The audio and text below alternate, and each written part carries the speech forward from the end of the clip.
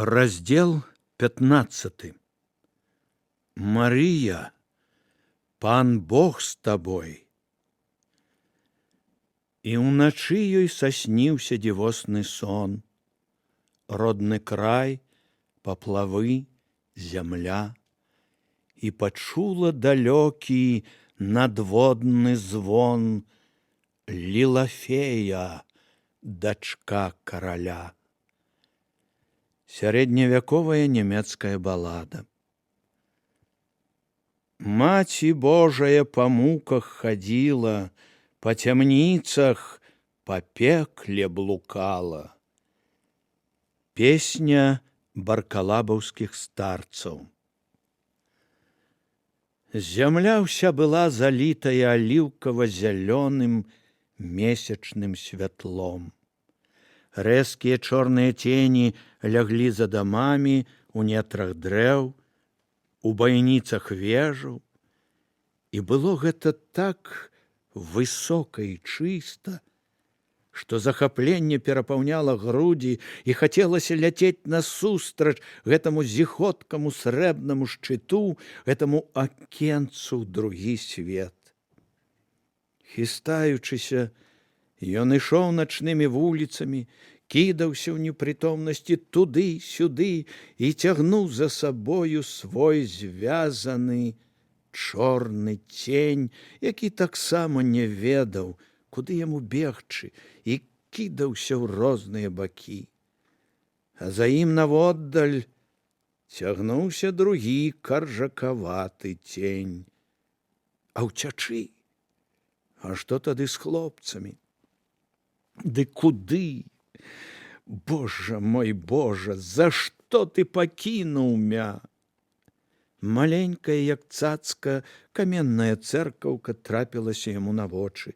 Вся зеленаватая ў месячным зянні, з двума-трыма ўтульнымі агеньчыкамі ў маленькіх, з далонь акенцах. Маленькая, чалавек на 40 па тагачаснай модзе, толькі відаць для свайго вулічнага тупічка кутка. Адтуль ціха-ціха даляталі спевы. Ішла ўсяночная. Ён мінуў яе, прайшоў яшчэ трохі, раптам спыніўся. Нібы адчуў грудзьмі мечнае вастрыё. Цераз нізкі каменны плот ён убачыў глыбокі патаемны сад, увесь са святла і ценяў, і дзяўчыну з караблікам на галаве. Сыпалася з дрэў раса, месячнае святло ляжала на траве, і дзяўчына ішла да яго, цягнучы рукі. Ён прыпаў да плота, яна падышла бліжэй, і ён убачыў безуважныя, скіраваныя на нешта вялікае і светаноснае за ягонай спіной амаль лунатычныя цёмныя вочы. «Ты?» – ціха сказала яна. «Я іду да цябе. Я пачула. Я іду да цябе». Гэта сказаў нехта за яго. «Ты», – сказала яна, – «ты». Я чамусьці ведала, я адчувала. З 1000 нявестаў гародні ты абярэш мяне. Хадзі сюды. Лезь цераз плот. Неяк зусім безудзельна ён пералез, ногі самі перанеслі, стаяў нібы трохі ачумелы, і нічога ад Бога не было ў ягоным вобліку. Але яна была як сляпая, як навекі аслепленая веліччу Бога, што ішоў у славе. Ён убачыў зусім блізка цёмныя, тагасветныя вочы і адчуў несамавіты боль, зайздрасць і сваю мізэрнасць. Але яна не ўбачыла і гэтага. Якія ў цябе вочы, Божа! Ён успомніў уцёкі пасля свіслацкай містэрыі, якія валасы.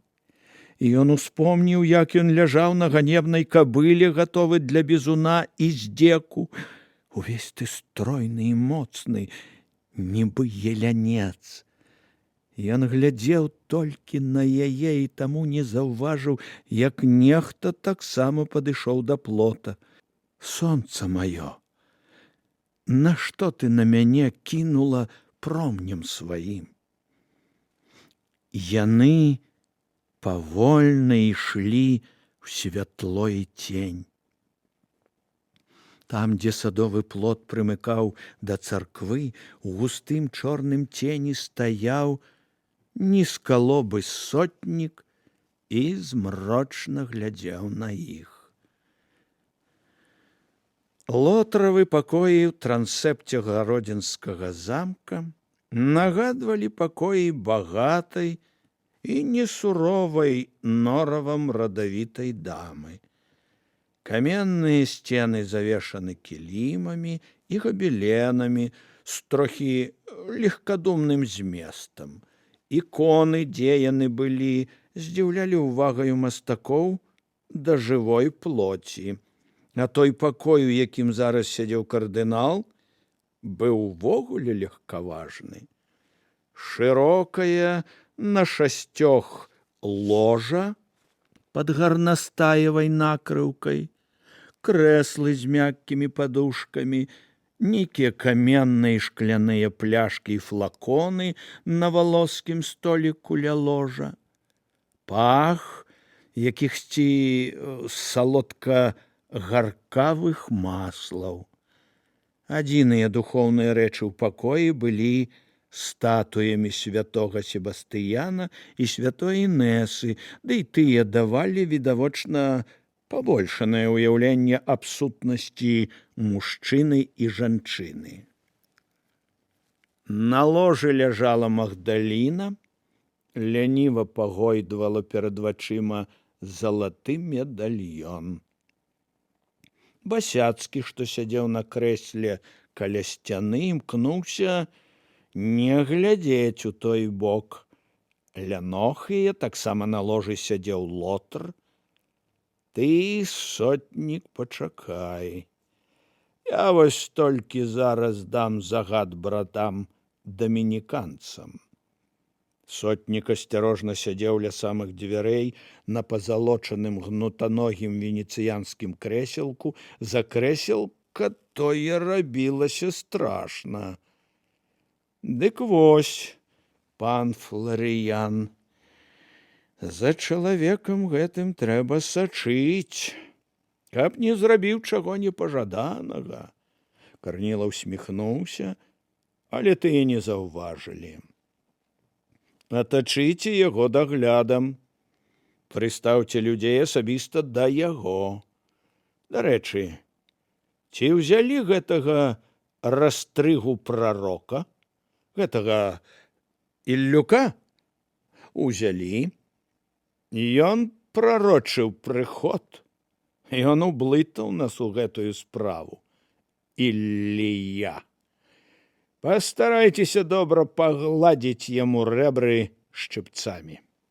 Каб ведаў, прарокі ў наш час з'ява падазроная, а там можаце паціху адправіць яго, куды самі ведаеце.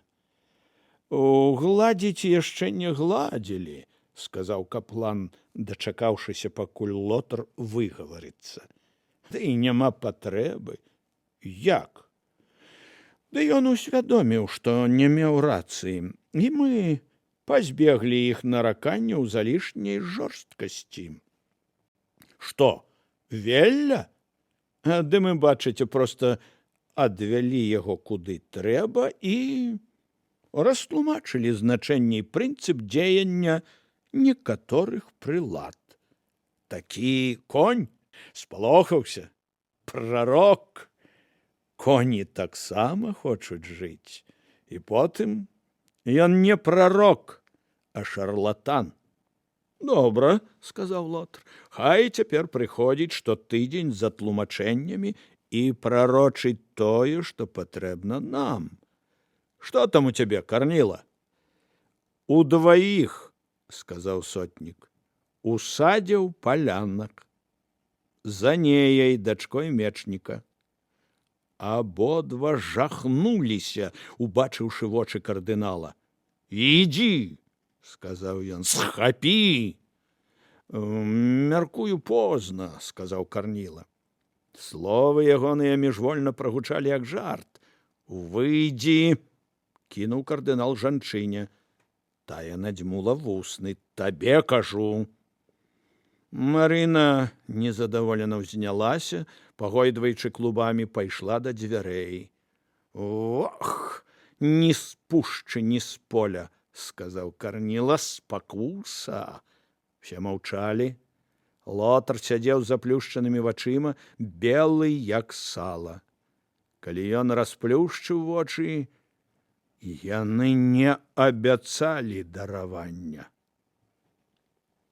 Дачка мечніка палянкі Анея, святая, жонка пана Хрыста. Яна ўпэўнена, што ён Христос? Іначай, пэўна, нічога б не было, сказаў Карніла. Яна славілася чысцінёю і цнотай. Яна ў вялікай веры жыла. Змоўч, сказаў кардынал. Ведаеце, што з гэтага будзе? Плоскія вочы Басяцкага нядобра усміхнуліся. Гэты круцель цяпер не адмовіцца ад самазванага імя, таму што збаіцца страціць яе. Гэта так, сказаў Лотар. Калі яна даведаецца аб падмане, яна плюне яму ў твар. Ён цяпер не адмовіцца забіць, сказаў Лотар. Абаіх. Дамініканец усміхнуўся. Ненадоўга ж вас хапіла. Ён перайшоў на лаціну. Казалі аб тым, што Ігнацый, што сябры ягоныя, што я пачынаем велізарную справу, што папа хай сабе праз 10, 15, 20 год прызнае нас, што саюз наш будзе наймацнейшым саюзам зямлі, сыны Езуса, братэрства Езуса, ці як яно там. Казалі, што сіла наша ва ўсе пранікальнасці і патаемнасці. Казалі, што мы не павінны апаганьваць наш шлях яўнымі і адкрытымі расправамі. І вось цяпер ледь нейкая дробязь закранула вас? Вы забылі ўсё? Дарэмна браты адкрылі вам нашу таямніцу. Нас мала. Мы пакуль вымушаны маўчаць і хавацца, як першыя хрысціяне. Але гора нам, і мы прапалі, калі стаў на пачатку нашай дарогі такі, як вы.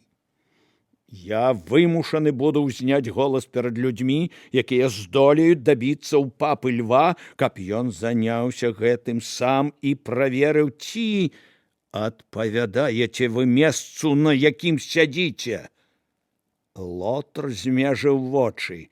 Мніх сказаў ужо мякчэй. Мне няма справы да жыцця і смерці гэтых людзей. Але схапіце іх. Тут, забіце іх, тут. І мы ўбачым паўтарэнне таго, што было нядаўна. І на гэты раз нас не ўратуе нішто. А калі мы ўцячом, увесь хрысціянскі свет зацікавіцца тым, што тут робіцца. Тое, што прыйдзе канец нашай славе, а магчымай жыццю дробязь. Але тое, што справа ратавання веры, Моя будучая справа, справа майго братэрства выйдзе на свет. За гэта не будзе нам даравання ад улад і Бога. Тут індульгенцыі не дапамогуць. Гэта вам не Тэцэлева дурацкае абяцанне, гэта вам не на Дзеву Марыю зрабіць замах. Ён даў Лотру абдумаць свае словы і спытаў: «Ну? Ты Хрыстова нявеста?» Лотр сказаў гэта праз зубы. «Што ж, будзеш Хрыстовай нявестай.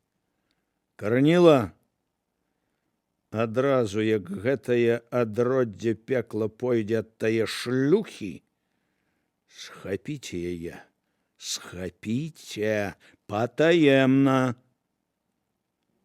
Гэтае слово далося кардыналу з цяжкасцю. «І зараз жа адвязіце яе у Машкаўскі кляштар на пострыг. Хай замольвае пра любадзейства». І дадаў: «Мараль вышэй за ўсё». «Вось такі вы на месцы», — усміхнуўся каплан.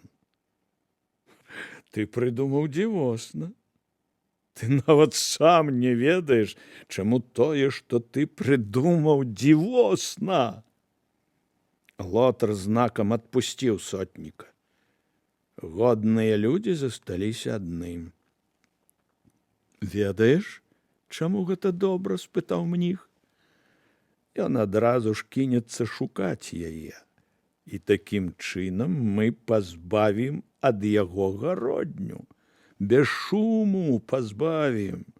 Добры наш народ, чакай, ён з'явіцца яшчэ. Христос з апосталамі сваімі пайшоў хадзіць па краю, казаць слова Божае і памагаць людзям. Чакай», — сказаў Лотр. «Тут трэба нібы ў шахматах. Значыць, яе выдаляем, ён ідзе з горада. Тут не трэба нібы ў шахматах. Логіка супрацьпаказана жыццю. Это толькі дурні і поўныя бездары патрабуюць, каб усё было заматывавана. Это не жыццё, гэта шкілет, без жыцця і яго пульсавання, без плоці, без праўды. Ось слухай. Трэба, каб ён ведаў, што я нехта ўкраў і павёз. Для гэтага досыць і добрых суседзяў. Ён будзе рвацца за ёю. Але тут яго можа спыніць боязь моцных ворагаў. Таму адначасова трэба злёгку пераканаць яго, што яна кінула яго, і абудзіць гнеў. Гэтыя розныя пачуцці будуць мучыць яго. Цяга, нянавісць, абражаная вера і больш за ўсё жаданне, каб скончылася гэтая няўпэўненасць, каб было нешта адно.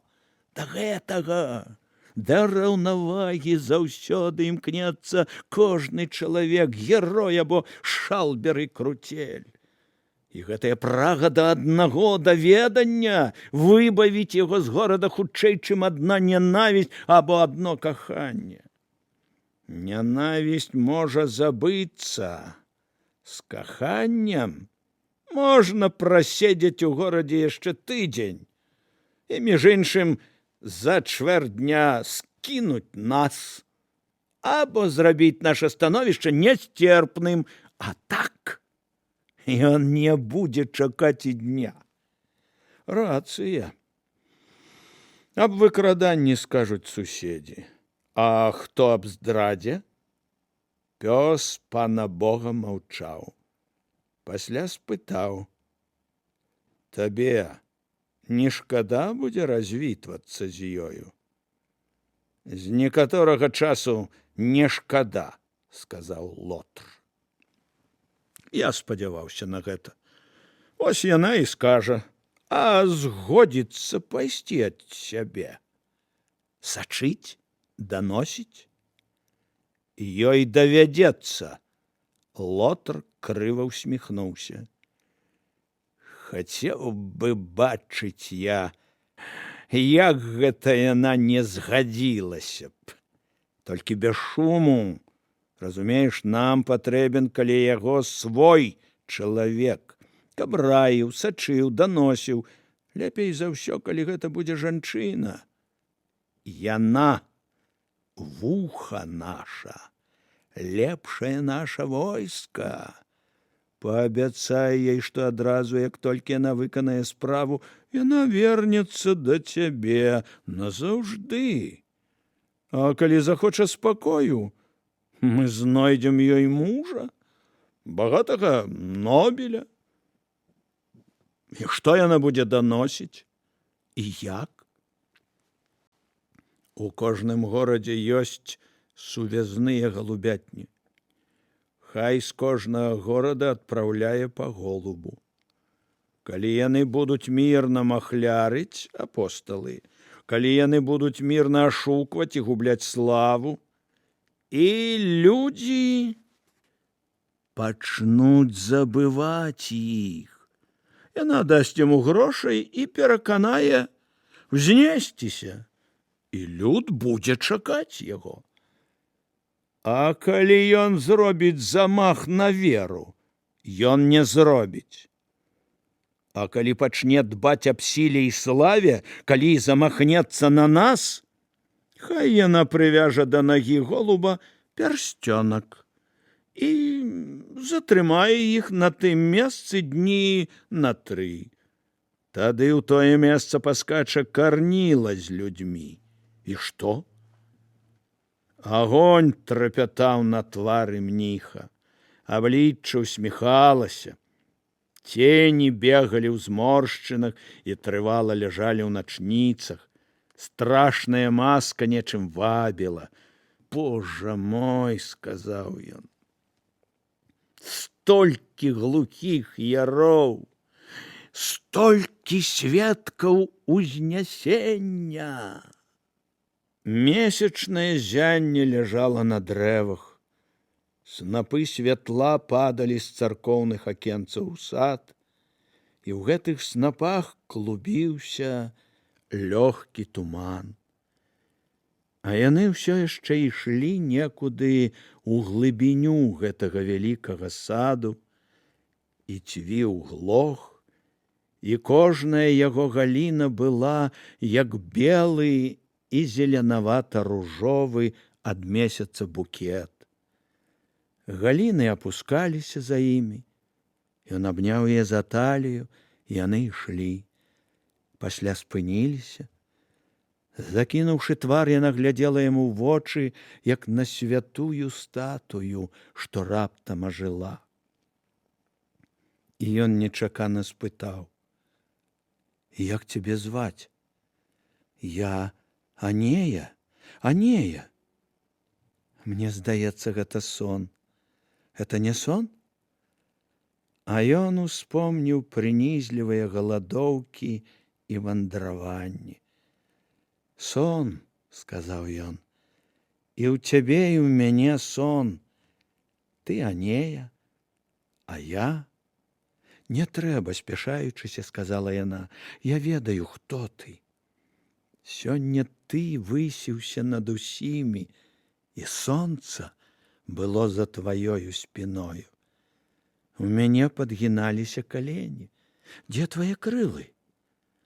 «Пане Божа», — з болем падумаў ён, — спытала б яна лепей, дзе мае рогі. Яму зрабілася пакутліва балюча. Крылы. Ведала б яна, як яны здабывалі хлеб, як ён спалохаўся катавання, як вырашыў жыць, як усе, ваўком і махляром, падступным здрайцаю, бо іначай нельга. Ён будзе так жыць, а яна кажа аб крылах. Ясна, што яна зусім не любіць яго, бадзягу і шалбера. Перад ёю Бог волі ягонай не пярэчыць. Ён можа ўзяць яе, і яна не скажа слова супраць. Ён можа прымусіць яе зрабіць усё, забіць сябе, нагаю прайсціся па вуліцах, і вось гэта. Ён ледь не плакаў ад страшнага прыніжэння і ад нястерпнай цягі ад кахання да яе. Ён адчуваў сябе падманшчыкам, здраднікам усяго святога, тым, хто топча давер'е дурненькага і добрага чалавека. Ён ведаў, што не даруе сабе і пагарджаў сабою, і ненавідзеў сябе, і ненавідзеў Бога. І жылі ў яго сэрцы рэўнасць, нянавісць і гнеў. «Ты кахаеш мяне?» – спытаў ён. «Я кахаю цябе, Божа наш». «А я?» – пакутліва вырвалася ў яго з грудзей. «А каб я быў іншы, тады дзеля мяне самога, але ты не іншы». У вачах у яе жылі ўтрапенне і шалёны самнабулічны экстаз. «Ты не можаш быць іншы, ты Бог, у цябе залатыя валасы, іскры ў іх».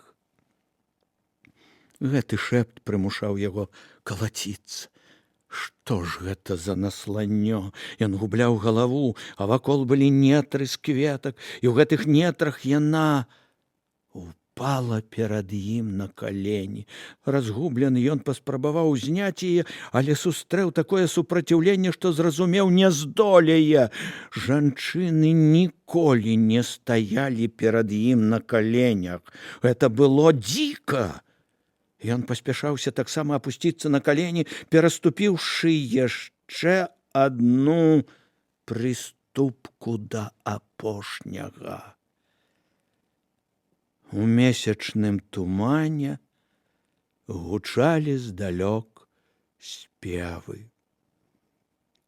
Анёл увашэд да яе сказаў: «Радуйся, благодатная, Пан Бог с тобою, благословенная ты поміж жонами». Благословілася, думаў Христос, все одно, як з першым лепшым. Радуйся, ёсць чаму радавацца. Яна плакала, абдымаючы яго, магчыма, ад шчасця. Я ведала, заўсёды я чакала кагосьці, не купца, якому грошы, не смярдзючага воіна. Нехта з'явіцца да мяне калі-небудзь, але я не думала, што так, што ты з'явішся да мяне. Чаму так доўга не прылятаў? Цэлых 17 год. «Нядаўна толькі навучылі», – сказаў ён, – «калі вылецеў з калегіума». Ён глядзеў на яе, яна была прыўкрасная, і яна не кахала яго. Яна казала гэта іншаму. Ён захлынуўся ад рэўнасці і не мог больш маўчаць. «Анея, ты ж гэта не мне, ты іншаму. А я просты шкаляр, валацуга, шалбер». Яна не чула. А можа, нездатная была чуць, і словы зараз дзеля яе былі пазбаўленымі сэнсу гукамі. «Не трэба», як глухая сказала яна. «Я ведаю тваё смірэнне. Простая палатніна, пыл дарог, уздыхальня. Дзе ты ніжэй за разбойніка? Але ж я ведаю, хто ты, і я кахаю цябе. Я нікога яшчэ так не кахала». У абурэнні і крыўдзе ён адарваўся да яе, хаця гэта і было вышэй за ягоныя сілы. Глухая крыўда рухала ім. Ты не хочаш слухаць, я пайду. Яна ўся сціснулася. Я ведаю, ціха сказала яна, я ж ведаю, што я не вартая цябе, што гэта неба падарыла мне незаслужаную літасць. Хочаш, ідзі, ўсё ў тваёй святой волі, няма цябе, няхай тады пекла. Нашто мне жыццё, калі мяне пакінуў мой Бог? І ён зразумеў, што яна так і зробіць. Нельга было яе пераконваць. І нельга, смяротна небяспечна было не зрабіць подласці, пакінуць яе і пайсці. Замкнуўся круг. І ён, разрываючыся ад пагарды да сябе і несамавітай цягі да яе, здаўся, зразумеўшы, што нічога больш нельга, акрамя таго, што павінна адбыцца. І сказаў ёй анёл: не бойся, ляцелі здалёк, нібы з самага неба, спевы. Сакавік крочыў па зямлі. І яна заплюшчыла вочы і, дрыжучы, сказала: пацалуй мяне, мне страшна, але гэта, напэўна, так і трэба, калі прыходзіць Бог. Я веру табе. Верыць мне? Паспеў ён яшчэ падумаць з непамерным здзіўленнем, але вусны ягоныя прыпалі ўжо да чагосьці. І гэтага ён чакаў усё жыццё, і паплылі бліжэй да ягонага аблічча травы і спыніліся пасля праз незлічоныя стагоддзі. Здрыганулася зямная цвярць.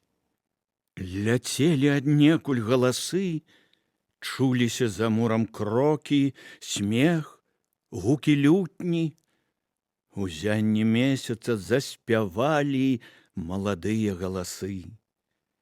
Глох у цямноце сіні на замкавай ціві ў старане. Калі на падвор'е дзяўчыны дзівосны прыйшоў ганец, сказаў ён ёй: кахаю. З любоўю сказаў і тугой. І заспявалі на небе: дзяўчына, пан Бог з табой. Ціхі голас сказаў, што нехта любы, мілы і каханы, а над усім гэтым у месячным дыме распасціралася бяздоннае неба, і мігцела ў ім то белае, то сіняе, то вясёлкавая зорка. Раніцаю ён пераскочыў цераз плот. Я прыйду вечарам і забяру цябе. Так, так, назаўсёды. Я толькі павінен падрыхтавацца. Я чакаю. Ён ішоў вуліцай, і ягоны твар быў як быццам адноўлены тым, што з ім адбылося. Магчыма, таму, што ў нахабных калісьці круцельскіх вачах жыло ціхае і добрае зянне. Яшчэ дужа здалёк ён убачыў, што насустрач яму рухаюцца 12 занепакоеных постацяў. Але раней, чым ён паспеў хаця трохі наблізіцца да іх, на яго выкруціўся з завулка п'яны з раніцы, даўгавалосы, страшны і зверападобны ў сваіх шкурах Ілюк Спаса ікона-Преабражэнскім. А, Езусе літасцівы! Ён ледь трымаўся на нагах. Вот дзе сустрэліся, дазвольце рончку. Я ж, можна сказаць, твой Ілія, той, пра якога яшчэ Ісаія казаў. голас, што лямантуе ў пустыні. І тут ён з маху чабарохнуўся ў вялізную лужыну. Іоанн Ксцитель. Што гэта за свіння? Грэбліва спытаў Тумаш. Ілія, сказаў братчык. Які папярэднік, такі месія. А я ж падрыхтаваў шлях твой перад табою. Фома Тумаш падміргнуў. Сіла, Якуб і Лявон Пётр схапілі папярэдніка за рукі і павалаклі.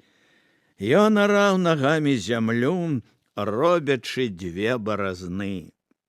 Не пазнаеш, адракаешся? А я ж цябе ў Ярдань мачаў. Ну, пачакай, прарочыў я. Зведаеш ты цяпер мае прароцтвы. Голас Божы быў у тых начных людзей. Чакай. Юрась плюнуў і рушыў далей. Калі ўсе яны зварочвалі з Мечнай вуліцы на вуліцу Абдзёртага бабра, насустрач ім трапілася 20 коннікаў у чырвоных плашчах. Замкавая варта. За імі цягнулася вельмі абдзёртая закрытая карета, запрыжаная парай добрых белых коней. Христос не звярнуў на іх увагі, яму было не да таго. Праз некалькі гадзін яны сядзелі ў Ярасёвым пакоі і спрачаліся. Спрачаліся зацята. А жэніцца ён, іранізаваў Лявон Пётр. Не паспеў з'явіцца пан Езус, як ён ці ведае, а жэніцца, а? Тытунёвыя Лявонаву вочы бегалі. Ясна, што тут такое. Шлюб пад плотам, а вяселле потым. Я табе, Лявон, зараз дам па тваёй апостальскай лысіне, каб языка свайго атрутнага пазбавіўся, сказаў Юрась. Конаўка згубіў раўнавагу, заенчыў ледь не з адчаем. Ды ты разумееш, што гэта такое будзе? Тваё вяселле. Ты ж адразу, як Христос, ляснешся. Ты ж сам нядаўна казаў, што будзеш плысці, як лёс нясе, узвышацца, уладу браць, грошы браць. І перадражніў. Раз ужо застануўся ў гэтым гноі, раз усе гэтыя свінні. Учора думаў, сказаў братчык, а сёння брыдка мне. Я на Ксцителя. Памятаеш? Спытаў гарбаносы мытар. Зладзеі мы. Нельга спыніцца, растрапілі, як сучка ў кола. Вішчы ды бяжы. Спынішся, яны табе прыпомняць, што ты і хто ты. На прэнгу ўспомняць, якое яно увазнясенне, ды ў неба ўзяцце. Люд цябе на шматкі разарве. Як хочаце, сказаў Христос. Я павінен. Перад кім? Залемантаваў Якуб Алфеев. Перад дзеўкай той. Ды спі ты з ёй, колькі хочаш, слова ніхто не скажа. Бласлаўляць цябе стануць, стопы цалаваць. Ёй, думаеш, нешта іншае трэба? Ты Бог дзеля яе, а пра нас забыў?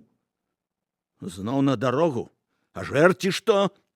А отух Андрэй па-дурному зазваніў у кішэні грашыма. А грошы, успомніўшы, сказаў Христос, вось тут кожнаму па 4 залатых. І мне тое самае, я сабраў. І тут выбухнулі страсці.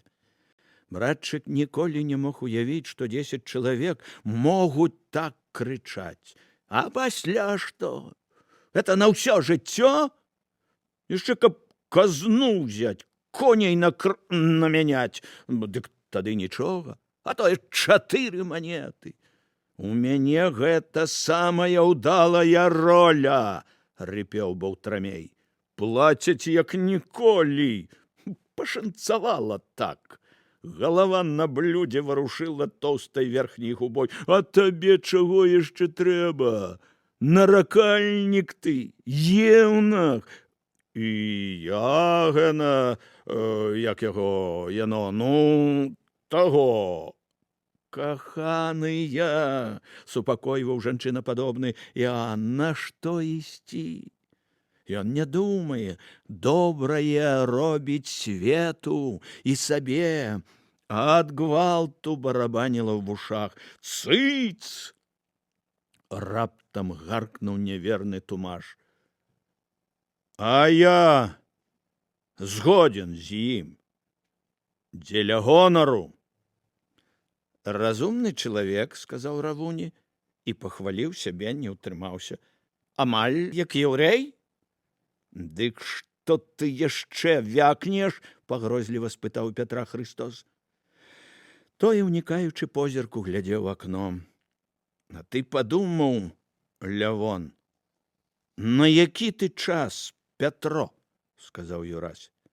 І ты падумаў, што пакуль ты патрэбен, у цябе грошы, а калі ты не будзеш патрэбен, у цябе не будзе не толькі грошай, а і галавы. А ты падумаў, Христос, засычаў раптам Пётр, што гэта адзіны раз лёс дае ў рукі такі козыр, што не яны табе, а ты ім можаш знесці галаву. Што працягні ты руку, і гародня твая, Беларусь твая, жмойская зямля твая, Падляшша тваё, каралеўства тваё, палова зямлі твая. І ты ж сам яшчэ нядаўна згаджаўся на гэта, здаецца. Што яны могуць? А ты можаш усё. Ведаю, мог бы. Але гэта шмат намаганняў, палова жыцця. Адна гадзіна змяніла ва мне ўсё. Я не хачу губляць не толькі што паловы жыцця, а і ніводнай хвіліны. А калі не аддаць гэтаму ўсе сілы, хітрасці, подласці, гэта скончыцца не панаваннем, а плахай. З-за дзеўкі залатую раку губляеш. Жарнакрут Баўтрамей распусціў рот зашмаргу. Дзеўку яму трэба. Неладна, сказаў Тумаш. Ну і дзеўку. Мілы, са здзеклівай пяшчотай сказаў Іуда. У савана няма кішэняў. Юрась устаў. Як хочаце. Я іду. Хто хоча ісці са мной, хай чакае. Я пачакаю цябе каля брамы, сказаў Равуні. Якраз у гэты час у гатычнай капліцы Машкаўскага кляштара канчаўся пострыг.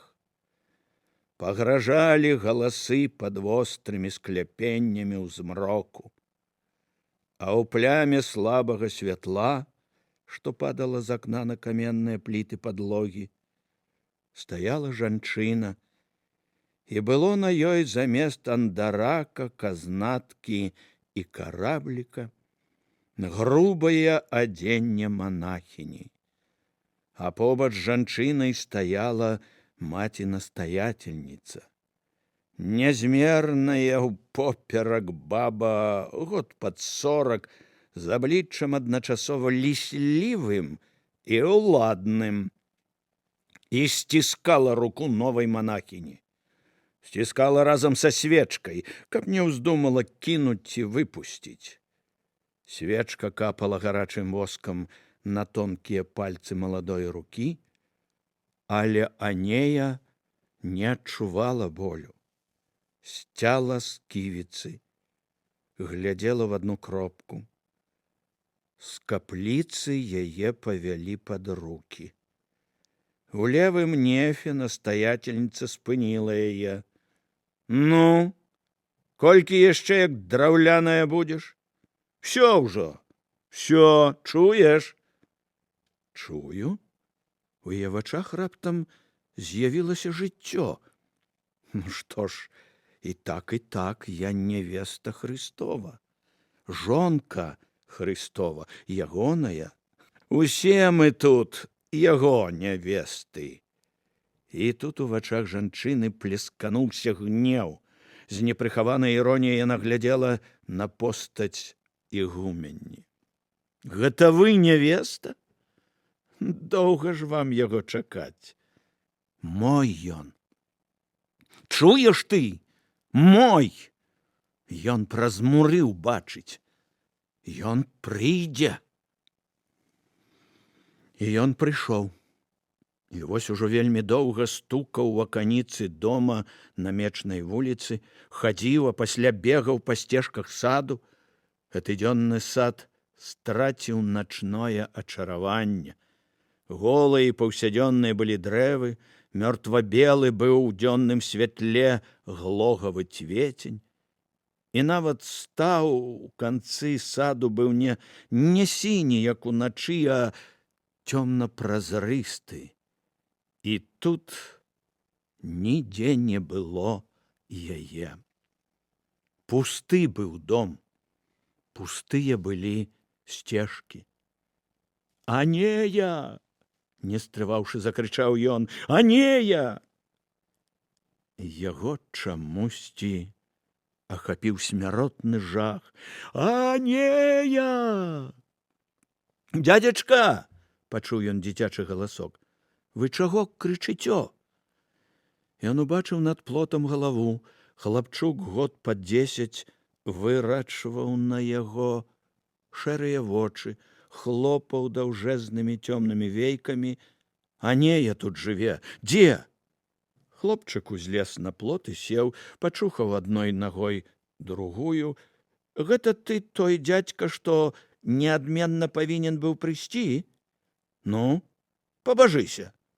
Каб цябе, ну, хай мяне пярун шасне. Эге, то Анею. Коннікі пад'ехалі, ды і сілком павязлі. Сам бачыў, што за коннікі? Не ведаю, што за коннікі, я ж сам не бачыў. Ужо як адвезлі, то нейкая цётка прыйшла, ды і мне перніка дала, ды сказала. Цётку Анею павезлі.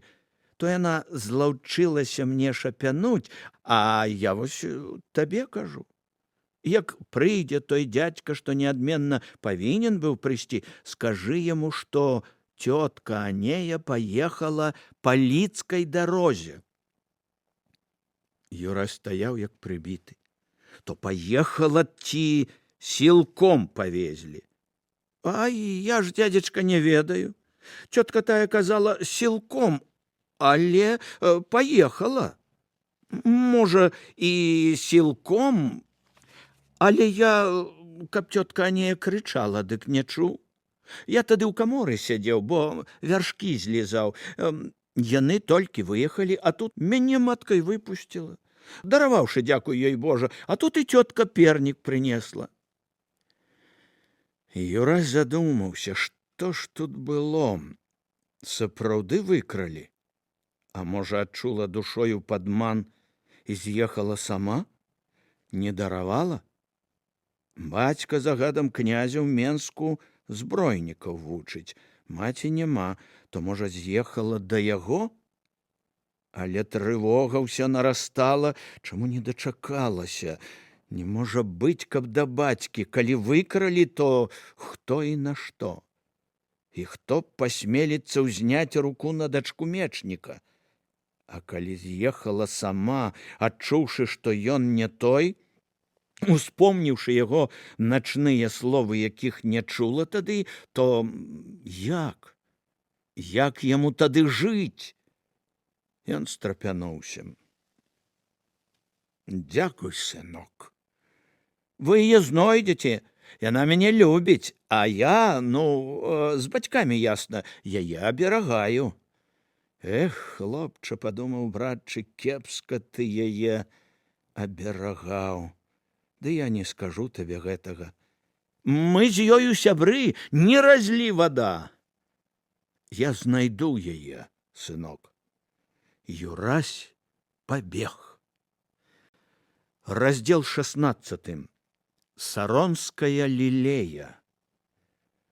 Кажуць таксама, што жыццё гэтай святой пачалося з таго, што не маючы чым заплаціць пагоншчыку мулаў, яна заплаціла яму натурай, апокрыф. Было ўжо зусім цёмна. За акном братчыкава пакоя свяцілася ў змроку чырвоная стужка зары. Свяцільнік ледзь мігцеў, вырываючы з цямноцця лысіну Баўтрамея, жывое быў малпы аблічча Іліяша Сымона, доўгія валасы юродскія вочы Ладыся Іана, ды яшчэ далёка ад святла вузкую руку Хрыста, што бязвольна звісала з каленяў. Вышэй за яе трывожна блішчэлі юрасёвы вочы. Апосталы не маглі зразумець, што здарылася. Братчык з'явіўся змрочны і ніякіх загадаў не аддаваў, толькі шпурнуў Піліпу ледзь не трэць усіх грошай і сказаў: «Віна! Вячэраць!» Это было добра. Значыцца, галава раздумаў ісці з горада на галодныя пыльныя дарогі. Раздумаў, прынамсі, на некалькі дзён. Апосталы радаваліся, але з другога боку словы Юрася аб небяспецы і магчымай пласе ўсё ж запалі ім у вушы. Да і Фама пасля адыходу Хрыста з Іудам добра такі ўклаў усім розуму ў галаву. Княства княствам, а сваё жыццё даражэй. І вось таму яны зараз і радаваліся, што застаюцца, і адначасова пабойваліся і хацелі пайсці і знікнуць. Тумаша не было. Даведаўшыся, што будзе віно і вячэра, ён спытаў Хрыста: «Дзевак хіба паклікаць?» «Дзеля сябе і іншых, як хочаш», думаючы пра нешта другое, сказаў і лжэ-Хрыстос. Фама крэкнуў з многім значэннем, але той не раззлаваўся, і шляхціц, зразумеўшы такі стан, як згоду, пашыбаваў горад раскідаць свой брэдзень. І вось усё было падрыхтавана ўжо, а яго не было, і ўсе моўчкі чакалі, і толькі Іуда ў куце пра нешта такое шаптаўся з Хрыстом. «Ну і што ты думаеш рабіць?» «Пэўна, чакаць. Сюды, можа, дойдуць звесці, а там голка ў стозе. Я ткі пайшоў бы. Іосія, мілы, што я магу ведаць? Я нават не ведаю, а можа, яна сама пайшла ад мяне. Можа, яна зразумела, ці нехта адкрыў ёй вочы. І вось не сцярпела падману, прыніжэння таго, што сама кінулася. А можа, ёй зараз так кепска, што, можа, чакае паратунку? А можа, шчаслівая, што мяне няма?» «Рацыя», – сцвердзіў Іуда, – «аднак думаць трэба, шукаць. І заўваж, тут шукаць непрытульна. І можа прыйсці час, што ты не здолееш і думаць. І я не здолею думаць. Чаму? Таму што думаць можна, калі ёсць чым думаць. А калі думаць чым няма, то і думаць не можна. Скажу толькі адно, каб табе, можа, было лягчэй. Што можа зрабіць Іуда? Ён можа кінуць друга? А друг кінуў яго аднога ў слоніме? Ці ён можа, каб сябра павесілі? У гэты момант адчыніліся дзверы, пачуўся вясёлы рогат і віск, і ў пакой пачалі плысці, не датыкаючыся нагамі зямлі, дзеўкі. 1, 2, 3, 4, 5. За імі з'явіўся сапучы, наліты крывёй шчакасты Богдан роскаш. Дзеўкі віселі ў яго на працягнутай руцэ, але гэта быў яшчэ не канец. Тумаш бокам зрабіў яшчэ крок, і другі, і трэці. І вось яшчэ 4 дзяўчат віселі на другой ягонай руцэ і матлялі нагамі ў паветры. «Вось, — сапучы сказаў Тумаш, — добры вечар у хаце. Яны прыехалі. Меў ласку даставіць». Апусціў дзяўчат на падлогу. «Гэта не ўсе, 4 ішлі самаходам. Не здолеў ці што?» — спытаў Ільяш. «Чаму не здолеў? Месца на руках не хапіла. Гэта ж не зморкі нейкія. Бачыце, гэта ж ёсць што абняць». Запалалі свечкі, іх сталі ляпіць дзе можна, і скора ў пакоі стала светла, быў царкве на Вялікдзень. Асвяціўся вялікі на ўсю падлогу кілім, і на сярэдзіне яго смажаны баран, 2 шынкі, 3 гусі, 2 смажаных курэй, паляндвіцы, місы з калдунамі, паранай рэпай, агуркамі салонамі, мочанымі яблыкамі і проста тушаным мясам і іншай рознасцю. А паміж гэтым строем стаяла безліч бутэлек, пляшак, глякоў з гарэлкай, мёдай, крупнікам і віном. Фома пастараўся, не здарма так доўга хадзіў. Дзеўкі былі ўсе маладыя, літыя, цвёрдыя і гожыя, а калі некаторыя і не дужа, то шляхціц меў рацыю, абняць было што. Румяныя, белазубыя, вочы ад чакання выпіўкі, ўзбуджанасці блішчаць. Чырвоныя, блакітныя, аранжавыя кабаты, шнуроўкі, андаракі. Ну, як вясёлка. І стужкі, рознакаляровыя капцікі на нагах. Ой, пакой зацвіў, як весні поплаў. Адразу запахла нечым цяжкавата-духмяным, зарабацініла ў вачах, і нават без выпіўкі пачалі круціцца галовы.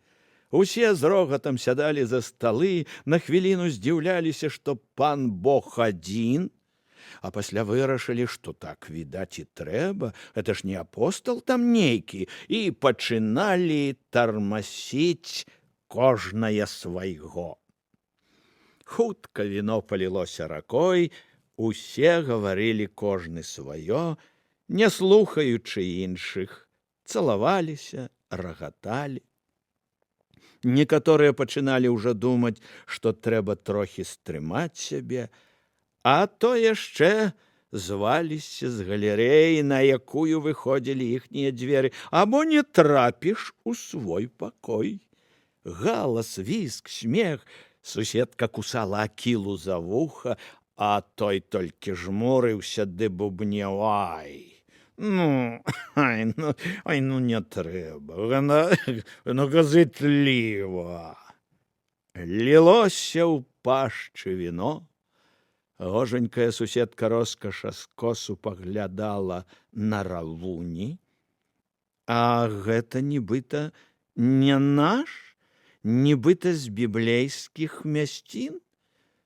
Пане Божа, а як жа цікава!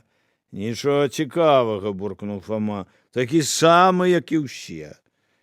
У Іуды ляжала на каленях дзівосная каштанавая галава, вочы прыплюшчаныя, вусны чакаюць. Ён нахіляўся і цалаваў гэтыя вусны, яму доўга давялося ісці. Але вочы яго, калі яны сустракаліся цераз галовы п'яных з вачыма Юрася, былі сумныя. Ён усё разумеў, нібы адчуваў сябе вінаватым, і аднак нічога не мог зрабіць, акрамя як пакінуць яго. Уначы кожны за сябе, адзін з горам, другі з жанчынай, да якой ён доўга ішоў. Юрась сядзеў над гэтай карчмою змрочны, сплёў рукі між каленяў, глядзеў, слухаў, піў. «Пі, Хрысце, Божа наш!» – дзерся Богдан. «Пі, аднойчы жывём!» «Заганарыўся наш Езус!» – с падступнай усмешкай сказаў Пятро. «Подумаешь, Бог, я, можа, сам незаконны сын караля Александра. Дзверы шыре чыніце, душна. Навальніца будзе, бач, блізкая». На дварэ сапраўды часам бліскалі далёкія, бязгучныя яшчэ маланкі, рассякалі цямноце, асвятлялі наводдаль вежы і грыфельны дах замкавай базілікі. Кожны раз лявей, ніжэй вежаў нешта шырока налівалася чырвоным святлом. Нёман, які пасля вясенняга разліву яшчэ не зусім увайшоў у берагі. Затрапяталі раптам агеньчыкі свечак, все ўзнялі галовы. Жанчына стаяла ў дзвярах. У цёмным дарожным плашчы паўзверх багатага ўбору. Вочы трохі грэбліва глядзелі на Хаўрус. Пасля яна ўздыхнула і стомлена, нібы неахвотна пераступіла парог. І гэта была сапраўды такая журботная, дасканалая нейкая смертоносная прыгажосць, што ўсе прыціхлі. Адзін Ян Зеведзея ускочыў, каб прыняць яе плашч, і замітусіўся вакол яе. «Што мне ў табе?» – абыякава сказала яна, і пайшла па дыване, ступаючы проста паміж блюдамі да Хрыста. Трэба было быць мастаком, каб прайсці між гэтага разарення, не наступіўшы ні на што, не зачапіўшы ні адной бутэлькі нагой або краем сукні, які яна ўрэшце прыўзняла. Але яна ішла нібы па роўнай падлозе і яшчэ лепей, ішла нібы танцавала, і ўсе сачылі вачыма за дзівоснай гэтай праявай. І прайшла. Не зачапіла нічога. Да Хрыста прайшла. Ён паглядзеў на яе і міжвольна засланіў вочы, нібы ад святла, далонню вонкі. «Што табе трэба?» – спытаў ён. «Мне абрыдла маё жыццё, і ўсё тут, я хачу ісці з табой». «На што? Ты жанчына? Магчыма, я мацнейшая за вас?» «Не для цябе. На што? Магчыма, я магу быць карысная табе», – з той самай стомленай усмешкай сказала яна. Пасля на імгненне прыкрыла вочы і раптам усміхнулася. Глянула з даверлівым маленнем, чаканнем, што яе не падмануць, і радасцю. «Мне трэба ісці за табою. Я не ведаю, чым жыць, і ў мяне няма рашучасці пакінуць жыць. Што я магу сказаць табе, сам седзячы ў цемры? Можаш даць майму жыццю святло, а я пастараюся рассеяць тваю цемру». «Як хочаш», – сказаў ён, – «сядай». Яна села побач з ім. Паступова ў пакой аднавіўся п'яны шум і смех, і тады, убачыўшы, што ніхто не звяртае на іх увагі, Магдаліна ціха спытала: «Кепска табе, Хрыстос?» «Добра, аж няма дзе дзецца. А табе што ў гэтым?» «Я падумала, што табе цікава ведаць пра Анею. Яна ўбачыла ашалелыя братчыкавы вочы, сама сабе ўсміхнулася і сказала, прачула: горад устрывожан знікненнем мечнікавай дачкі. Разумееш? За ягонай адсутнасцю клапаціцца пра яе павінна была рада. Ходзяць розныя плёткі. Ну, сказаў ён. Ну і вось. Адна жанчына нібыта сустрэла яе сёння раніцай за горадам. Ехала ў суправаджэнні багатай варты. Гаварыла з ёю весела. Калі? Другі час першай варты нібыта. Праз гадзіну пасля мяне прамільгнула ў ягонай галаве. Здрадзіла, а я ж... Што яна збіраецца рабіць? Гледзячы в адну кропку, сказаў ён. Тая кабета нібыта сказала, што мечнік збіраецца выдаць яе замуж. І як быццам сама Анея сказала ёй, што на захадзе сонца ёю расплятуць касу. І яна стане невестаю і жонкаю другога. Твар Хрыста пайшоў плямамі. Вышэй сіл было спытаць, і ўсё ж ён спытаў. Той, ён хто? Магнат? Магнат, сказала Магдаліна. Самы ўплывовы і моцны магнат. І не толькі на зямлі княства. Яна ехала да яго ў замак. Ён паверыў. Адразу з холадам у душы паверыў. Шчанюк, падумала яна. Даверлівы, няхітры душою. Дурань. Мне яго крыху шкада, але я ненавіджу яго. Дзякуючы яму зноў дарогу, зноў, магчыма, ў іншыя ложкі. Лотар быдла, але я хацела б усё ж застацца ў яго. І вось баран, з ім нават не цікава весці гульню. А можа сказаць кардыналу, што не паверыў? Ды не, з якой ласкі? Хіба хтосьці калі-небудзь шкадаваў яе? То на што будзе несці літасць гэтым людзям, усім людзям яна? Хай плоціцца. Знайшоў яшчэ каханне. Не ведае па дурасці, што гэта такое. Ну, дык атрымай. Можна маніць нават смялей. І яна дадала, вельмі моцны. Мацнейшы нібыта за ўсіх. Але хто? Паверыў гэтаму, ды з табой можна рабіць усё. Можна хлусіць нават зусім бязглузда. І зараз ты паверыш усяму, а пасля зноў дам табе надзею. Всё можна. Шчанюк. Горад гаварыў, што табе гэта не ўсё адно.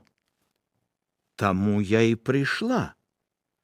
Магчыма, гэта хлусня, але некаторыя гавораць, што і яна, што і ёй мінулай ноччу не ўсё было адно.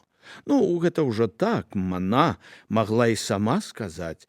Мала адкуль можа прыцягнуцца баба, калі мець гонар панесці ад Бога. Або хаця і проста збрахаць, пахваліцца гэтым. Такая парода. Гэтыя словы нібы ліпучыя ніці аблытвалі яго, засноўвалі святло, вязалі, перашкаджалі дыхаць, ціснулі. А муж? Спытаў ён. Кажуць, нібыта такі дурань, што ўсё адно да самай смерці так ні аб чым і не здагадаецца. Свет пачаў круціцца ў вачах братчыка, нейкі скрогат ціснуў на вушы, і ліпучыя ніці круціліся разам са святлом, а потым свет пацямнеў. Ён ляжаў ніцма, галавою паваленыя пляшкі. Ляжаў, адкінуўшы адну руку і няёмка падкурчыўшы другую. Спалоханая такім вынікам, жанчына адхіснулася ад яго, нібы хацела ўшчаміцца ў кут. А над нерухомым целам стаялі апосталы. Ніхто нічога не разумеў. І раптам з'явілася палёгка. «Ну вось», — сказаў Мацей, — «нажлукціўся, як свіння». «Чужое? Чаму не жлукціць?» — усміхнуўся Баўтрамей. Філіп з Фівсаіды прыцягнуў вядро. «Гана, адцягніце яго з дывана. Хай бы яно і шухнуў ваду на галаву Хрыста». 4 коннікі ўбачылі праз дзверы гэтую сцэну і рушылі з месца коней. «Ну вось», — сказаў Лотр, — «нам тут больш няма чаго рабіць. Астатняе яна даробіць». «Шкада, пэўна, ваша правялебнасць?» — спытаў біскуп Камар. «Захачу вернецца. Паехалі. Бачыце, маланкі». Маланкі паласавалі неба часцей і часцей. Першы павеў свежага ветру варухнуў плашчы. «До гэтай камедыі», — сказаў Лотр. «Рым занепакоіцца. А нам што? Не атрымалася? Атрымаецца ў другі раз». І раптам славутары гор Гародзінскі, моцна, відаць, п'яны, пачаў бурчаць і лаяцца. «Ну, добра, брыдкія вы еретыкі, няхай, але блюзнерыць на што? Садаміты вы, не толькі немаўлят манастырскіх, ісціну вы хаваеце, адаміты, што галізною сваёю багабрыдкай выхваляюцца». «Чаго ты?» — спытаў Камар. «А што? Брахала самазванцу гэтая ваша Магдаліна, блюзнерка, дачка сатаны і папскай палюбоўніцы. Стане Бог пасля гэтага дробнага макляра з той дзеўкай спаць? Які яшчэ там магнат?» «А чаму?» — спытаў раптам сябра Лайолы. «Хіба пан Бог не самы ўплывовы і моцны магнат на беларускай зямлі? І хіба манастыры не ягоныя замкі? І хіба манашкі не божыя нявесты? Всё правільна. А хіба Бог не здолее адрозніць дзеўка ад маладзіцы?» — выбухнуў Балванович. «Хіба нябесны муж дурань?» «А вы што, іншай думкі?» — прыжмурыўся дамініканец. Ён захінуўся ў плашч. Коні зніклі ўначы. Увесь мокры ён сядзеў ля кіліма і сціскаў у руцэ кубак.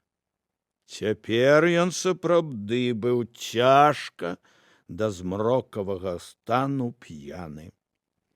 Магдаліна абдымала яго, церлася шчакою аб ягоную шчаку, абвівала валасамі яго шыю, ён быў безудзельны. Патлы валасоў падалі мокрыя на лоб, і пад імі трапяталі да шаленства пашыраныя зрэнкі. А галасы раўлі і раўлі старую шкалярскую песню, і яна грымела і вырывалася з пакояў у ноч пад маланкі. «Будем піць, як папа, гарэлкі ў гляк налі, не Зеўс і не Юпітер, гарэлкі не пілі». Яловай актавай бурчаў Якуб Алфеяў меншы, бамбіза за салавелымі вачыма. «Дурныя, во дурныя, багі тады былі». Слухаючы гэта, братчык нібы ад сэрца адрываў словы. «Піце, хлопцы, Застаемся тут. Равуні стаяў над ім. Плюнь, Юрась. Христос, змрочна папраўляў ён. Ідзі ты з суцяшэннем, Іуда. Давай ламаць кумець, все адно. Іуда развёў рукамі і раптам сарваўся. Не, вы паглядзіце на гэтага дурня. Раней я думаў, што большага дурня, чым слонімскі рабін, не стварыў мудры Бог. Але цяпер бачу, што нам з імі пашанцавала ўсё ж болей, чым беларусам з табою. Ша, прашу цябе, ну бяры коней, грошы, нас. Ты мне друг? Я табе друг, а ты мне? І я табе друг. Тады пойдзем. Не сёння-заўтра здарыцца жах. Гора мне, маці моя, так распусціцца, п'яная свіння. Юрась, о, Христос, Боже мой, лихаманка табе ў галаву, кінь ты гэтыя глупствы. На прэнг захацеў? Уцячом. Всё адно. Вернемся, Іуда. Няма любві на свеце. Дарэмна распяўся Бог. Падман адзін, всё адно. Піце, гуляйце, застанемся да смерці ў гэтым дзярме. Христовы вочы п'яна і страшна заблішчалі.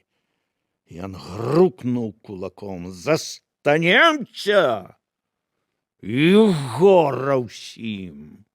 Звяжам, скруцім всё княства, всю Беларусь і всю корону. Разнесем магнацкія камяніцы, усіх достанем і жонкамі хлуслівымі. Мілы, даражэнечкі, можа б ты пабляваў? А? Паблюй. І потым ціха-ціха пойдзем. І няхай яны тут задавяцца са сваім панам Богам і сваёй верай. І няхай у іх будзе столькі вошай у галовах, колькі было пакрыўджаным імі ад дзён выйсця і да нашых дзён. Няхай будзе ў іх столькі вошай і не будзе рук, каб пачухацца. Душыць мяне. Цісне. Вочы Христовы пацьмянелі, абвіслі рукі. У яго рэзка змяніўся настрой. На месцы Машэкі сядзеў цяпер Ірамія.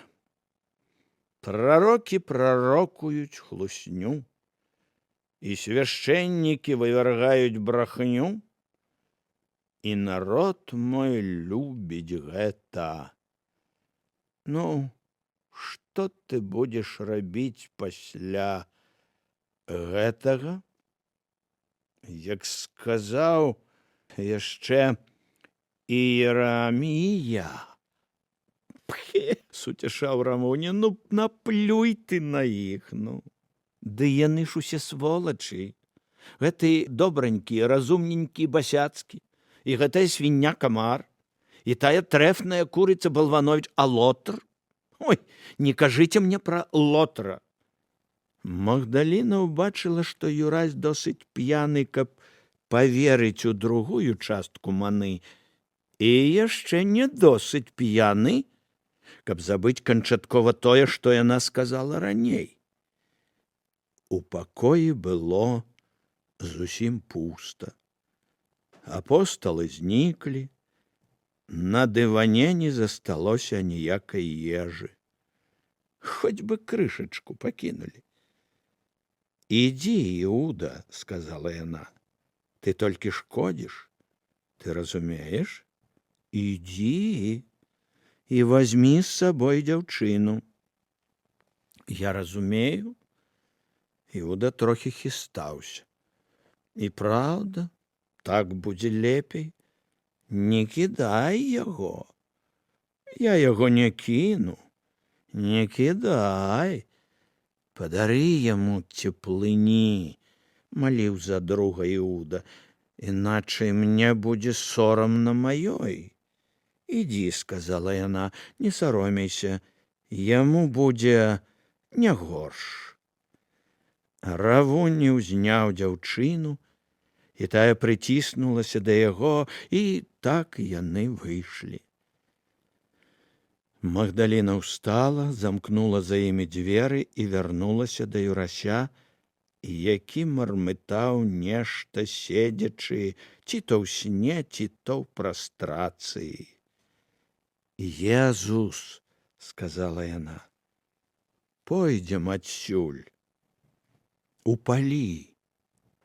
Все адно няма сумленных жонак, няма праўды, здрада. Піце, гуляйце, ціха. А ты ведаеш, што я не веру гэтым плёткам, што гэта няпраўда». Яна паўтарыла гэта яшчэ пару разоў і раптам убачыла амаль свядомыя вочы. Гэта было так нечакана, што сэрца ледзь не спынілася ў яе грудзях. «Не верыш?» Хрыстос паматляў галавою. «Амаль не веру. Ходзяць і другія чуткі. Толькі я не хацела гаварыць пры іншых. У мечніка нібыта ёсць моцныя ворагі, і ці то сам ён, распусціўшы чуткі аб шлюбе, вывез дачку, ці то самі гэтыя ворагі выкралі яе». «Што ж, праўда?» — зноў на вачах п'янеючы спытаў ён. «Я не ведаю. Можа быць, і тое. Могуць быць хлусамі і мужчыны, і жанчыны. Хто ворагі?» «Як быццам нейкі царкоўнік». «Ты мяне забіваеш. Што ж гэта такое?» «Я кажу, можа быць усё. Але хіба табе самому не трэба адшукаць, упэўніцца, ведаць праўду, ведаць нешта адно?» «Трэба. Ну вось, і таму пойдзем з горада. Заўтра ж». «Пойдзем. Заўтра ж. Я пайду з табою, я не кіну цябе. А зараз кладзіся, я лягу з табою». Яна прыцягнула з кута адну шкуру і амаль зваліла на яе п'янага, пасля разула яго і накрыла другой шкурай ягоныя ногі. «Не думай, кінь думаць зараз, я лягу з табой. Я не кіну цябе. Ляж, так будзе лепей. Таксама, калі ляжаць двое, то цёпла ім, а аднаму як сагрэцца, сказаў Экклезіяст. Я чытаў, я стараўся зразумець. Не так будзе лёгка, ой, не так будзе далёка ад людзей уначы. Я не крану цябе, проста я, здаецца, страшэнна п'яны. І мне, ты не смейся, мне сапраўды страшна. Страшна, як малому, падумала яна. А што? І праўда страшна. Ён заснуў, ледзь дакрануўшыся галавою да падушкі. Спаў, па-дзіцячы прымасціўшыся галавою на кулак, аблічча ў сне было прыгожае і спакойнае. Яна адшукала чысты кубак, наліла ў яго віна і павольна за салодаю выпіла. Цяпер было можна. На сёння яна зрабіла сваю справу. Потым яна наліла яшчэ кубак і паставіла ля шкуры. Можа, яму давядзецца даць уначы, калі пачне хапацца за сэрца і стагнаць. Напіўся дурань. Нібы п'янаму гаспадару, падумала яна і усміхнулася. Думка на хвіліну дала ёй нават нейкую радасць і гонар. Яна здзівілася гэтаму. Пасля яна скінула сукню і забралася пад шкуру побач з ім. Дзьмухнула на апошнюю свечку, наваліўся змрок. За акном урэшце лінуў дождж, спорны, часты, густы.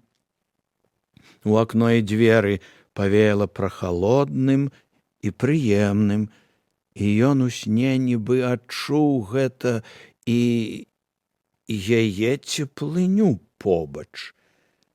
Працягнуў руку і паклаў ёй на грудзі. Што ён сніў? Яна ляжала на спіне, адчувала цяжар і цеплыню ягонай рукі на сваіх грудзях. І гэта было добра і дзіва, зусім нязвыкла. Гэты мужчына не імкнуўся да яе нават цяпер. І гэта было шкада і адначасова добра. Апошнія думкі блукалі ў яе галаве. Спаў, як дзіця, і ўвогуле дзіця, па думках і помыслах. Всяму паверыў. На табе, пойдзем заўтра, пойдзем шукаць кахання. Толькі ў галаве гэта ёй, як пакутаваў. Шчанюк, а харошы шчанюк. У многім лепшы, чым тыя. Шкада. Шкада, што давядзецца яго забіць. Раздзел 17. Выйсце ў юдоль слёз. Шлі там прырачоны Христос сваімі апосталамі, дзе іх яшчэ знана. Хроніка Белай Русі Мацея Стрыкоўскага. Адходжу да адрынутых сяленняў, іду туды, дзе вечны страшны стогн, адходжу да забытых пакаленняў. Данте. Не пад покрывам цемры выходзілі яны з горада, а ўдзень. Але іх таксама шукалі забіць. Няхай сабе і не сягоння. Усе 14 былі ў звыклых саматканых хітонах, у скураных моцных поршнях, ува ўсіх 14 за спінамі былі клункі, а ў руках кіі. На шыі ў Іуды вісела грашовая скрынка. Толькі адна Магдаліна, як той належыць, адрознівалася ад іх вопраткай. Нават самае сціплае з яе адзенняў здавалася побач з хітонамі бадзях багатым.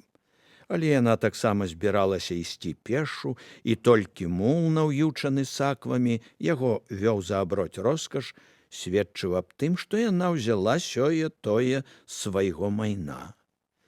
Каля лідскай брамы, высокай, з дзікага чорнага каменя, моўчкі стаяў народ.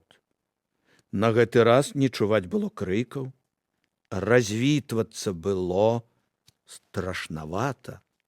Пойдзе і не вернецца, а там розная навалач і возьме за бакі. Аднойчы ўжо так было. Сядзелі на конях ля самай брамы Лотар Басяцкі і Рыгор Гародзінскі. Стаяў за іхнімі спінамі кат. А насупраць іх збіліся ў кутку старыя знаёмыя. Да сіняга чорны Гіаў Турай, а разьбяр Клеонік са сваёй чарцячай зяленіўшчыцай Фаўстынай, усмешлівы Марка Турай, залатарукі Тихон Вус, дудар з вечнай дудой і змрочны волат Кірык Вястун. «Вось і ідуць», — сказаў ён. «Пажылі некалькі дзён, а тут зноў». «А, братачка», — сказаў ласкавы дудар, «а Бог, пэўна ж, не выдасць. Ну, што зробіш? І паўсюль трэба, каб добрым людцам палепшала». «Людцам палепшае», — сказаў Зянон. На такі выпадак ён прыцёгся з вёскі. «Як бы вось нам не пагоршала». Марка Турай думаў, пасля ўзяў Клеоніка за руку. «Глупства мы зрабілі, што не паспрабавалі з ім дамовіцца, пакуль тут быў». «Піў, кажуць», — сказаў Вястун. «Ну і што? А ты не п'еш?» — спытаў Клеонік. «Давай, хадзем да яго». Яны падышлі да Хрыста. «А ну, Божа, адыдзем трохі». Твар Юрасёў быў трохі бледны і мяты з пахмелля. Ён кіўнуў галавою і адышоў з хлопцамі ўбок. «Што вам, дзецюкі?» «Каб адразу зразумеў, з кім гаворыш», — сказаў Клеонік. «Ведай, вось гэты каваль горад узняў, калі вас у катавальню пацягнулі». Юрасю скінуў галаву. «Братка, чого ж ты раней не прыйшоў?» «А так», — апусціў вочы Кірык, «справу сваю зрабілі. Увесь горад вакол таўчэцца. Чаго дужа лезці?» «Вось так мы заўсёды», — сказаў Хрыстос. «Я і не ведаў, ці была там проста гурма, ці вёў яе нехта. А цяпер вось іду, так і не зведаў харошага чалавека. Завуць як?» «Кірык Вястун». «Запомню. Добрую ты вестку прынёс мне, Вястун». А мне было дужа самотна ў горадзе. Дзве рукі чорныя і звычайныя сустрэліся. «Часу мала», — сказаў Вястун. «Па сваёй ахвоце ідзеш?» «Здаецца, па сваёй». Лотар не бачыў, з кім там гаворыць самазванец, ды і не дужа цікавіўся гэтым. Затое ён атрымаў магчымасць пераглянуцца з Магдалінай. Вочы іхнія сустрэліся. Кардынал ухвальна апусціў веі, нібы падбадзёрываў. На вуснах Магдаліны быў дзіўны іранічны выраз, як бы малення, і зусім трохі нейкай пагрозы. Кардынал ужо не глядзеў на яе. Яна ўздыхнула рашуча і стала шукаць вачыма Юрася. «Ведай і гэтых», — сказаў каваль. «Яны ўздымалі канцы горада. Гэты разьбяр Клеонік, гэта Марка Турай, а унь там яшчэ нашы стаяць». Ён называў прозвішчы, а Хрыстос варушыў вуснамі. «Запамятаў? Але у мяне памяць як вечная. А раз вечная, то навек ведай, гэта свае. І ў бойцы, і за чаркай, і на прэнгу. Спатрэбіцца дапамога. Будуць цябе нейкія там фарысеі хапаць, па дапамогу толькі да нас галавою наложым, а выручым». «Хлопцы», — сказаў Юрась, — «за што так?» «Ты людзей, ты дзяцей нагадаваў», — сказаў Марка. «Мы такога не забываем». «Верыце, што я Бог?» «А Бог цябе ведае», — сказаў Клеонік. «Я не дужа, але хто б ты не быў, ты з намі ў адну дуду дзьмеш, аднолькавыя поршні носіш, галадаеш, як мы. Даў ты нам хлеб, і яшчэ даў ты нам веру, Веру ў тое, што не ўсе нам ворагі, што не ўсе нас хочуць ціснуць. Павінен быў ты прыйсці, а там хаця д'ябал лысы з адною ноздрай. Што ж, сказаў Юрася, можа, і недарэмна так здарылася, што я прыйшоў. Я не віню, а толькі чаго вы не падышлі да мяне, хлопцы? Але і так, дзякуй вам. І ўсе чацвёра земна пакланіліся адзін аднаму. Ідзі, сказаў вястун, імёны помні. У гэты час Лотар узняў руку. Людзі славутага горада, пан Бог наш Езус з апосталамі вырашыў на нейкі час пакінуць нас. Будзе ён хадзіць па краі, вястуючы слова Божае. Кардыналавы вочы былі вільготныя, твар дыхаў высакароднасцю. Спадзяюся, не заробім мы ад яго нараканняў. Ціха і спакойна будзем выконваць свае абавязкі перад ім, Месіяй нашым, перад зямлёй нашай улюбёнай, царквою, дзяржавай і панамі. Будзем чакаць яго.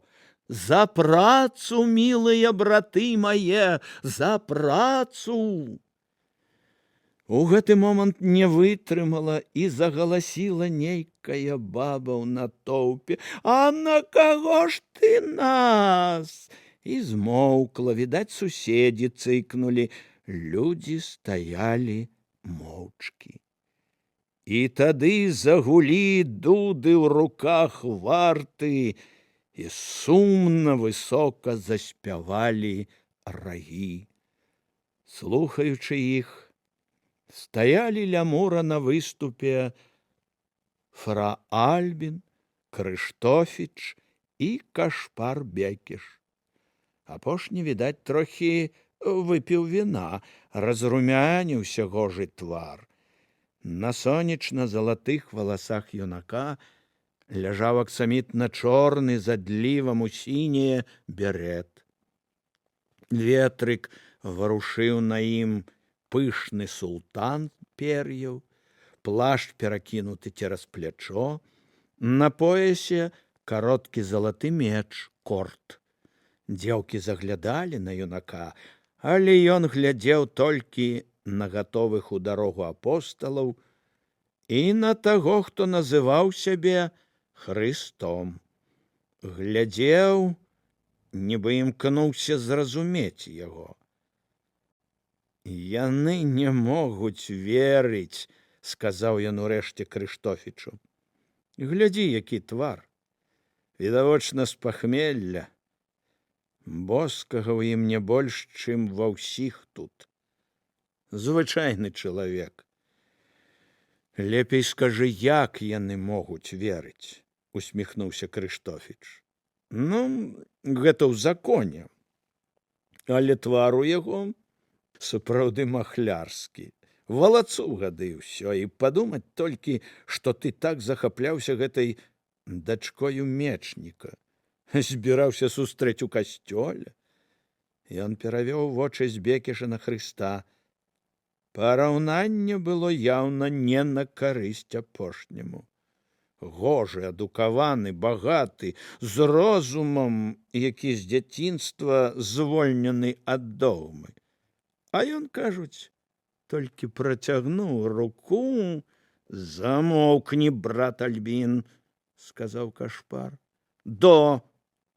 Вось яна, сіла сляпой веры. Бекіш зразумеў, што ў сябра настрой гаварыць казані, і таму ён сказаў з'едліва: ты, здаецца, таксама кінуў на адну жанчыну вокам. І вось яна таксама ідзе з ім. Зірні. Спачатку адну, потым сказаў пожах. Я гэта іншае. І ўсё ж яна ідзе, мучыў далей Бекіш. Ты павінен быў бы ведаць, сын мой, што гуманістам у гэтай юдолі не шанцуе, павучальна сказаў брат Альбін. а шанцуе ў гэтай юдолі шэльмам, паскуднікам, ашуканцам і круцелям. Трубы і дуды ўсё яшчэ спявалі. Лотар схіліўся да Хрыста. Бывай, жыві вольна, толькі вось што, маску насі. Вочы ў цябе разумненькія, не дуры, надзень. Братчык глядзеў на яго дураслівымі, хітрымі і разумнымі вачыма. Да Бекіша і Крыштофіча праштурхнуўся праз натоўп Кляонік. Здароў, Кашпар! Што, добра ўчора пагулялі? Конча засмучаны Бекіш адказаў яму з адценнем лёгкай іроніі: ну, пагулялі, але ж гэта ад абрыдлівасці да ўсяго гэтага. Папойка сярод чумных, Дэкамерон. Цудоўная кніга, не праўда? Спытаў разьбяр. Цудоўная, не даў яму літасці Бекіш. А вось ты мне лепей скажы, чаму ты, Кляонік, штурхаўся між гэтых ашуканцаў, вадзіў да іх сяброў-фанатыкаў, што ўзнялі тады гэты вэрхал з узяццем замка. Да жывой рэліквіі цябе пацягнула. Слухай, Кашпар, сказаў Кляонік, слухайце, брат Альбін з Дубатыння. Здаецца мне, мы трохі перагнулі. Нельга быць непамяркоўным, як тыя, як нашы ворагі. Іначай можна адно ізуверства замяніць другім. А мы гуманісты, ва ўсім павінны ад іх адрознівацца. Гэта цікавы чалавек. Я шкадую, што не разабраўся ў ім. Гэта варты ўвагі чалавек. Шалбер, сказаў Бекіш. Магчыма, але трэба зразумець і гэта. Што ён такое? Адкуль? Ага. І чаму спеўся з царквою? Не думаю, што гэта так, Кашпар. Магчыма, гэта няшчасце. Магчыма, страта веры ў нешта. А хто яго прымушаў хлусіць? Дапамагаць выбіваць з гэтай гурмы апошнюю медзь, зводзіць дзяўчат-фанатычак, шырыць забабоны, ізуверства, змрок. Магчыма, абставіны? Няшчасныя абставіны. І ён не сябра царкве. Ён баіцца. Я сэрцам адчуваю. Вісіць над ім нейкі меч. Як ты сабе хочаш, Кашпар, а я і далей буду цікавіцца ім, старацца зразумець да апошняга і, магчыма, памагаць, калі зразумею, што варта. Альбін усміхнуўся. Вера са дна ўскалыхнулася. Бекіш не помніў сябе. Пабег за Божым хвастом. І ён яшчэ абвяшчаў піетэт толькі да розуму і вопыту. Трывала ж ты іх трымаўся. А чым ты давядзеш нават сабе, што гэта ён? Ісус? Крыштофіч зразумеў, што спрэчка можа давесці да сваркі двух лепшых сяброў. Трэба было ратаваць становішча. 3 чалавекі на ўсю гародню, і так іх мала паўсюль, так мала, а тут і гэтыя пасварацца. Мяркую давесці сабе, гэта лёгка, цёмныя вочы ягоныя смяяліся. І упэўніцца таксама лёгка. Не спатрэбіцца нават сусветны сабор. Працягні руку і ўсё. Будзеце спрачацца? Ці дасцё слова мне? Сябры прыціхлі. Абодвым было ўжо трохі сорам на сваёй гарачнасці. Абодва радаваліся, што Крыштофіч не даў ім дайсці да ўзаемных абраз. Па тоне ягоным яны здагадаліся, што ён зараз скажа нешта выключна злоснае і меткае. На гэта ён быў вялікі майстра. Ну, буркнуў Бекіш. Наш ныне жывы папа Леў X, монах говорил тихо, адразу пасля выбрання адмяніў адну старажытную цырымонію. Якую, хачу я вас спытаць?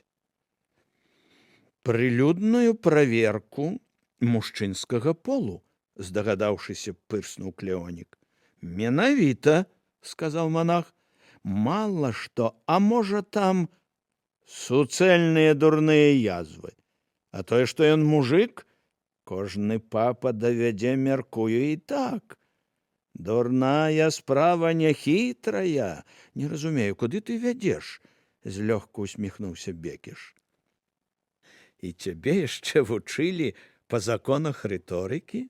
Бездар! Дык вось, адна мая пасылка тая, што у кожнага можна праверыць ягоны мужчынскі пол. Ён гэта ўжо і так давёў, сказаў Бекіш. Хрыстос гэты! Чакай, цяпер другое. Скажыце, ці пры кожным сваім з'яўленні месія выбірае новы воблік? Ці карыстаецца старым воблікам? Мяркую, старым, сказаў Клеонік. Хіба што ран няма, таму што яны справа чалавечых рук. Так, справа чалавечых рук. І я думаю, старым. Першавоблік Бога Сына — рэч устаноўленая і страшэнна каштоўная. Не можа ён з'явіцца ў выглядзе гарбуна бязногага, рабога. Нездарма ж на ўсіх іконах ён збольшага падобны. Каштанава-залатыя валасы, блакітныя вочы, тварам не круглы. Ясна, сказаў Клеонік. Далей? Яшчэ адно пытанне.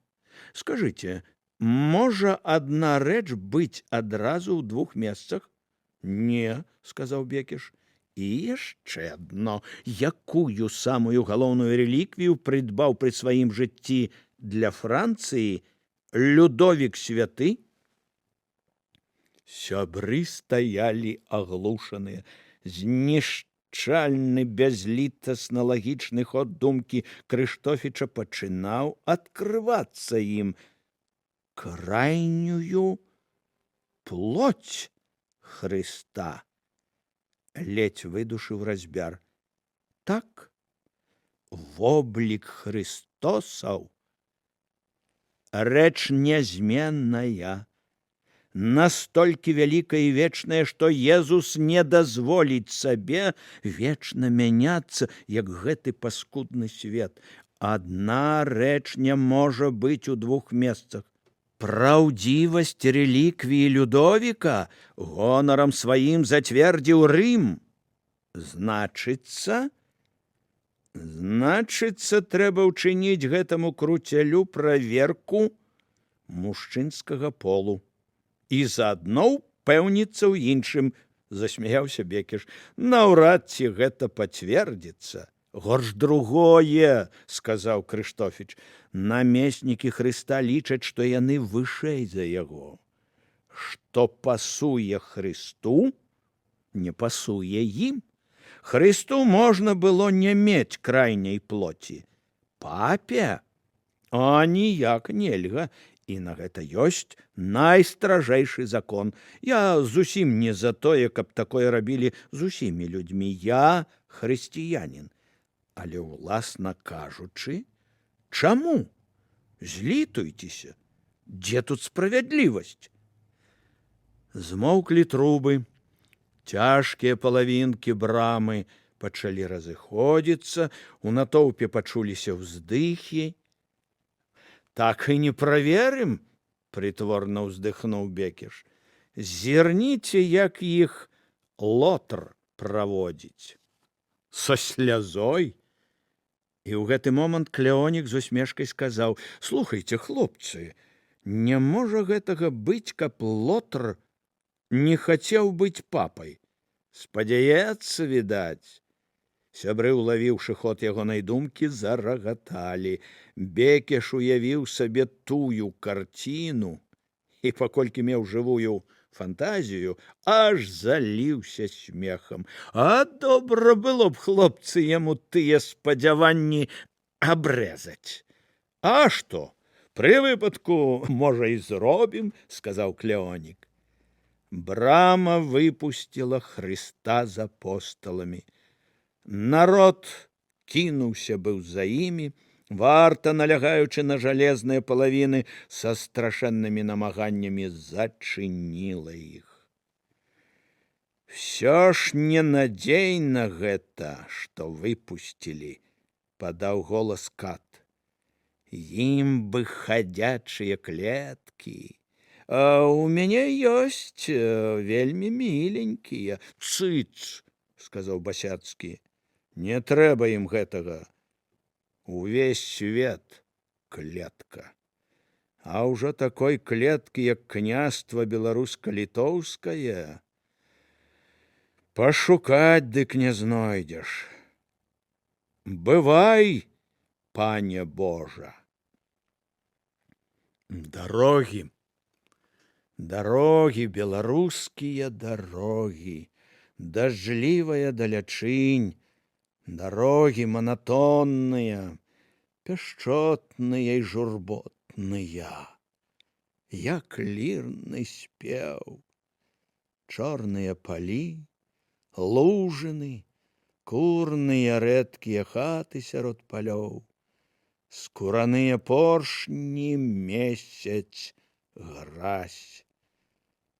14 чалавек адны на гразкай дарозе.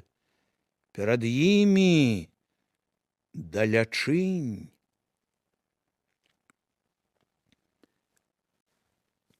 Раздзел 18. Лазар і сёстры ягоныя. Усюды па сёлах ходзячы, дзівы, чары і гуслі, якія справавалі накшталт чарнакніжнікаў. Умерлых уваскрашалі, што многім людзям у вялікім здзіўленні было. Кроніка Белай Русі. Быў хворы нехта Лазар з сяла, дзе жылі Марыя і Марфа, сястра яе. Іоанн, глава 11, старонка 1. І хадзілі яны па зямлі беларускай, і нядужа, выказваючы сябе, глядзелі, што робіцца на ёй. І Хрыстос шукаў і не мог знайсці, і ўсё больш верыў, што адзіная ў свеце жанчына падступна кінула яго. І дайшло да таго, што стаў ён казаць, што не кахае яе, а хоча адшукаць і адпомсціць. А Іуда не верыў гэтаму, бо кожны час бачыў вочы Хрыстовы. Магдаліна то ішла, а то і ехала на муле. Не забывала з кожнага мястэчка галубоў адпускаць. А апосталы ад нудзьгі патроху сварыліся. Каток, напрыклад, даводзіў шалфейчыку, што тадэй апостал вышэй за Якуба, а той на гэта рэзонна заўважаў, што гэта нават толькі зірнуўшы то ясна, хто вышэй. Ён, Якуб, дыяканам быў, а тыя амаль спрэс рослыя. А тадэй скамарох без косты, смаржок. Пасля чаго дужа пашкадаваў тадэй, што ў яго хадуляў няма, бо іначай гэткаму бамбізеі ў морду не плюнеш. І засумавалі яны. Але блізкі ўжо быў час, калі зноў давялося ім давесці здольнасць сваю тварыць дзівы. Прыйшлі яны ў гарачы вечар увесь збланы, што ля Нёмана, і ўбачылі, што ляжыць пасярэдзіне вуліцы і перакачваецца ў пылі з боку на бок багата апрануты чалавек. І селянін, і нібыта не селянін, а над ім квокчуць дзве бабы старэйшая і маладзейшая, і клічуць яны яго: Лазар, Лазар, а той толькі: жадаю помирать, откоснитеся. Лазар, это ж я, Марта, божачка мой, а ці ён набраўся, як жаба гразі, ці гэта ён памірае? Марылька, падтрымай ты яго, ліханька наша горкая, апошняя. І памру, сказаў Лазар і ляснуўся ў пыл. І кінулася тады Марта да прышлых людзей і пачала лямантаваць: ратуйце, людзі добрыя, таму што памёр брат наш Лазар, з горада вярнуўшыся, і засталіся мы ўдзвюх сястрою, сіроты няшчасныя, і ні нас не абароніць ніхто. А Христос заціснуў далонямі вушы і ўбачыў малодшую, дзіўнага смаку вясковую кабету і усміхнуўся. Лазар, брат наш, памірае, сказала яна. А ты хто? Я Христос. І ён схіліўся і прыўзняў галаву таго, хто ляжаў. Лазар, паўстань, Лазар. Лазар, пачуўшы тое, расплюшчыў вочы. Плыло над ім чорнае сонца, а ў баку над акаёмам весела скакаў цёмна-барвяны серпік месіка. Сонца ператворыцца ў цемру і месяц у кроў, шапянуў ён. Лазар, гэта я, Христос. Христос? Пане Божа, у руки твае аддаю дух мой. А потым узніклі перад ім два Христосы, пасля яшчэ два, 40, а за імі незлічоная колькасць апосталаў. Легіёны Гасподні, сказаў ён, і упала ягоная галава. Тады Марыля, сястра Лазара, пачала гаротна плакаць і стагнаць, а Марта, ломячы рукі, залямантавала. А казалі ў царкве не к смерці хвароба тая, але к славе, ой, вельмі Божай. Хай праславіцца праз яе Сын Божий. Вось бачыш, неба, Божа, каб ты быў тут, не памёр бы, брат мой. Не памёр, але спіць. Дзе тут бліжэйшая крыніца? Там, пане мой. І Марыля показала ім у яр, зарослых хмызнякамі. Добра, сказаў братчык. А ну, Якаў, Піліп, Богдан, бярыце яго за белы рукі, нясіце за мной. А крыніца тая была дзівосная, пясчаная, узятая ў зруб, уся пад крутым схілам. Падала ў яе вада танюткім, чыстым, як шкло, струменчыкам з трубачкі балігалова, устаўленай проста ў жарало. І пасадзілі яны яго ў крыніцу па шыю, і так, каб струмень падаў на галаву, а самі адышлі і сталі чакаць Божага дзіва. Ты адкуль даведаўся, што ён п'яны? Спытаў Піліп з Віфсаіды. Я гана ні завошта б не даведаўся. Юрась пацягнуў носам. Ды гэта і адсюль чуваць. Слівянка. Мёд, жытняя гарэлка, прыгарэлая, Якуб абіраў сцябліны лопуха і еў іх. Ужо я ведаю. Тумаш чысціў шаблю. Ну і дурила. Это не ад яе дымком цягне. Ён облизнуўся. Это зельвенская аржанка. Яны назнарок робяць, каб з дымком. А я кажу, прыгарэлая, сказаў Якуб. З дваранінам ён яшчэ аб гарэлцы будзе спрачацца. Хам! Невядома, чым бы ўсё гэта скончылася, але ў гэты час мярцвяк у крыніцы заляскаў зубамі.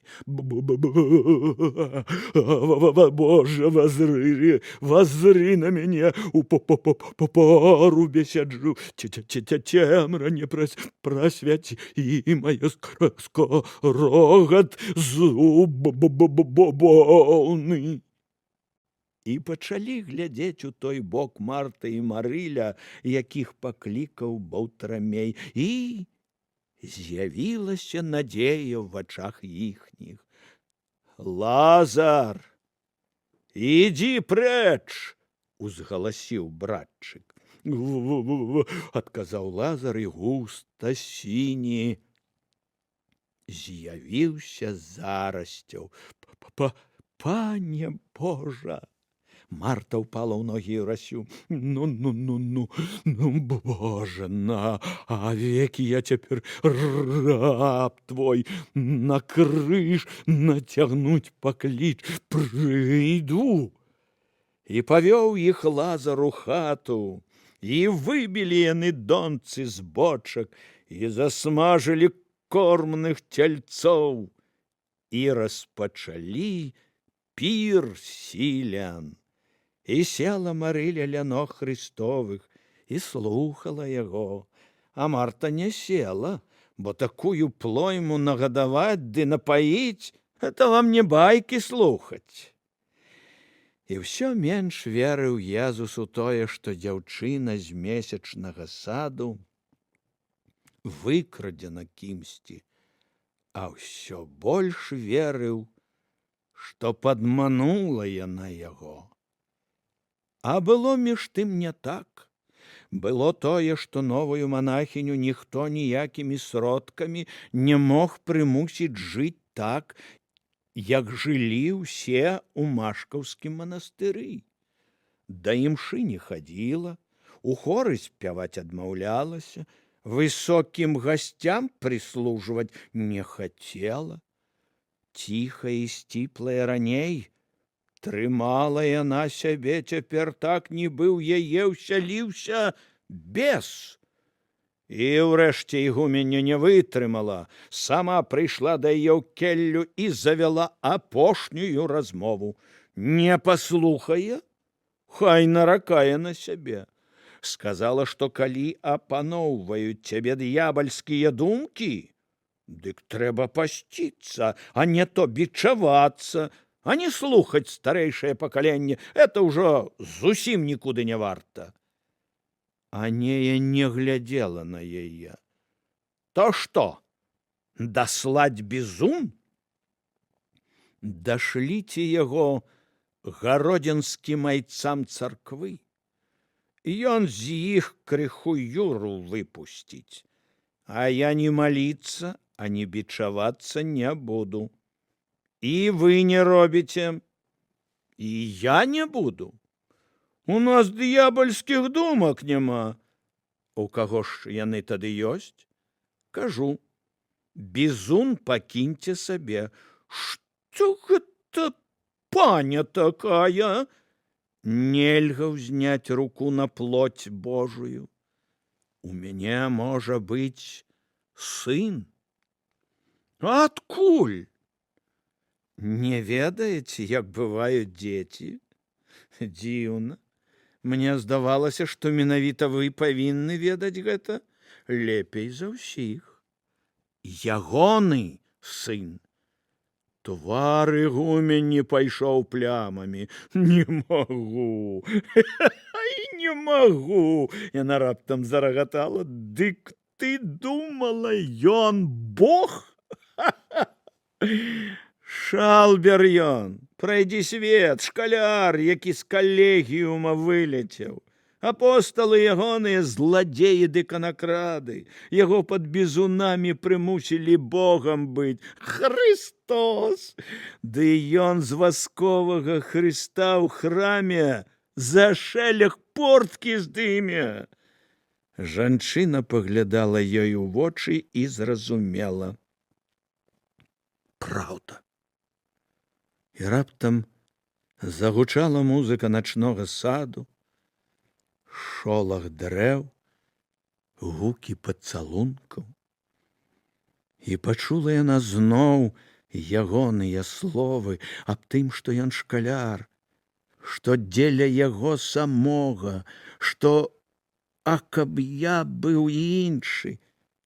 І ўбачыла яна месячны дым, і неба, і гукі далёкіх званоў, і спевы анёла, які казаў аб тым, што боязі няма, і другія спевы, у якіх ганец з любоўю і тугой казаў «Кахаю». Ён не хацеў падманваць яе. Ён казаў пра ўсё, і толькі яна была глухая, была дурніца і чакала прывіду. А прывід быў жывы, і ён шаптаў ёй дзівосныя словы, ніколі дагэтуль не чутыя на зямлі, узятыя з неба. І, значыцца, было ўсё адно, хто ён. А прывід быў жывы, сказала яна, і вочы яе з нянавісцю зірнулі на ігуменню. Тая не зразумела яшчэ, што прайграла. Разумееш? Прайдзі свет. А мне ўсё адно, усміхнулася Анея. Магчыма, я і хацела пасці, і менавіта з ім. Аблічча было нязломна незалежнае. Ігумення яшчэ знайшла сілу іранізаваць. Пасці? То ішла падразу ў наш кляштар. А мне вашы зладзеі з вялікай дарогі без патрэбы. У мяне мой. Мне ўсё адно, хто ён. Яна ўперла рукі ў бокі. Параўнаць з вашымі ніжнікамі? Дык ён вышэй за Бога. І яго вы не адбярэце ў мяне добрага, моцнага, пяшчотнага. І мяне нельга ад яго адабраць, і я не ўздыму рукі на ягоную плоть. А кляштар ваш не ў імя Марты і Марыі, а ў імя вялікай блудніцы і самога сатаны, у якога другое імя — Лотр. Марта і Марыля раніцай наступнага дня правялі іх да раздарожжа. І Марыля спытала, ці прыйдзе Христос яшчэ да яе. А ён адказаў ёй, што, відаць, не, што занадта далёка ідзе ягоны шлях. І тая пайшла дадому, здзіўляючыся яго незразумелай святасці. Таму што яна не паставілася б да яго жорстка. А Марта ішла і ў душы радавалася яе няўдачы. І зноў дарога, поўныя сумы за спіною, у скрыні ў Іуды бразгаюць грошы, і, значыць, можна ісці далёка-далёка, а перад Ільяшам бяжыць свіння, адна з 200 лазаравых, таму што лазар — сальнік, свіня хорошая, прэстая, радасна глядзець на Божы свет. Але не ўсім. У Пятра балела галава, ішоў і звягаў. У падзяку за воскрэсенне паднеслі яны нам хваробы. А малодшая была нішто, сказаў Андрэй. Не з тваім гана лычам, абарваў яго Піліп. Яна гана ад братчыка не адыходзіла, аж старэйшая узраўнавала. І чаго глядзеў чалавек? Магдаліна усміхнулася трохі пагардліва. У бліжэйшым мястэчку трэба выпусціць голуба і напісаць, што Юрась, нават калі не шукае схопленую, нікога не хоча. І значыць, гэта занадта сур'ёзна. Значыць, калі ён даведаецца праўду, гневу яго не будзе мяжы. І ўсё ж ён быў не такі, як тыя, з кім зводзіў яе лёс дагэтуль. Яна адчувала нават міжвольную зацікаўленасць да яго. Цень павагі, калі яна здатная была да павагі. Раздзел 19. Індульгенцыі.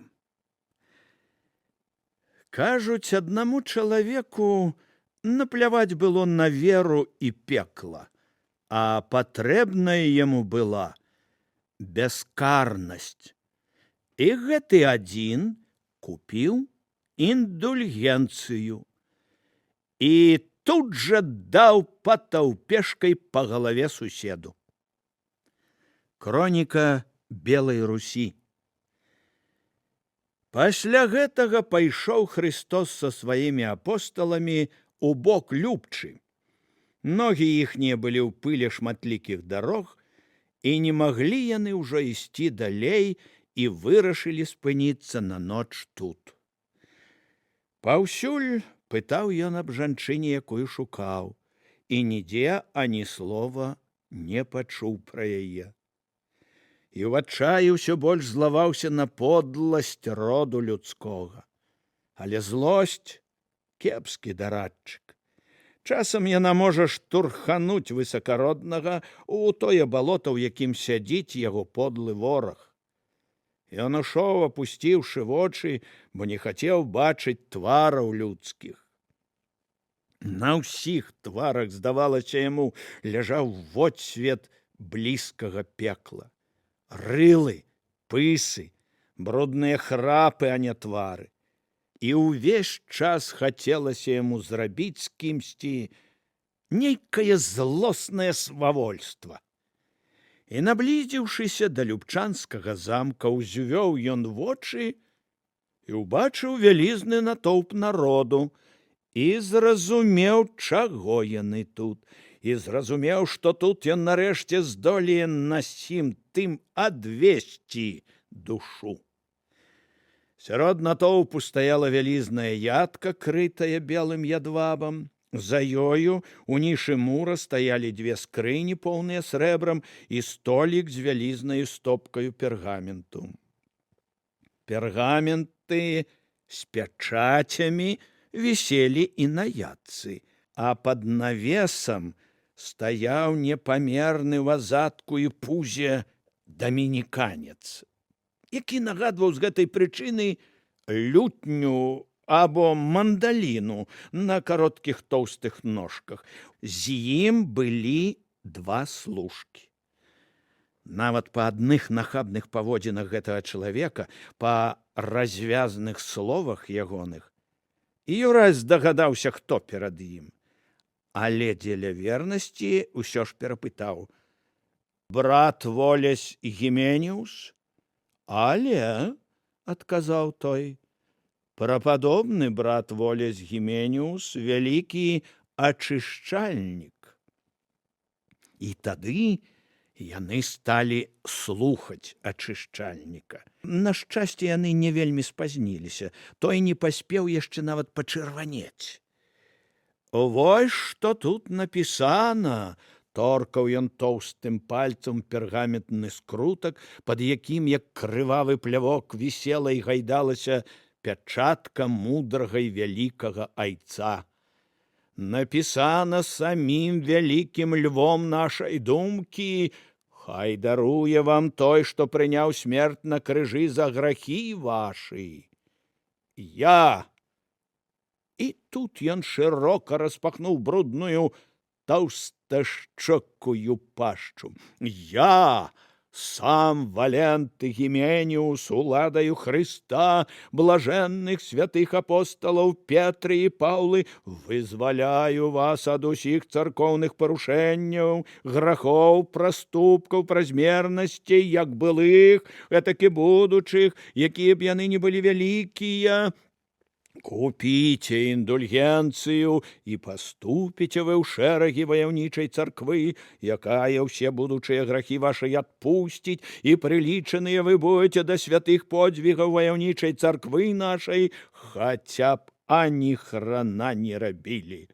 Будзеце ўслаўленыя ёю, і разам з ёю будзеце некалі, пахаваўшы ворагаў яе, панаваць над зямлёю.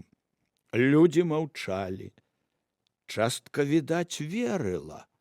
Частка баялася сказаць слова супраць. Але нехта непадалёку ад Хрыста няголасна сказаў: «Добрае будзе панаванне, панаванне соваў над падлаю і руінамі». І тады братчык зразумеў, што магчыма, люд не возьме нічыйго боку. Злосць усё яшчэ кіпела ў ім.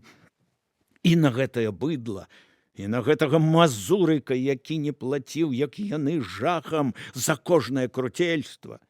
І ён зразумеў, што задыхнецца ад гэтай злосці, калі не абсмяе гэтую чараду, або не раскладзе гэтага манаха і не ўсыпле яму тоўстую задніцу.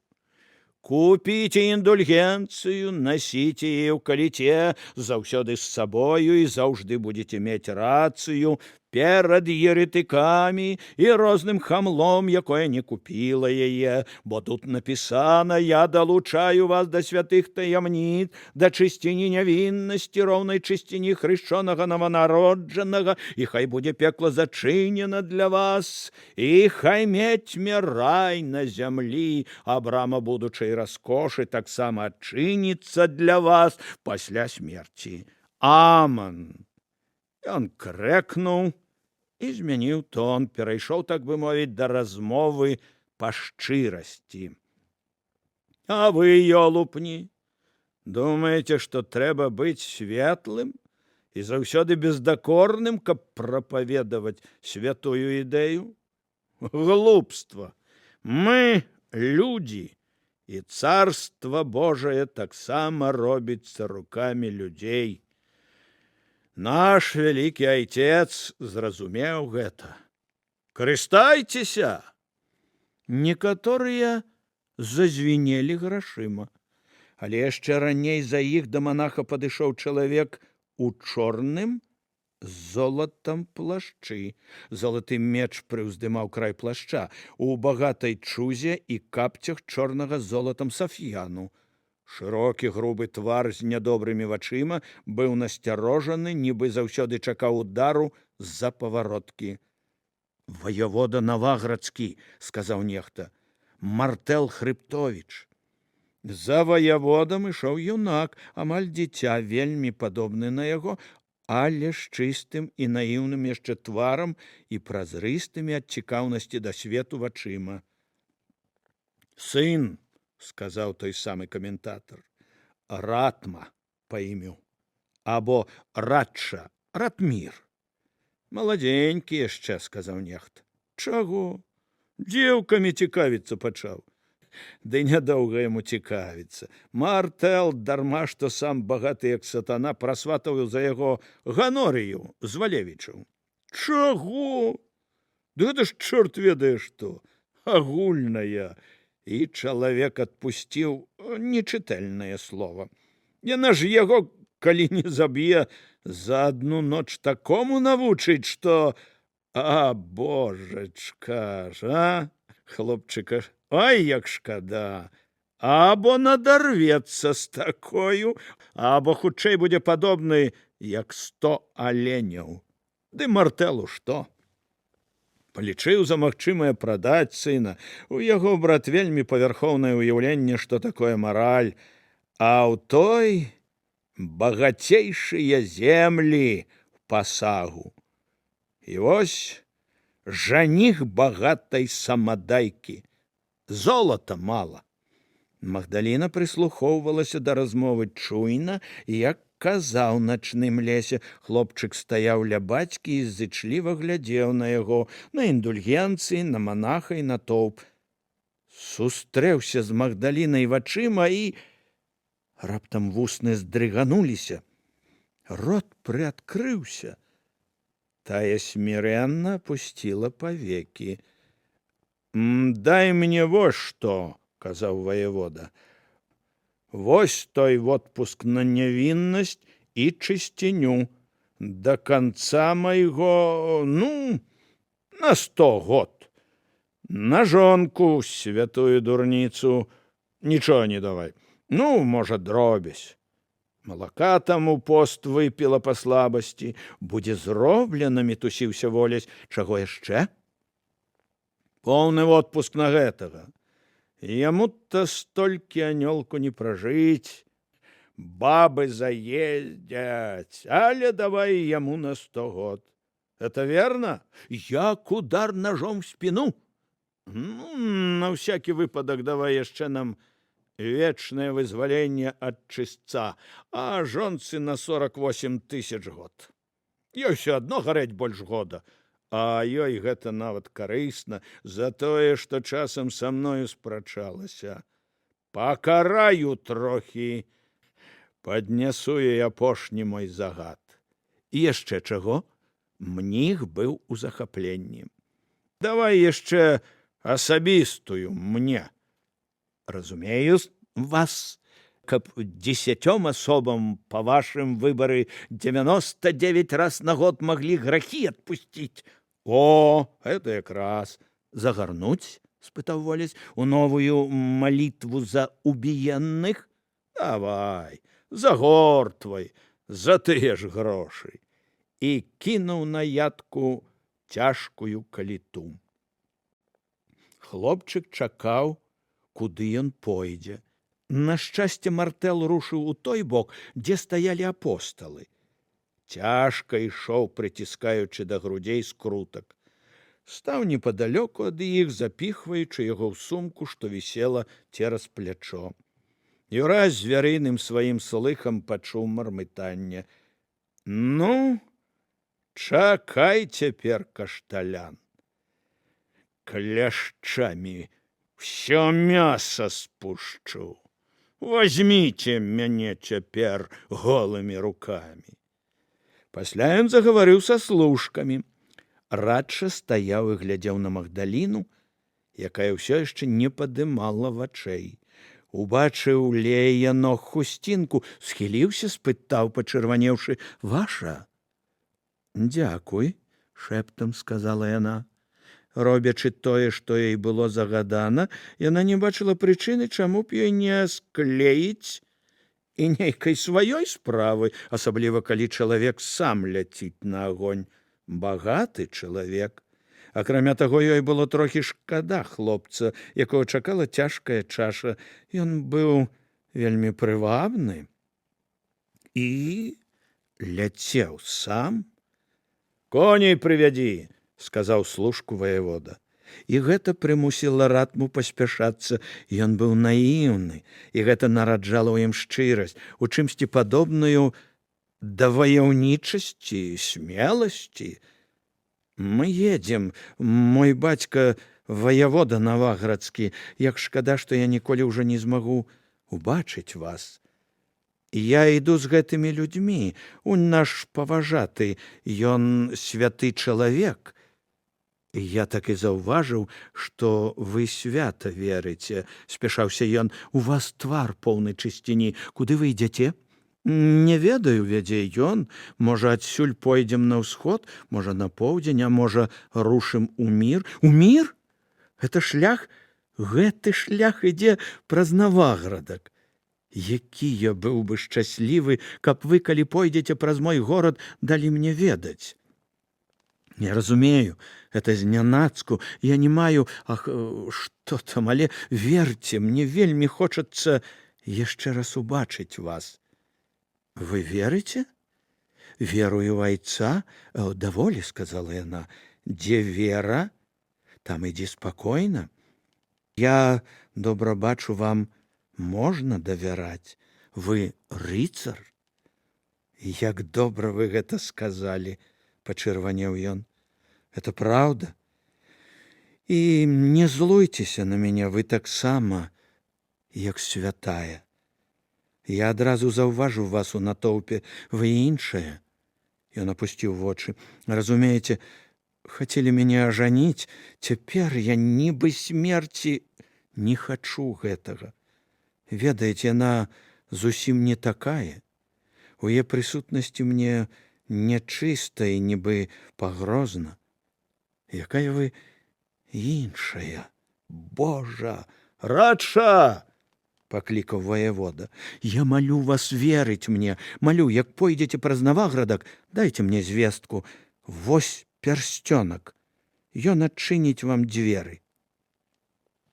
Бедны, падумала яна, адну мяняе на другую, бо верыць святлу на яе твары. Яна ўзяла пярсцёнак нясмела, дрыжачымі пальцамі. Ён усё яшчэ трымаў яе хусцінку. «Вазьміце яе сабе», — шэптам сказала яна. Яна ўбачыла шалёную радасць на ягоным твары. Што ж, гэта, магчыма, будзе ёй зачэпка. Давядзецца ж рана ці позна выдаць свайго святога. Коні аддаляліся, а яна ўсё бачыла над натоўпам яго прасветлены ад неймавернага шчасця твар. Юрась не заўважыў гэтага. Ён глядзеў на манаха, які крычаў, гарлаў, лаяўся, нібы гандляваў салонай рыбай. Братчыка раздражняў гэты нахабны балаган. Ён шмат чуў аб гэтым чалавеку. Адзін з самых удачлівых гандляроў дараваннем, ён прыносіў праз столу столькі грошай, колькі не прыносіла сотня другіх махляроў, а сабе ў вацок клаў не менш. Яму і далі гэтае месца як знак асаблівай прыхільнасці папы Льва.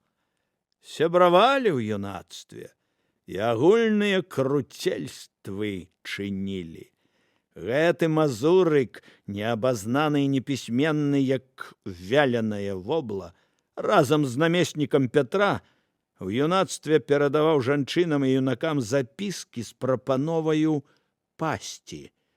У абладцы святой прычасці, напляваўшы на святасць госціі.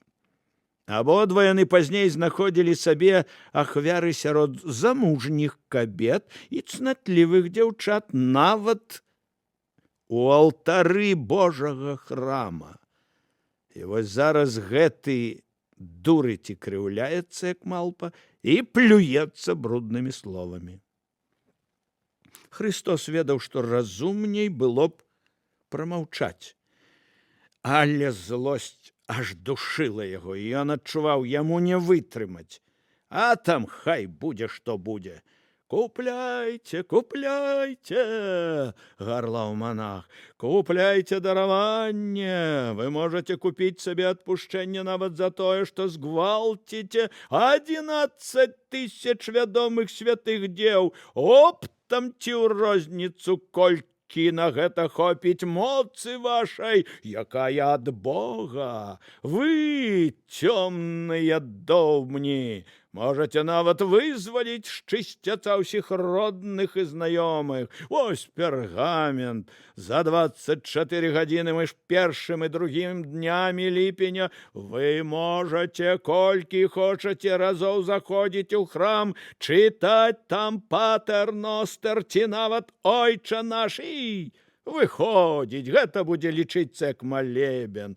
Колькі малебнаў, столькі і душ, вызваленых з агню.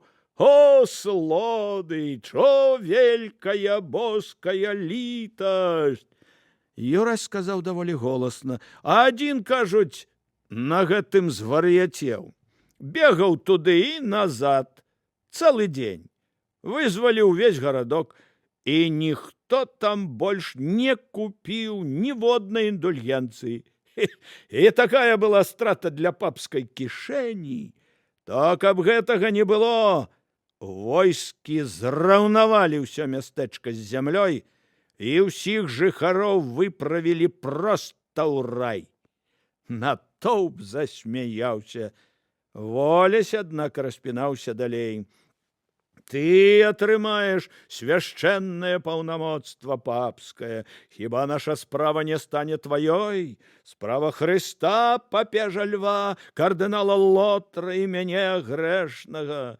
Не сумнявайся, ты войдзеш у наша воінства, бо галоўнае не тое, злодзей ты, прыгнятальнік, распуснік, садаміт або скаталожнік, а галоўнае аддана справе нашай святому храму, царкве. Ты можаш украсці срэбную агароджу вакол труны Пятра, або накласці ў дарахранительніцу ягоную срэбную вагою 1600 фунтаў. Ты можаш, калі прыйдзе табе ў галаву такая фантазія, згвалціць самую матку боскую на залатой надгробнай пліце апостола Пятра, пастаўленай Львом IV.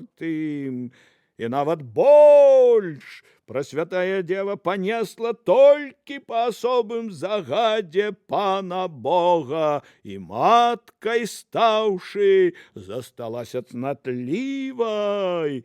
То вось, нават каб нехта надумаў узнагародзіць пана Езуса зямнымі братамі і сёстрамі, а Юзафа Цеслю рагамі, і каб ён паспяхова зрабіў гэта, будзе адпушчаны яму і гэты грэх. Слухай ты, азваўся раптам Юрась, лягчэй наконт зямных братоў.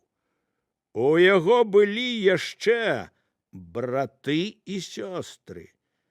4 братоў і сёстры. Гіменіус не разгубіўся. Ну, гэта пасля. Яна зрабіла сваю справу і далей магла трымаць сябе як хоча. Пэцкаеш ты ў тое самае карыта, з якога ясі, сказаў Христос. Урэшце ўсе вы так. Мала таго, паспрабаваў замяць размову Волясь. Вы можаце купіць тое, што Маці Божая перад смерцю сама з'явіцца да вас, каб асабіста аднесці душу вашу у рай. Жанчына нясе ўласнага гвалтоўніка. Думай, што гаворыш. Слухай, сатана, кінь вывяргаць гразь. Гразь справа твая. Магдаліна, сама не ведаючы чаму, паспрабавала затрымаць яго, але ён вызваліўся. І яна зразумела, ўсё, час, прызначаны Лотрам, настаў. Дзень пройдзе, 2-3, і тады давядзецца ёй займацца іншай справай. Лотар наўрад ці верне яе да сябе. Давядзецца, відаць, сапраўды спакусіць таго хлапчука з Наваградка. Чорт яго ведае, што там напісана, сказаў Христос. Можа, лаянка? Прачытай, з бруднай мніхавай пашчы ляцела сліна.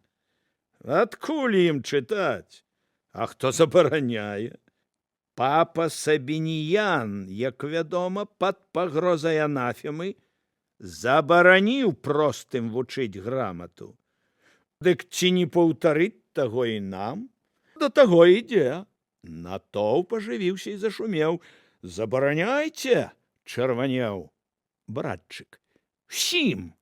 Усіх запішыце ў манахі. А хто вас тады будзе гадаваць? Это ж яны без таго, як жывёлы. Урэшце дай мне адну індульгенцыю. На 1 грэх. Колькі? Мніх усміхнуўся. 10 грошай. Бачыш, і цябе прыняло. Наш папа гэта табе не папярэднік, не паршывец Юлі другі. Вялікая розніца. Вядома, абодва хворыя на неапалітанскую хваробу. Адзін ад яе памёр, другі, дзякуючы ёй, прыдбаў тыяру. Блюзнеры ж, мніхавы вочы зрабіліся вострыя, а святая служба? Юрась паказаў яму кавалачак пергаменту. Дзеля таго і купіў? Маўчы! Народ засмяяўся. Блюзнеру цяпер колькі хачу, аж пакуль не спынюся. Дзіўна, як гэта ў вас. Паскуднік Баніфацый VI праклінае мярзотніка Фармоза I, Стафан VII праклінае Баніфацыя, а труп Фармоза аддае публічнаму ганьбаванню. Роман I адмяняе указы Стафана наконт Фармоза і бэсціць Стафана. Леў бэсціць Юлія, і кожны аб'яўляе, што ён не пагрэшны, а папярэднік адроддзе сатанііла і выкрывае яго ўтрапёна і жывёльнай нянавісцю. То хто мазурыкі? Мы ці яны? Ёлупы! Сячэце сук на якімся дзіцё? Трэба ж мне навучыць хаця адну тваю дурную галаву. Раз падманулі, 2, 10. Аднаму раскрылі твар, другому сотаму. Яшчэ думаеце, што вам будзе нехта верыць? Ужо і зараз ведаюць людзі, што то за птушка, леў. Змоўк. Скончыў? Спытаў мніх. Ось і добра. Індульгенцыі! Індульгенцыі! Можаш прадаць яшчэ адно, медналобы? Колькі пажадана будзе, сказаў Гіменіус. Адрэж яшчэ на адзін учынак. Волесь пачаў арудаваць нажніцамі. Юрась кінуў яму манету. Колькі пажадаеце? Ось дзякуй, сказаў Христос. І раптам адвесіў манаху перунападобную поўху. Той вякнуў, адлятаючы. Братчык паматляў рукою ў паветры. Вакол зарагатаў народ. Не маеш права падымаць руку на пасланца папы, захныкаў Гіменіус. А на маці Божую, значыцца, маю. Варта толькі паперку купіць. Чуеце, людзі? Служкі Гіменіуса пачалі былі набліжацца. Ось добра, сказаў Христос. Гэтым я і без грошай морду наб'ю. 3 чалавекі па 33 з трэцю грошай зарыла. Даволі танна, увесь век хадзіў бы ды лузаў. Служкі спыніліся. Манах варушыў сківіцай, але прыходзіў ужо да прытомнасці. Спаймаў ты мяне, невядомы, няшчыра усміхаючыся, сказаў манах. Ну, індульгенцыі, індульгенцыі. Христос паклаў руку на рукоять корда. Тады прадавай яшчэ на адзін учынак. Мніхавы вочы забегалі. Ну, гэта ўжо занадта. До, людзі, да заўтра, мой, на 3 дні ядка зачыняецца. Ядка толькі адчыняецца, сказаў Юрась. А ну, людзі, слухайце. Імем сваім, імем Сына Божага кажу, што вам брэшуць. Мне, яйцу майму, всё гэта патрэбна, як 10-я дзірка ў целе. Ты хто? Спытаў нехта з натоўпу. Я Христос. Натоўп загуў. У Магдаліны мільгнуў зрэнках жах. Гурма крычала. Ціха! Імем сваім вінавачыў усё гэтае быдла ў хлусні і рабунку, у зневажанні маці Божай. Калі вы мужы, а не садаміты, шэлях вам кошт калі не заступіцеся за яе. Імем сваім загадваю, натаўчыце гэтай торбе з гноем у каршэнь, выкіньце з любчы, а нарабаваныя грошы аддайце на сірот і дзяўчат без пасажніц. Ура! Загуло ў натоўпе. На беспасажніц, на сірот, народ рынуў наперад. У тую ж ноч, калі яны ўцякалі з любчы, над змрочнай зямлёй ляцеў вышыні, асветлены апошнімі промнямі сонца і ружовы ад яго камячок жывой плоці. Ён нёс звестку аб тым, што рачоны Христос узняў руку на майно царквы і загад самога папы, якога да таго ж бэсціў несамавіта разам з царквою. Ён нёс вестку аб тым, што рачоны Христос забыў сваё месца, і тое, што ён махляр, і падбухторыў натоўп на рынку. Ён нёс вестку аб тым, што вядомы царкве чалавек распусціў чутку аб вядомай жанчыне, якая нібыта знаходзіцца ў наваколлі Наваградскім, і зараз вядзе Хрыста з апосталамі ў цэнтр ваяводства, дзе і паспрабуе затрымаць іх на 3 дні. Вядомы чалавек прасіў, каб сотнік з атрадам паспяшаўся. Голуб ляцеў, і промні апошняе сонца згасалі на ім, а наперайкі клаўся сіні водсвет ночы. Калісьці ён нёс ною вестку аб дараванні і міры. Цяпер ён нёс бразганне мячэй, прэнг і ганебную смерць. Раздзел 20. Грашовая скрынка Іуды. У Іуды была скрынка. Іоанн, глава 13, сторонка 29. Не ўсім дастаюцца порткі, хто ім жадзён. Прымаўка. Яны ўцякалі ўначы, бо ведалі, за тое, што зрабілі ў любчы, мала ім не будзе. Яны не ведалі аб тым, што па слядах іхніх імчыць карніла, але, пабойваючыся любчанскага кашталяна, блыталі сляды, ідучы непрамою дарогай. Адну ноч, замятаючы сляды, яны ішлі прэч ад Наваградка, на поўнач начавалі ў пушчы, а потым рушылі кружным шляхам, кіруючыся на Ўсялюб. А поўдні наступнага дня наблізіліся яны да сяла Хадасы. Магдаліна ішла з Христом, быццам баючыся, што вось цяпер ён можа ўзяць і знікнуць. А ён, апусціўшы галаву, думаў пра сваё, не заўважаючы нічога вакол.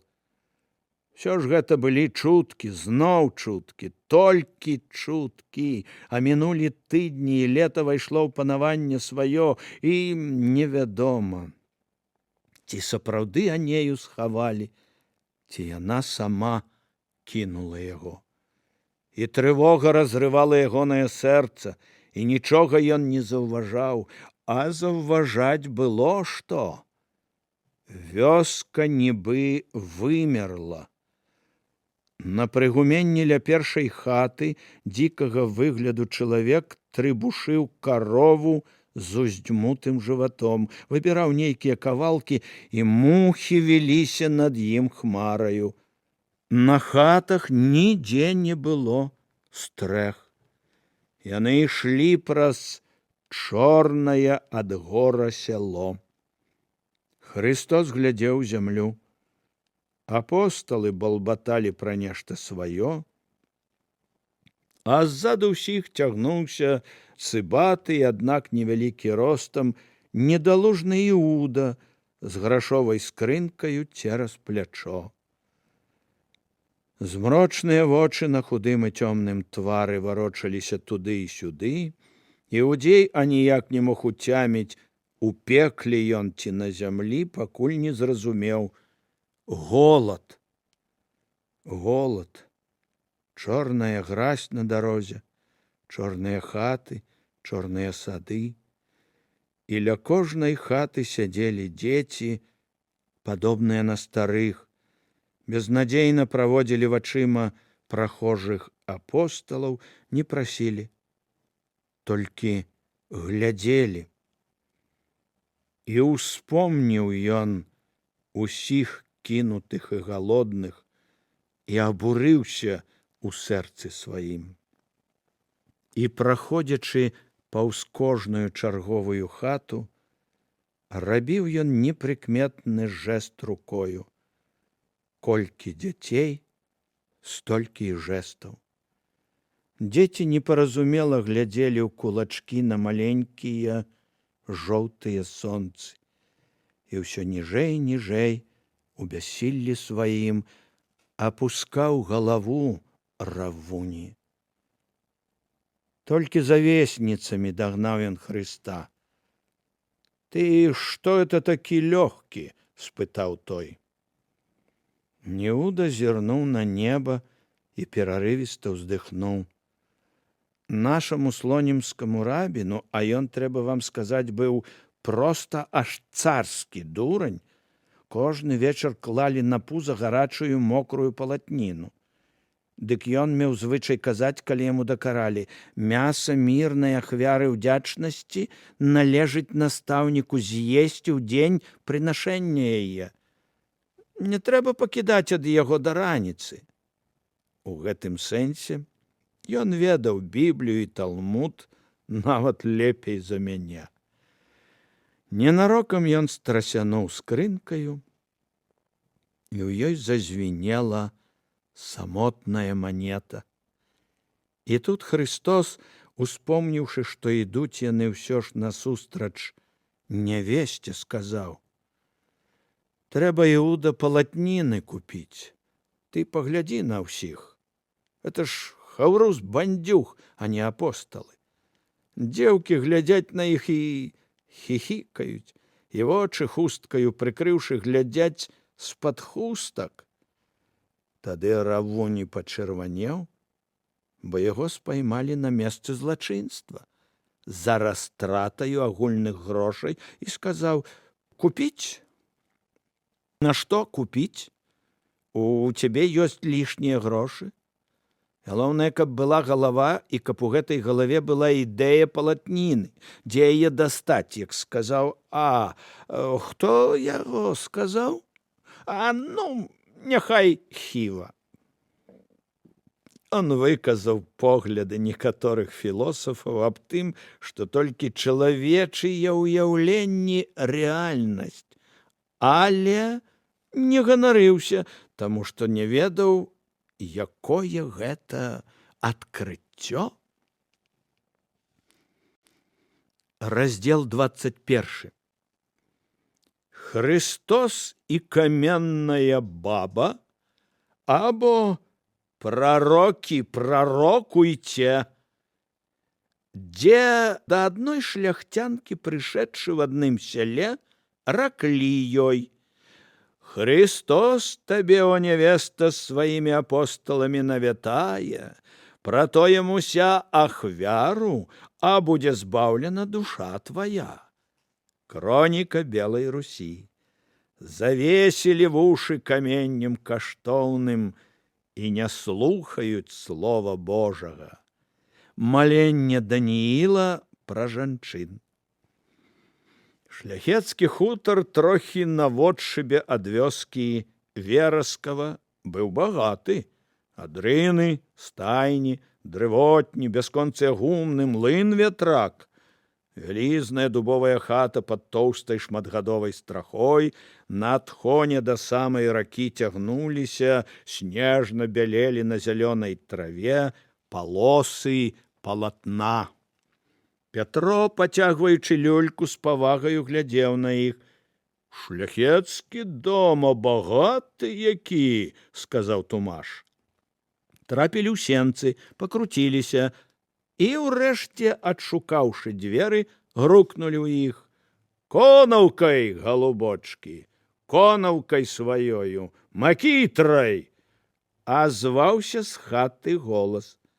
Увайшлі, всё ж не скарыстаўшыся з парады. Хата з вышараванымі сценамі палілася по-белому. Вісела над ложкам багатая зброя, сажэнная ўпоперак сябе таўсцей і крамяней гаспадыня з тупым тварам, вельмі ж падобная на каменную бабу, мясіла ў дзяжы цеста. Цеста было бялюткае, яно пішчала і вухкала пад ударамі страшных рук, як быццам пакутавала і прасіла аб літасці. «Белая», — сказаў Тумаш няверны, «а побач у хадасах людзі мруць», — дадаў Іуда. Баба ўзняла шырокі, каменна-нерухомы твар. «Няхай мруць. І так гэтых галадранцаў развялося. Хутка на зямлі гэтай плюнуць няма куды будзе, каб у свінню нейкую двухногую не трапіць». Агледзела лёзных людзей. «Трэба што? Ну? Христос табе, о невеста, сваімі апосталы навятае», з не дужа вялікай рашучасцю сказаў братчык. «Ідзіце, ідзіце», буркнула яна, «Бог падасць. Які яшчэ Христос?» Ілія ж, ён жа Сымон Канавіт, шныпарыў цыганскімі вачыма па хаце, па налаўніках, пляшках на стале, кублах. «Сапраўды, баба ты дурная! З неба!» — сказаў ён. Тая выцягнула рукі. Цеста злучала яе пальцы з дзяжою, цягнулася і адначасова наліваўся крывёю каменны твар. Тады і разумеў, што справа тут можа не скончыцца добром, таму ён пастараўся стаць так, каб шляхцянка не бачыла яго. Зрабіў два няўлоўныя рухі рукамі, нібы кідаў нешта, і застыў. За імгнення да гэтага ягоныя грудзі былі пукатыя, нібы ў жанчыны. Цяпер хітон ляжаў на іх роўна. Баба абводзіла вачыма грубыя хітоны, круцельскія страшнаватыя морды, але не баялася, мо па тупасці. «Якая я табе баба! Я дваранка! Хам ты! Мужик!» Тумаш крэкнуў, нібы ў кепскім люстэрку бачыў сябе, затое мытар Мацей не стрываў, сказаў са страснай з'едлівасцю: «Я з такіх дваран мытарам апошнія штаны здымаў. Быдла ганарлівае!»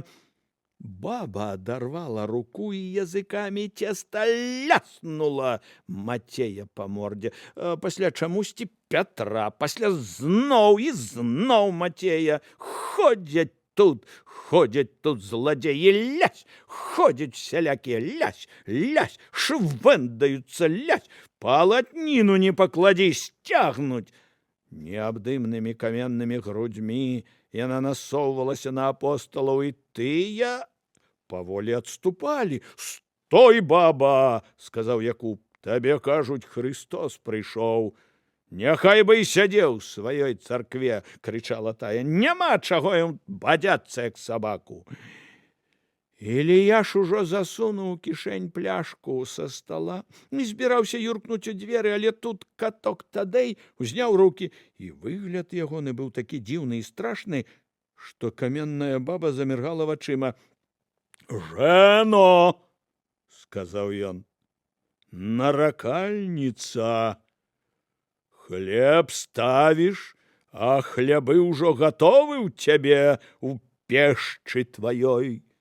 І ён лапатаю з печы выбраў два боханы, ударыў па адным ножом. Пацягнулася пара, баба войкнула: «Каторага ж там ніхто не саджаў? Ад Бога ўсё!» — грозна паказаў пальцам Тадэй. «Ад яго! Баба кульнулася ў ногі. Пане Божа, даруй мне дурніцы. Давай палатніну, взяў быка за рогі Балтрамей. Садзі за стол, давай яму ахвяру, будзе збаўлена душа твая. У бабы сквапна забегалі вочы. А голубочкі, а я ж ведаю, што не тыя вы хадасоўскія галадранцы. Ужо вам я дала бы, не скупая, але мужа дома не маю. Не магу так без волі яго ўчыніць, хаця бы хацела. І Якуб з тугою паглядзеў на дарэмна аддадзены хлеб. Вы ўжо лепей, голубкі, ідзіце далей. Па дарозе ў вёсках не спыняйцеся, таксама дохнуць, а ідзіце проста на ўсялюб. То там, можа, у каго і муж удома будзе. Маеш якую палатніну або лён да пасвячэння? Спытаў Пётр. Паганенькая. Яна падала гнуткі сувой. То мы з сабою возьмем, Якуб усміхнуўся. А Христос цябе будзе бласлаўляць, абы табе кудзелю хутка прала. Кажы другое палатно, утканае, калі маеш. Падступныя Пятровы вочы нібы чаравалі. А мы табе будзем пасвячаць. Людзі мруць, ціха сказаў Юрасю Равуні. А гэта я. Перун яе спаліў. Баба з сумненнем падала Пятру таўсценную штуку палатна. Пётр узвёў вочы і зашаптаў нешта сам сабе. Ніхто не заўважыў, як ён непрыкметна выбіў сярэдзіну сувое жарынку са сваёй люлькі. На, будь блаславёная за дабрыню да нас і да суседзяў, з іроніяй дадаў Равуні. О, каб ён ведаў, што словы тыя трэба казаць не з іроніяй, а з пагрозай. Баба паклала палатно ў скрыню і зноў пачала ласкава насоўвацца на іх грудзьмі. Прабач, пане Божа, прабачце, Божыя госцікі, я ўжо і затрымаць вас не магу. Яна выціснула іх у сенцы, а пасля на двор. А ні на хвіліначку не магу. Па кароўкі у чараду бегчы трэба. Хаця якія ўжо там кароўкі? 20 нейкія разоў па 7. Вы ўжо як калі-небудзь яшчэ пойдзеце, можа, то заходзьце, заходзьце. І хаця ўсе і яна сама разумелі, што па каровы ісці рана, все зрабілі выгляд, што так і трэба. Мужик, калі вернецца, падступна усміхнуўся Пятро. Заўтра, любенькі, заўтра. То перадавай яму прывітанне ад Хрыста з апосталамі, усміхнуўся Пятро. Яшчэ раз будь блаславёная за дабрыню. Ён ведаў такіх людзей. Яны рушылі сваёй дарогай, а баба пабегла сваёй. І калі яны адышлі ўжо вельмі далёка, Лявон Пятро раптам зарагатаў. Усе пачалі распытваць, і тады ён расказаў ім усё. Христос аж збялеў. Вернемся? Позна. Цяпер, пэўна, яна з лазінай да чарады ідзе. А са скрыні з усіх шчылін дым валіць. Пакуль дойдзем, пакуль тое. А ты што, Езус, пагоні баішся? Мужик заўтра вернецца. Можа, яна гэта таму сказала, каб мы вечарам не вярнуліся, баязліва сказаў Андрэй.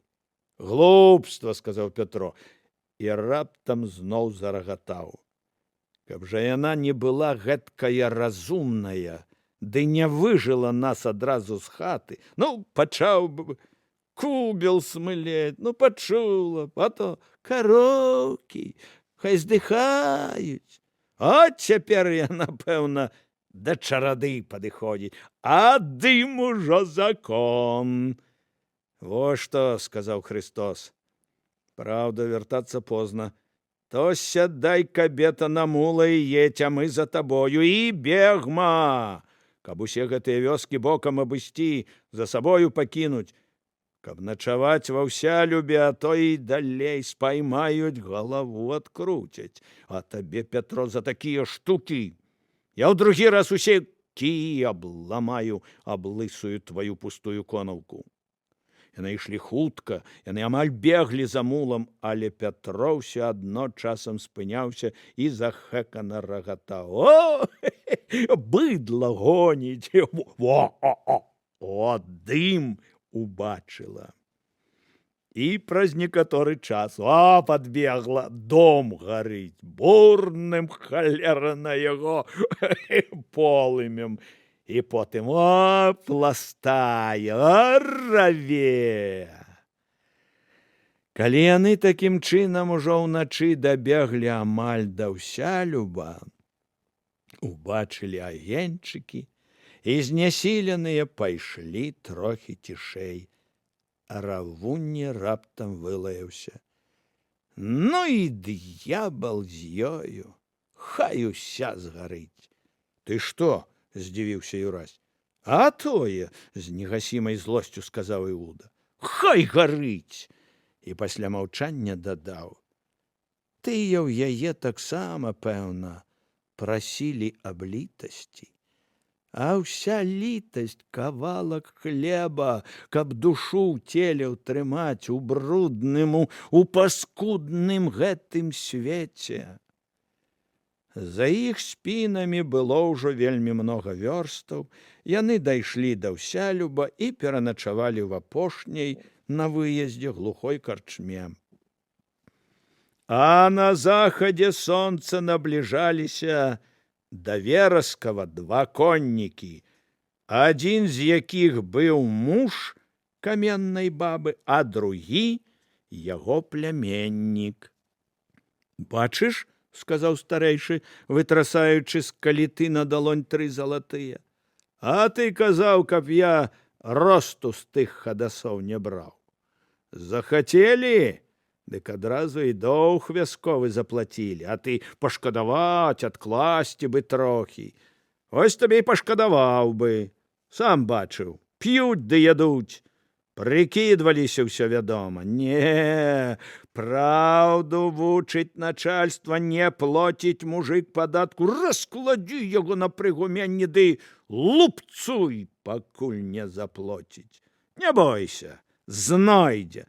Ды я, дзядзька, і сам цяпер бачу, — паныла адказваў грыбасты пляменнік.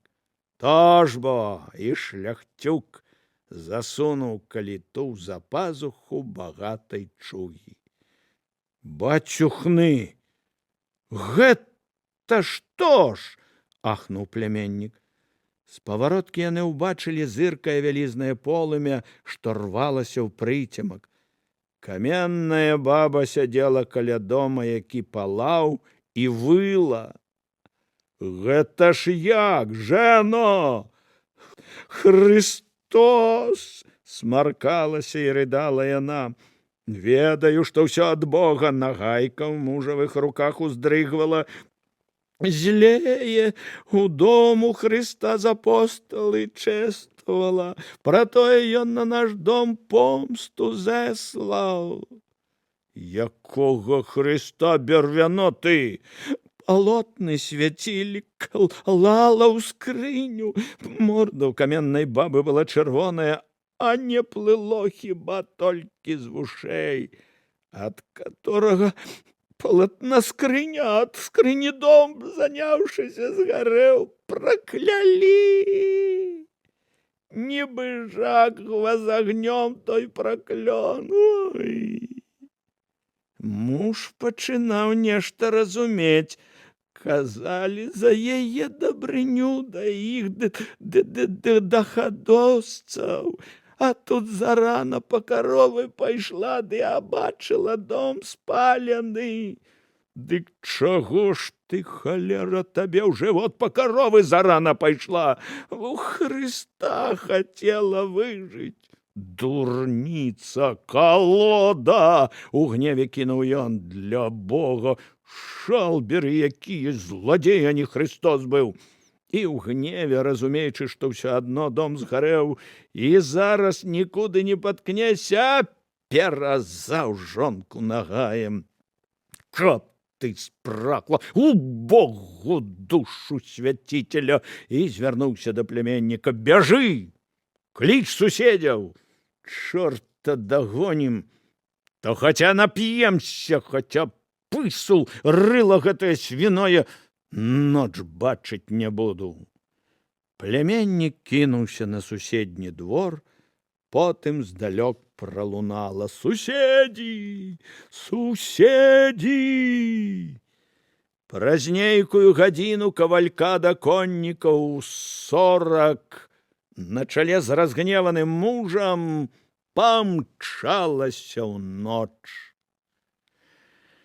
В карчме было цемнавата і дымна, сталы векаўшчына застаўлены ежай і пітвом, лавы ля сценак, сценкі на адным узроўні выцертыя спінамі да бляску.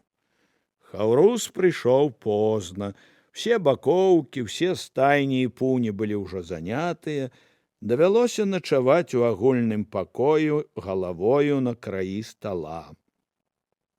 На апошні удзень залаты засмажылі 3 бараноў, папрасілі цыбулі, часнаку і рэпы, чорнага хлеба, 2 куранят для Магдаліны, трохі віна і 3 буслы гарэлкі і мёду. Астатняе карчмар ім зараз жа не аддаў. І што паны будуць есці недзе ў нейкага там наваградскага шапса? Гэта ж дальбо і не іудзей? Это ж чорт ведае, што такое. Беланогая падла і носіцца са сваім, як... Ну, я не буду лаяцца. Але ж у яго не куры, а ціхія па старасці нябожчыкі. Іх хіба ў яго гарэлка? Божа мой, ваш Люцыпар мыў ногі, то і тая вада крапчэйшая была. А заўтра паны будуць мець амаль тое, што і сёння, і за тыя самыя грошы. А я вам яшчэ сена на падлогу. Пасмяяліся, ды і згадзіліся, куды спяшацца. І вось сядзелі і елі. Якуб адзін даядаў палову барана, астатнія наеліся ўжо, глядзелі на людзей. Палаў вялізны камін, круціліся ў ім на пожагу, шыпелі ў агні кроплямі тлушчу куры. Карчмар стаяў за агародкай у атачэнні куфляў, мерак, бочак, наліваў, мераў, кідаў на гліняныя місы, прытрымліваючы хусткай, адразаў ад вісячай шынкі. Любата было глядзець. Здаецца, ў 10 не ўправіўся б за аднаго. Людзей было ўжо не так і многа. Позна было. Ян, прыадкрыўшы па-юроцку рот, разглядаў на паліцах, што цягнуліся па ўсіх сценках, для прыгажосці пастаўленыя алавяныя і гліняныя распісныя місы, і Іуда пісаў нешта на краёчку стала. Ты, гана... Што гэта? — спытаў Піліп. А Евангелля пра нас трэба ж камусьці? Добра табе, пісьменны. Всім было добра. У галаве прыемны туман, шум. Сядзіць са шлюхай манах-дамініканец. Смяюцца чагосьці. А ў куце п'е кампанія шляхціцаў. Адзін ужо ляжыць галавою ў місе. Самы сярод іх паджылы, з пасечаным тварам і пачварнымі сівымі вусамі, бурчыць. Не тое ўжо, што было. Чорт ты яго ведае, куды коціцца свет. Бывала, бывала. Бывала, ежа была лёгкая. Паеў, праз гадзіну зноў есці хочацца. А жанчыны, якія былі, 20 узапар цалаваў бы. А цяпер і на адну не глядзеў бы. Вы ўсе тут шчанюкі. Бывало, вино. О, дык гэта вино! Усе бы, як вось ён, ляжалі б. І вечная слава ў людзей цягнулася. А сёння толькі аб'явілі вечную славу, бац, памёр. Бац, завтра ніхто ні храна яго не помніць. Паступова, аднак, карчма пусцела, і яны засталіся адны. Нават карчмар пайшоў да сябе. Сёй той ужо драмаў, паклаўшы галаву на стол або на падлозе на сене. Не спаў з Хрыстом Пятро. Было душна, і Юрась адчыніў акно. І вось тады, адчыніўшы, яшчэ далёка пачуў ён у перадранішняй цішыні прыглушаны адлегласцю тупат шматлікіх капытоў. «Здаецца, дасціглі», — сказаў ён. «Ну вось, маеш, Пятро, з'явіліся агні паходняў, хлопцы, пагоня!» — крыкнуў Христос. Усе замітусіліся па карчме, толькі адзін Іуда, здаецца, нікуды не спяшаўся. Некаторыя скочылі за дзверы, Андрэй пачаў ліхаманкава ціснуцца ў падпечча, Ілія ж, выскачыўшы, пабег горадам капуснымі градкамі, блытаючыся ў гарбузінні, якое, здаецца, лавіла яго за ногі. Христос уздзеў рукі. «Петре, Петре, набліжаецца ўжо да мяне келіх мой, маем праз цябе ўзяці!» І раптам выставіў акно з кеміў. «Хіба што пакуту акном адсюль вымкнуць». Пятро кінуўся за братчыкам, які ўжо ціскаўся ў акно. «І я, пане, па сіле маёй, не адпушчу цябе, але дзе ты будзеш, і я з табою пайду. Куды ты, Божа, туды і я». Яны ўцяклі акном і пабеглі гародамі. І тут за іхнімі спінамі пачуўся звон шкла, крыкі. Коннікі ўварваліся ў карчму. За стойкай у гасцінна стаяў Равуні. «Можа, ясна, вяльможныя паны выпілі б? Такіх каплуноў, такога мёду!» «Дзе махляры, карчмар?» – зароў муж. «Якія махляры? Ну, тут, разумееце, я, а ў бакоўцы жонка, у падпечку, разумееце, куры». «Куры? Я ж не кажу, што львы». Андрэй у падпечку пачаў квактаць, раздзімаючы тоўстую морду. Гроб салому і квахтаў, нібы яйка знёс. Вельмі натуральна. «На двор», — сказаў муж, — «там яны, ну ім». Магдаліна паднялася ад печкі і выйшла за імі ў сенцы. «Слухай», — сказала яна мужу, — «ты ведаеш, што на гэтых людзях? Здохнуць, каб яшчэ не ведаць. Заб'ю, падлаў! На гэтых людзях справа і прэнг самога кардынала. І вось-вось павінны ўзяць. Уцяміў?» Шляхцюк атарапеў. «Добра», — урэшце сказаў ён, — «забіваць не буду, але ўжо дам. За мной, хлопцы!»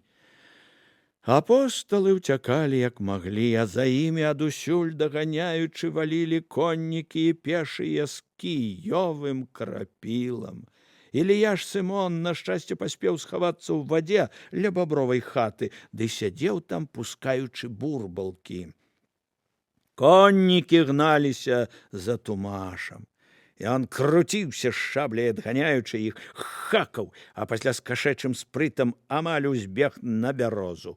Бярозу пачалі трэсці. «Я дваранін!» — крычаў ён зверху. Астатнія ж спаўна выпілі келіх свой. За імі гналіся да шляху самога, яшчэ далей, і трэплючы пыталі: «Прарокі, прарокуйце, у каторым лесе тыя кіі раслі?» Яны, нічога на тое не адпавядаючы, з усёй сілы ўцякалі ад небяспекі. Слова ад летапісца. Пакуль жывата свайго паправілі, паўтаралі частакрот тыя словы. Цяжка нам пакуту панскую і апостальскія даручэнні на целе сваім насіць.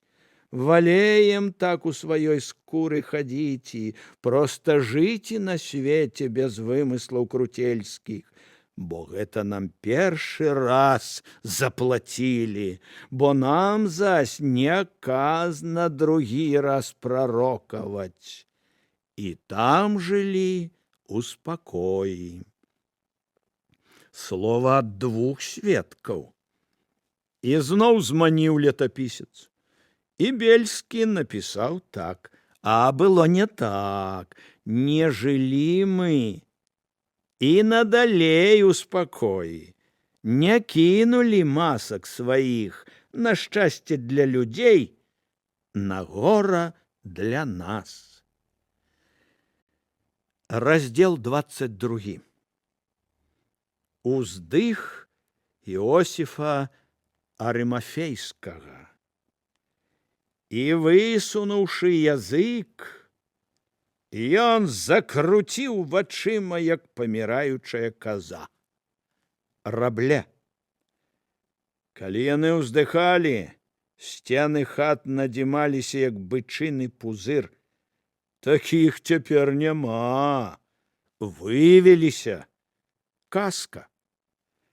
Пі, але закусвай. Старажытная народная мудрасць. Сядзелі яны ля карчмы, і большасць лічыла сінякі. Плач і скрогат зубоўны, сказаў жанчынападобны Ян. Не наследуй злу, але добру. Калі вока твоё спакушае цябе, мацаў здаровы ліхтар Пятро, а тады выняў з рота зуб і сказаў сумна: фокусы можна было б паказваць. Пятро зарваўся. Што ж гэта кожны раз нас так біць будуць? Куды ж такая работа? Сказана бо, будуць біць вас у сінагогах, сказаў Мацей. Прычым тут сінагога, казёл, узлямантаваў Равунь. Не, ўсё яшчэ не мог супакоіцца Пятро. Як так далей жыць? Ты, Езус, а ну давай нам грошы і ежу, раз вучняў набраў. Хоць нарадзі, хоць з калена вылами аддай. Гандляваць трэба, сказаў Баўтрамей.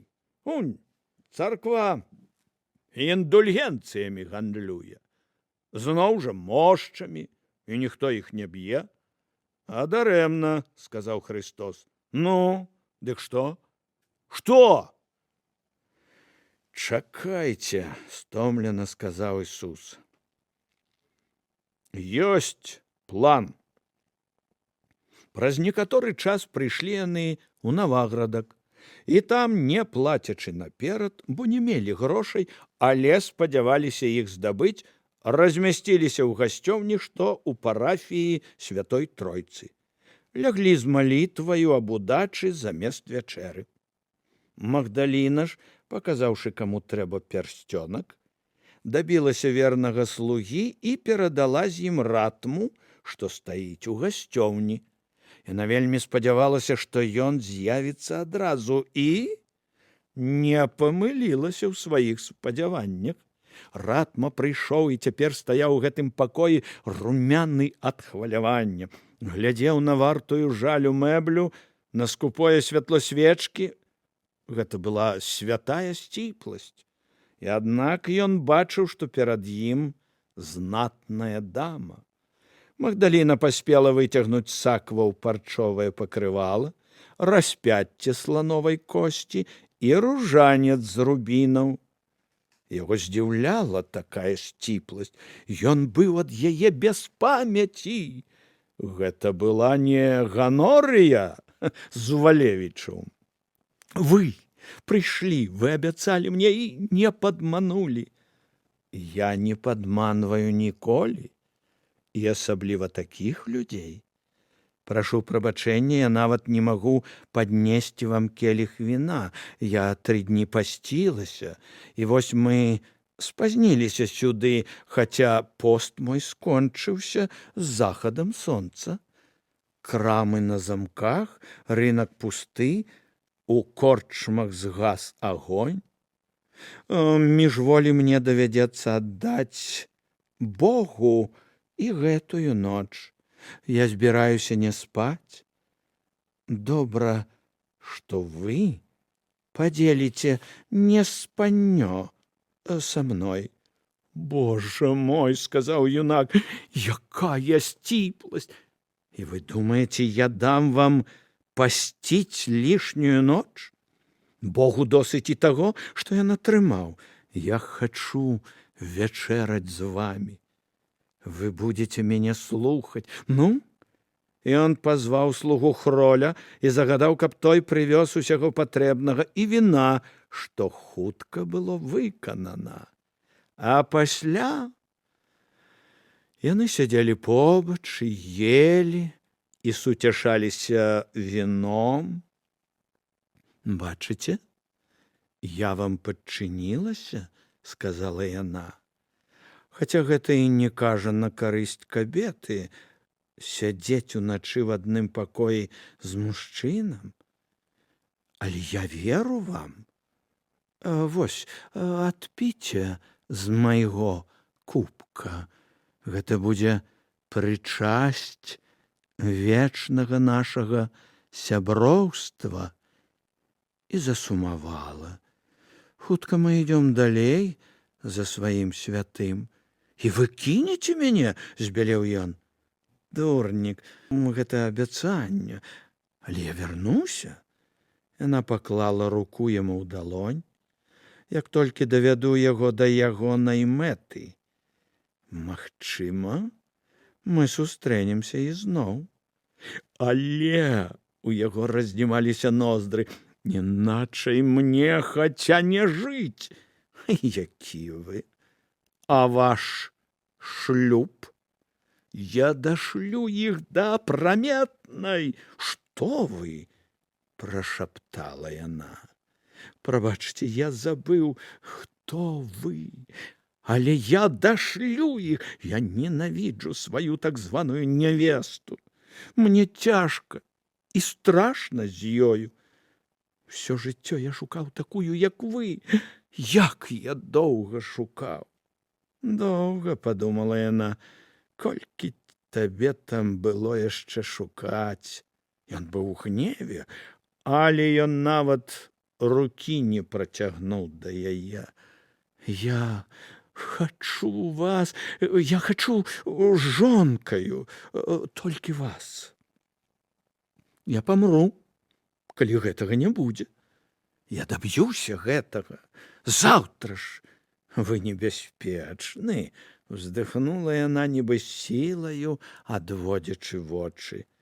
Рукамі яна нібы адштурхоўвала яго, і ён міжвольна схапіў гэтыя рукі. Толькі вас. Пашкадуйце. Пашкадуйце вы мяне, мне цяжка, гэта вышэй за мяне.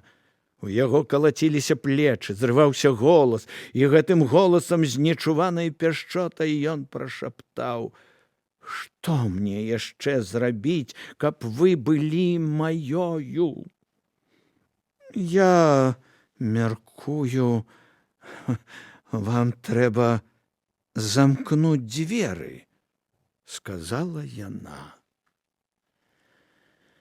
Раніцаю ўвесь Хаўрус займаўся тым, што штурхаўся па кірмашы, шукаючы, як бы тут змахляваць на ежу.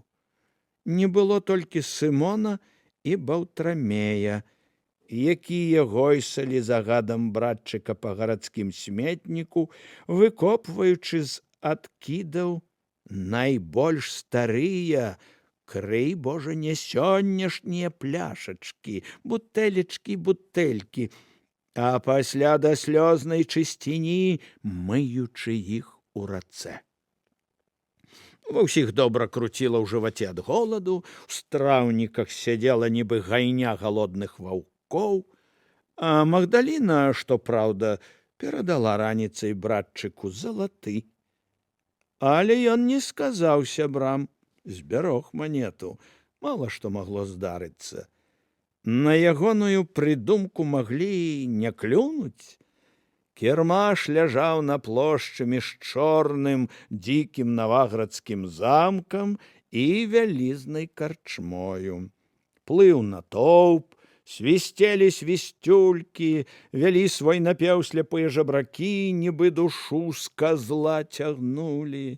Штурхаліся мужыкі, дзеўкі, багатыя кабеты, зрэдку паважна, як каравела, пад ветразямі плыў праз натоўп дваранін у плашчы.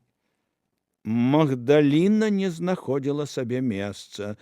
Нават уначы, даводзячы каханка да непрытомнасці і ўтрапення, сама задыхаючыся ад яго абдымкаў, яна думала краем думкі, ці здолее выканаць загад, вызваліцца, магчыма, назаўжды застацца з гэтым. Не жонкай, дык каханкай, бо гэтага яна не адпусціць. Гэты ніколі ўдзячны ёй не здолее забыць яе і гэтыя начныя пацалункі.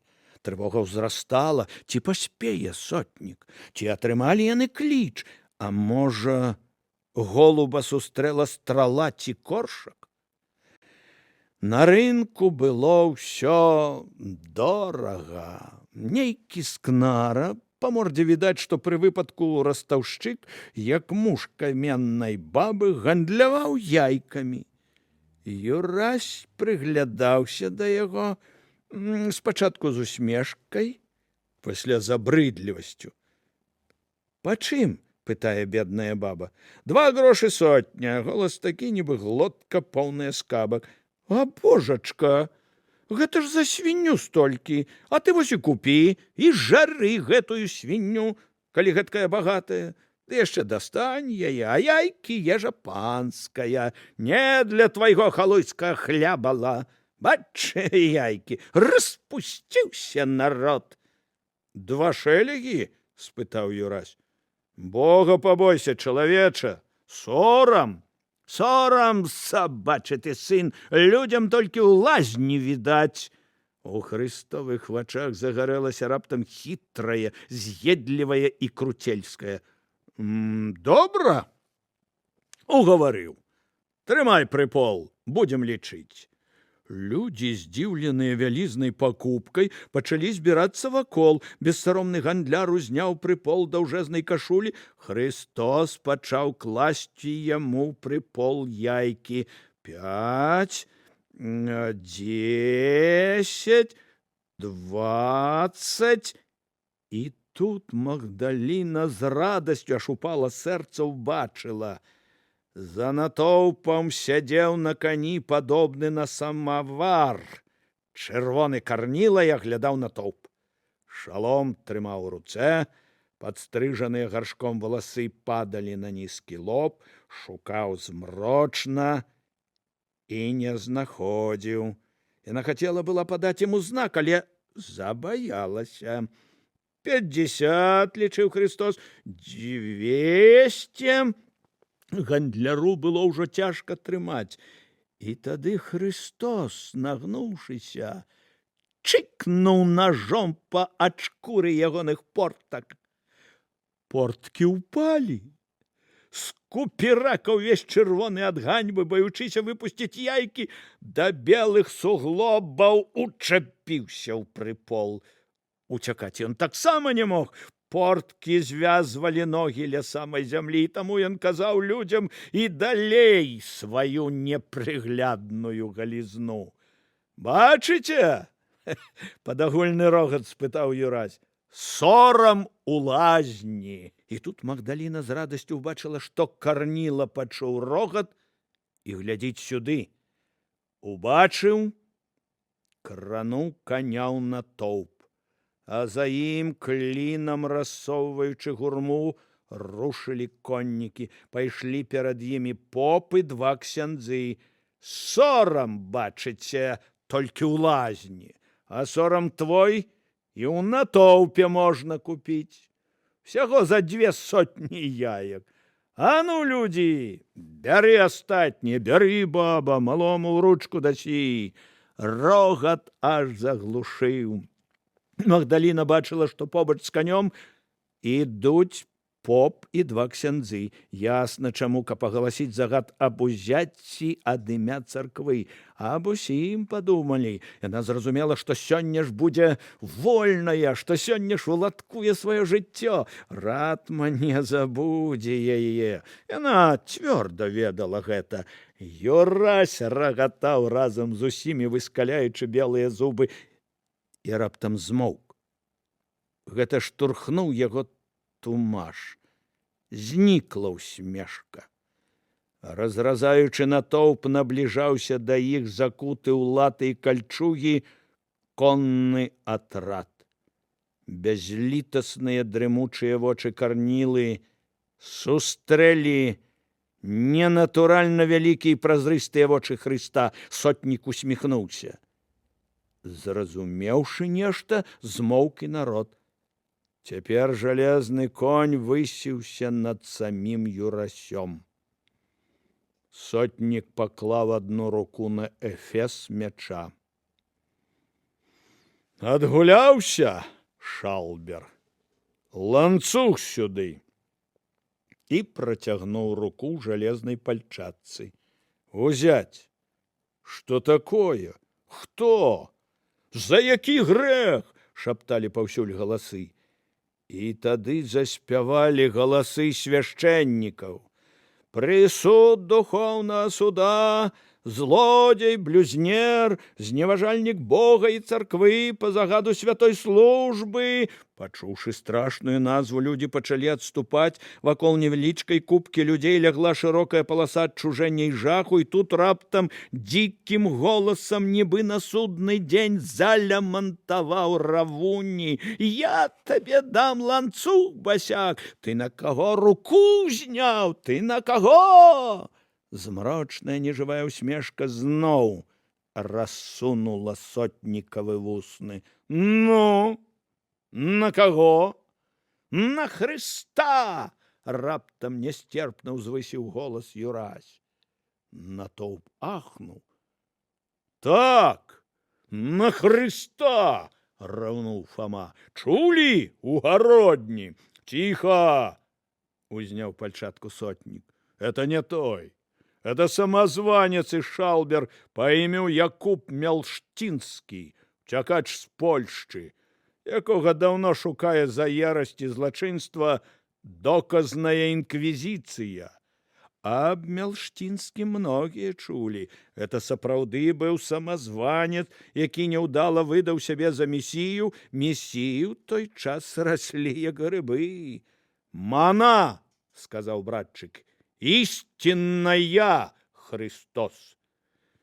Калі ён Христос, звярнуўся да натоўпу сотнік, хай прылюдна створыць дзіва. Юрась маўчаў. На гэты раз яго, здаецца, сапраўды спаймалі. На гэты раз не выкруцішся ўсё. Маўчаў і натоўп. У гэты момант Хрыстов позірк упаў на сляпых, што сядзелі ля аднаго воза.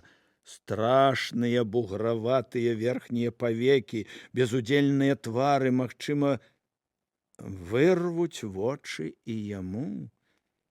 І тут ён здзівіўся. Адзін са сляпых, карыстаючыся, што на яго ніхто не звяртае ўвагі, ва ўсе вочы глядзеў на беспарточнага гандляра, на сотніка і на яго, Юрася. З радасцю адчуваючы, як вяртаецца жыццё, Юрась непрыкметна паказаў яму залаты, якое шчасце, што яго не праелі, і спытаў вачыма: «До?» «До», Апусціў сляпы вочы і пачаў шаптаць нешта суседу, чалавеку такога ж бандыцкага выгляду, як і ён. Ноздры Христовы раздзімаліся, ён ускінуў галаву, і прыціхлы натоўп ударамі сякеры ўпалі яго словы. Будзе цуд! Кірмаш замёр. На сотнікавым твары было непаразуменне. «Прывядзіце мне, хаця б унь тых сляпых!» Людзі кінуліся да калек, узнялі іх і на руках даставілі да Юрася. Натоўп глядзеў са свяшчэнным жахам на бугрыстыя, відаць, ад старых язваў павекі.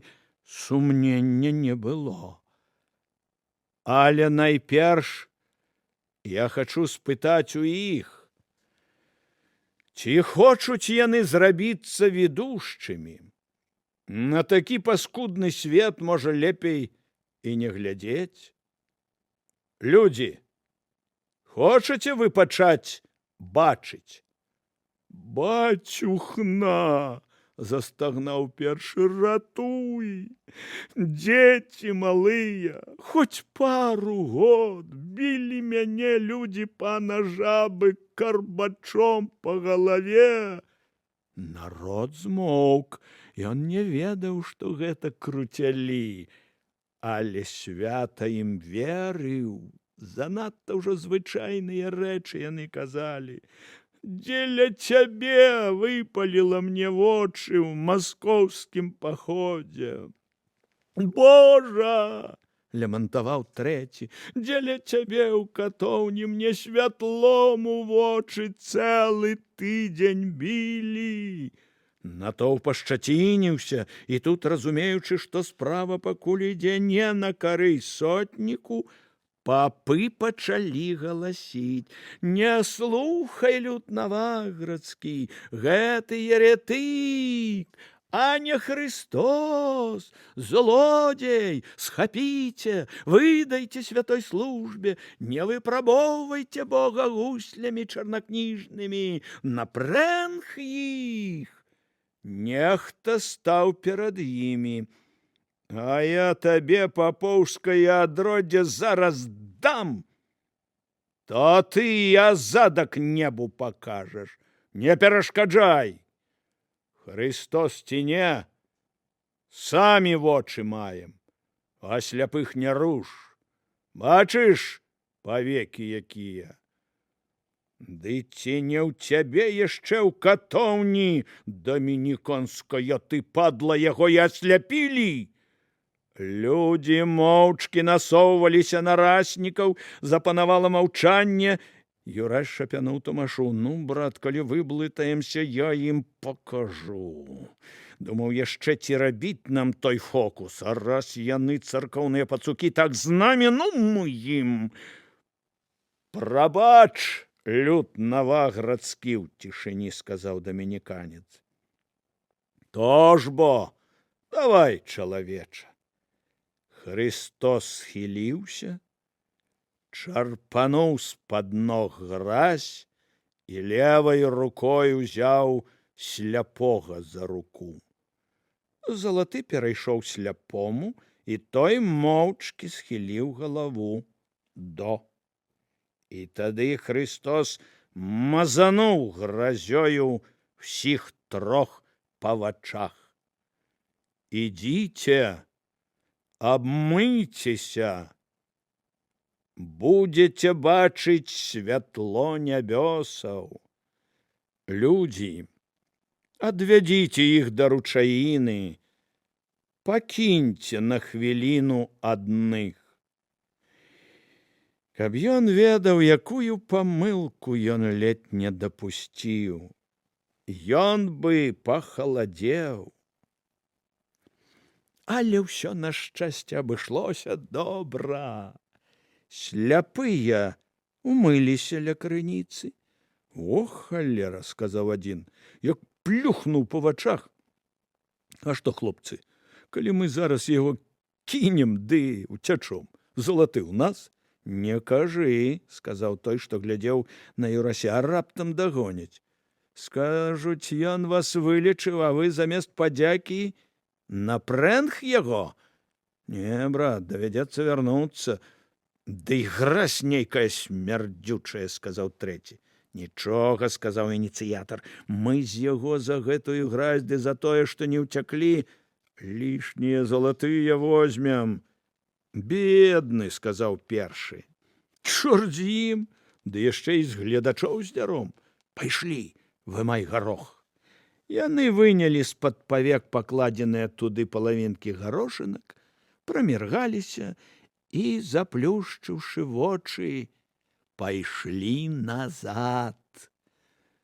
Карніла з тупой іроніяй глядзеў на бадзях. Убачыў, што сляпыя набліжаюцца, што вочы ў іх заплюшчаны, і усміхнуўся. Што, выкручвацца хацеў? Не памагло? Сляпых падвялі. Юрась перахрысціў іх. Бач, загадаў ён, глядзі на Бога ў славе ягонай. Сляпы з цяжкасцю прыўзняў павекі. Пане Божа, крануліся шэптам вусны. Бачу, бачу, пане Божа, сузіраю светлы твар твой. Зірнуў на сотніка. А гэта што за багабрыдкае рыла? Сотнік разгубіўся. Два другія былыя слепакі глядзелі на яго з кепска прыхаванай агідай. Чорт, сказаў адзін. Ясна, што сатана, сказаў Равуні, толькі рогі пад валасамі. Два мешчаніны падышлі да сотніка. Ну, рыла, гэта як жа? На Бога руку зняў? Саул пачакал у смярдзей. Карніла наліўся барваю, вырваў меч. Ціха, хлопы! Это ён зрабіў дарэмна. Наваградскім мяшчанам, як і ўвогуле тагачасным мяшчанам, зброяю пагражаць не варта было. Рык натоўпу дайшоў да шалёнай раз'юшанасці. Гулка лопнуў аб галаву Карнілы пусты гаршчок, коннікі пацягнулі з піхваў мячы, і тут белая, сіняя, чырвоная, залатавалосая, стракатая ад доўбняў, кіёў, кордаў, кляўцоў, і дзід мора кінулася на іх з усіх бакоў, паляцелі дзежкі, паленні, зафырчалі ў паветры бручыны. Спалоханыя крыкам аслепленыя коні ярыліся і ўставалі дымабаботым, чуй дух прабіліся праз натоўп і паляцелі прэч. Наўздагон ім для постраху пусцілі з дзесятак стрэл. Магдаліна ў адчаі глядзела на шалёныя ўцёкі латнікаў, ведала, што раней, чым праз пару дзён, і то, узяўшы падмацаванне ў любчык, Карніла сюды не вернецца. Ведала, што Христос цяпер нагострыць адсюль лыжы.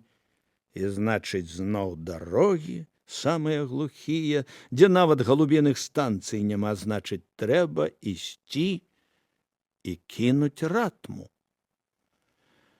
Каб яна ведала, што гэтая акалічнасць уратуе яе, яна думала б іначай, але яна не ведала, і таму пайшла глухімі вуліцамі да замка, каб магчыма развітацца з ратмам і ўзяць клетку з галубамі ў запас. Клетку яна атрымала, але хлопца не ўбачыла. Вартавы сказаў груба: «Ідзі, ідзі, ён пад замком». За што? Ну, значыцца, добрых спраў нарабіў. Гэтая вестка напоўніла яе трывогай. Што такое магло здарыцца? Няўжо за начную прыгоду? А можа, ён усё адкрыў бацьку? Ну не можа ж ён быць такі дурны, каб вось так адразу. Усё гэта трэба было доўга рыхтаваць. Яна не ведала, што радша. І выявіўся менавіта такім дурным.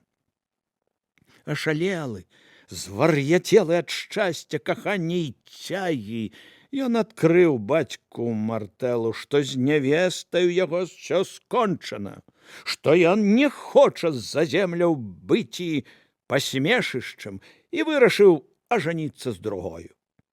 Бацька урезоньваў яго, што ўсё гэта лухта, што радавітыя не гаспадары сабе, што ажаніўшыся можна пасля мець хаця 100 палюбоўніц.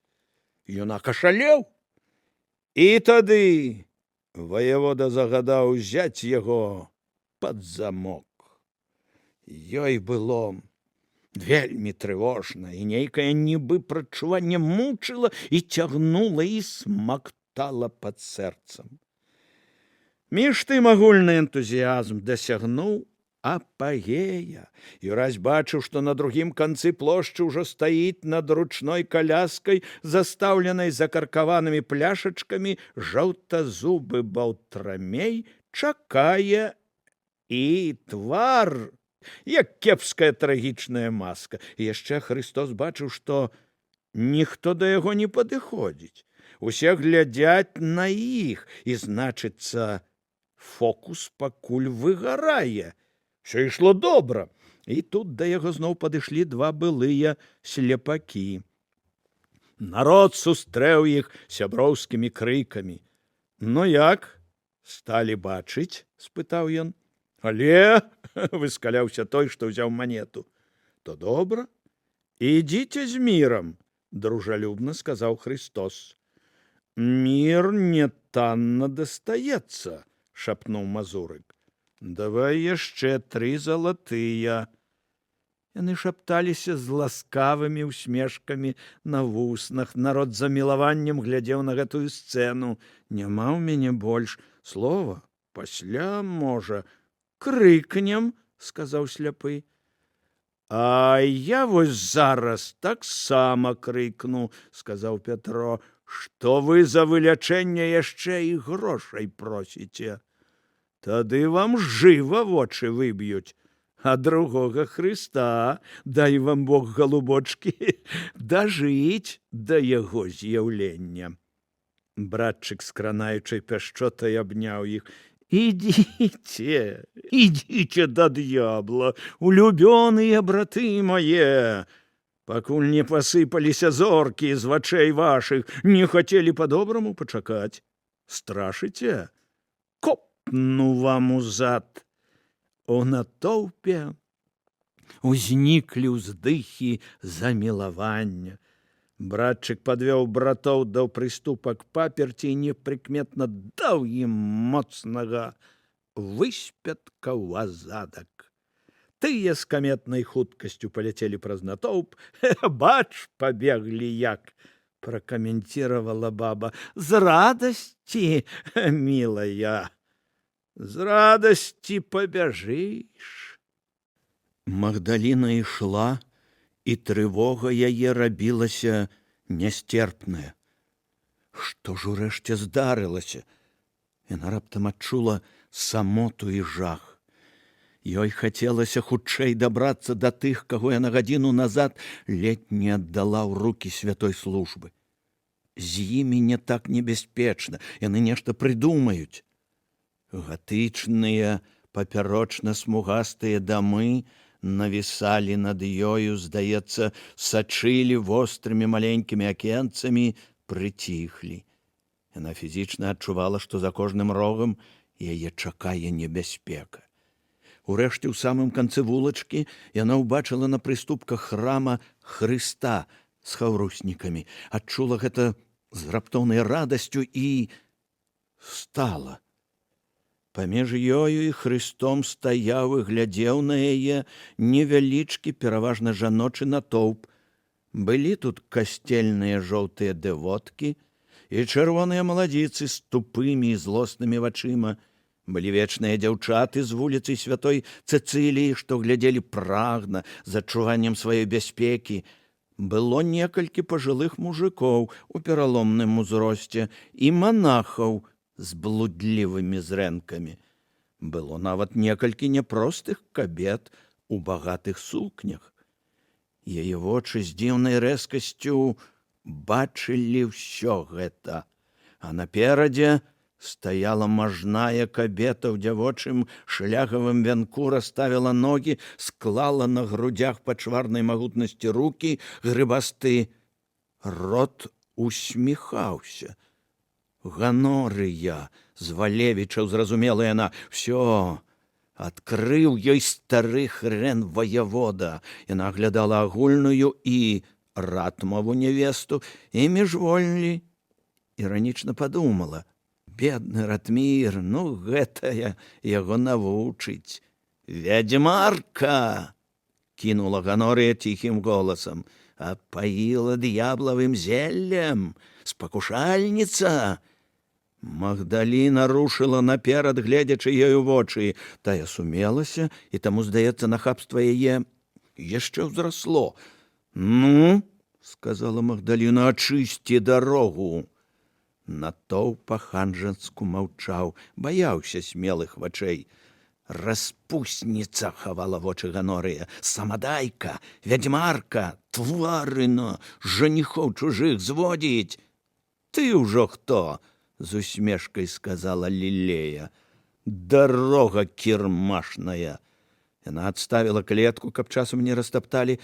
«Прыходзяць тут гнілыя, хамка, на дваран замахваешся, не пачыне! Адыдзі!»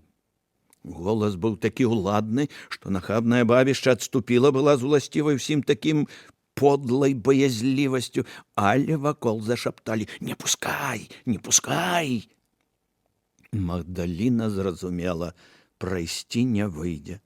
Цяпер трэба было ўчыніць вялізную сварку. Можа, пачуюць свае і вызваляць, пакуль не пабілі. «Чарадзейка, атрутніца, вочы выдзеру, шлюха ты!» — кідала Ганорыя. «Маўчы, грамадская студня! Зажыва гніеш, а на маладога рыцара брудным вокам кідаеш. З турэмшчыкамі табе спаць, з пракажонымі скатамі. Ён яшчэ з табою пойдзе, святы хлопец. Адулю!» «З табою хіба, шалавай?» — спытала гаспадыня Валевічаў. «А і са мною. Аролу такой гусі бруднахвостай не пара. А ты хто, хлопка? Ды ўжо ж не ты. Да чыйго дома ў горадзе самы біты шлях?» Яна выдумвала, але ведала, з гэтай усё будзе праўда. Ці ёсць у Наваградку такі хаўрус, які б цябе нашымі жорначкамі не называў? Ды ў яго, калі ён дурань будзе, шыя зломіцца ад тых падарункаў, што ты яму да шлюбу назапасіла. Дрэнь, чарнакніжніца, еретычка! Ад каго браты зажыва засмярдзелі, ды Божага царства пайшлі шукаць? Хто ва ўласнай маткі ў 12 год законнае права жонкі адабраў?» Удар нечакана трапіў у цэль. Ганорыя задыхнулася. «У студні закінутай, у яе ж пашукайце!» — цадзіла Магдаліна. Яна добра ведала норава жанчын такога тыпу. «Бачыце? Айцы святыя непарочнай яе агаласілі. За колькі? Ці мо натурай заплаціла?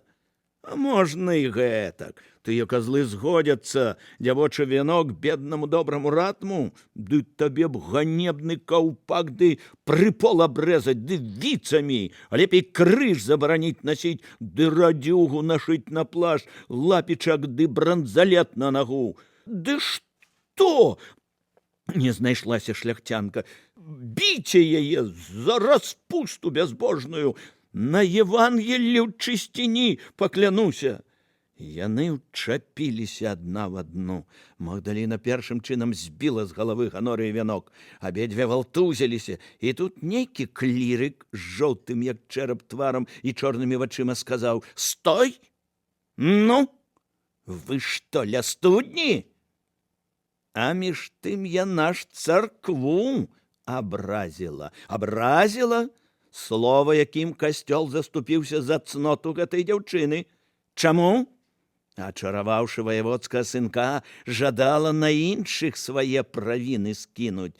Між тым гэта адна з самых страшных кабет гародні.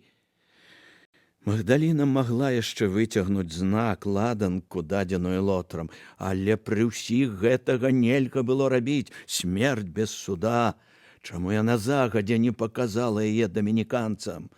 Яна зразумела, што гэта ўсё цяпер нішто не ўратуе. Пасля на трупе знойдуць той знак. Клірыка за выкрыванне і забойства асабліва даверанай асобы, той, што можа загадваць ад імя царквы ўсім, аддадуць службе і знішчаць. Ці лягчэй ёй будзе ад гэтага?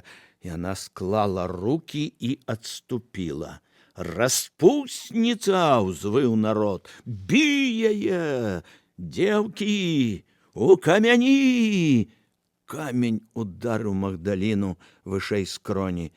І тут, пачуўшы гвалт, Равуні штурхнуў Хрыста. «Глядзі, што такое? Магдаліну, здаецца, б'юць!» — прабасіў Тумаш. Збялелы Юрась кінуўся да натоўпу, а гурма ўжо лезла наперад, ціскалася, выла, лезлі ледь не па галовах, каб дабрацца наперад, вішчалі, недзе дурным голасам якатала апантаная бесам. Юрась штурхаў баб, адцягваў за валасы клікушы і амаль дарэмна. Але Тумаш добра разумеў, што такое азвярэлы натоўп, асабліва жаночы. Ён выдзер аднекуль кол і арудаваў ім. Тут было не да ягонага рыцарства да дамаў. Кол, прынамсі, цверазіў, прымушаў хапацца за выцятае і менш думаць аб ахвяры, а больш аб тым, як знікнуць. Камяні ляцелі ўжо градам, але ў кліку ж было крывава ў вачах ад ярасці. Яны кідалі свае снарады абы-як. Магдаліна бачыла белыя вочы, разверстыя раты, чырвоныя твары. Яшчэ адзін камень ударыў яе ў грудзі, пасля трэці па галаве. Павісла рука, зямля пад яе нагамі штохвілінна гусцей пакрывалася плямамі. Яна заплюшчыла вочы, убачыўшы, як здаравенны манах узнёс доўбню. І тут нехта прыціснуўся да яе грудзей спіною, закрыў. Юрась перахапіў доўбню, з сілаю выкручваючы ворагу рукі, выдраў яе і шпурнуў пад ногі наступаючым. Там заенчылі ціха. Выгляд Хрыстов быў страшны. «Кідай камяні! На што б'яце?» «Не б'ём!» — вішчаў народ. «Забіваем яе! Маўчыце!» «Маўчаць! Змоўчы, зуверкі!» Ён бачыў, што яго несамавіты крык прыцягнуў увагу мужикоў з кірмашнага натоўпу, і, значыцца, бабу, магчыма, можна будзе ўратаваць. Было не да тонкасцей. Ён узяў Ганорыю за грудкі, адвесіў страшэннага ляпаса. Тумаш зрабіў тое самае з мёртвай галавою, аж ляснулі зубы. «Адступі!» Фанатычкі замерлі. «Імем Бога б'еце! А ў душы што? Зайздрасць? Або свае грахі на іншых спіхваеце? Трымай злодзея! Ты, дзеўка, хіба сапраўды не кірмашны шлях? А ты, чэрап, за што ёй цноту засведчыў? А ў цябе хіба не бранзалет на назе? А хто тут з вас па закутках не швэндаўся, мужу галаву не прыўкрашаў?» Гіпнатычны погляд ненатуральна вялікіх, страшных вачэй абводзіў гурму. «Вось зараз вянкі дынаміткі ў любадзеек у неба палятуць! каб з простай галавой хадзілі, як шлюхі. Многія схапіліся за галовы. Ціхі смех прагучаў сярод мужикоў. «Пісанне чытаеце, а там што сказано? Хто без граху, першы кінь у яе камень. Хто кіне? Ты? Ты?» Камні пачалі падаць з рук, ляскалі па каменных плітах. Часцей, часцей. А цяпер пакажыце ж і вы сваю ўладу, мужыкі! Бярыце іх хто за што здолее ды ганіце дадому, а каго ў касцёл, бо там іхні дом, і спяць яны, відаць, па іх са статуямі. Ух, дурніцы! Не з вашай галавою ў словах папоўскіх разбірацца, з вашай галавою у гароху толькі сядзець. Мужыкі патроху пачалі разганяць гурму, дзе віцамі, а дзе іх хапаючы, візг, гвалт, тупат. Некаторых па ўсім відаць тых, што схапіліся за головы, мужы вялі за касу і штурхаючы пад бакі. Чакала іх горкая чаша. Хутка вуліца апусцела. «Устань, жанчына», — сказаў Юрась, бо Магдаліна ад слабасці упала на калені. «Ніхто не кране. Хадзем у гасцёўню».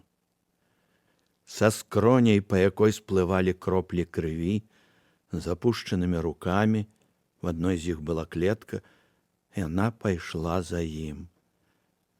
Апосталы зноў расселіся на прыступках і сталі сачыць за гаротным баўтрамеем. Намачыўшы губку ва ўчарашнім віне, ён абмываў ёй галаву. На акне ў праменнях сонца вуркаталі галубы. Ну, на галаве толькі моцны сіняк, а тут ля скроні скуру рассекла. Нічога, вось і кроў спыняецца. Смолкай залепім і ўсё.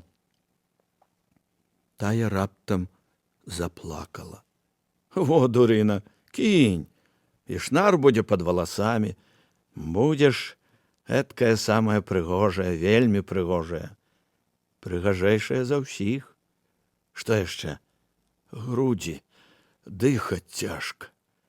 Ці не рабрыну зламалі? Не ведаю». Ён пачухаў патыліцу. «Раздзявайся». «Ты што? Ладно, кінь дурэць, часу мне няма. Іначай вся гэтая апостальская банда зноў галодная ляжа. А ў жыхароўцы ганіць нельга». Яна раздзелася. Ён пачаў абмацваць бок жанчыны. Проста і натуральна, нібы рабіў гэта Тумашу або Іудзе. «Цэлая», — урэшце сказаў ён. «Хіба, можа, маленькая трэшчынка? Сёння дастанем на сілы, будзем цябе дні два несці. Пойдзем, відаць, на Вільню, цякаць трэба». «Адкуль на сілы? Это не твой розум. Адзявайся». Пасля ён пагладзіў яе па плячы. «Па галаве не рызыкую. Вось ужо як зажыве. За што ў вас там бойка была? Не моя справа, але разумніца дзяўчынка, смелая. Так ужо іх трапала. Ну, ляж, ачуняй і супакойся. Мы іх у выпадку чаго». Ён пайшоў. Некаторы час яна сядзела моўчкі, гучна завуркаталі галубы. Ім было добра ў праменнях сонца, якое сёння яна ледзь не ўбачыла ў апошні раз. Нічога, усё абышлося. Цяпер трэба ўбачыць ратму. Яна дзейнічала машынальна, як заўсёды. З лотарам не жартуюць. Это прэнг і велля, і расплаўлены свінец у роце, а там і вогнішча. Галубы, значыць, запіска. Яна дастала маленькі скрутак танюткай паперы, ачыненая вераб'іная перайка, інкаўст у скураной чарніліцы і пачала пісаць кірылаўскімі літарамі.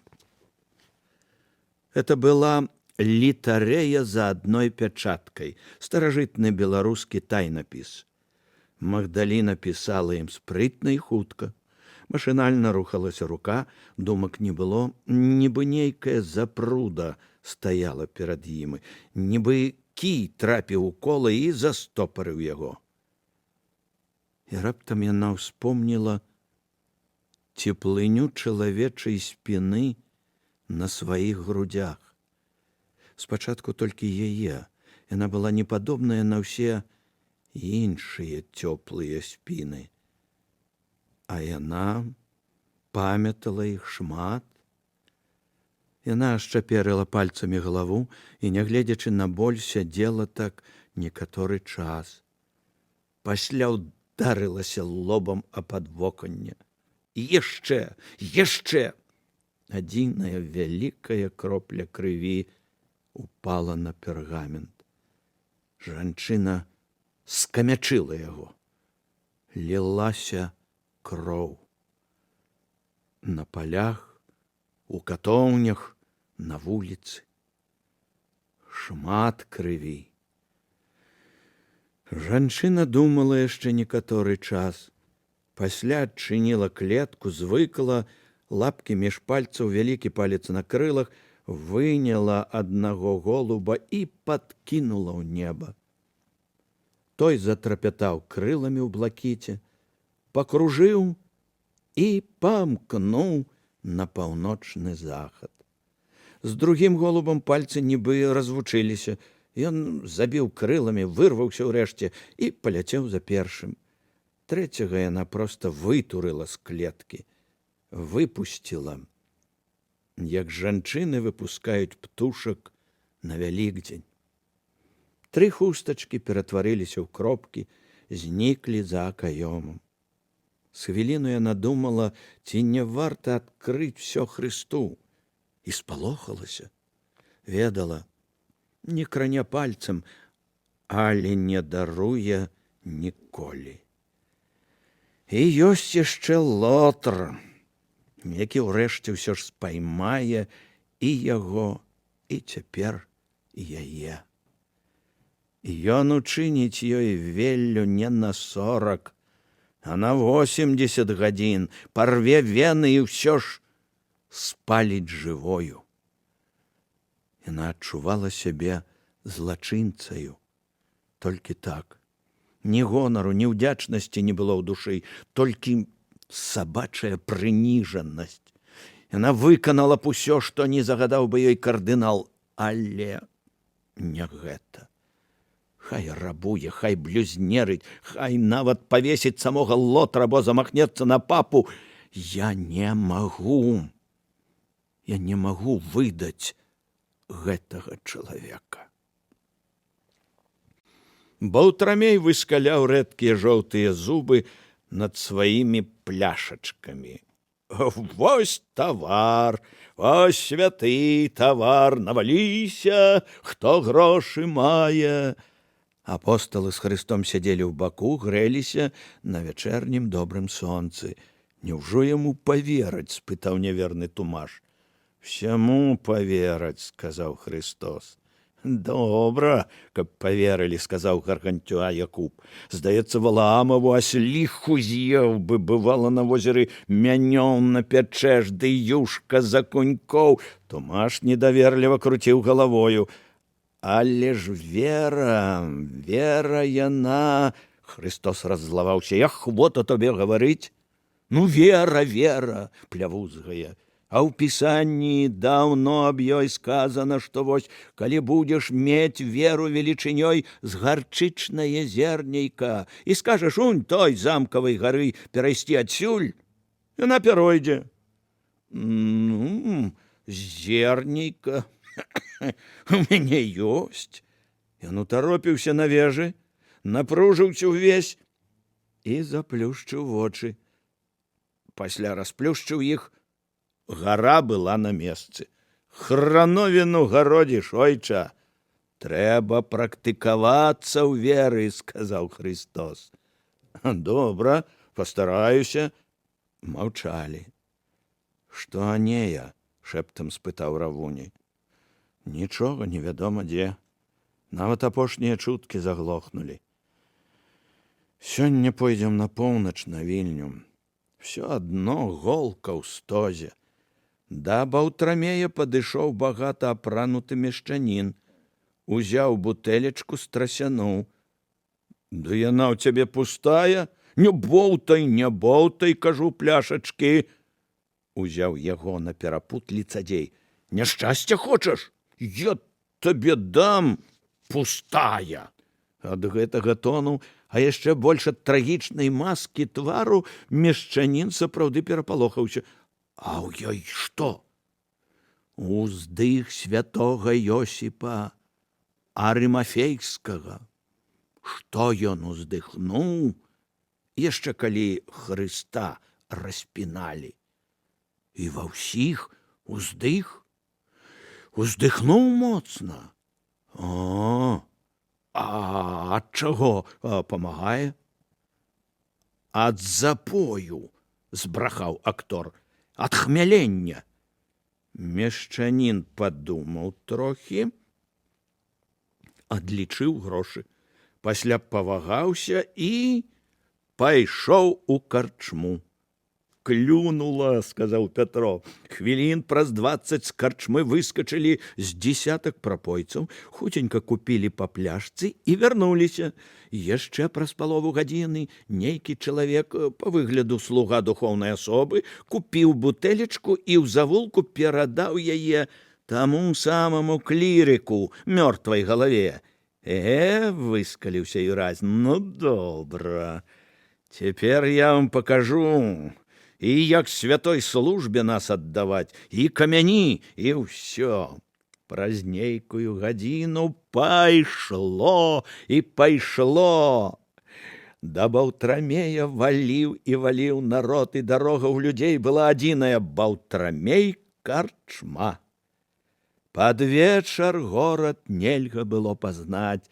Нагадваў ён поле страшнага пабоішча. Людзі ляжалі паўсюль, на парогах, на вуліцы, у вокнах, і было гэта страшней, чым пасля татарскага ўварвання, калі выразалі яны Наваградак пад корань. Нават пасля татар так страшна не было. Кожны ляжаў там, дзе засцігла яго варожая сіла. У кучах ці паасобку, ніцма ці да гары. І сапраўды няма каму было плакаць, бо ўсе у капе бездыханна ляжалі. Занадта, бо паспадзяваліся на сілы свае і на сілу новага святога патрона. Спаў кустот у браме, спала варта на вежах. Нават ваявода Мартэл спаў, мармычучы ў сне: «Пагублю мудрасць мудрацоў, і розум разумных адвергну».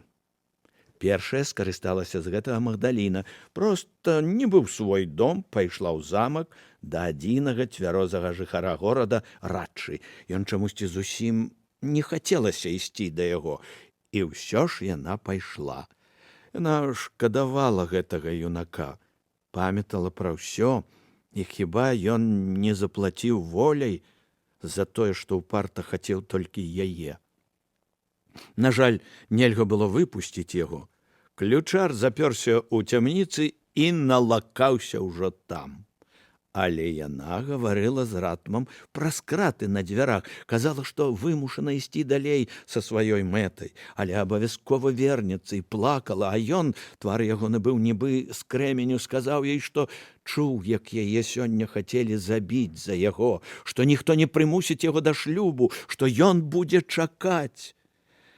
А ў цемры з уздыху святога Йосіфа Арымафейскага скарысталіся і тыя, што сабралі яго. З мяхамі яны хадзілі з касцёла ў касцёл, з плябаніі ў плябанію, з царквы ў царкву, па пустым, нібы вымерлым горадзе. І мяхі іхнія рабіліся ўсё цяжэйшыя і цяжэйшыя, рабавалі падчыстую. За спробу выдаць кату, за спробу потым забіць, за тое, што прымхліва надзерліся, а самі паўсюль крычалі аб цвярозасці. Рабавалі так, каб назаўтра няма з чаго было прычасціць. паціры, дискасы, дарахнільні, лампады, грошы з тайнікоў і скарбонак, каштоўныя камяні здзіралі ўсё. Палахлівы мардач Андрэй аж стагнаў, што пагоняцца. Лухта, белымі каменнымі вуснамі казаў Христос, збаяцца, не крычаць жа ім, што напіліся як свінні, маўчаць будуць. Памылкова зайшлі ў нейкі багаты дом, палічылі за плябанію, і там сустрэлі яшчэ аднаго цвярозага. Хрыста з імі не было. Мацей пачаў быў браць маёмасць, Тумаш аглядаўся вакол. Не падобна было на папоўскі дом. А то ўсё адно, і раптам гулі, гулі, гулі. Стоячы ў калысцы, аптымістычна усміхнуўся бандзюгам дзіцёнак, ружовы толькі са сну. Твары вакол былі у ценях ад паходняў, зарослыя, з крывымі усмешкамі, катаржныя. Гулі, гулі, гулі. Тумаш працягнуў да малога страшныя сцэбар далоні. У-у-у, усміхнуўся той. Ох ты, моя гулечка, расплыўся Фома. Гу-гу, і пялюшкі мокрыя. Ён змяніў малому пялюшкі. Ну, ляжы, ляжы. Ах, яны быдло, ох, яны дарослыя. Ну, мачыляпы. На вось коржык. Малы радасна ўчапіўся ў коржык дзёснамі. Кідай усё, скамандаў Фома. Дом багаты, ну і што? Нешта мне, хлопцы, нешта мне неяк, бач, як глядзіць. І яны выйшлі.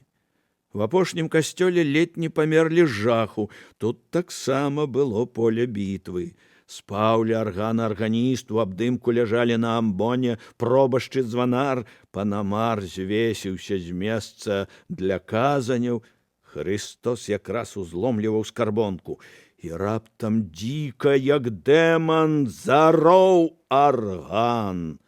Затрэсліся шыбы, ад нечаканасці скарбонка ўпала з ляскам і звонам пакаціліся па плітах манеты. Усе ўскінуліся, але гэта проста арганіст упаў буянай галавою на клавіатуру.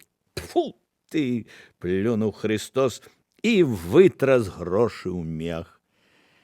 Абрабаваўшы ўсе храмы, нагружаныя скарбам, яны пад покрывам цемры пакінулі горад. На ўсякі выпадак ім трэба было пакінуць між сабой і наваградкам як найбольш дарогі. Закусвалі на хаду, частку нарабаванага вёз мул. На плячах у апосталаў Піліпа з Вифсаіды і Якуба Завідзеева плыў біскупскі падшэс з Магдалінай. Пагойдваўся. На паваротках дарогі мянялі сваё месца зоры, а яна сядзела і з трывогай адначасова з дзіўным пакоем адданасці лёсу думала. Чаму я так зрабіла? Хіба не быдла ўсе людзі? І хіба не ўсё адно каму служыць? Вось і гэтыя абрабавалі. Сапраўды, блюзнеры, махляры, валацугі. Чаму ж мне не хочацца служыць супраць іхняга атамана? Ну, быдла, сказаў раптам Тумаш. Ну, айцы душаў! І змрочны Христоў голас адказаў з цемры. Кінь! Яны ўсё ж вышэй за быдла. Можа быдла катаваць іншых, а прынізіць сябе, а сябе прадаць на таргах?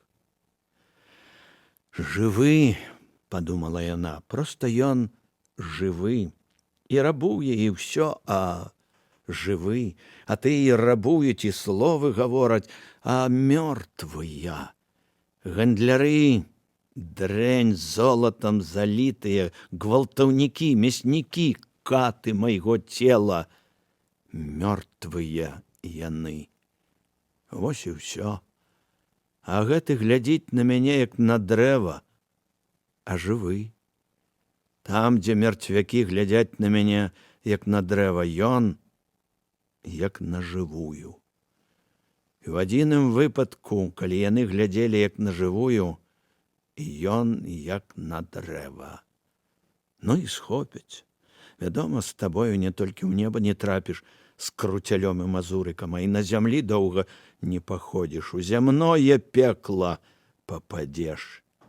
Хай так, не хачу баяцца, ніколі больш цябе не прадам. Выкуплю грэх, ды, можа, і вярнуся да ратмы. Не хочацца вяртацца да ратмы, хаця і ласкавы ён, і кахае, і кранальны да замілавання, а ўсё адно. Вось дарога і ўсё. У дрымоце яна глядзела, як плывуць зоры, слухала, як крычыць драч, бачыла, як рухаецца на фоне зорак Хрыстова постаць, апранутая у брудна-белы хітон. Раздзел 23. Старое каханне. І ўсё здаецца, што сад там цвіце, а там і лаўжоў няма. Гальская песня. Тыдні і тыдні яны знемагалі ад пошукаў. Нідзе ніхто не даваў ім адказу. Нават чутак больш не было. І хаця нэндзы яны пасля наваградскага рабунку не адчувалі, душы іхнія былі спустошаны. Дарэмна шукалі яны дрэва, каля якога маглі б абвіць сваё жыццё. Ішлі ў легцы, таму што большую частку грошай паспелі закапаць на будучае, але ў душах іхніх жылі цяжар і знявер'е. Аднойчы падыходзілі яны да невялічкай вёсачкі ў баку ад дарогі. Біў звон драўлянага касцёла, цягнуліся над папарам клубастыя белыя аблокі. «Ведаеш, што за вёска?» – спытаў Христос у Іуды. «Тут жыве дзеўка, ну, цяпер-то яна ўжо баба, якую я калісьці кахаў». «Калі гэта?» – Христос усміхнуўся. «У мінулае сваё кароткае з'яўленне, калі сышоў паглядзець, што тут і як». «І правда, што шалбер?» – сказаў Іуда. «Нездарма шукаюць». «Ну-ну, я жартую. Калі шкаляром быў». «Хочаш паглядзець?» – спытаў Іуда, убачыўшы несцерпную тугу і чаканне чагосьці ў вачах Хрыста. «Ці трэба? Прадала яна мяне. Прадала Анея. Магла ж хаця неяк спавясціць, каб хацела. Не шанцуе мне, раней шанцавала. А цягне цябе?» Христос маўчаў. «Ідзі», – амаль груба сказаў Іудзей. «Мы цябе на плошчы пачакаем». І ўсе яны звярнулі з гасцінца да вёскі. Христос пайшоў прыгуменнямі. З мірской плошчы ляцеў нейкі шум, а яму не хацелася зараз бачыць людзей. Сандалі асклізаліся з мяжы, двухзубныя ваўчкі чапляліся за хітон, пахнула зямлёй, нагрэтымі кустамі чорных парэчак. І скора ўбачыў ён знаёмы сад і абцяжараныя пладамі яблыні, пайшоў паўздоўж іх каля плота. Сонца грэла ў спіну, хвалявалася чаканнем сэрца, здрадзіла, даўно ён не быў туды, ды не, нядаўна. І здалося яму цвілі яблыні, і сам ён, зусім тады малады, прыгожы, не тутэйшы стаяў пад імі. І дзяўчына бегла да яго, і зараз ён не ведаў, тая гэта або Анея. Рассоўваючы рукамі цяжкія галіны, ён глядзеў на векаўшчыну дом, на багацюшчыя свірны, на вастраверхі страшны паркан вакол іх, і ўбачыў. Жанчына рыхліла грады.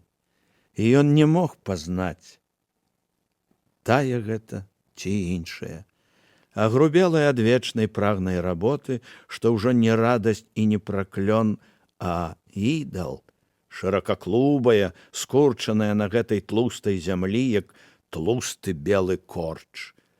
Рагі гразі між пальцамі ног, плоскія ступакі, велізарныя звісаючыя грудзі. Хутчэй, хутчэй, перабірайце рукі, хутчэй працуй, трызубец, нават сотня наймітаў не дагледзіць, як ты сама. Калі яна ўзняла на яго тупы твар, ён зразумеў, што гэта ўсё ж яна, і ледзь не крыкнуў: «Ох, багаты двор, найміты, наймічкі, паркан, грошы ў скарбонцы недзе ў падполе, іх вечна няма, калі нешта патрэбна купіць, чароды коней, кароў, самыя багатыя і дарагія іконы ва ўсім наваколлі. Чаго стаў? Ідзі!» Грубы ад вечных дажджоў і вятроў голас. «Ну?» Вочы Христовы былі вільготныя. І тут з хаты выйшаў ён, і ў ім мала што засталося ад мяккага юнака з цёмнымі вачыма. Нясцерпна грубы твар столькі крывіў душою, што вочы блудліва бегаюць. І таксама не пазнаў. Ды што? Кожны дзень прагнасці, як тысяча вякоў, і толькі ў шчодрага жыццё кароткае і спявучае, як палёт птушкі. «Чаго ён?» – спытаў гаспадар. «Ты гаварыла з ім, Тэадора?» Імя, якое раней гучала, як мёд. Цягучае жыццё з кнары. Пракляцце! Хлеба відаць. Нават госція. Хлеб толькі для цела», – апусціў вочы шкаляр. «Хлеб душы, літасці, разумення». «Святоша з бадзяг», – зразумеў яго гаспадар. «Ідзі, каб гэта я ўсім хлеба даваў. Куды б мае 50 валок пайшлі? Псу пад хвост. Ідзі, кажу». Христос маўчаў. Яму яшчэ ў чымсьці трэба было ўпэўніцца. У чым? Ці прамільгне на яе твары хаця цень успаміну. «Ты хто?» – спытаў гаспадар. «Христос», – машынальна адказаў ён. Гаспадар нават не асабліва здзівіўся. «І цуды можаш?» «Сёе-тое магу». «Тады зрабі дзеля мяне. Вось і памінальнічак падрыхтаваў, ды ў храм пакуль не наважваўся. Ну, ўжо цяпер…» «Што?» «Я табе сала кавалак дам, а ты за гэта зрабі, каб вось тут усё, каб у Янкі карова здохла, і ў Рыгора, і ў Андрэя, і ў другога Андрэя, і ў Навума, і ў Васіля, і ў Воляся, і ў Яўгена, і асабліва у Ладыся, паскуды, еретыка». Христос уздыхнуў і ўзяў памінальнік. «А сала?» «Не трэба. Ісціна кажу табе, сёння ж уздадуць табе па жаданнях тваіх. Бывай, жэно». Пайшоў. Жанчына пры гуках апошніх словаў разагнулася была, успамінаючы нешта даўняе і цёплае, але так і не ўспомніла і зноў схілілася да градак. Цяпер ён ішоў проста да плошчы, няма чаго было хавацца ад людзей. І тут жыццё нанесла яму страшны пад сэрца ўдар. Хаця б ведаць, што ён здраджаны шчаслівымі і добрымі, каб карова здохла. Вось і ўсё, што дало ёй жыццё. Чалавека, які хлусіць і каецца, святошу, які хрысціцца шырэй за ўсіх, а сам то не сябра, А такі святы, хлуслівы смярдзюк, толькі што аблізаўшы моцнаму ўвесь азадак, кажа яму з берага: «Спачуваю, братачка, спачуваю, але нічым памагчы не магу. Ты лепей на дно хутчэй спускайся». Амаль ля самай плошчы ён размінуўся з 3 ўзброенымі манахамі. Яму было ўсё адно, куды яны ідуць. Ён не азіраўся і не бачыў, што яны ўвайшлі ў дом гаспадара. Раздзел 24. Доказная інквізіцыя. Каяўся ў грахах Вавілон і Навуходоносор, цар ягоны, і кажуць, Навуходоносор, каючыся, пасыпаў сабе галаву попелам і пылам, але пыл той быў пылам разбітых ім гарадоў, а попел попелам спаленых ім ахвяр. Сярэдневяковы беларускі апокрыф. Хрыстос выйшаў на плошчу пад абшчынны дуб і ўражаны ледзь зноў не кінуўся ў завулак. Гэткае відовішча заўсёды прымушала ягоныя ногі рухацца нібы самастойна. Пад дубам доўгім глаголем стаялі сталы. За імі сядзелі людзі ў дамініканскіх расах. У баку сядзеў над жароўняй кат, чысціў трэсачкай пазногці. Чалавек 50 людзей, закутых у латы, пакарбаваныя крыжамі, чэрнь на срэбры, абкружала стол. Духоўная варта, гвардыя царквы. Некалькі гвардзейцаў атачылі маленькую купку людзей, паўсюль шныпарылі служкі ў расах, цягалі лаўжы і паленні пад 5 дубовых слупоў, укапаных у зямлю з падветранага боку. Апосталы стаялі паводдаль, і Христос пайшоў да іх. Баяцца асабліва не было каго, іх 13, все ўзброены, танна жыцця не прададуць у выпадку чаго. Ён страшэнна не любіў ордан псоў пана Бога. Вынюхваць, шукаць, караць — вось у чым бачаць яны служэнне Богу. Шкада, што нельга напасці і разагнаць гэтую падлу. Слабыя сілы, каб жа яшчэ быў тут вясковы народ, але гэта не горад, жыхары, відаць, у жаху пахаваліся, стаіць маленькая купка людзей, можа, сваякі схопленых. Христос падышоў да сваіх. Доказная інквізіцыя засядае. Невядома каму растлумачыў дурыла Якуб. Святая служба. Вочы Христовы сустрэліся з вачыма Іуды. Той быў толькі зеленаваты. І шкаляр зразумеў, што равуні відавочна не па сабе. «І сюды дабраліся», — сказаў іудзей. 250 год паўзлі, дацягнулася святая служба, а я нібыта сам помню. «У нас яна доўга не працягне», — буркнуў Тумаш. «Не бойся, цябе не дамо». Яны ўбачылі, што перад святым сінедрыёнам стаіць скручаны мужчына з маладой сівізною. Злое рэзкае аблічча, глыбокія вочы. Апосталы глядзелі на яго і не слухалі пытанняў службы. Пытанні былі заўсёды амаль аднолькавыя. Это пасля ў пратаколах іх расквечвалі краскамі мудрасці, чыстага высакародства і веры, якая сарамаціла і разбівала ўшчэнт сцверджанні еретыкоў. А на самай справе допыт быў хуткай абрыдлівай справай, вельмі будзённай і сумнай. Пытанне, адказ, прызнанне або адмаўленне і тады некалькі сказаў пры катаванні, прысуд, напуцце на страту.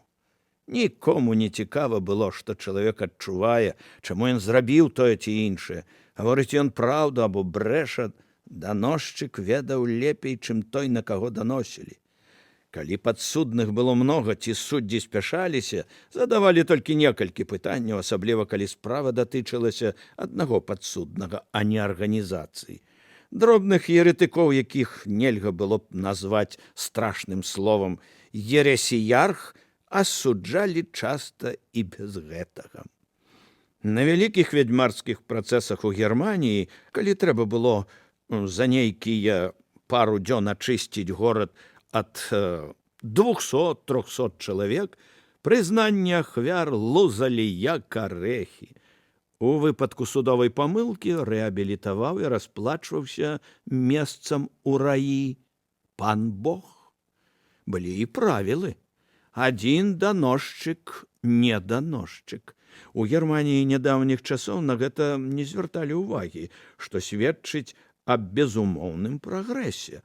Але падсудны мог прызнаць праўду даносу. Нельга 2 разы прымяняць адно катаванне, але можна было яго перарываць і пачынаць зноў. Прызнанне і самаасуджэнне – кветка дазнання.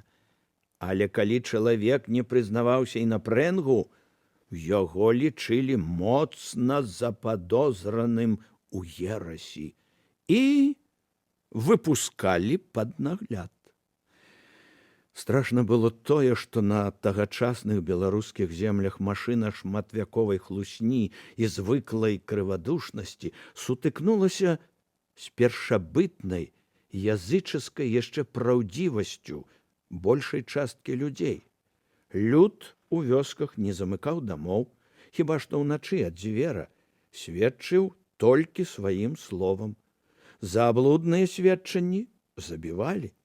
Але ўжо тады сярод найбольш блізкіх да храма людзей пачынала буяна расцвітаць хлусня, крывая прысяга і лжэсведчанні, даносы, ўсё тое, што народ непаразумела называў душою рыгнуў. За пару стагоддзяў гэтаму паспяхова навучылі цэлую грамаду. Як не паверыць пасля гэтага, што вера і догма змякчаюць норавы? Гаварыў ганьбавальныя словы на пана Бога? Спытаў камісарый суда. Зневажаў? Чалавек, відаць, быў старой рошчыны. Не зразумеў, чаму ён павінен хлусіць. Я яго не лаяў. Нашто мне зневажаць яго? Я пра другое. Ён прызнаваў тое, што казаў калісьці. Не ўвесь учынак, а частку яго, тое, што было сапраўды. Ён не ведаў, што досыць і часткі, што астатнія дахлусяць за яго. З усіх бакоў на гэты адзіначалавечы твар глядзелі морды, знясіленыя бяссоннымі начамі, або тлустыя, пергаментныя, або налітыя крывёй, але ўсё адно морды. Кожная не аблічча, не вобраз Божы, не адзнака высокай істоты, не твар, а менавітасць, вінячае рыла без сораму і сумлення. Чакалі. Я не лаяў, паўтарыў мужчына. Пустое месца не лаюць. Я проста казаў, што не дазволіў бы ён такіх пакут добрым, каб быў. Адвядзіце. Пагавору сазнаўся. Наступны. Падвялі шляхцюка, вельмі пацертая вопратка у пыле розных дарог, збітыя чобаты, відаць, бяздомнік. Маленькі, нягеглы сабою, ужо ў гадах, тварык з кулачок, рэдкія вусы, галодныя і вартыя жалю вочы. Імя. Перад шляхцюком камісарый здаваўся асабліва сытым, няспешным, грамагласным, як асёл. Варган Будзіміраў, пан Коцкі, усміхнуўся чалавечак. Ты раскажы пра сябе. Яно, пане, сагнаных я. Перавялі з зямлі нашы магнаты ўсіх нас, бедалагаў, у загонавую шляхту. Яно можна пыжыць, ды толькі Нобель наш упаў вокам на маю дачку, прыёмную, сябра нябожчыка. Я, прызнацца, і жанаты не быў. Шкада стала сірату. Пайшоў беззямельнікам з ёю, а яе і задумай адабраць. Голас у чалавека быў слабы, ён нібыта мяўкаў. Яно моцныя людзі, што скажаш, але І на моцных ёсць Бог. Ёсць, яна таго не вынесла. Прасіўся я, каб мне хаця вусы мае на ганьбу выдралі, ды не чапалі дзіця. Не вынесла. Каб ганьбы не было, павесілася. Няўжо яна пеклу душу сваю аддала, каб гонару не страціць? Не можа быць такога жорсткасэрдзя. Што можа бяссільны? Вось і хаджу ўжо 10 год. Бог смерці не дае. То курачку было насіў з сабою. Дзе гной на дарозе або зерне нехта рассыпаў. Выпушчу па дзяўбе, а яна мне часам яечка. Ды ад старасці няспрытная стала. Забіў яе капытом магнацкі конь. Беленькая, так яна крывёю і аблілася. Сям там і я, як яна, па дзяўбу. Ды вось учора прыйшоў сюды, ды ў карчме малака трохі купіў. Даўно не піў малака, а тут... До, сказаў камісарый. А гаварыў цябе той самы чалавек. Ды ў чым, ойча? Мне і памерці даўно трэба. І ў турме мне лепей будзе, сыцей, ды і ўсё адно. Але ж праўду таму чалавеку шанаваць трэба. У чым? Ты пераўвасоблены чорны кот, што належаў раней мясцоваму касцельнаму арганісту. Зроду не быў катом. Вы мне, можа, растлумачыце? Спачатку ты растлумач і давядзі, што гэта не так. Лягла паўза. Бачыш, не можаш, а мы давядём. Мы ўсё ведаем, і ты нам пра курачак не брашы. Ты паглядзі на сваю Богу брыдкую морду. Аблічча ў чалавека было сапраўды падобнае да аблічча старога гаротнага кота. Маленькі круглы тварык, зеленаватыя галодныя вочкі, выцертыя кароткія валасы на галаве, чорныя ўпросяць вусы, рэдкія, спрабуюць тырчаць. Ты на сябе паглядзі. Вусы рэдкія унікія. Раз, паўтарыў пан Коцкі. Прозвішча 2. Каюся 2. Ты з'явіўся, а ў той самы дзень кот знік. 3. Не ведаю гэтага. Нашто мне кот? Я і сам вечна галодны. Арыштавалі цябе, калі піў у карчме малако. 4. Піў? Хацеў малачка. Бачыш? А які добры хрысціянін з таго часу, як першая карчма з'явілася, піў у карчме малако, а? Пераўвасобіўся воляй сатаны? Ды я... Што ж мне рабіць, ойча? Пераўвасабляйся назад, бо шкоду прынёс ты арганісту. Лаві мышэй. Зроду я мышэй не лавіў, жаласна усміхнуўся чалавечак. Не магу. Упарціцца, сказаў камісарый. У памылковых думках непапраўны, а 200 да тых. Стары апусціў галаву, і раптам Христос сам адчуў, як цяжка са свістам ён дыхае, адчуў цеплыню нагрэтай рукаяці корда, ён агледзеўся, нібы непрытомнасць толькі што пакінула яго, і яны адарваліся ад усіх. Побач з ім стаяў пузаты Фама, сціскаючы шаблю. Побач з Фамою Іудзей, Ільяш, яшчэ пара апосталаў, а супраць іх стаяла некалькі дзесяткаў латнікаў з дзідамі і мячамі. Маленькі натоўп павольна знік перад вачыма Хрыста, ён шумна ўздыхнуў. «Нічога не здолеем, — ціха сказаў ён, — роўна нічога, адыдзем, Тумаш. Памаліся ты свайму Богу, Іуда, а ты, Фама, свайму. Можа, мы Вымалім праклёны на іхнія галовы і на ўсё гэта паскуднае жыццё. Яны адышлі на старое месца, адчуваючы, што яны як пабітыя псы.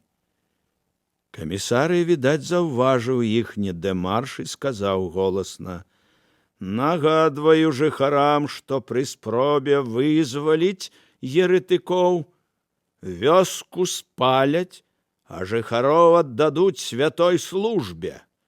Наступны!» Падвялі бабу, незвязаную. Стаяла яна незалежна. Камісарый, відаць, спяшаўся скончыць суд.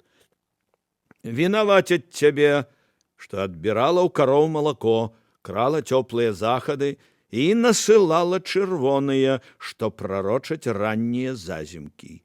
Ідзі ты ведаеш, куды, поп», — сказала баба. «Калі я і вінаватая ў чым-то, хіба ў тым, што рэпа моя буйнейшая, чым у жонкі агаворшчыка, святой курвы Тэадоры». У Хрыста пацямнела ў вачах. «Кошт буйной рэпы», — сказаў ён.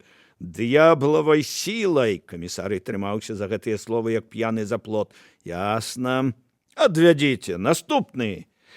Наступны малады чалавек быў настолькі зламаны катаваннем, што ледзь ішоў. Монахі спрабавалі былі падтрымаць яго пад рукі, ён гідліва адштурхнуў іх. «Забойства клірыка», — нагадаў камісарыю пісец. Жонка дужа веруючая. «За што забіў?» — спытаў камісарый. «Справа не твая, козёл», — сказаў падсудны. «Так», — сказаў камісарый, відаць, палічыўшы, што ў гэтым выпадку трэба даць нейкія тлумачэнні. «А між тым існуе закон, прыняты яшчэ пры пантыфікаце Стафана VIII, які забараняе такім мужалапам, як ты, адразу хапацца за мяла або цэп». Ён узняў палец.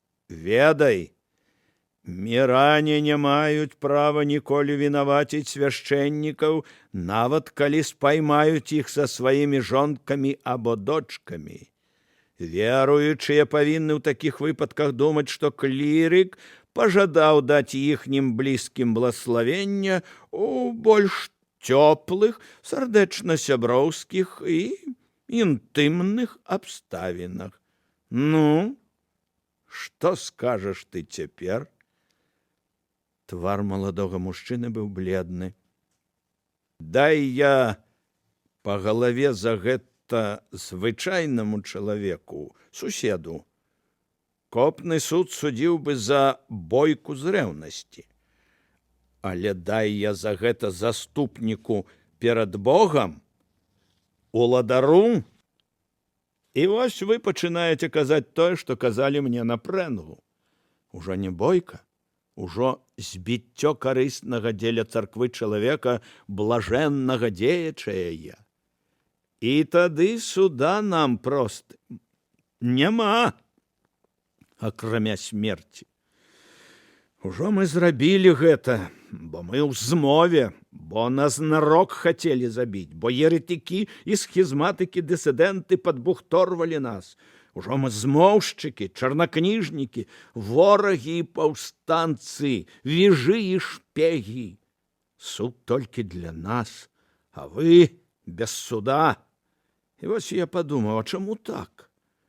І калі няма на вас суда Божага і чалавечага, то ці не я суд? Можа, нехта другі падумае, перш чым беспакарана рабаваць і гвалціць. Кулакі яго сціснуліся. З лікаваннем у голасе ён сказаў: «Я не браў мяла і цэпа». Вось пад гэтым кулаком расселася, як шкарлупіна яйка, галава гэтай збрадлівай жывёліны. Я не шкадую, абы і другія рабілі так, таму што вы грамада зброду шыбенікаў, уладалюбцаў і бруднай свалаты. Адвесці. У гэты момант вочы Хрыстовы зірнулі ў бок, і ён ледзь не анямеў ад здзіўлення. Тыя монахі, якіх ён сустрэў, вялі па плошчы гаспадара. Ён ішоў увесь светлы і ўсё паскараў хаду. Падышоўшы да стала, зямно схіліўся камісарыю: «Дзень добры, сонца наша яснае, слава Христу!»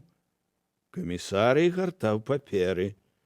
«Гэта ты іх агаварыў?» — спытаў урэшце глава доказнай інквізіцыі. «Я?» — ударыў сябе ў грудзі гаспадар. «І не шкадую ў руплівай дбайнасці сваёй да царквы. А ўчарашні самаагавор на што? З глузду з'ехаў? Не, на сябе данёс. Таму думку, мысль у сябе адчуў. Якую? Нашто пан наш Бог у патопе жывёлін тапіў? Яны ж граху не імуць. Каб гэта веруючаму нейкаму выгадна было, тады ясна. Ну, а падумаў, спалохаўся. Што ж гэта будзе, калі кожны думаць? Каюся, ойча». Камісарый зрабіў знак, каб гаспадара адвялі да іншых. Раздзел 25. Бог наш, агонь, які паядае. Не давайце святыні псам. Мацей, глава 7, старонка 6. Апошняга з 5 даўно прывязалі да слупа. Камісарый даўно ўжо кінуў змрочныя словы водпусту. «Дык ідзі ж, грэшная душа, і хай злітуецца з цябе Бог». Палалі, цягнуліся да неба і рваліся ў яго 5 агнёў. 4 на вогнішчах маўчалі. Сівы мужчына глядзеў на сонца, якое набліжалася да далягляду. Цяпер ён не баяўся аслепнуць. Гэтае сонца знікне, а другога ён не ўбачыць. Хаця б памерці раней, каб яшчэ не знік цёплы Бог. Пан Коцкі дрыжэў усім целам і не мог стрымаць сваёй пакуты. Агонь ужо лізаў ягоныя ногі, хаваў яго вышэй каленяў. Буйныя, як боб, слёзы каціліся з халодных, галодных, жаласных вачэй. Баба звівалася ў агні, як дазвалялі ланцугі, але маўчала, і струменчыкі крыві сплывалі з закушанай губы. Мужчына-забойца абвіснуў, можа, не трымалі ногі, а можа, хацеў хутчэй задыхнуцца, каб скончыліся пакуты. Але галава была ўзнята незалежна. Ён глядзеў у вочы суддзям, як дантаўскі фарыната, з пагардай да самога агню. Толькі гаспадар, нібы не верачы сабе, вадзіў вачыма ў розныя бакі, нават сюды, ў тое месца, дзе стаялі апосталы, часам нясцерпна наносіла агнявой спякотай. Што ж было тым? Клубілася, круціла, раўло. Нібы ў залаціста-крывавых варонках стаялі 5 чалавек. Агністыя зыркія птушкі часам адрываліся ад свайго гнязда і ляцелі ў ружовы прысмерак. Христос адчуваў, што часам, калі павароціць ветрам полымя ў ягоны бок, у яго патрэскваюць валасы. І ўсё ж ён не адступаў. Божа, Божа мой, ратуй маленькіх, ратуй прыгнечаных, ратуй нават бадзях і махляроў, бо аднялі ў іх вартае жалю жытло і могуць адабраць нават дарагое адным ім жыццё, калі не паклапоцяцца яны аб ім самі. Божа, ды кінь ты ў іх перуном, ды біце ж іх, людзі! Плюйце на іх, пінайце нагамі, куды ж гэта я трапіў, і ці варта нават распінацца з-за такіх малпаў. Ён адчуваў, што вар'яцее, што змешвае сябе і іх, і тысячы іншых. У гэты час нешта прыглушана бухнула, нясцерпна запахла смаляным і гноем. Схаваны агнём ледь не да шыі, Забойца азваўся страшэнным крыкам. Пасля ён сціснуў зубы і амаль крычучы стаў мерна чытаць нешта падобнае на малітву. Адродзе пекла, сыны Веліяла, нашчадкі д'ябла і сукі з манастыра, ісціна кажу, сярод дзвяроў драпежных на першым месцы поп, на другім начальнік і толькі на трэцім тыгр. Галава ягоная пала. Жанчына ўжо абвісла, відаць, учадзіўшы. Сівы маўчаў. На твар Хрыста лепей было не глядзець. Па твары Фамы відаць было, што ён зусім адурэў. Вочы заплюшчаныя, кулакі сціснутыя. Пасля ён з надзеяй расплюшчыў вочы. Слупы былі на месцы. І тут раптам залямантаваў гаспадар: «Дык я ж з руплівасці, я ж з дбайнасці, няўжо і мне адплата?» «І табе, — сказаў Христос, — не агаворваў бы, каб верыў чыста». Гаспадар нібы толькі тут заўважыў яго і ўспомніў пра абяцанне: «Христос, ратуй мяне, Христос! Ісціна кажу табе, сёння ж уздадуць табе па жаданнях тваіх», — паўтарыў шкаляр. «Я ж чалавек!» Равуні не мог больш цярпець гэтага. Ён паглядзеў на Еўрася і жахнуўся. Вочы ў шкаляра былі бязлітасныя. «Успомніў, — сказаў Христос, — свіння бачыць зоры, толькі калі ёй пнуць у рыла». Падбег сабака, радасна паглядзеў на вогнішча, панюхаў, заматляў хвастом. «Христос, — сказаў Фама, — я зараз не вытрываю, я збыдляў, зараз забрашу, на ўсе 4 стану і куды?» — схапіў яго братчык. «Табе нельга, ты чалавек». Фама відавочна вар'яцеў і апошні жывы на вогнішчы шляхціц. І раптам ён, відаць, знайшоў дзеля сябе нейкі выхад, пакуль не згасне прытомнасць. «Божа, калі ты ёсць, намучыў ужо, то аддаю табе душу маю ў рай, то ў раі, а ў пекле на ўсё твая воля. Толькі змясці ты нас разам, каб не клялі мы цябе. Адзіных, што дзеля мяне, а я дзеля іх, сябра майго, дачку, мяне, курачку бялютку. Неправда гэта, што душа ў яе маленькая і небесмяротная, яна дзеля больш, чым многія. Курачку не забудь». У наступны момант пан Коцкі перастаў быць. Раўло круціла, несла. Агонь разгараўся ўсё зырчэй, і страшна было думаць, чаму. Страшна і не варта.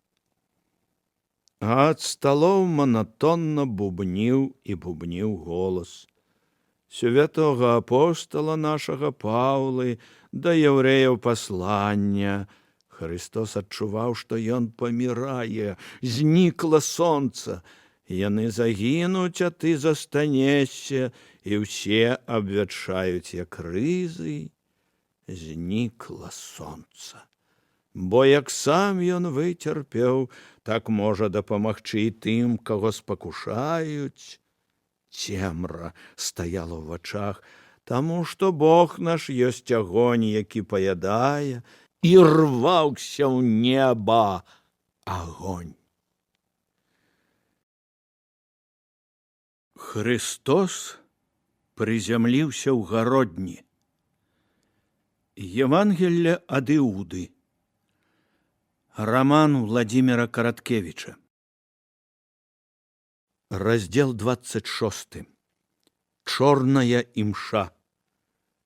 Ратуй нас, Божа, ад сатаны і басурманаў, а яшчэ больш ад папы і патрыярхаў. Сярэдневяковая прыказка. Там, сярод высокіх гор, чвалам прэ вядьмарскі хор. Гёте. Ноч для іх была страшная. Яны не пажадалі і на хвіліну застацца ў злашчаснай вёсцы і сышлі прэч. Хацелі былі дабрацца да мястэчка, да суседняй вёскі, хаця да якога-небудзь жытла, ды збіліся з дарогі, блукалі у непрасвяцімай цемры па хмызах, змакрэлі і закалелі ад расы. Урэшце ім удалося знайсці нейкую лагчынку. Па тым, як трашчала пад нагамі, зразумелі лаўжы, сухастой. Сяк-так наламалі сушняку, расклалі вогнішча.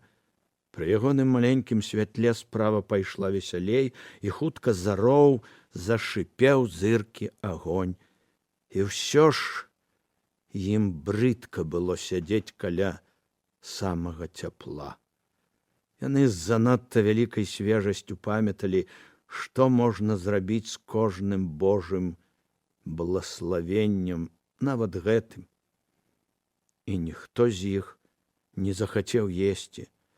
Смажыць мяса было вышэй за іхнія сілы. Нават вышэй за сілы Піліпа з Віфсаіды і Якуба Заведзеева. Пры адным успаміне брала дрыготка агіды, таму яны задавальніліся святлом, здалёк падкідаючы ў полымя сушняк. А калі агонь разгарэўся яшчэ больш, яны агледзеліся і зразумелі, што трапілі з агню ў полымя. Яны сядзелі на старых, відаць было па ўсім, закінутых могілках. Пахілыя замшэлыя крыжы, каменныя пліты, укрытыя зялёнай коўдрай моху, тоўстыя абрэзкі магутных бярвенняў на ўсю магілу з галубцамі, прыбітымі да іх, пліты ў лежку, пліты перагорнутыя, пліты пахіленыя, пліты старчма, і на ўсім гэтым разліў імхом, а над усім гэтым сухія дрэвы. Паўсюль нейкія ямы, разбураныя капліцы, праваленыя магільні. Відаць, тут добра пагаспадарыла нечая рука, што не звыкла саромецца або даваць справаздачу перад іншымі ў сваіх учынках. За іхняй маленькай лагчынкай ляжала вялікая, абкружаная даволі стромымі схіламі. На ёй па краях цьмяна былі відаць рэшткі якіхсьці фундаментаў. Вакол вялікай лагчыны таксама цямнелі нейкія камяні, расла высокая трава, пэўна, на месцы былых градак ці кветнікаў, але ўсё гэта густа зарасло даволі ўжо вялікім лесам. Лес быў цёмны, але сям-там у ім мёртва бялелі высахлыя шкілеты былых садовых дрэў. Яны памёрлі ад глушыні і бязлюддзя, і вось бялелі далей і бліжэй, абкружалі лагчыну і падступалі да яе, нібы вычварныя распяцці, нібы дзесяткі пачварных прывідаў.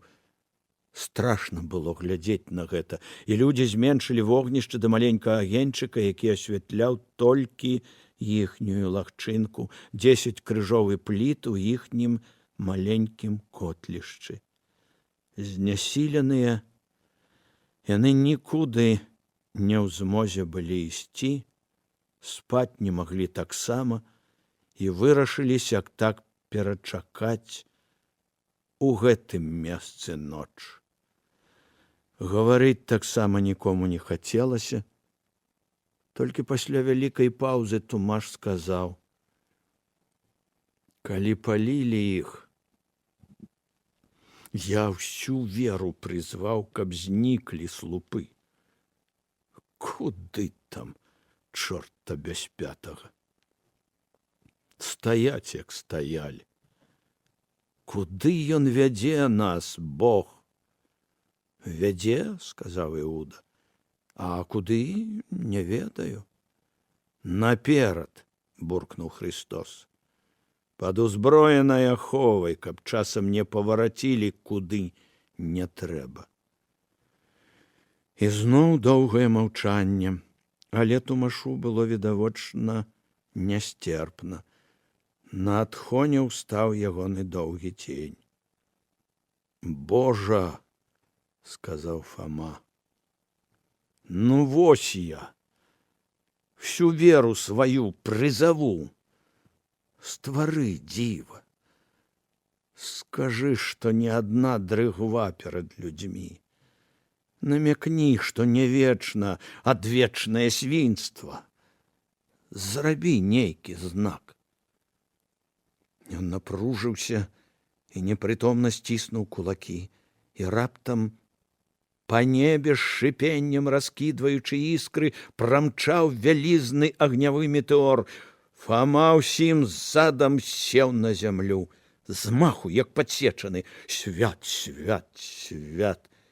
І тут яшчэ раней за падзенне Фомы ўскочыў Христос. Агонь! Толькі і паспеў прахрыпець ён. Агонь! Ненатуральна вялікія вочы з надзеяй сачылі за нябеснай праявай. Ён працягнуў да яе рукі. Метэор нібы спыніўся над голай градою далёкіх узгоркаў і адразу рассыпаўся на іскры, што ўпалі ўніз і згаснулі ў цямноце. Павольна апусціліся рукі Хрыста. Нябесны камень, сказаў ён. Плюнь, Фома, багна наперадзе. Пра нас даўно забылі на небе. Лічаць, што ў нас рай.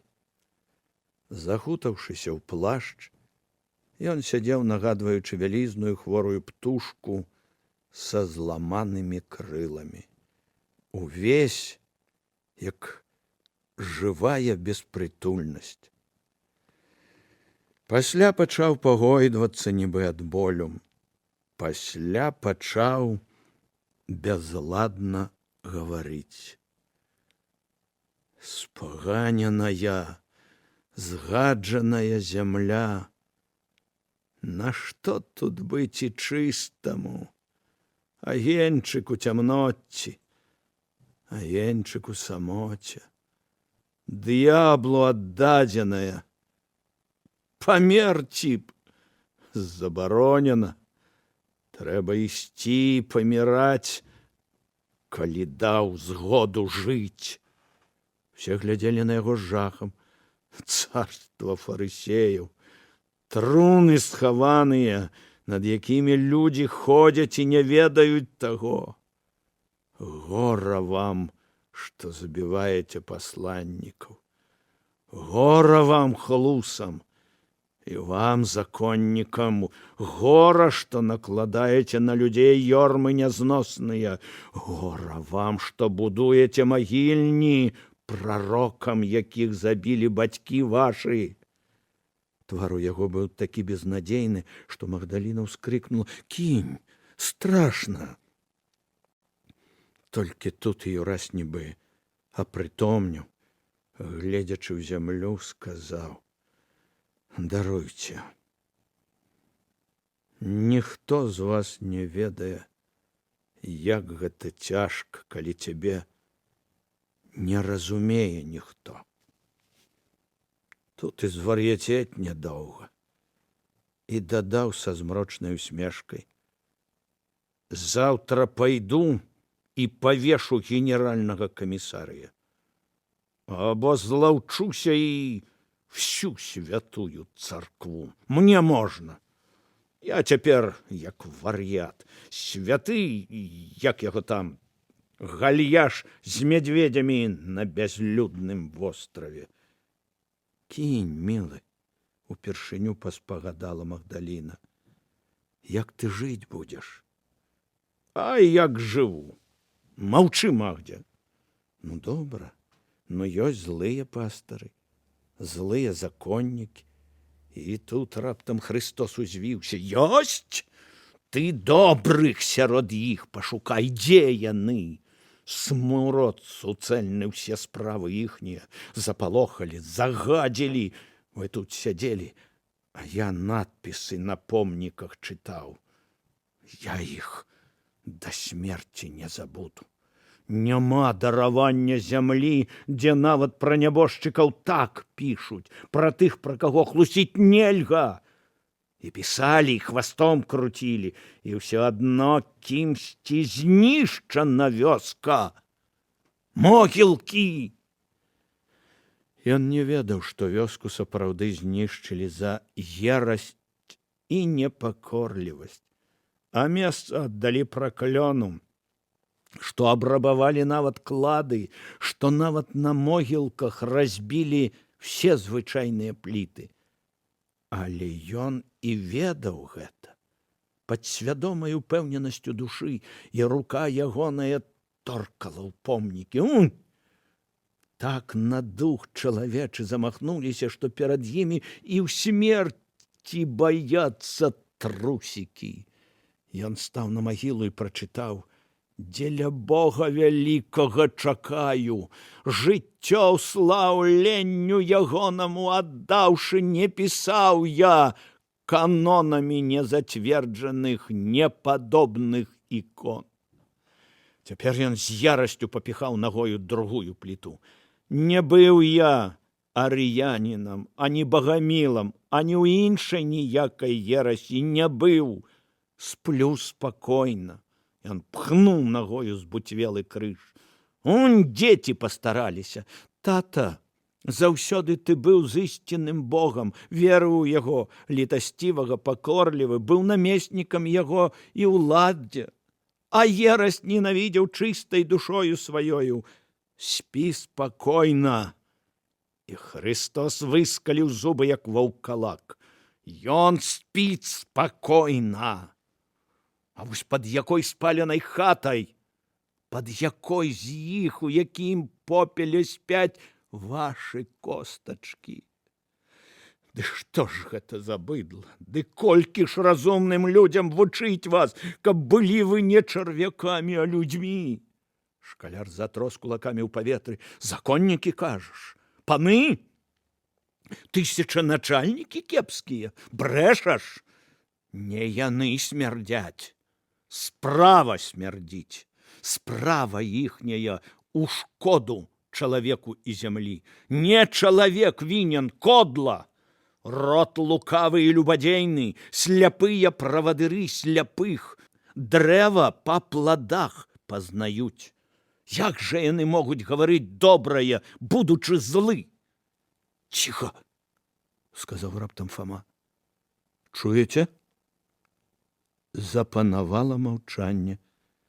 Усіх уразілі не столькі словы шляхціца, колькі ягоны выгляд, насцярожаны, увесь нібы напяты, з прыхаванай трывогай у вачах. Ціха, чуеце?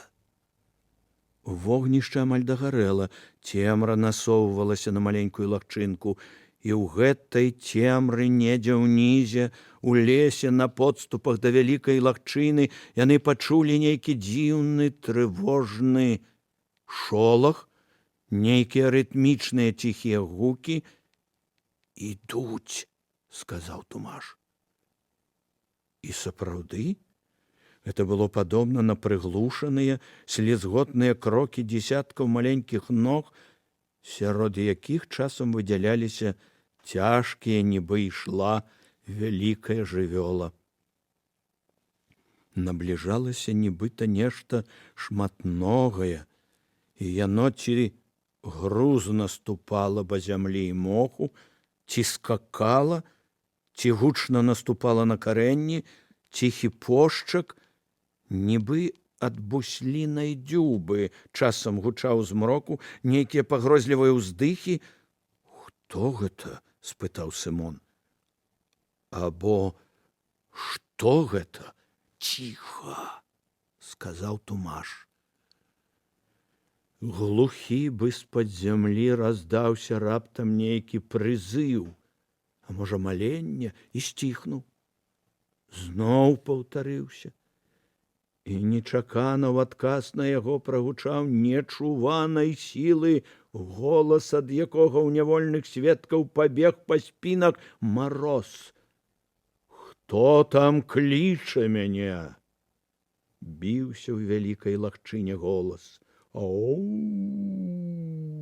праспявалі ў цемры галасы.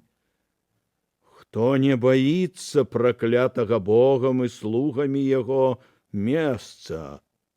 «Слабыя!» прастагнаў нечы голас у адказ. «Чаму слабыя не баяцца зямлі, ад якой адступіўся Бог?» бразгаў пачварны голас. «Бо выракаюцца, бо хочуць быць моцнымі. Хто жыве на пустой зямлі? Ніхто. Хто пануе над ёй? Ты. Чаго хочаце вы? Быці тваімі, мана. Як гэта на мове таго, каго вы ракаецеся? Аман. А па праўдзе? Мана. У цішыні прагучаў нібы здушаны, пачварны рогат многіх галасоў. І вучыць, захлыналіся галасы, і сэнс таемны, і ў кожным амане вялікая мана.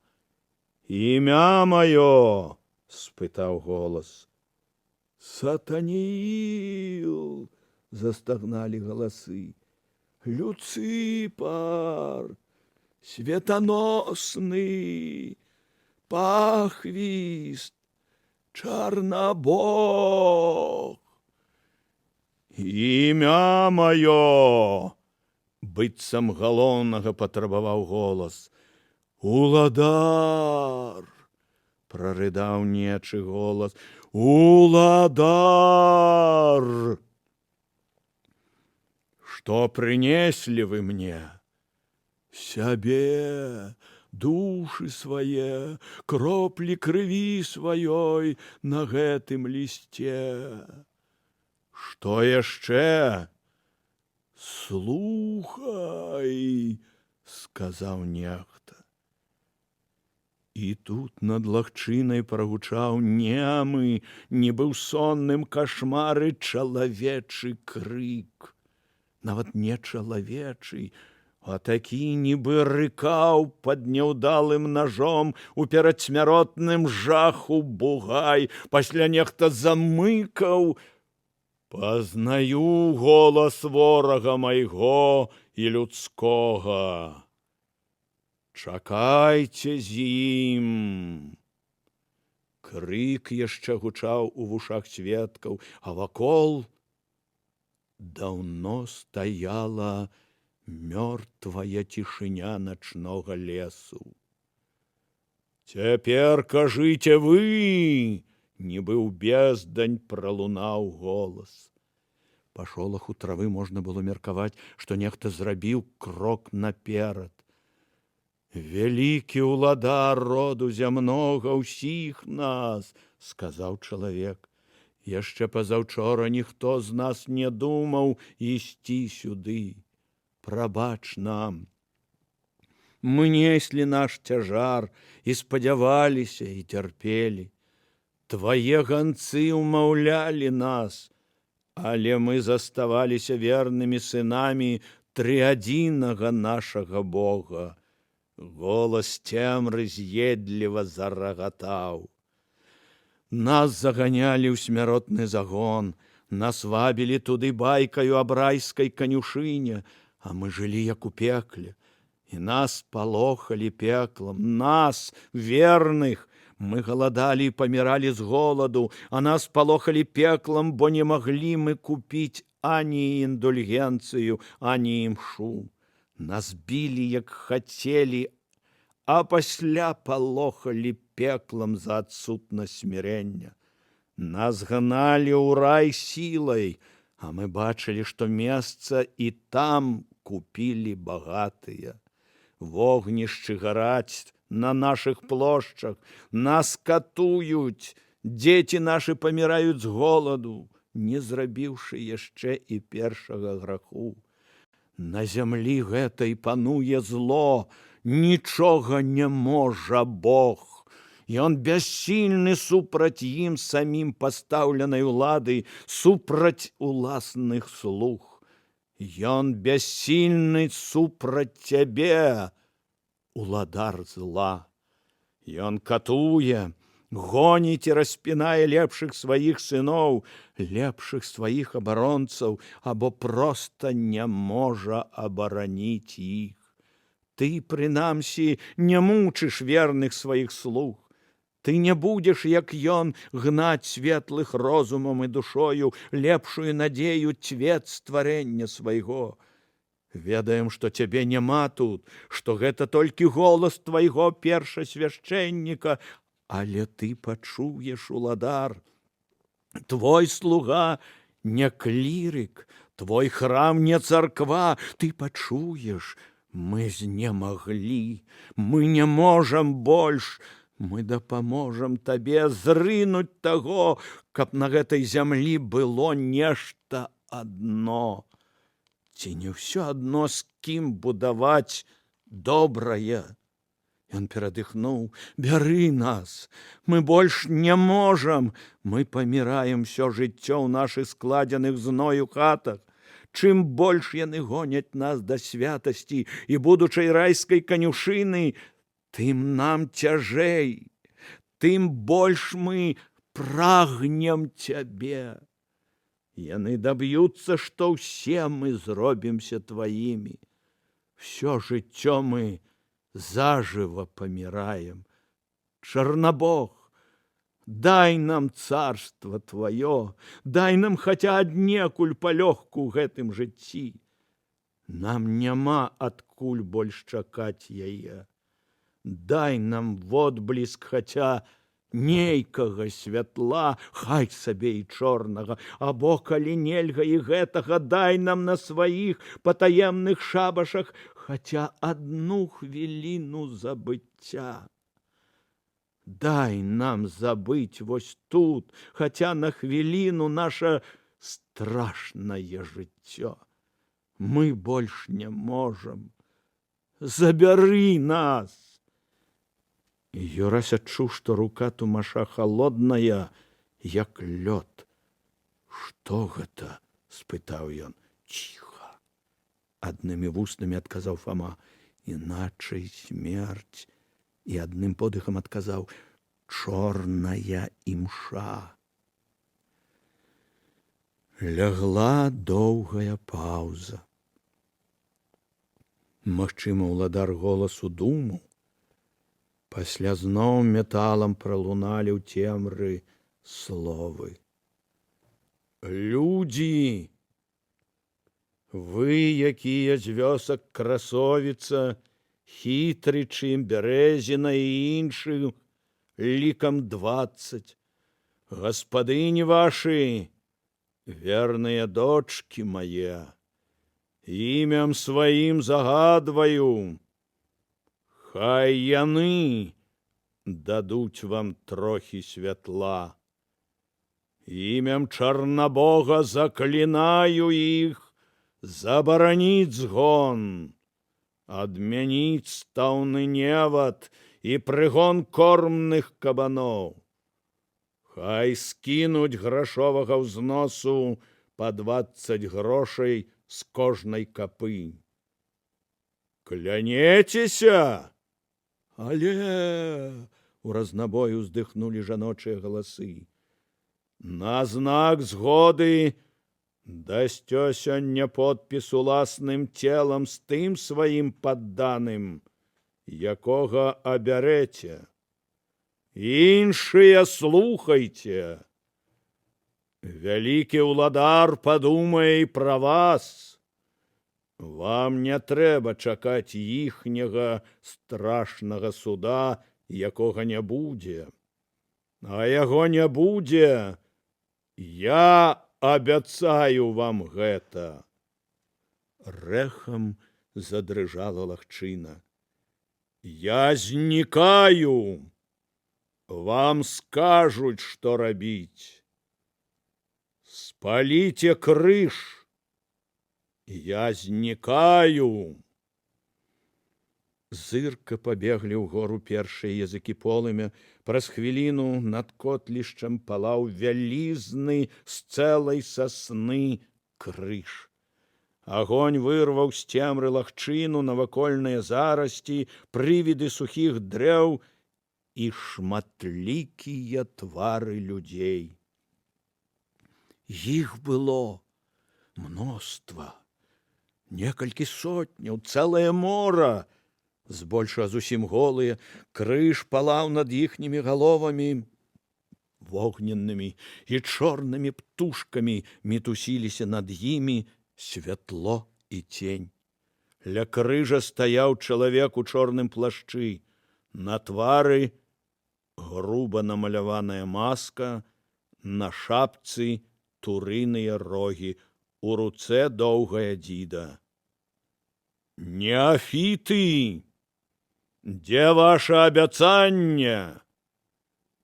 Над галовамі людзей паплыў вялікі, увесь няроўна, плямамі спярэшчаны чырвоны ліст пергаменту. Мужчыны сярэдніх год, вельмі падобны на таго сівога, што спалілі сёння, магчыма, брат узяў яго ў рукі, сказаў ужо знаёмым голасам, тым самым, што казаў «забяры нас». Мы выдзерлі яго з самага вялікага Евангелля, калі бралі ахвяру. І кожны пакінуў на ім кроплю крыві. Вось! Ён узняў вялікі палец левай рукі, і за ім пачаліся амтам уздымацца рукі з адстаўленымі пальцамі. 10, 30, 100, яшчэ. Ён чырвоны, сказаў мужчына. Кроў выклікае кроў. Зло не нараджае дабрыні, але гнеў і зло дарэмна стараюцца. Рагаты ўзняў на дзіду пергамент і падпаліў яго ад крыжа. Гары, сказаў ён. Попел разам, кроў разам, гнеў разам. Усе моўчкі глядзелі, як скура карабацілася ў агні. Кляніся, сказаў рагаты, калі попел абсыпаўся на зямлю. Клянуся за ўсіх, сказаў мужчына. Клянуся ў гэтым выпаленым месцы. Клянуся на попеле выкрадзеных і пахаваных, што мы аддаем сваю душу, помыслы, всіх сябе і дзяцей нашых табе, Чарнабог. Навучы нас быць трывалымі, як ты, навучы нас перамагаць, як ты, навучы нас не стагнаць нават тады, калі ўся кроў нашых жылах пачне гарэць ад іхняга жалеза, як згарэлі гэтыя кроплі.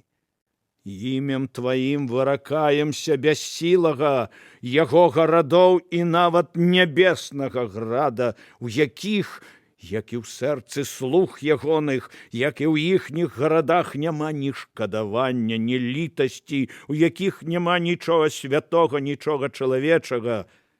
Ён не даў нам ані кроплі святла, ані іскры надзеі. Таму рэкі нашай крыві, агонь нашай лютасці мы аддамо, каб дапамагчы табе заваліць яго. Чарнабог, вер нам, мы з табою да канца і на знак гэтага прыносім табе ахвяру. Натоўп трохі адышоў ад агню, плечы Хрыста калаціліся. Што з табой? Спытаў Іуда. Які гонар, якое беднае быдла, якая мужнасць, якая цемра. Перад агнявым крыжам ляжаў на плоскім камені нехта, укрыты грубай палатнінай. «Открыйте!» — сказаў рагаты. «Развяжыце яму хлябала!» Нехта таргануў з ляжачага покрыўку, і тут Христос закрыў далонямі рот, каб міжволі не крыкнуць. На камені ляжаў генеральны камісарый доказнай інквізіцыі, вялікая грузная туша.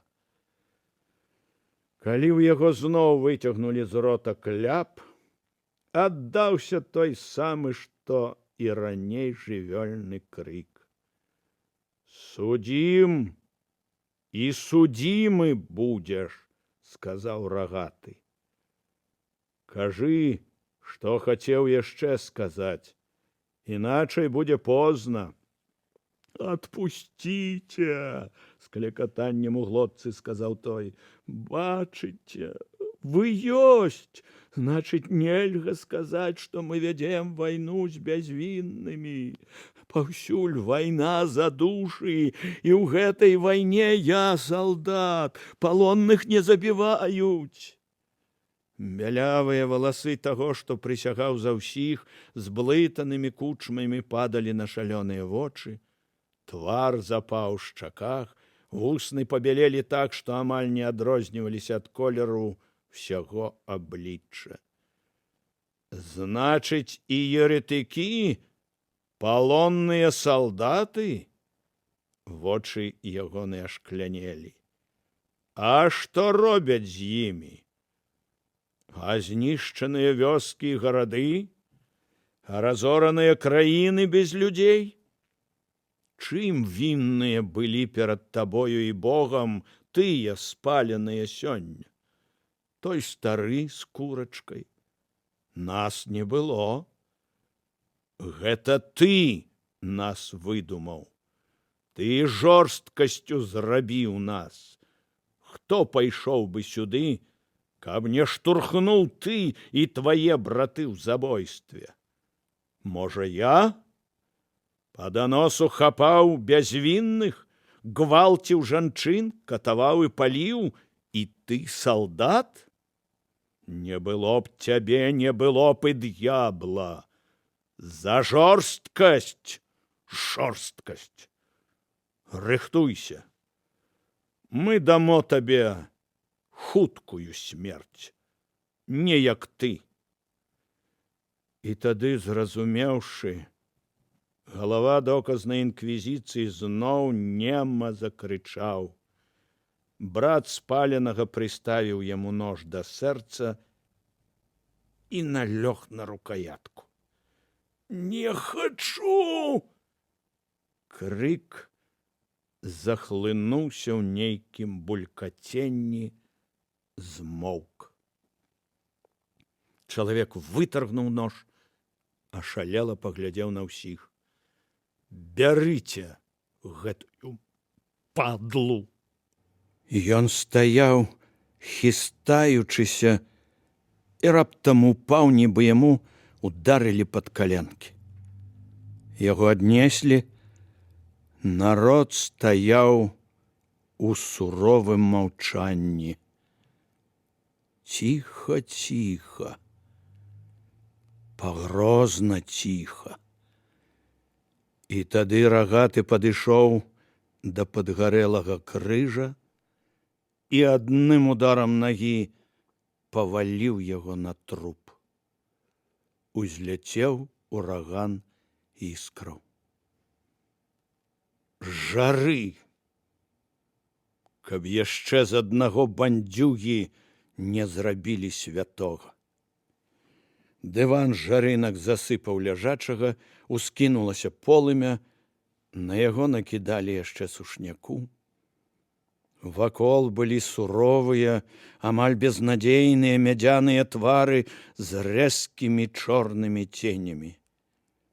І тут за спінамі людзей, недзе ў цемрыве, пачалі павольна біць барабаны, раўці дуды, уздыхаць бубны, заспявалі смыкі. палілася павольная музыка. Рытм яе ўсё пачашчаўся. У ім было нешта пагрозлівае, д'ябальскае, і аднак поўнае жыцця, страснае. Вспыхнулі раптам яшчэ два вогнішчы, яшчэ разам з узрастаннем языкоў агню паскараўся тэмп гукаў. У гэтым рытме было нешта такое заразлівае, што нават Христос з вялікай цяжкасцю падавіў міжвольныя рухі сваіх ног і прымусіў сябе сядзець нерухома. Все меншыя рабіліся паўзы, все больш прыбаўлялася мігатлівага святла. Нагія людзі пачалі павольна пагойдвацца. Натоўп, зачараваны ўсім гэтым, нібы забыў аб жыцці, аб тым, што чакала ў хатах з гною, прыйшоў рух, рукі шукалі другія, рукі спляталіся, ногі пачалі спачатку павольна, а потым хутчэй і хутчэй папіраць зямлю. Яшчэ агні, яшчэ ўсё больш нястерпнай д'ябальскай рабілася музыка, і удары барабанаў, бубны клікалі, захаплялі, вялі. І вось пацягнуўся між вогнішчаў чалавечы ланцуг. Наперадзе цягнулі за вялізныя рогі казлоў, і густы казліны мех мяшаўся з чырванню чалавечай скуры. Дуды, трубы, імкненне, палёт, всё хутчэй і хутчэй у нястрымным карагодзе між агнёў і вакол галоўнага, нахіленыя наперад імпэтныя выгукі, крыкі, сп'янення. Рытм стаў невыносны. Ляцелі развеяныя неўтаймаваным палёце валасы, мільгалі ногі, рукі, закінутыя твары. Сям там, не вытрымаўшы экстазу, бегу, шалёнага імкнення, пачыналі падаць людзі. Але ў віхуры, у вінна-крывавым святле, у ярасці, у трапенні, у крыках імчала няздольнае спыніцца чалавечае кола. Нібы ўзнесеныя пякельным ветрам, нібы сапраўды ў вечным дантавым карагодзе, у штохвілінным сконі ўзлёце, як быццам у паветры, не адчуваючы нагамі зямлі, імчалі яны. Віхура, ураган, ветер саміх стагоддзяў на твары. Забыццё розуму і самога сябе, пекла, вечнае полымя, шалёны вечны палёт самога жыцця. Раздзел 27. Паганскі аркан. У кожнай рэчы ёсць два бакі. Непатрэбным урыўкам пергаменту можна распаліць камін, а можна і напісаць на ім індульгенцыю, прадаць і купіць за тыя грошы дом з камінам. На пожагу можна смажыць курэй, а можна і ўстраміць яго ў печань гандляру індульгенцыямі. У кожнай рэчы ёсць два бакі, але бачыць іх дасведчаны і абазнаны, астатнія ж глядзяць, як совы на сонца. Сярэдневяковы ананім. Стоячы тварам да сонца, мой дружа, мачыцца нягожа. Гесіёд. Ніколі яшчэ дагэтуль не былі яны так блізка да мэты сваіх пошукаў, як у гэты дзень. Ад мястэчка, якое прыйшлі яны на кірмаш, было да манастыра не больш за дзень упартай з летняга ўсходу да захаду хады. Аль ведала, што яны ідуць у гэтым напрамку толькі адна Магдаліна. Яна адначасова радавалася, што хутка скончыцца яе шлях, што яна выкупіць свой грэх, і незразумела тужыла. Падалі на натоўп гукі храмавага звона. Кірмаш быў як кірмаш. Мянялі, прадавалі, куплялі. Неяк асабліва добра было чуваць пасля той неймавернай быўсне ночы Звычайныя чалавечыя галасы, будзённыя размовы. Апосталы радасна штурхаліся між людзей, толькі на адным твары, на твары Хрыста, ляжаў пакутны, не ўчарашні, не пазаўчарашні роздум. Звінелі макітры, звінелі ўедлівыя жаночыя галасы ад ятак, і нерухома, як ідал, стаяў сярод натоўпу багата апрануты крымчак шабляй. Чалма вакол паўкруглажа шыпам шалома, насурмленыя бровы, пільны позірк пагардлівых халодных вачэй. Малады яшчэ, прыгожы, гарбаносы твар. Каптан стаіць лубам, відавочна ад паддзетай кальчугі. Нязмерна шырокія ў калашынах аксамітныя шаравары не гнуцца.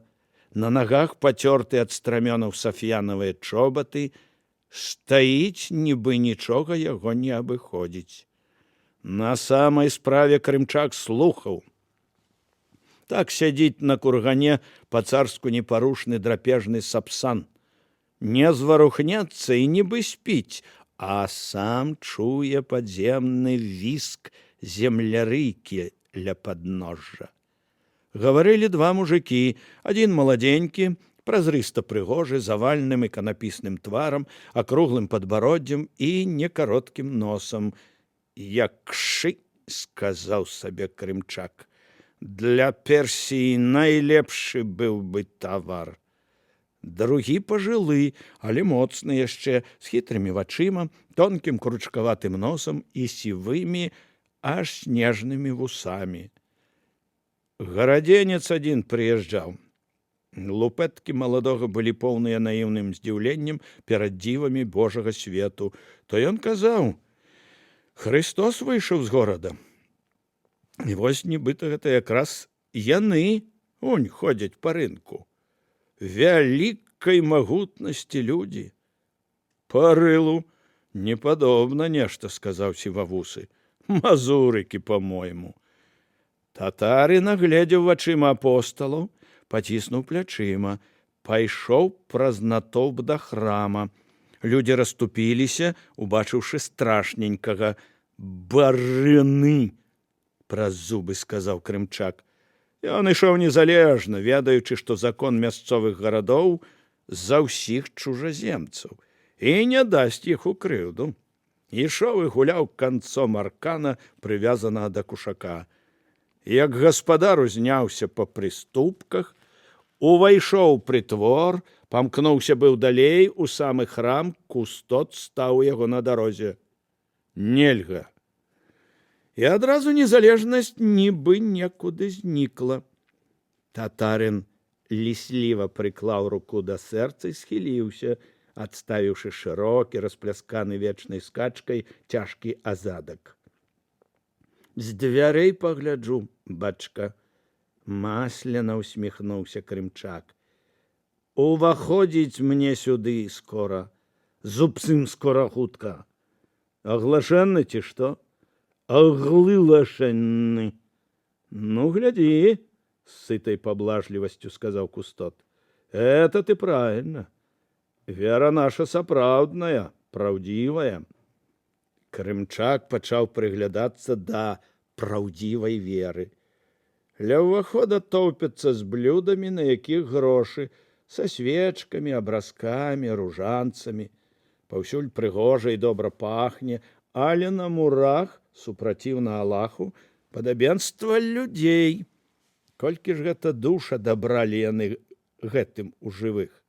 Нячыстыя. А он нехта спаражняе вядзёрную скарбонку. Вузкія вочы аглядалі залатыя і срэбныя ракі, рызы, аклады ікон, цяжкія срэбныя свяцільнікі. Пасля драпежна перапаўзлі на статуі, у парчы, срэбры і золаце, ў каштоўных каменнях. З усіх, нібы вадаспад, льецца золата. Залатыя сэрцы, рукі, ногі, галовы, дзетародныя члены, тулавы, маленькія статуэткі жывёл, кароў, коней, свінняў. Усмешка прабегла па абліччы. Бульб-добра, бачка, сюды скора прыходзіць буду. Нехта даткнуўся да яго плечука. Крымчак скочыў бок, як вялізны камышовы кот, і супакоіўся, адступіў яшчэ, даў дарогу Хрысту. Той зрабіў быў яшчэ крок і нечакана спыніўся. Да яго цягнулася рука, густа карычневая, паплямаваная амаль чорнымі, амаль белымі плямамі, перацягнутая сеткай жыл, чорная і пасечаная ў далоні, нібы кожная пясчынка, перабраная ёю за жыццё, пакінула на ёй свой след. «Літасцівец, падай!» — маліла старая ў рызі. «Стаю і стаю, не хапае!» «Дай ёй, Іосія!» Старая радасна зачікільгала да старасты, высыпала перад ім прыгаршчу медных шэлегаў. «Бацюхна, коровачку б мне маленькую хаця. Тут, родненькая, у тебе на коровку не стае. Час дарагі!» — лавіла ягоны позірк. «Пасля там!» «Ну, вось, дурнота бабская! Бацюхна, коровка ж наша памірае, ляжыць коровка!» Ненатуральна светлыя, дзіўныя, нібы зачараваныя, глядзелі на гэта паўзверх галоў Хрыстовы вочы. «Кажу, не стае! Бацюхна!» — старая кульнулася ў ногі. «Ну, добра!» — злітаваўся той. «Восенню адробіш. На, срэбную. Не тая, вядома, раскоша, але літасцівы пан Бог!» Старая паўзла да іконы Маці Божай. Імкнулася паўзці хутчэй, бо надта хацела, каб карова хутчэй устала, але часам спынялася. Разумела, непрыстойна. Малады гожы, вседаравальны твар глядзеў з вышыні на другі твар, зморшчаны, нібы сухі яблык. Старая павесіла сваю мізэрную кароўку якраз ля вялікага пальца нагі ці оці. Вочы Хрыстовы бачылі вадаспад золата, кароўку, якая самотна пагойдвалася пад ім, скурчаную старую, што ўкленчыўшы аж калацілася, твар старасты, які светлымі вачыма глядзеў на ўсё гэта.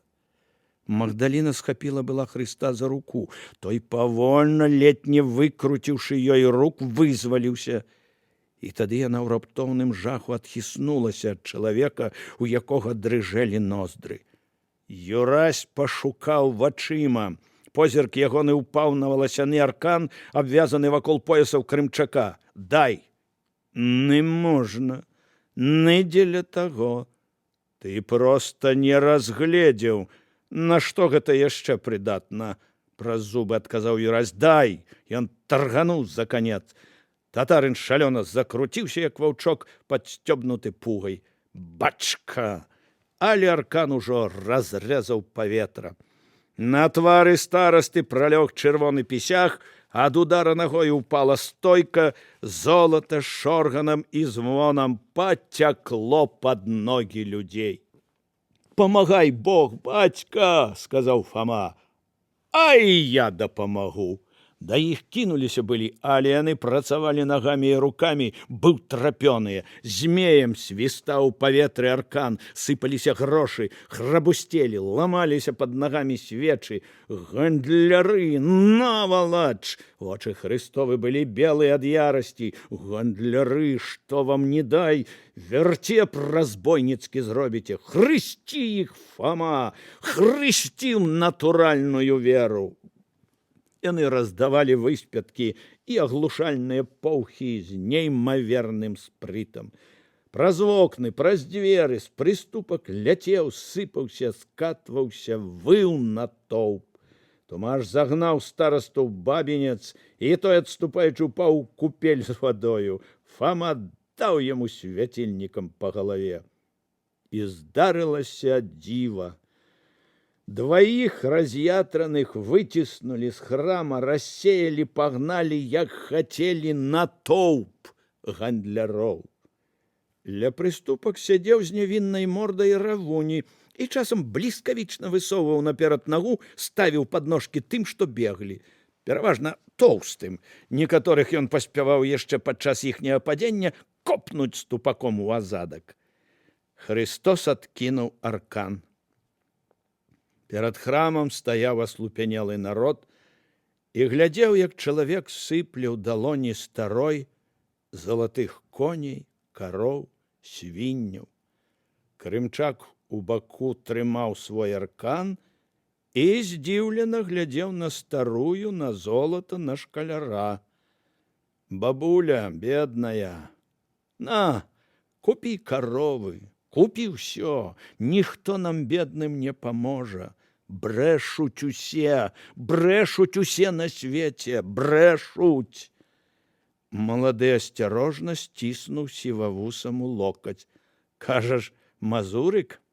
А я думаю, праўду казалі. Бог прыйшоў. Бог. Мы людзі бітыя. Ніхто, акрамя Бога, не пашкадаваў бы, не ратаваў. Я іх ведаю. Татарын, пачуўшы гэта, пачаў павольна штурхацца праз натоўп да свайго каня, ускочыў, пусціў каня ў намёт прэч ад храма. Герой закрыў далонямі вочы. Всё ад кабылы, на якой ён ляжаў, ад вогнішчаў, ад чорнай імшы і да гэтай хвіліны бою всё гэта перапоўніла яго. Ён не хацеў, не мог глядзець на белы свет. Пасля яго ўразіла цішыня. Павольна спаўзлі з вачэй пальцы. Людзі стаялі на каленях. Раздзел 28.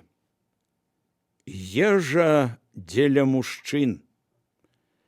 Року таго ж, маючы вожа дарог, ведама Марлора імем, уварваўся і, пабіўшы людзей, што кожнае чалавечае место да грунту спаліў.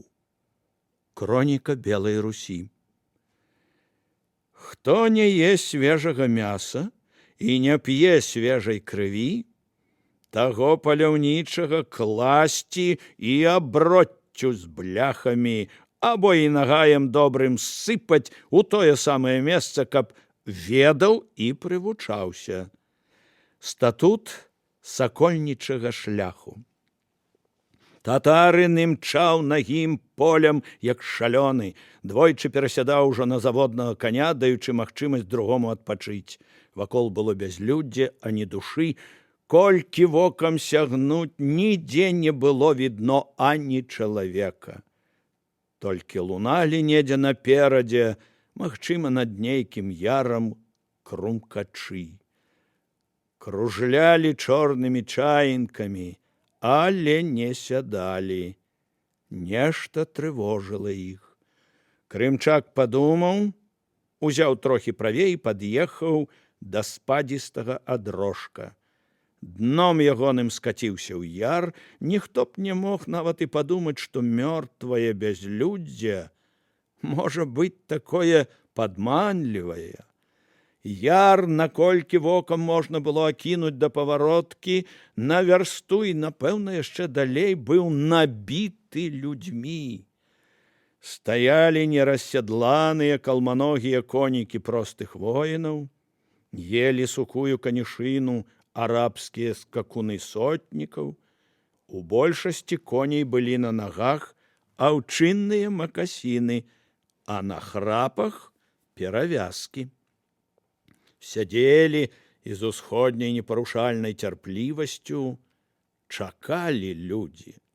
Ля кожнага дзесятка і сотні тырчалі ўторкнутыя ў зямлю бунчукі, падпёртыя круглымі шчытамі, блішчэлі сталь дзід і срэбныя піхвы крывых татарскіх шабляў.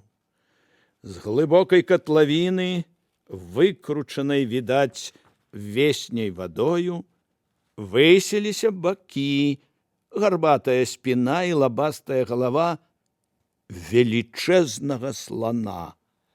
Змаршчакаватая скура ягоная была, як зямля ў засуш. Цемнаскуры пагоншчык, індыянін, вохрай і кармінам наводзіў вакол ягоных вочак застрашлівыя жоўта-барвяныя вачніцы.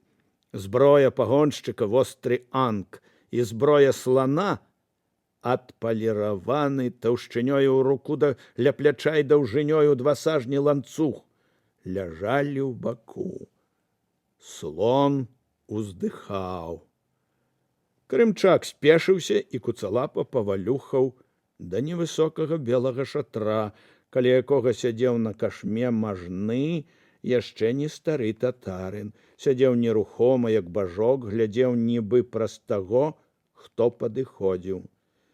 Малады даволі нядбала схіліўся перад ім. Бацьку майму цёмніку хану Марлоры звесць, добрая звесць.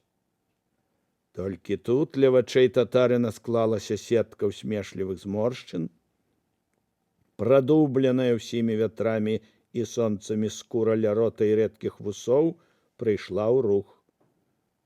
Увесь дзень скакаў сын мой, першародны Селім Мурза. Спяшаўся бацька мой. Дай мне, Селім, сказаў стары хан.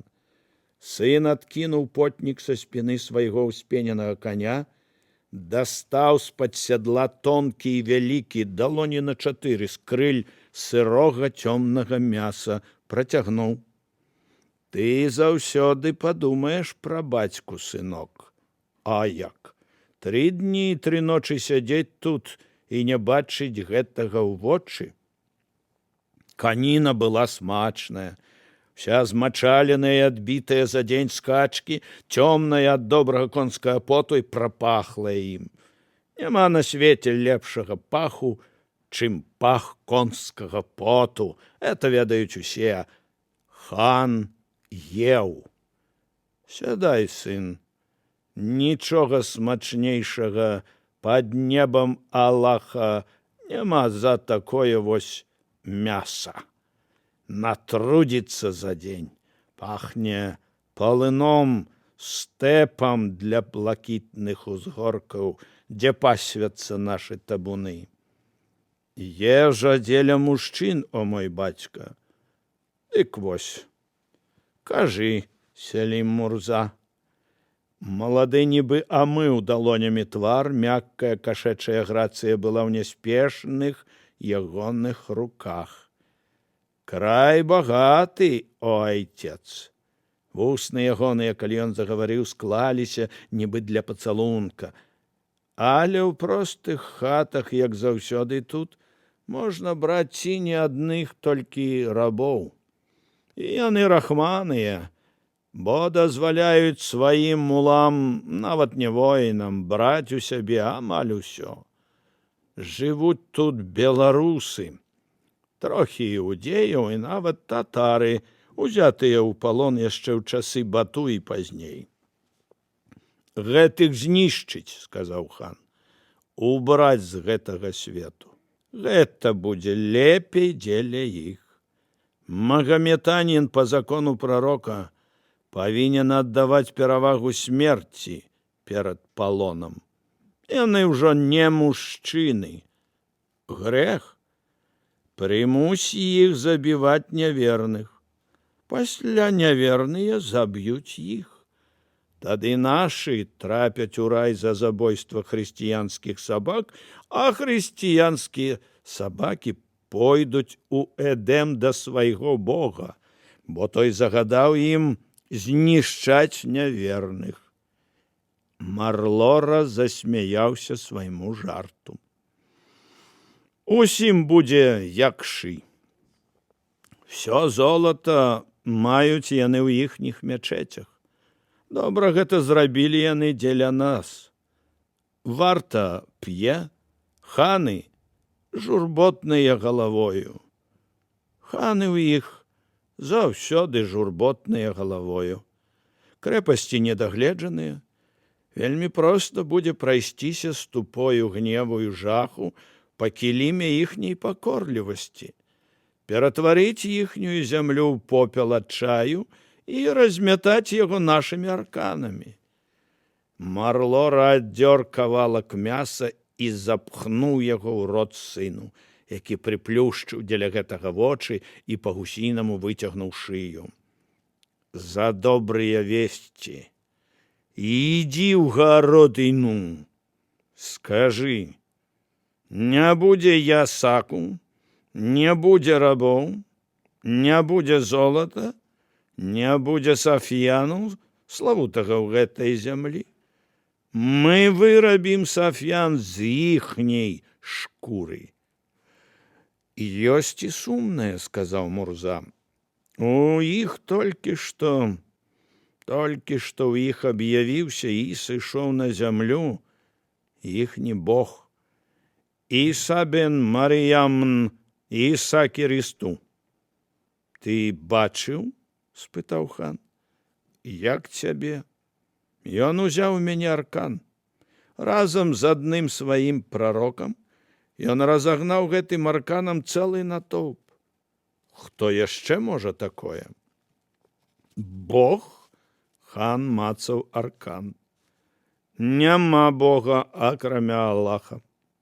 Але памятай, нават Бату пазбягаў бурыць шатры чужых багоў. Мала што. Гэта можа несці ветер небяспекі. Калі сутыкнёмся Бога браць першага, нават калі наперадзе бой, скачы ў гародыну, сын. Селім ускінуўся на коня. Хан усміхнуўся яму. Гаворка гаворкай, пасольства пасольствам, і ясак ясакам. Але я думаю, нам няма чаго марудзіць, жах, хорошы памочнік. А дадуць згоду на даніну, мы спынім тады. Згода. І калі Мурза крануў з месца, хан пляснуў у далоні. Збор! Глуха заракаталі бубны. Стан прыйшоў у рух. Раздзел 29. Пятка не мае сораму. І тады гэты паршывы нечасцівец склікаў да сябе таемна і пад покрывам цемры яшчэ 10, чые імёны хай не апаганяць вашага слыху. Усходняя казка. Всяго праз 2 дні гэты самы грукат нясцерпна рассыпаўся над дамамі і вуліцамі гародні. Нясцерпна, хаця тут яго вывяргалі ўсяго 2 барабаны і з 10 бубнаў у руках варты. Гук быў нясцерпны, таму што вялікая, мёртвая цішыня стаяла на поўных народам вуліцах горада. Ішлі пасланцы ад крымчакоў. А гэта азначала, што і сама Арда недзе тут, і ўжо ліецца кроў, ляскаюць, бразгочуць мячы, свісцяць арканы, і лямант стаіць у паветры. З жахам глядзелі на чужынцаў дзеці, з бязмернай агідай у жанчыны, з гневам, бо хто ж іх калі-небудзь зваў на Белую Русь мужыкі і мяшчане. Што праўда, татар прымусілі спешыцца яшчэ на Малой Скідзельскай, але ім пакінулі ўсё, нават бубны. І вось пабедныя, варварскія гукі чужой музыкі, той, якую памежныя людзі снілі нават уначы, агалошвалі ростань, пасля старую вуліцу, пасля стары рынак. Ніхто не папярэдзіў аб з'яўленні крымчакоў ні раду, ні нават духоўны суд, што якраз сядзеў у палацавай царкве у першым усходнім нефе замка. Татарын загадаў тысячніку Карніле не цягнуць гадзінамі і днямі, калі не хоча, каб ягоная 1000 сустрэлася з цьмою, а адразу весці яго да ўладароў, іначай будзе горш. Кожная хвіліна лішняе спаленае сяло. І Карніла вырашыў весці Мурзу на сваю адказнасць. Ударалі, грукаталі бубны, і ішоў, валюхаючыся, паперадзе сваёй дзікай вобразам варты пасыльны татарын. Ногі ў ботах з загнутымі насамі упэўнена папіралі зямлю. Адна рука на эфесе, другая абаранкам на тугіх вітках аркана. Галава закінута, вочы глядзяць зверху ўніз, і нахабна, пагардліва усміхаецца рот. Толькі аднойчы вытрымка здрадзіла яму. Убачыў залатыя кісці рук і даўжэзныя вусы Тихона, і яны так уразілі яго, што ён засмяяўся і ухапіўся за іх, нібы дзіця за цацку. «Добры баран, мой будыш!» Сябры кінуліся былі на Крымчака, Гіоў развярнуўся быў, каб даць вястуну, зняў молат, але тут замкавая варта, якая суправаджала пасланцоў, выставіла дзіды і гізаўры. «Вы што, хамы?» – спытаў тысячнік. «Пасла?» А славуты гародзінскі сінкліт сядзеў між тым у паўночным прытворы дварцовай царквы і нічога не ведаў пра нечаканую радасць, якую рыхтаваў яму лёс. Перад пачцівымі і высакароднымі раснікамі стаяў ганец. Запылены да таго, што здавалася, нібы ён усё жыццё дагэтуль пражыў на млыне. І вось яго выцягнулі адтуль і, сяк так пачысціўшы, бракавала часу, даслалі з даручэннем.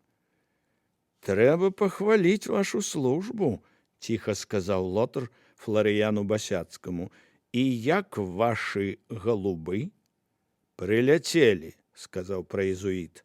«Цікава», – сказаў Лотар. «Цікава было б ведаць, чаму вы ўважылі за лепшае ўвесці нас у зман наконт таго, што ўсё добра, пакінуўшы пры сабе весткі аб падзеях у Наваградку, аб спробе перашкодзіць святой службе, аб тым, што знік генеральны камісарый і што ўзнікненні гэтым, магчыма, таксама вінаваты яны. Урэшце, аб апошніх падзеях это была ваша ідэя з галубамі. Вы штосьці ўжылі?» «Ужыў», – сказаў мніх каплан. «Цікава было б ведаць, што?» «Я ўжыў гэтых галубоў, смажаных у масле. Памятаеце? Вы яшчэ памаглі мне іх ужываць. Было смачна. Магу таксама нагадаць, што была серада». Кардынал папярхнуўся. «Калі ласка», – сказаў ён, – «маўчыце». «Чаго мне маўчаць? Калі не маўчыце вы?» «Але ж…» Твар каплана абцягнуўся скурай, бязлітасна і жорстка ён сказаў: «Галубы вярнуліся без запісак». «Можа, все 3 галубы вярнуліся без запісак», – паўтарыў мніх. «Магдаліна?»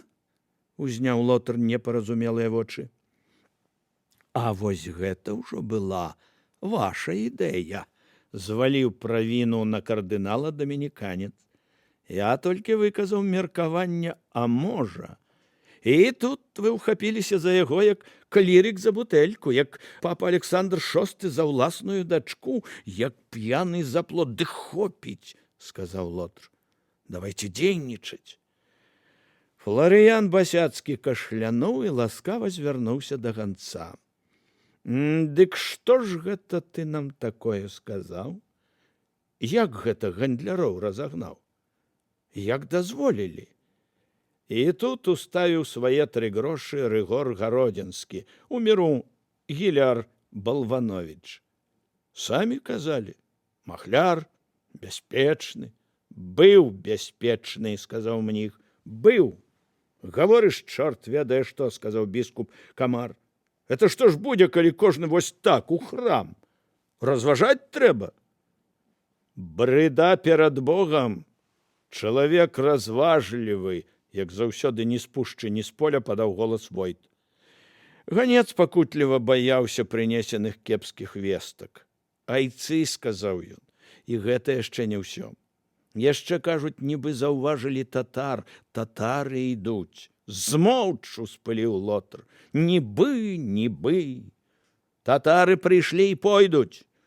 А той, хто замахваецца на народныя святыні, гэта табе не татары? Варухнуўся ў цёмным куту бурмістр Юстын, расплюшчыў вочы. Хацеў быў сказаць, але толькі злосна падумаў. Ясна, чаму вы так. Вас нават у рабы не возьмуць па поўнай няздатнасці. Няробы. То вам што? І зноў пад скобкаю валасоў згаснулі вуголлі ягоных вачэй. Ты разумееш, на якія асновы ён замахнуўся, пабарвавеў Лотр. Невядома, чым бы ўсё гэта скончылася для ганца, каб не пачуліся на пераходах крокі, нейкія прыглушаныя ўдары і бразгат, все насцеражыліся, пачулася нешта накшталт пералаю, Карнілаў голас угаворваў кагосьці трохі пачакаць, пасля тысячнік увайшоў, але не паспелі яны спытаць у яго, што здарылася, як з грукатам адчыніліся дзверы. Лінула ў царкву дзікая какафонія гукаў. Бубны аж захлыналіся ў бразганні і гулкіх ударах. Мурза Сялім увайшоў на паўсагнутых нагах, бязгучны як кот і адначасова нахабна. Таргануў тысячніка за нос на знак таго, што ўсё ж паставіў на сваім. Агледзеў царкву, здзёр дарогаю з іконы бясцэнныя абяцаныя каралі з рубінаў, падсмокаў языком і запхнуў у запазуху. Пасля асцярожна падышоў да врат, прыслухаўся, ударам нагі расчыніў іх. Агледзеў бегаючымі вачыма. «Што?» – рэзка спытаў талмача. «Пра стол». Мурза нібы ўспамінаў нешта. Пасля ўсміхнуўся высакамерна і ўскінуў галаву. «Пра стол. Сидеть тут хачу». І сеў. «Меня слухай, уладарі Гародина. Кінас джікамон няма. Выкі нас. Ваш адказ, што трэба дасцё, татар не пойдуць, што трэба не дасцё, татар пойдуць. І пыл ад Гародына дасягне неба, і смурод ад гэтай зямлі дасягне неба. Белы кінаства будзе кара, чорны кінаства». У адказ лягло маўчанне. На тварах людзей у прытворы нельга было нічога прачытаць. У вачах людзей з варты ясна чыталіся абраза, невымоўны агіда, жах і гнеў. Мурза выцягнуў вусны, нібы для пацалунка, узняў руку, сціснутую ў кулак, і павольна пачаў адгінаць пальцы, адзін за адным. Залатых 4 тьмы, па адным на воіна, бо 40 000 нас. Рабоў 4 тьмы, на кожнага воіна раб. І тьма рабоў Мурзам і хану. І 2 тьмы залатых Мурзам і хану, і коней 4 і 4 тьмы, і быдла 4 і 4 тьмы. Ён паказаў на аклады. І золата яшчэ, вось такога 4 гарбы, бо яно блішчыць. Мы не з багатых, сказаў Лотр, і ў сціплай беднасці жывём. Твар твой, п'ятка, што не мае сораму, выскаліўся Крымчак, таму што не чырванее п'ятка. Што маніш? Глядзі. Па мурах, іконах, статуях плыло золата. Уладары маўчалі. Сялім павольна выцягваў шаблю з піхваў. Яна выпаўзала з іх амаль нябачнымі рыўцамі, як змяя. І імгненне кожнае прыбаўляе да вашай даніны. Я вырву шаблю, і што тады уратуе вас? Імгненне кожнае прыбаўляе, бо татары пайшлі. І такая нахабная сіла была ў гэтым голасе і ў павольным выпаўзанні сталі, што ўсе нібы пачулі далёкае гіканне, несамавіты гул бубнаў, рыданні вярблюдаў і аслоў і шалёны пошчак капытоў нялічанай арды. Шабля выпаўзла амаль да канца. «Дан!» — выскаліўся Мурза. «Дан давай! Жыць будзеш!» Людзі ў прытворы пераглянуліся. І тут Басяцкі ласкава, з адчуваннем сваёй годнасці, узняў руку. «Стой!» Мурза усміхнуўся і з ляскам закінуў шаблю назад у піхвы. «Не пагражай нам, Мурза. Мы досыць моцныя, каб растаптаць вас». Варта ля дзвярэй ускінула галовы. «І калі мы ўсё ж дамо табе тое, аб чым просіш, то не з боязі». Плоскія вочы смяяліся.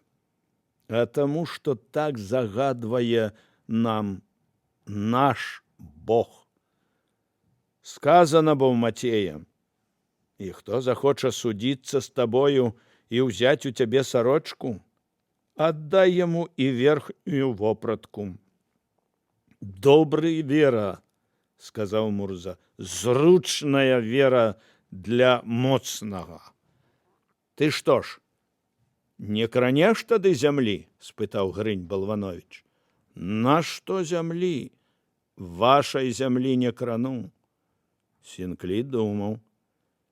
«Прасяшчаму ў цябе дай», — сказаў Лотр. «Па вазе дай», — сказаў Крымчак. Жаба ціха забубніў. «Неверныя вагі», — сказаў Саламон, — «брыда перад панам Богам, але правільная вага, жаданая яму. І жанчын дайце нам, бо нам патрэбны жанчыны, нараджаць моцных ваякаў дзеля нашай веры». Кардынал і мніх пераглянуліся. Зразумеў іх таксама біскуп. «Хіба што некалькі манастыроў», — зняў ён грозныя бровы. «Всё адно з манашак талковага, як з кошкі воўны». Мніх ціха сказаў: «Машкаўскі». Ігумень не сказаць, каб каго ўжо каго, а тую выдала басурманам. І усміхнуўся. Нічога, яны там з іхнім вопытам не адну, а 3 арды адразу знутры раскладуць. Татарин глядзеў на тых, што шапталіся, чакаў. «Дамо», — сказаў Лотр, — «толькі каб зберагчы мір». «Будзе мір», — падступна усміхнуўся Крымчак. Карніла зашаптаў Лотру на вуха: «А як падмануць? Грошыкі ж на рамонт мура ля лідскай брамы вечна нехта ў кішэнь. Ну, а мур там такі, што я кожны раз жахам гляджу, калі да яго сабакі падыходзяць ды падмываюць. Грошай не даеце». «Рада, хай плоціць», — сказаў кардынал. «Вы аднойчы ўжо магістрацкія грошы, тю», — сказаў, дачуўшыся Юстын, «а гарадская рада заўсёды была бедная, як царкоўны, прабачце, як магістрацкі пацук». «Тым больш адкупіцца трэба», — бязгучна сказаў Лотр і ўголас дадаў. «Мы пакажам табе, дзе вы будете мець права браць жанчын, Мурза. Першым можаце Машкаўскі кляштар». У гэты момант моцна аддаўся пад гатычнымі скляпеннямі гук смачнага пляўка. Плюнуў малады чалавек год 25, які стаяў сярод варты. Худы, але цыбаты і моцны, у цяжкіх латах ад шыі да ног, шлем ён пачціва трымаў у руцэ, і доўгія попельныя валасы ягоныя ляжалі на сталёвых наплечніках. Ён цяпер выціраў тыльным бокам вузкай і моцнай далоні вялікі і цвёрды рот утрапёнага. Шэрыя прыгожай формы вочы глядзелі з абурэннем, саркастычнай усмешкай і амаль з фанатычным гневам. Просты нос нібы акасцянеў. «Тфу! Эй, ты это што ў храме?» — спытаў Карніла. «Карчма гэта, а не храм», — кінуў чалавек. «Таргі! Хто са мною? Мы ім. Некалькі чалавек рушылі за ім. Будуць ваяваць? Спытаў Мурза. Адступнікі, сказаў Лотр. Сказана, не забі. Тысячнік, загадай, калі скончым, замкнуць браму і не выпускаць з горада мяшчан. Так завяршыўся самы ганебны торг з басурманамі, які калі-небудзь ведала зямля Белай Русі. З тым, хто плюнуў з правадыром асуджанага заслону, паспела выйсці дзеля ўратавання сумлення і гонару не больш як за 300-400 чалавек, пераважна без коней, выйшлі на верную смерць. У гонар гародзінцаў варта сказаць і тое, што пасля таго, як тысячнік зачыніў брамы, нешта чалавек каля 50 умудрылася спусціцца з муроў і ўсё ж уцячы за раццю. Раздел 30. Саранча. Але ў людзях рыцарскіх, которых там мноства пагінула, вялікую шкоду корона подняла. Кроніка Белай Русі. Слова ад летапісца. І ўторгнуліся, і ўварваліся татараве крымскія ў нашы краі, і здарылася так, што не было ім папушчэннем Божым заслоны, і рассыпаліся яны там і там. О, войска вялікае, шмат тысячаў ездных, о, гора вялікая! Не спадзяваліся на тое, заўжды з пакораю Бога вялікага аб міры і спакою просячы, пры міры жывучы. І зямля гарэла, і хаты, і людзей у палон вялі, і клейны на лоб ставілі, як быдлу. І рассыпаліся татараве па зямлі нашай, як саранча, аб якою адкравенні святога Яна Багаслова апакаліпсісе тож прарочана. Всё быў яго спраўдзілася, па абліччу нават. Па выгляду свайму саранча была падобная коням, падрыхтаваным на вайну, і на галовах яе як бы вянцы, падобныя на залатыя. Твары ж яе, як твары чалавечыя. На ёй былі броні, як бы броні залезныя, а шум ад крылаў яе, як грукат ад калясніц, калі мноства коней бяжыць на вайну. І спраўдзілася тое, што ў тыя дні людзі будуць шукаць смерці, але не знойдуць яе, пажадаюць памерці, але смерць уцячэ ад іх. Але яшчэ страшней было за апакаліпсіс, бо ішлі яны, ляцелі яны, а разам з імі ляцеў звер з бяздоні, рачоны слон.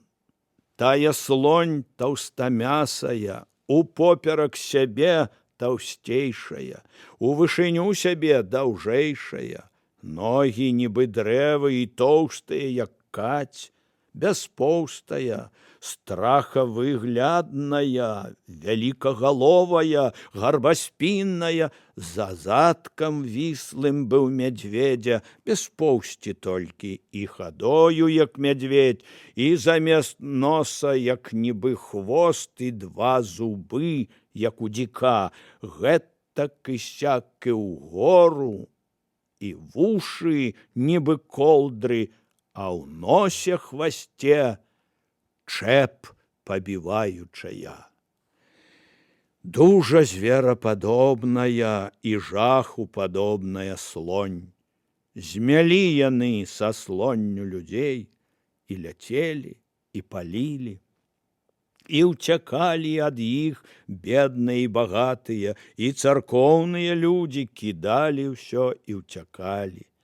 З усіх расафорных здзіўлення адзін дыякан нясвісткай драўлянай Сафіі, што зачыняе пяцідзённы нясвісткі славуты кірмаш, царквы драўлянай не па беднасці, а па смірэнню свайму, выявіўся чалавекам.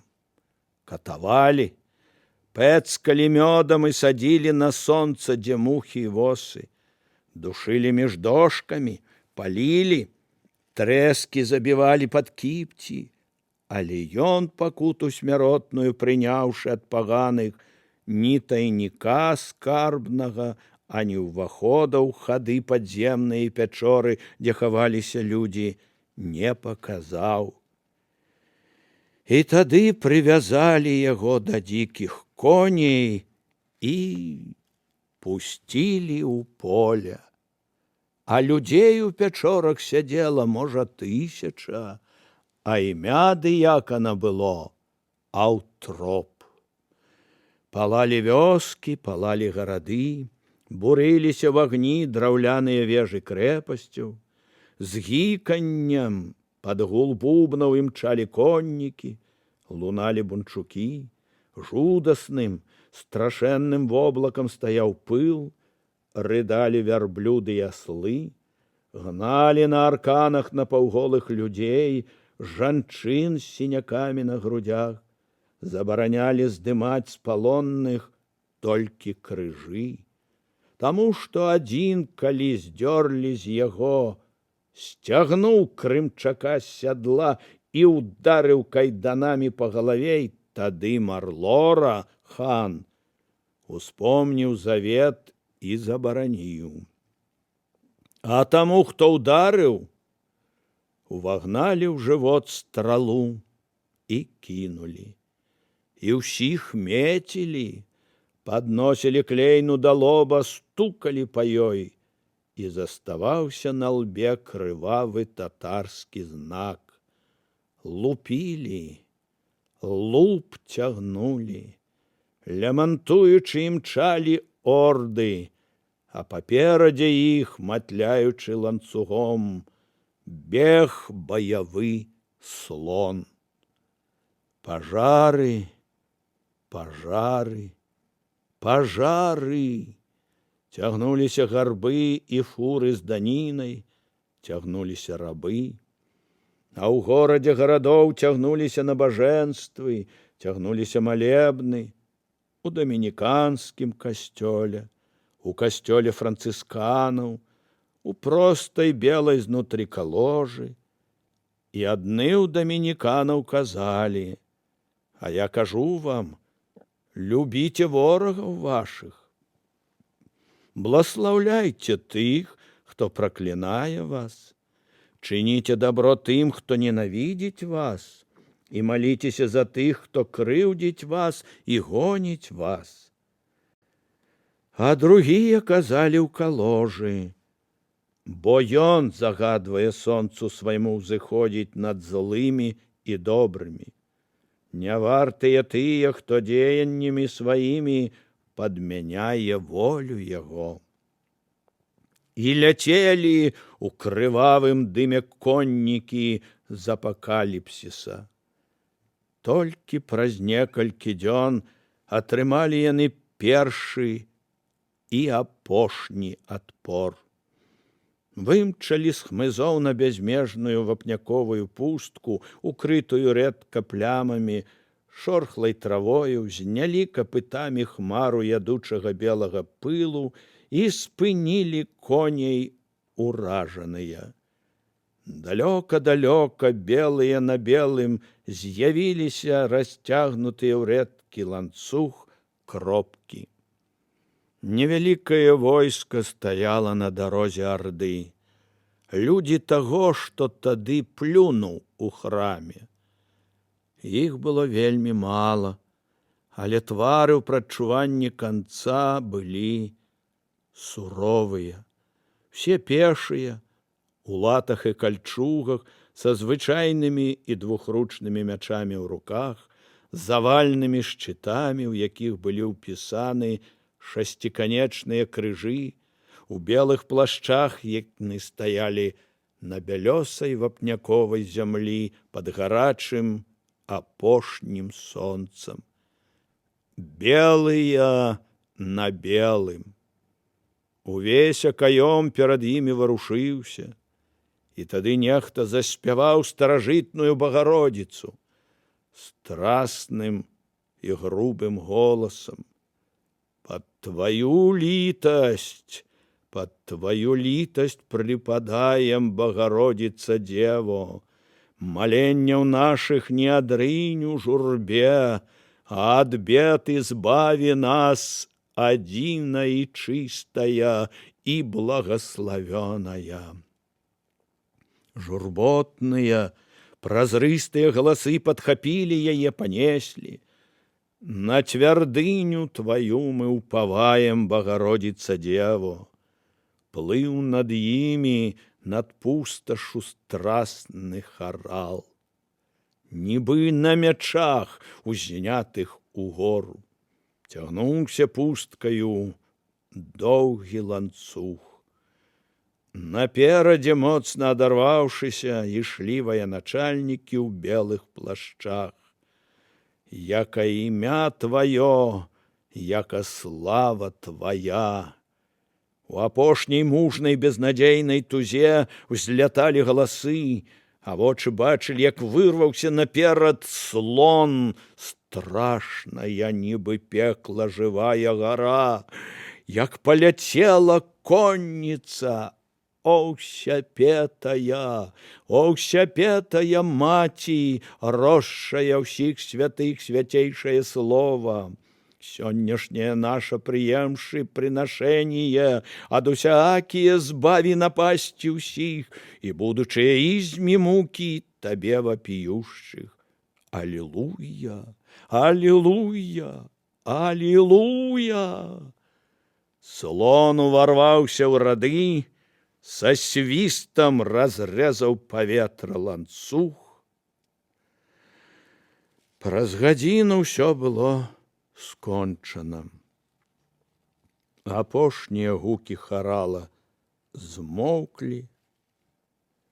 У атачэнні бурых, жоўтых і шэрых целаў ляжалі на бялёсай зямлі на рэдкім верасе белыя целы. Толькі в адным месцы купчыўся натоўп конных і пешых крымчакоў. У іхнім паўколе трубіў, як струны напінаючы вяроўкі, ашалелы слон. А перад ім, таксама распяты вяроўкамі, ляжаў кіраўнік асуджанага заслону.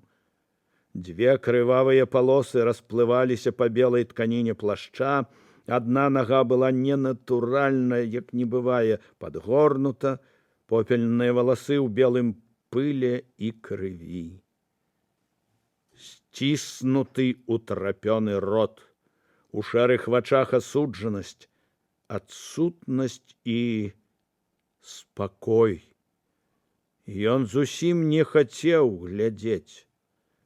І ўсё ж бачыў, як высіцца над ім, як пераступае на месцы, грузна танцуе слон, як касяць ягоныя налітыя крывёй вочкі.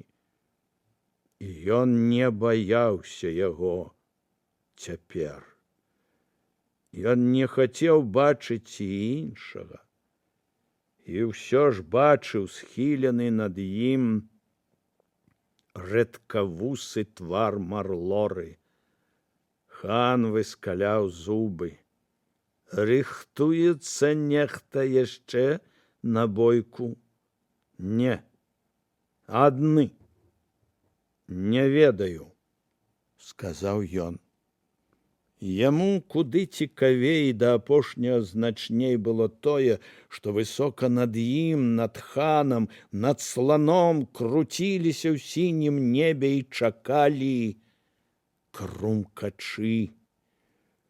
Калі гэтыя ўрэшце адчэпяцца і пойдуць, Крумкачы рызыкнуць спусціцца.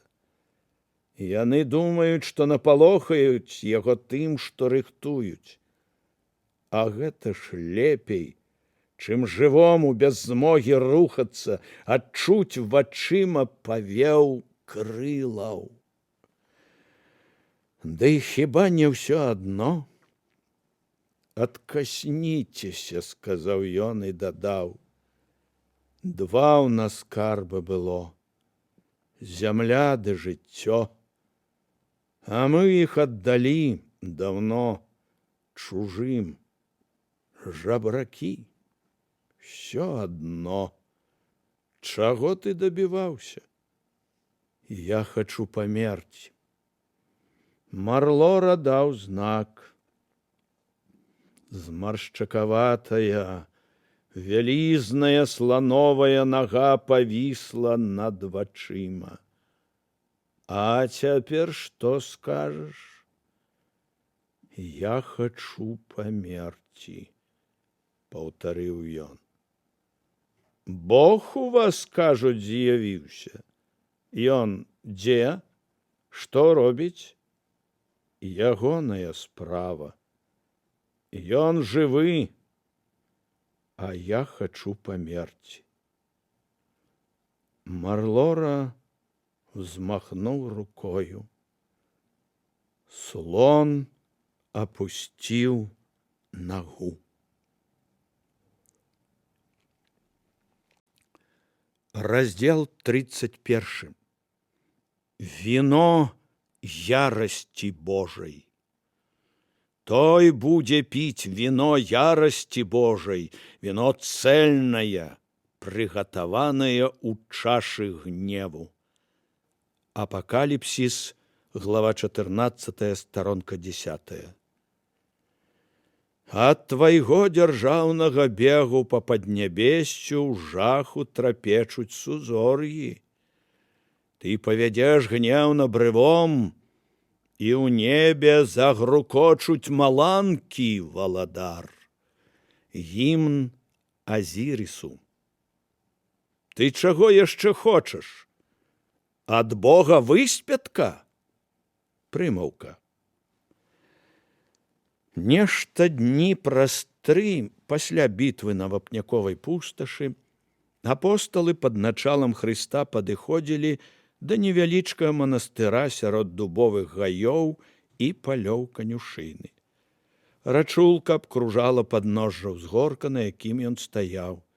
Перагароджаная ў некалькіх месцах грэблямі, яна ўтварала 3-4 стаўкі, што адбівалі бляклае падвячэрняе неба.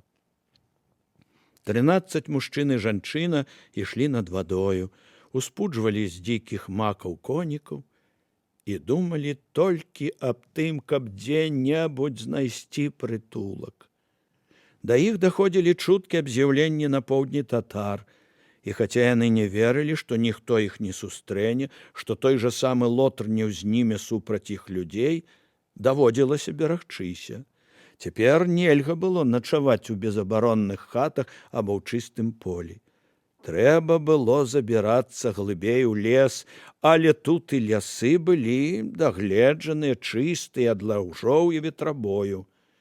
Да таго ж яны не маглі доўга сядзець у бязлюдным месцы. Людзі, гэта быў хлеб, які ім, хай сабе і нячаста, і не памногу ўдавалася купляць. Таму сёння, убачыўшы белую цацку кляштара, Юрась узрадаваўся.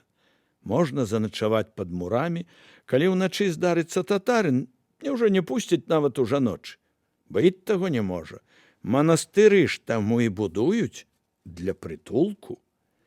А раніцай можна будзе купіць хлеба, а можа і рыбы. Бач, якія ставы.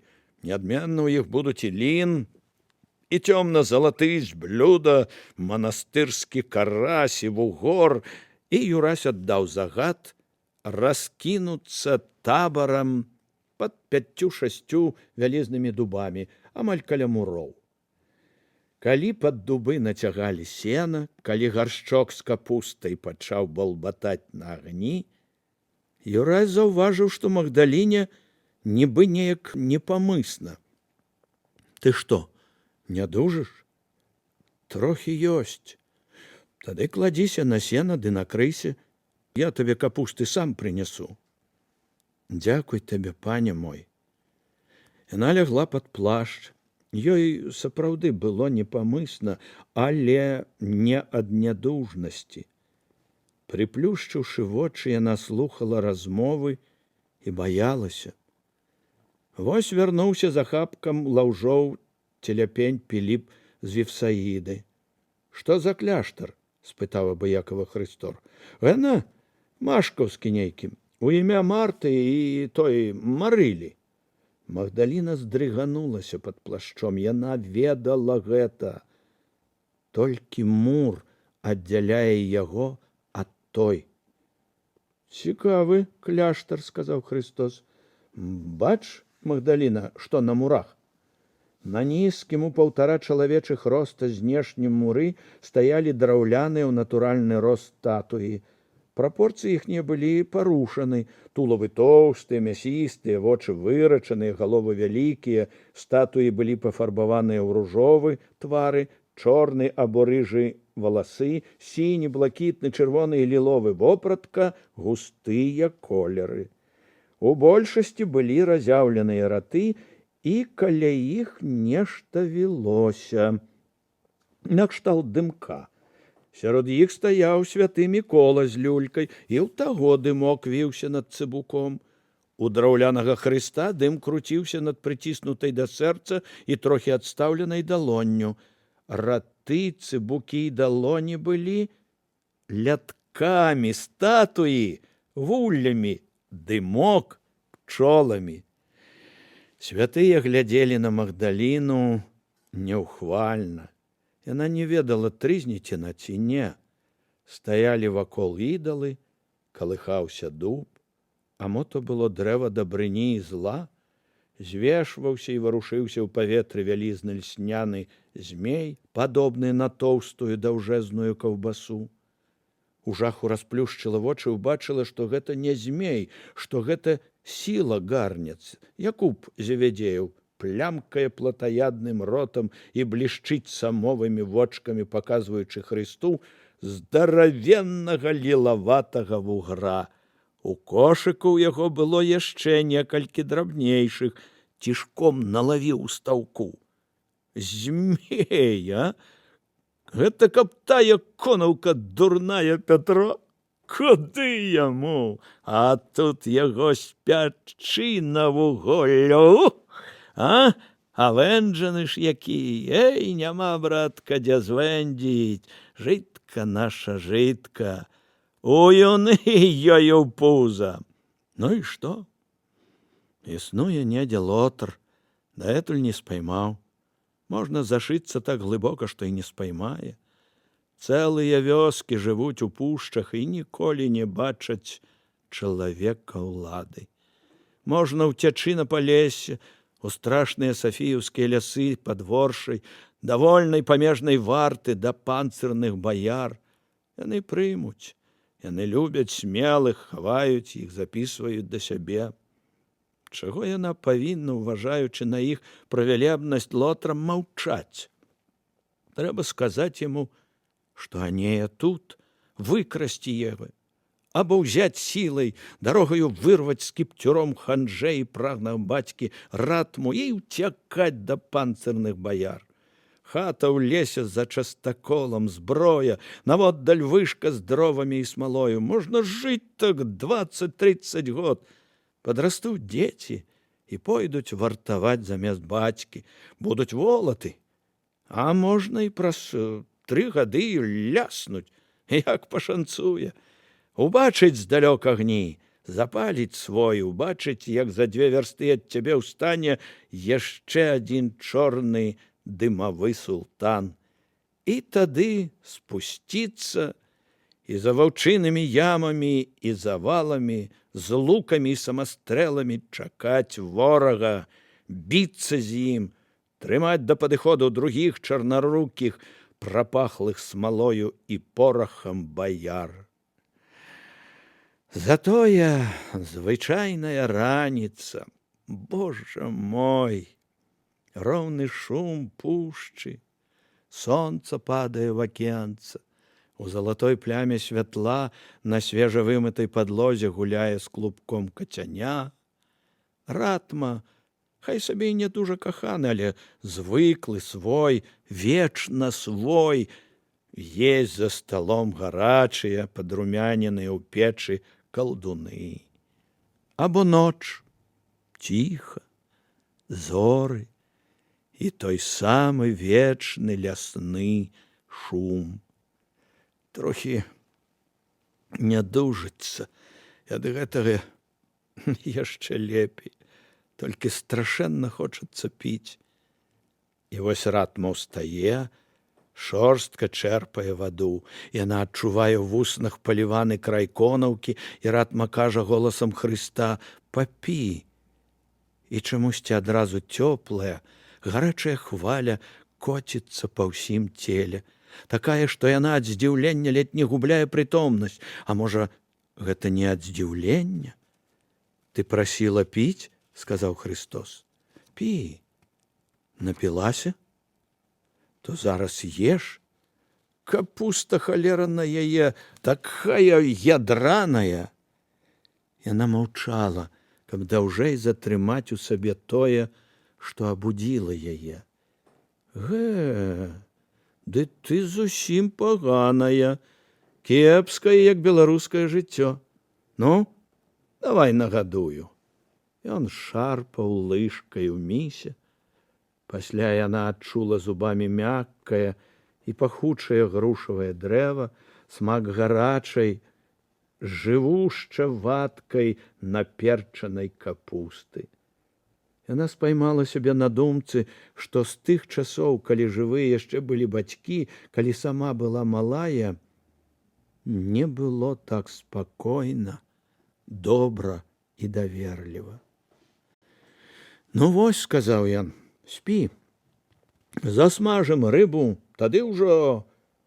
І яна сапраўды як правалілася ў дрымоту.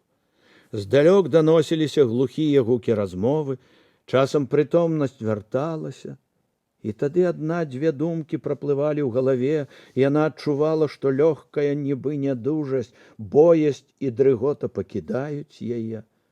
Ад сну на паветры, ад гукаў вечара, ад прысутнасці гэтага чалавека побач.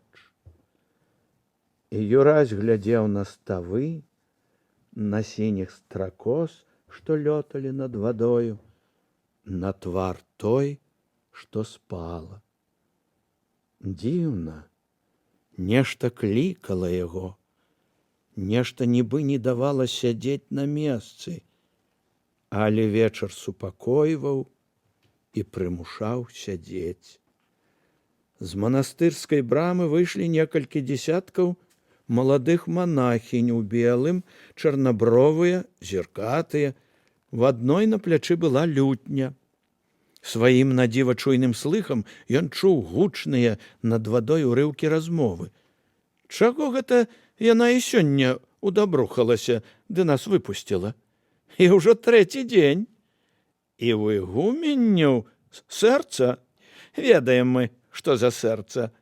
Пэўна, зноў гэты мардаты ў яе будзе. Дзеўкі, чорт з ім. Дзеўкі, хай сабе, ну, добра ісці, вечар, рыба брохаем. На паверхні ставоў сапраўды расплываліся кругі, жанчыны ішлі, іхнія белыя постаці сумна і чыста адбіваліся ў вадзе. Здаецца, і сам бы застаўся тут, каб вакол былі такія. Адна дзяўчына раптам падала голас. «Бач, хлопцы якія! Сядзяць, не ведаюць, ад чаго б гэта зрабіць? Это я іх знайшла. Раз знайшла, то цягнула б сюды. Ды, бач, яны не геглыя нейкія, на хаду спяць». Юрась узняў руку. У адказ над вадою даляцеў ціхі смех. «Ой, сёстры, будзе ад ігуменні, а няхай яна на мурашнік сядзе, як я яе баюся. Не, гэта хлопцы адмысловыя. Кашы наеліся, асалавелі. Апосталы пераглянуліся. Пасля Тумаш, Сымон Кананіт і Піліп махнулі рукою і пачыкільгалі у бок дзевак. Крэкнуў Якуб і таксама ўзняўся. Даганяючы кінуліся іншыя. Равун не затрымаўся быў. «Ідзі, Іосія», – сказаў братчык. «Ты ж ведаеш». Іуда пабег. Хрыстос застаўся адзін. Сядзеў над панвамі, варочаў кавалкі. «Вось як уламлю зараз адзін усіх гэтых вугроў», – ціха сам сабе сказаў. «Будзе вы, пойце тады ведаць дзевак, піндзюры вы гэткія». Магдаліна пачула. Шкадаванне штурханулася ў сэрца. Скутая сном, яна думала, што трэба зрабіць. Ага, трэба адразу ж адкрыцца. Сказаць яму, дзе дачка мечніка. Дурань, яна ж тут, можа, ў гэтай вежы, можа, ў іншай, у маўчанні, пад даглядам адной гэтай ігуменні, якая чамусьці сапраўды выслала ўсіх сваіх манахінь з будынка. Чаму? Это трывожыла яе. Такога, ды яшчэ без дагляду, сапраўды не павінна быць, ды яшчэ трэці дзень узапар. А ўсё адно. Можа, сапраўды круціць з кімсьці. Думка правальвалася. Што трэба сказаць яму? Зараз жа. Хрысту здалося, што ў яе лёгкая гарачка. Ён паклаў ёй на лоб далонь, але рукі былі гарачыя ад агню, бо ён варочаў рыбу. Не разбярэш, ёсць гарачка ці не. І тады ён схіліўся і прыклаў да лоба вусны. Не, всё добра. Проста агонь і свежае паветра. Яна адчула дотык ягоных вуснаў на сваім лобе, і гэты просты жэст раптам бясспрэчна сказаў ёй, што яна ніколі не адкрые яму, што чакае яго за гэтым мурам. Будзе ненавідзець сябе, пагарджаць сабою, але ніколі не скажа. І не з-за катоўняў Лотра. Не трэба мне ні паселішчаў панцырных баяр, ні ратмы, ні нікога іншага. Нічога мне не трэба. Адзін гэты дотык прымусіў яе зразумець тое, у чым яна цэлы месяц, а можа і больш, баялася сабе прызнацца. Ад далёкага гаю, куды пайшлі апосталы з манашкамі, даляцеў сільны і страсны жаночы голас, поўны чакання і тугі. Зазвінела лютня.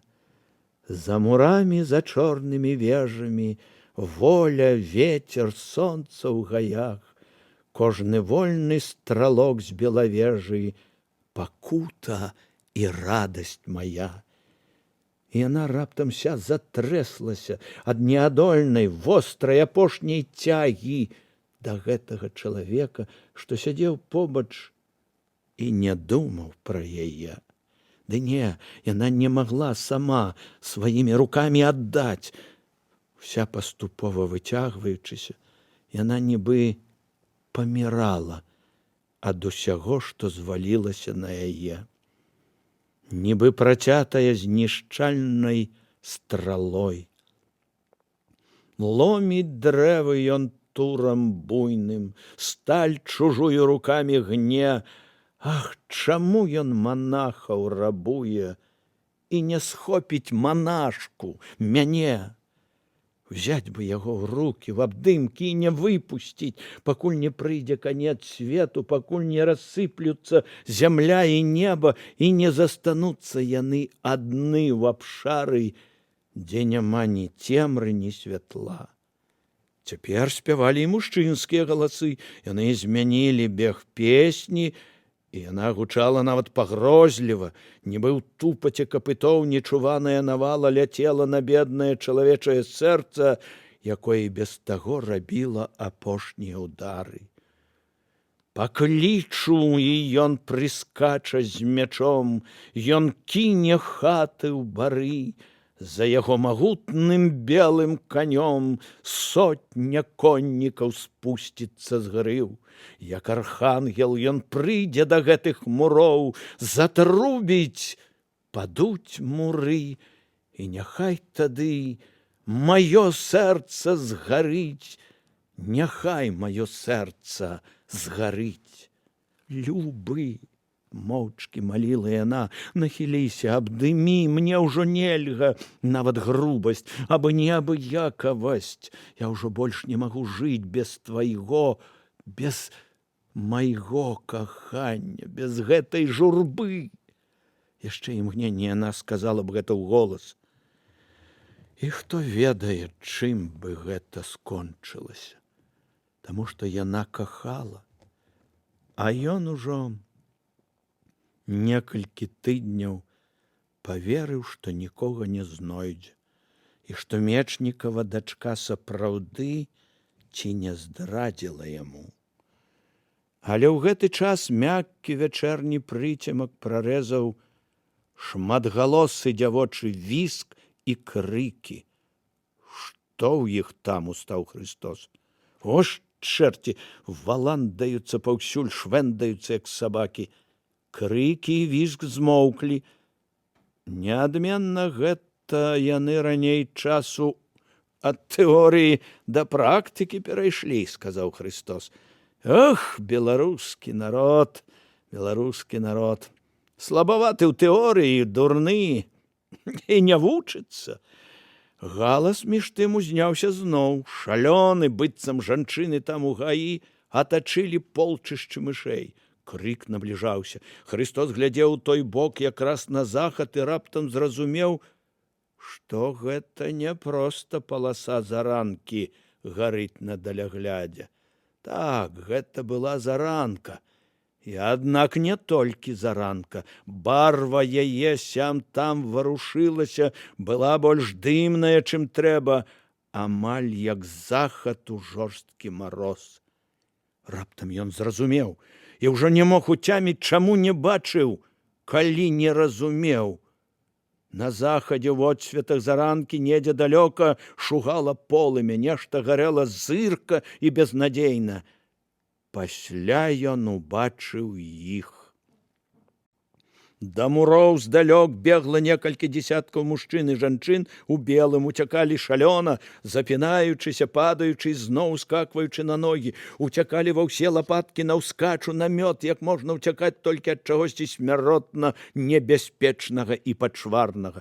Пасля даволі далёка за імі з'явілася нейкая цьмяная маса.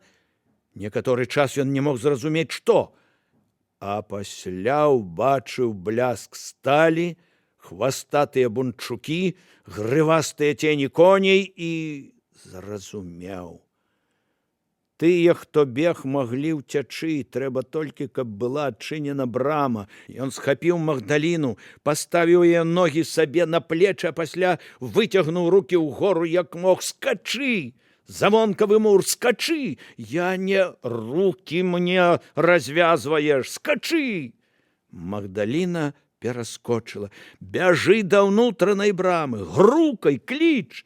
Сам ён кінуўся да брамы ў гэты вонкавы нізкія муры, схапіў за вяроўку звона, якім выклікалі сястру брамніцу, ударыў раз, другі, трэці, з усёй сілы. Блізка ўжо з усіх ног ляцелі уцекачы, а за імі проста зарыва імчала арда. Сотні-дзве татары. Гі-гі-гі-гі, а-дя-дя-дя-дя-гі-гі. Віск іхні холадам аддаваўся ў спіне. Ігуменя ў сваёй келлі пачула гэта і ўзняла галаву з ложка. Ну, ось, здаецца, ўсё кончана. Чалавек, што ляжаў побач з ёй, той самы волат Пархвер, што калісьці вёў Хрыста і апосталаў на катаванне, ляніва расплюшчыў вялікія сінія вочы. Ну і добра, нездарма я табе загад прывёз, ды 3 дні выканання чакаў. А мне грэх, сказала тая, адзяваючыся. 3 дні, і ўжо грэх, усміхнуўся той. Я ж не аб тым, і у мяне пагладзіла яго мокрыя залатыя валасы. Я ж іх сама 3 дні адпускала. У нейкі з іх, маўляў, і схопяць. Ты не спяшаешся? А чаго? Я дык і ўвогуле з гэтай справай не спяшалася. 1 дзень не прыйшлі па іх, ах, як добра. Другі, ну проста цудоўна. 3, і каб яшчэ не прыходзілі, дзякуй Богу. Я ж ведаю, хіба ты на мяне паквапіўся б? Так, проста. Ад нуды 3 дні чакаючы. Ды яшчэ ў суседняй келлі замкнёнай. Магутныя грудзі пархвера затрэсліся. Ерасць! З паблажлівай ласкавасцю сказаў ён. Ты, баба, нішто. Просто мне, відаць, всё жыццё ад адной да другой ісці. Пажартаваў Бог, надзяліў расточкам. Абдымаешся недзе ў гаю, а яна табе добра як пад дыхалам галавою. А што ёсць, пэўна, краіна волатак, а? Пэўна, ёсць. Добра. Пойдзеш дык пойдзеш. Хадзем, дзеўку тую з вежы выпусцім. Хадзем. А як ты яе вытурыш? А проста. Выведзем за вялікі мур, а пасля я за яго калаўротам браму вонкавага падыму. Не думай, спаймаюць. А нас яны не спаймаюць? У той вежы спаймаюць? Глупства. Там адному можна супраць усёй арды пратрымацца. Прыпасаў хопіць, яна ўсміхнулася. Вось і пасядзім? Ну, разышлася. Я цябе, галубок, не трымаю. Спатрэбіцца? У той самы дзень ходам выведу і гані ў гародню, калі дарогаю нехрысці не перахопяць. Яны выйшлі. Христос все яшчэ кідаўся каля мура. У вочка брамы ўбачыў твар Магдаліны. Не адчыняюць. Бяжы, голас у яго адзічаў. Бі, грукай, рукі разбі, дастукайся. Зноў пачаў шалёна торгаць вяроўку звона. Між уцекачамі і коннікамі ўсё яшчэ была адлегласць.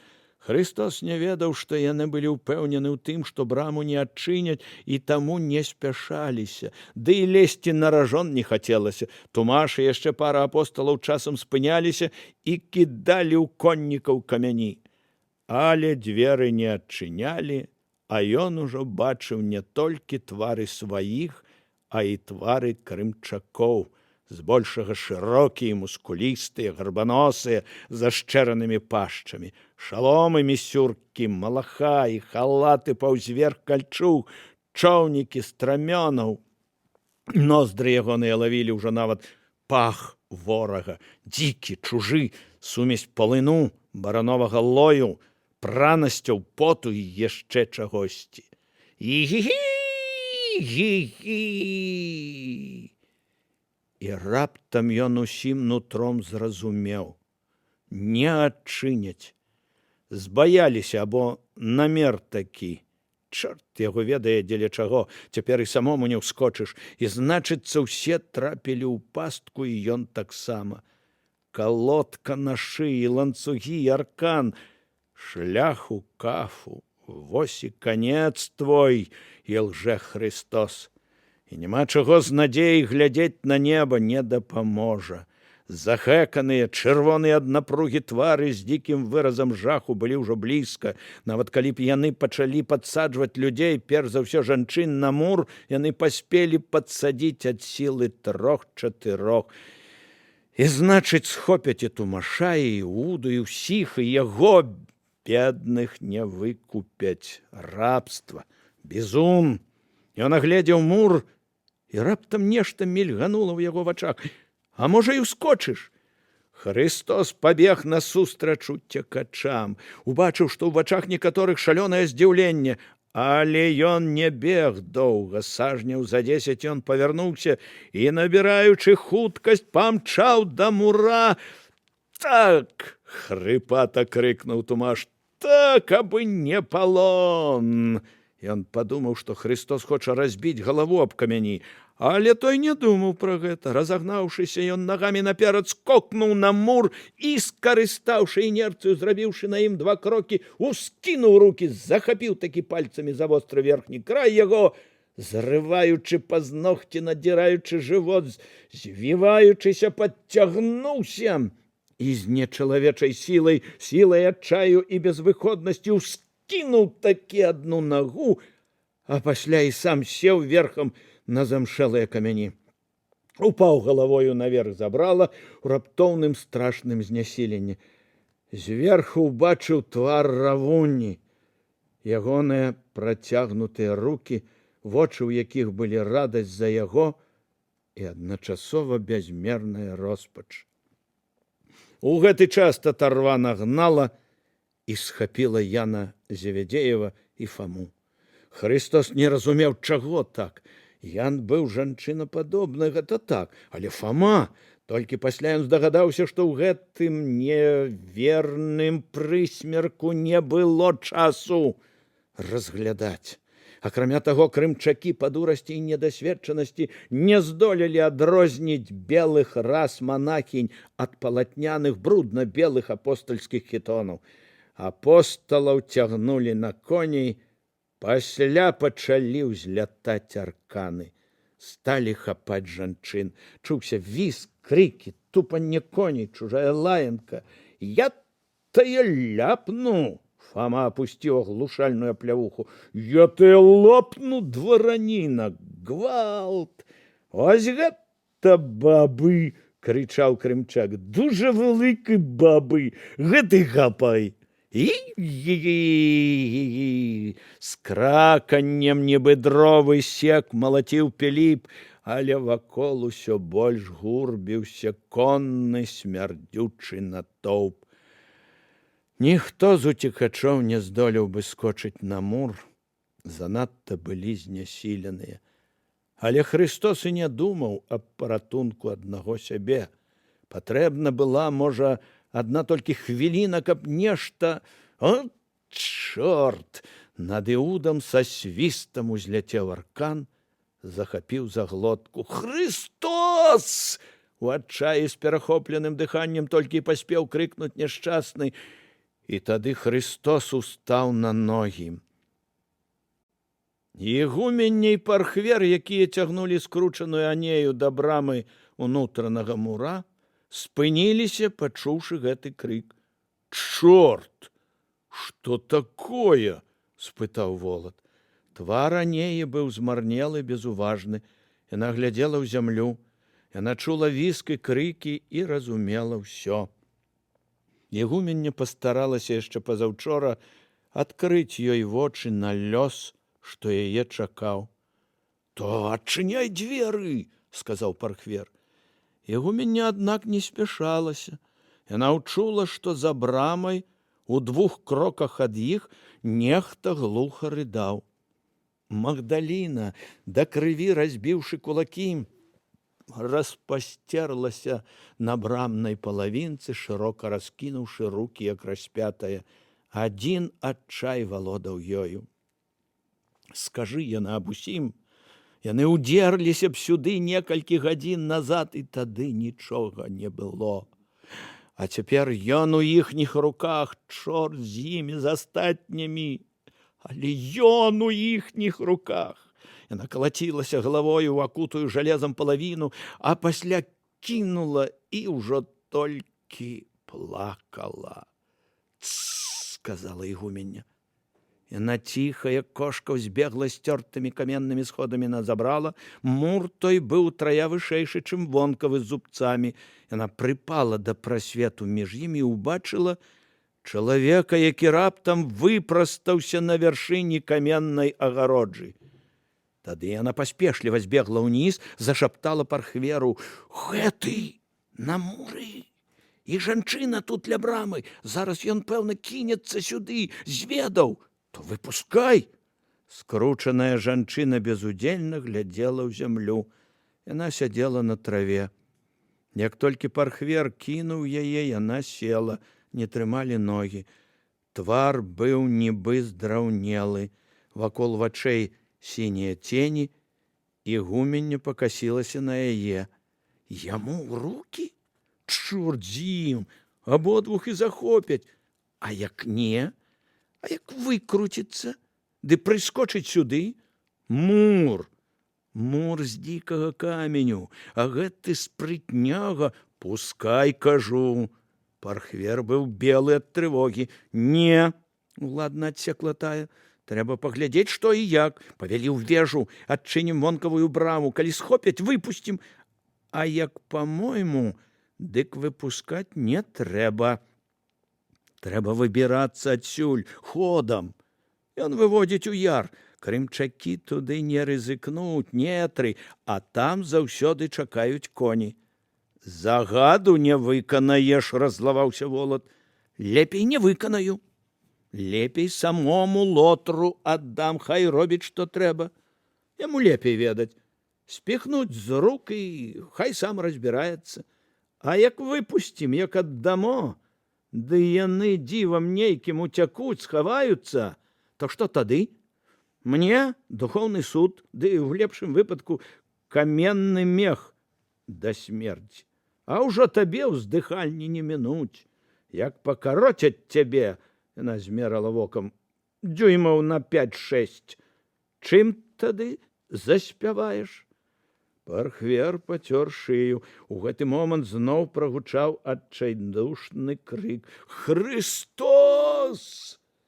І хаця Анея нічога не чула, гэты крык нібы вярнуў ёй прытомнасць. У вачах мільганула жывая цікаўнасць, і нечакана жанчына нібы ўзвілася. Юрась! Христос! Христос! Пархвер кінуўся да яе, падхапіў на рукі, бегма памчаў да вежы, і гумення трухала за ім. Хрыс! Пархверава далонь заціснула не толькі яе рот, але ўсё аблічча. Шкаляр на муры, пачуўшы крык, выпрастаўся. На хвіліну вочы зрабіліся дзікія. Пачулася, падумаў ён. Яна?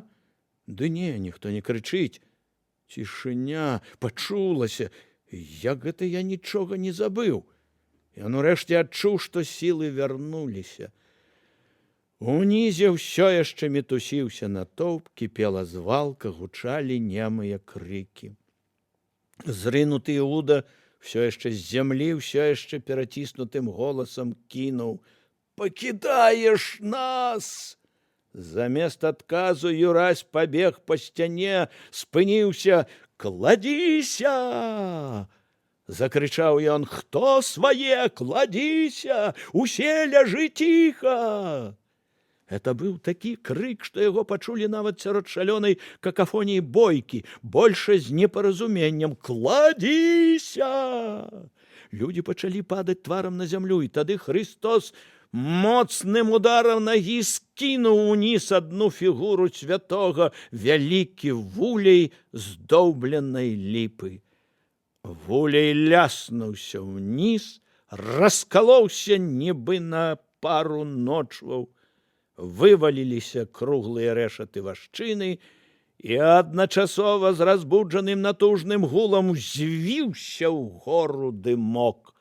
Христос бег па муры, разумеючы, што спыняцца нельга, заядуць да смерці, бег і штуршкамі нагі скідваў вуллі. Святыя павольна хіліліся, пасля дзяўблі носам і, набіраючы хуткасць, падалі, разбіваліся, і ўсё гусцей і гусцей было ў паветры ад дыму, і ўсё гучней і гучней звінела, гудзела, раззлавана гневалася паветра. Ён бег і скідаў Кацярыну, Ганну, Міколу, з люлькай самога сябе драўлянага.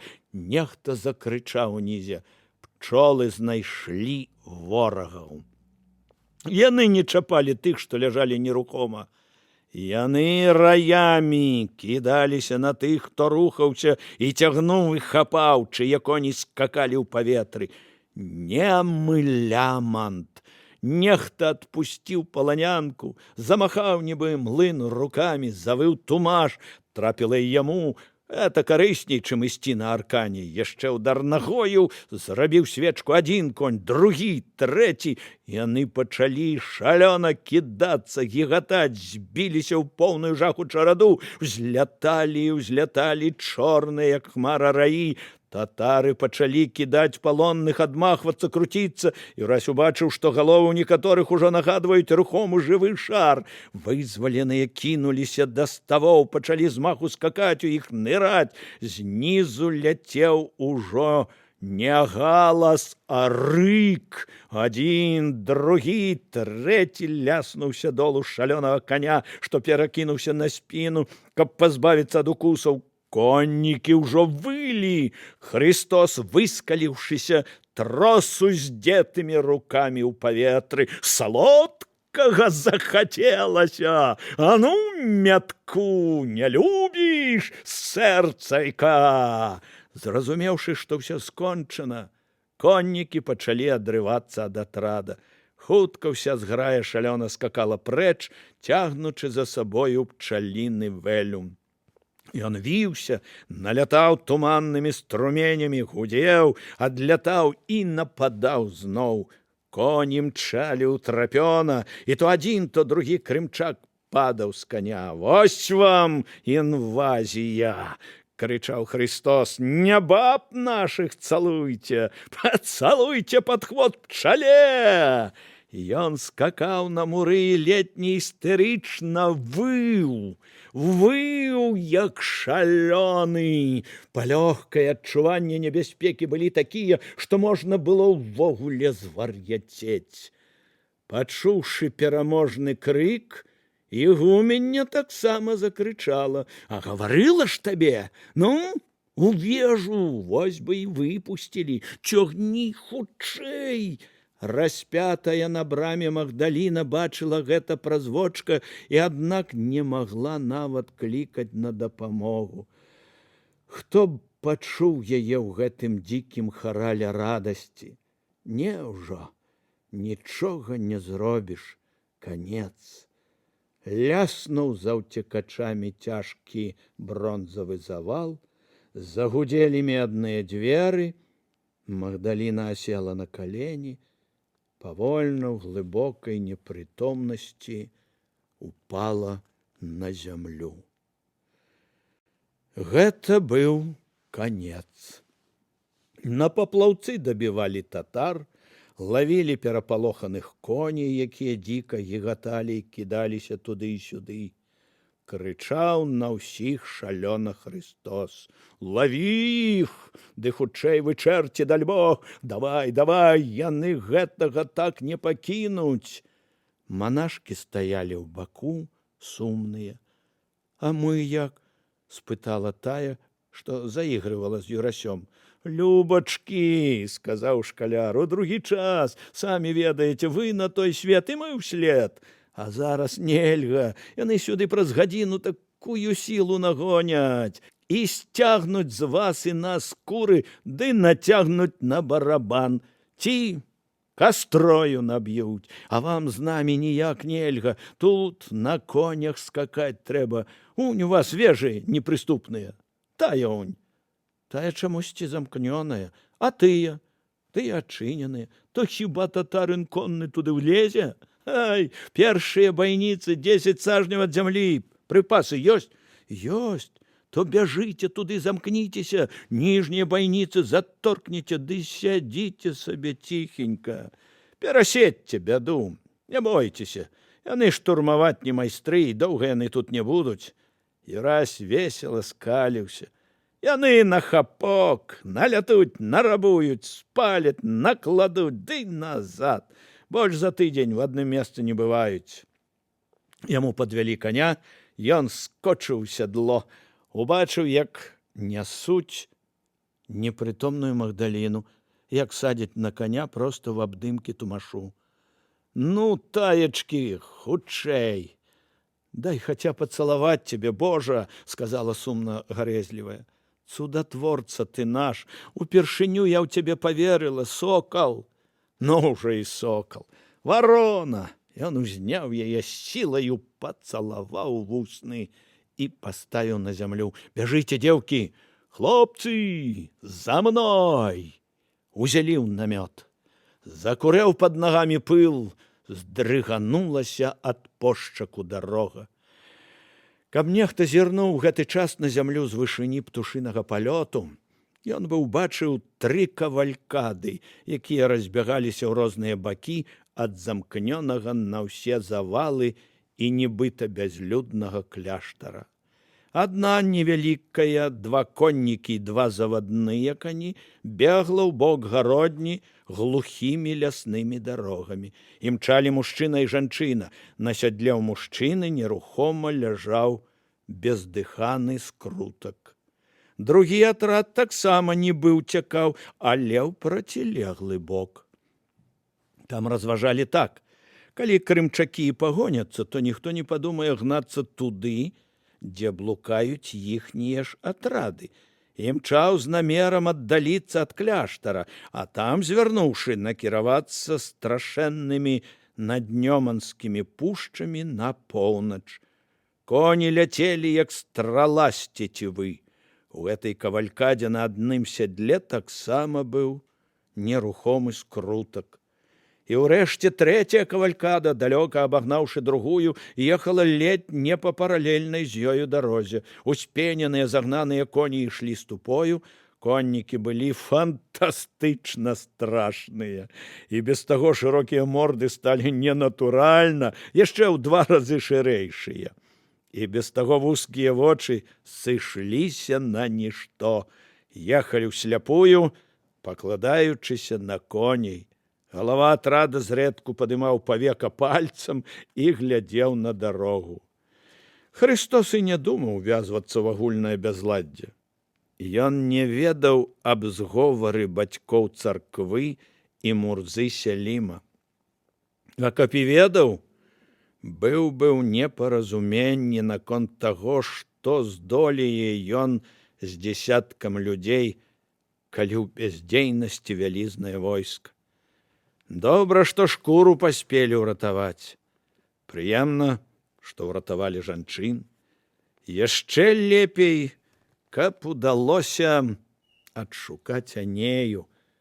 Всё адно здрадзіла ці не. А наконт астатняга што ж? Страшэнна, вядома, шкада людзей. Але што можа зрабіць бадзяга з тузінам паплечнікаў? На гэта ёсць войска, вялізнае, магутнае войска гародні. Яму будзе цяжка. Устане войска беларуска-літоўскага княства. Хто яго перамагаў дагэтуль? Крыжакі? Батыі калісь? Іншыя? О, ось чакай, збяруцца толькі, устануць, паляціць з татарвы пер'я, рэпу будуць капаць носам. А ён, маленькі чалавек, яму трэба выжыць, зберагчы людзей, якія спадзяюцца на яго і за якіх ён адказвае. Магчыма, знайсці сваю жанчыну. Трэба сяк-так дажыць жыццё, раз ужо трапіў у гэты гной. Калі ўбачыць, што недзе б'юцца, бокам аб'едзе. Здарылася, аднак жа, зусім не так. Праз нейкія там пару гадзін ён трапіў такі пераплёт, якога яшчэ не бывала ніколі ў ягоным жыцці. Мінула кароткая яшчэ на 2 птушыныя песні ноч самага пачатку жніўня. Пачало днець. Сонца вось-вось павінна было ўзысці, перадранішні ветрык блукаў па някошаных травах. Трэба было даць коням адпачыць і хаця сяк-так папасвіць іх. Жывёл не рассёдлывалі, скінулі толькі саквы. Спыніліся на самай вяршыні ўзгорка, спускацца ўніз не варта было. З вышыні яшчэ здалёк можна было заўважыць набліжэнне арды і ўцячы, лесу, які павінны былі звярнуць, каб прабіцца на поўнач, быў рукой падаць. Туды яны і паскачуць, як з'явіцца небяспека. Перад імі была лагчына. Па ёй вяла, даволі блізка набліжаючыся да грады ўзгоркаў, прасёлачная дарога. На поўдні, дзе магла быць небяспека, дарога вынырвала з пушчы за нейкіх там 500 сажняў. З часу, каб уцячы, хопіць па горла. Магдаліну знялі з коня, але прывесці яе да прытомнасці ніяк не ўдавалася. Узрушэнне было такое глыбокае, што непрытомнасць яе перайшла ў глыбокі непрабудны сон. Дзьмулі ў нос, злёгку хлопалі па шчаках, нічога не памагала. Юрась загадаў кінуць, а прытомне. Паставілі на варту Іуду, а самі раскінуліся ў траве, каб хаця трохі адпачыць самім, ды і, можа, хаця хвіліну прыдрамнуць пасля бяссоннай ночы. Паступова ўсе змоўклі, задрамаў і Христос. Сніў ён, што плыла ад далягляду нейкая няясная маса. Пасля яна наблізілася, і ён са здзіўленнем убачыў, што гэта людзі ў чыстых белых адзеннях. Яны ішлі то паасобку, то па два, а то і даволі вялікімі купкамі, але не ў натоўпе, таму што між імі плыло бясконцае мора жывёл. Людзі ветла гаварылі між сабою, але здзіўляла не гэта, не адсутнасць гневу, зайздрасці, нервовай варожасці, а другое. У чарадзеі ішлі побач вясёлыя, усмешлівыя ваўкі і глядзелі сонечнымі сабачымі вачыма на какетлівых аленяў і махалі ім хвастамі. Каля ўзбочыны сабака гуляў з катом, рабіў выгляд, што ідзе бокам па сваёй справе, а пасля кідаўся, хапаў за азадак і мякка жваў. Кот, лежачы на спіне, млява мяккімі лапамі адбіваўся. Ішлі ягняты і львы. Апошніх ён адразу пазнаў, зусім быў у кнігах, вельмі падобныя да сабак. Даляталі тупат ног, бэканне, нейкі незразумелы рыб. А людзі ішлі, дружалюбна падымалі да яго руку на знак прывітання і смяяліся. У іх былі дзівосныя светлыя твары, зусім не такія, як даводзілася бачыць дагэтуль. Не анёлы, у анёлаў халодныя вочы, у гэтых вачах была любоў, а ў жылах гарачая плынь крыві. Ён страшэнна любіў іх. Этой хвіліны ён страшэнна любіў іх. Такімі нельга было ўладарыць, такіх нельга было падманваць. Ён страшэнна любіў іх, аж сціскалася сэрца. Ён сам здзіўляўся, як ён усім на свеце гатовы ахвяраваць дзеля іх, дзеля такіх вось. І ехала на велізарным, падобным на сабаку і льве, Анея. Чамусьці не глядзела на яго, і ён спалохаўся, што не заўважыць, і кінуўся да яе. Рыб, галасы, крык жывёлы былі не ў сне.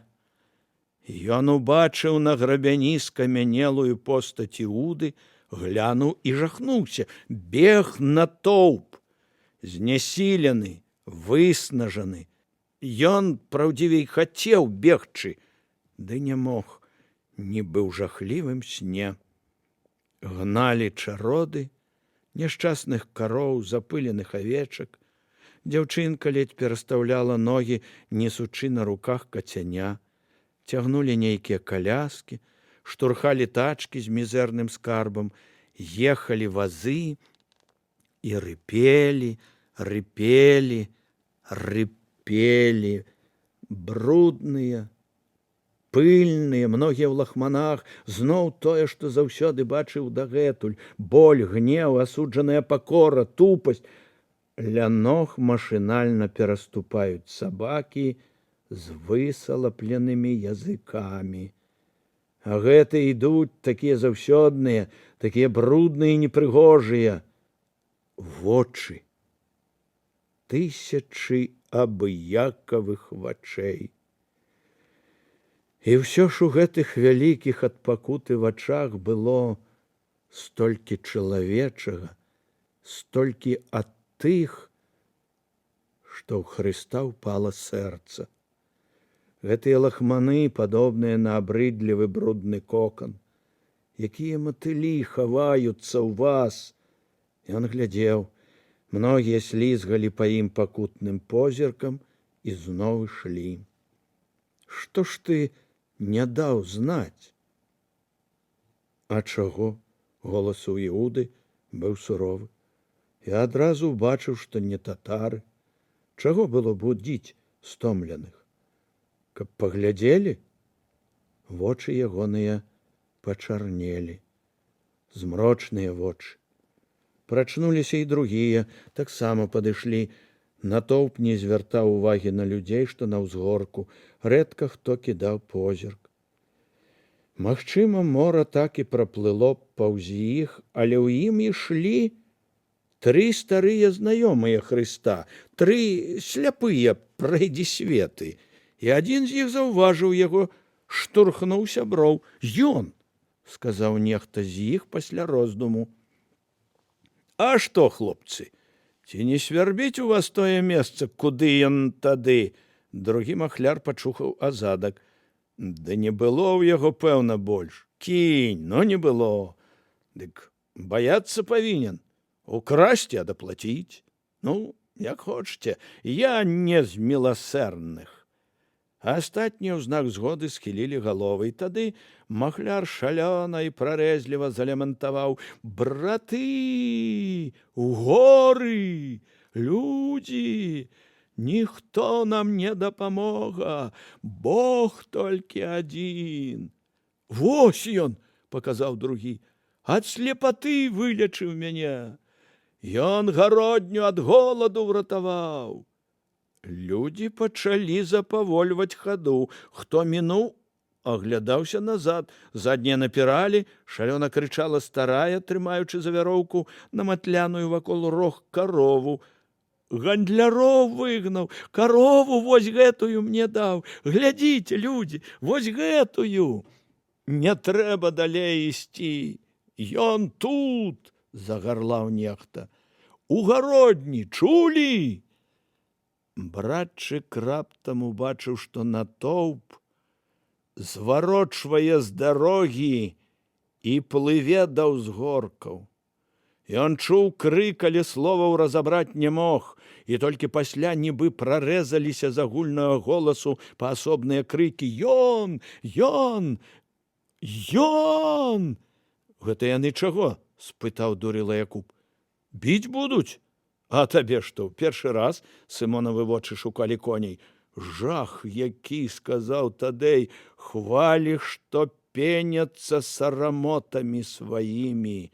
Раввуні паціснуў плячыма. «Гэта азначае, што прыйшоў час», – сказаў ён. Натоўп набліжаўся, паступова аточваў іх, і раптам стогн, здаецца, скалануў узгорак. «Божа! Божа! Бачыш?» Цягнуліся чорныя далоні, худыя, жылаватыя рукі, і на закінутых тварах жылі вочы, у пакуце сваёй падобныя на вочы тых у сне. «Прадалі нас! Рада царкоўная з татарынам спелася! Войскі стаяць, не ідуць, не ратуюць! Адзін ты ў нас застаўся! Зброі! Прадалі, хаты спаленыя!» Тысячавокі боль знізу поўз да шкаляра. «Забітыя яны ўсе! Стань галавою! Ратуй! Людзі, што я магу? Ратуй нас! Ратуй! Я жабрак, як вы, бяссільны, як вы! Пакажы сілу тваю! Дзяцей пабілі!» Клікалі вочы, рукі, раты. «Я самазванец, я махляр!» Але ніхто не чуў, бо словы танулі в агульным ляманце. «Ратуй! Ратуй!» «Што рабіць?» – ціха спытаў Раввуні. «Нічого», – сказаў Фама, – «тут ужо нічога не зробіш». І братчык зразумеў, што тут сапраўды нічога ўжо не зробіш. І ён узняў рукі і трымаў іх над крыкам, а пасля над цішынёю. Ён памятаў, якімі ён бачыў іх у сне. Увесь дзень і ўсю ноч кіпела, віравала тысячарукая чалавечая праца. Згодна з невядомым пакуль планам братчыка, людзі прыйшлі на гэта возера з 3 бакоў, абкружанае лесам. Вялікае, плыткае і топкае возера са шматлікімі астраўкамі. На самым вялікім з астраўкоў быў калісьці замак Давыдавічаў Кароткіх, нашчадкаў колішніх пінскіх князёў. Замак даўно быў разбураны, заставалася толькі затравелая дарога праз лес, яна калісьці была засыпана каменем, таму і не зарасла. Сутыкнуўшыся з возерам, дарога ўспаўзла на штучную дамбу і ішла возерам яшчэ сажняў 300, пакуль канчаткова не абрывалася. Калісьці, як замак яшчэ быў цэлы, людзей і коней перавозілі адсюль да вострава на вялікіх, цяжкіх плывіцах. Цяпер і плывіцы дагнівалі па берагах ды на дне. Да і сама дамба зарасла па абодвух схілах вялікімі ўжо меднастволымі хвоямі, чорнай вольхай, дубкамі і хуткімі ў росце волатамі ясакарамі. Натоўп займаўся тым, што цягнуў дамбу яшчэ далей. Мільгалі рыдлёўкі, рыпелі коламі вазы з пяском, сыпалася зямля. Угразаючы ў глеі, людзі цягнулі вярэйкі з зямлёй, трамбавалі, кіпела шалёная праца. Усе верылі, не паспееш зрабіць справу ў тэрмін, канец. За суткі дамбу працягнулі яшчэ сажняў на 200. Да астраўка заставалася яшчэ столькі, колькі было зроблена з невялічкім гакам, і тут работу спынілі. Пачалі забіваць у дно палі з роўна зрэзаным верхам. Толькі тут ачуняла Магдаліна. Загадала паклікаць Хрыста. Замест яго прыйшоў цыган Сымон Кананіт, сказаў, што Христос, Фама, Іуда і яшчэ некалькі чалавек ловяць дарогай уцекачоў і прымушаюць іх ісці ў крыцкае ўрочышча, дзе сабраўся ўжо сякі-такі народ. Рэшткі разбітых вартавых атрадаў з маленькіх гарадкоў, зброеныя, вольныя мужыкі, дробная шляхта. Магдаліна ахнула, даведаўшыся, колькі была у непрытомнасці. Да ты разумееш, што Анею яны з кляштара павезлі? Анею? Позна. Уквэцаліся ў такую саладуху, што ці будзем жывыя. Застанемся на зямлі, знойдзе, а не, то і Анея, і іншыя будуць нам без патрэбы. Христос сапраўды тым часам перапыняў уцекачоў. Наскроб трохі людзей. Ганцы з возера даносілі, што справа ідзе, але да канца яшчэ даволі далёка. Ганцы з татарскага боку спавяшчалі, што Марлора ідзе, што ён блізка, што частку коннікаў на чале з Селімам аддзяліў і паслаў на волхаў. Гнаць быдла дзеля катлоў, коней дзеля падмены і паліць дарогаю вёскі, гарадкі і крэпасці. Христос, пачуўшы аб падзеле, пачаў лаяцца так, што ганец з павагі толькі галавою круціў. Пасля ён сеў і думаў некалькі хвілін. Христос надумаўся, паклікаў распарадчыка, змрочна сказаў: «Хутчэй забівайце палі. Не паспяваем. Таму ты, ганец, скачы да Марлоры, нясі яму вось жменю зямлі». «Ты што?» – збялеў ганец. «Зямлёй кланяцца? Лепей прыгаршчэй, чым усёй, ды яшчэ з тваёй шкураю ў дадатак. Скажы, што ваяводы разбегліся, што папы моляцца, што не маюць яны права гаварыць, калі сам Бог тут. Скажы, хай возьме 40 чалавек і чакае мяне на князёвым кургане. Скажы, я возьму 30 воінаў, слова даю.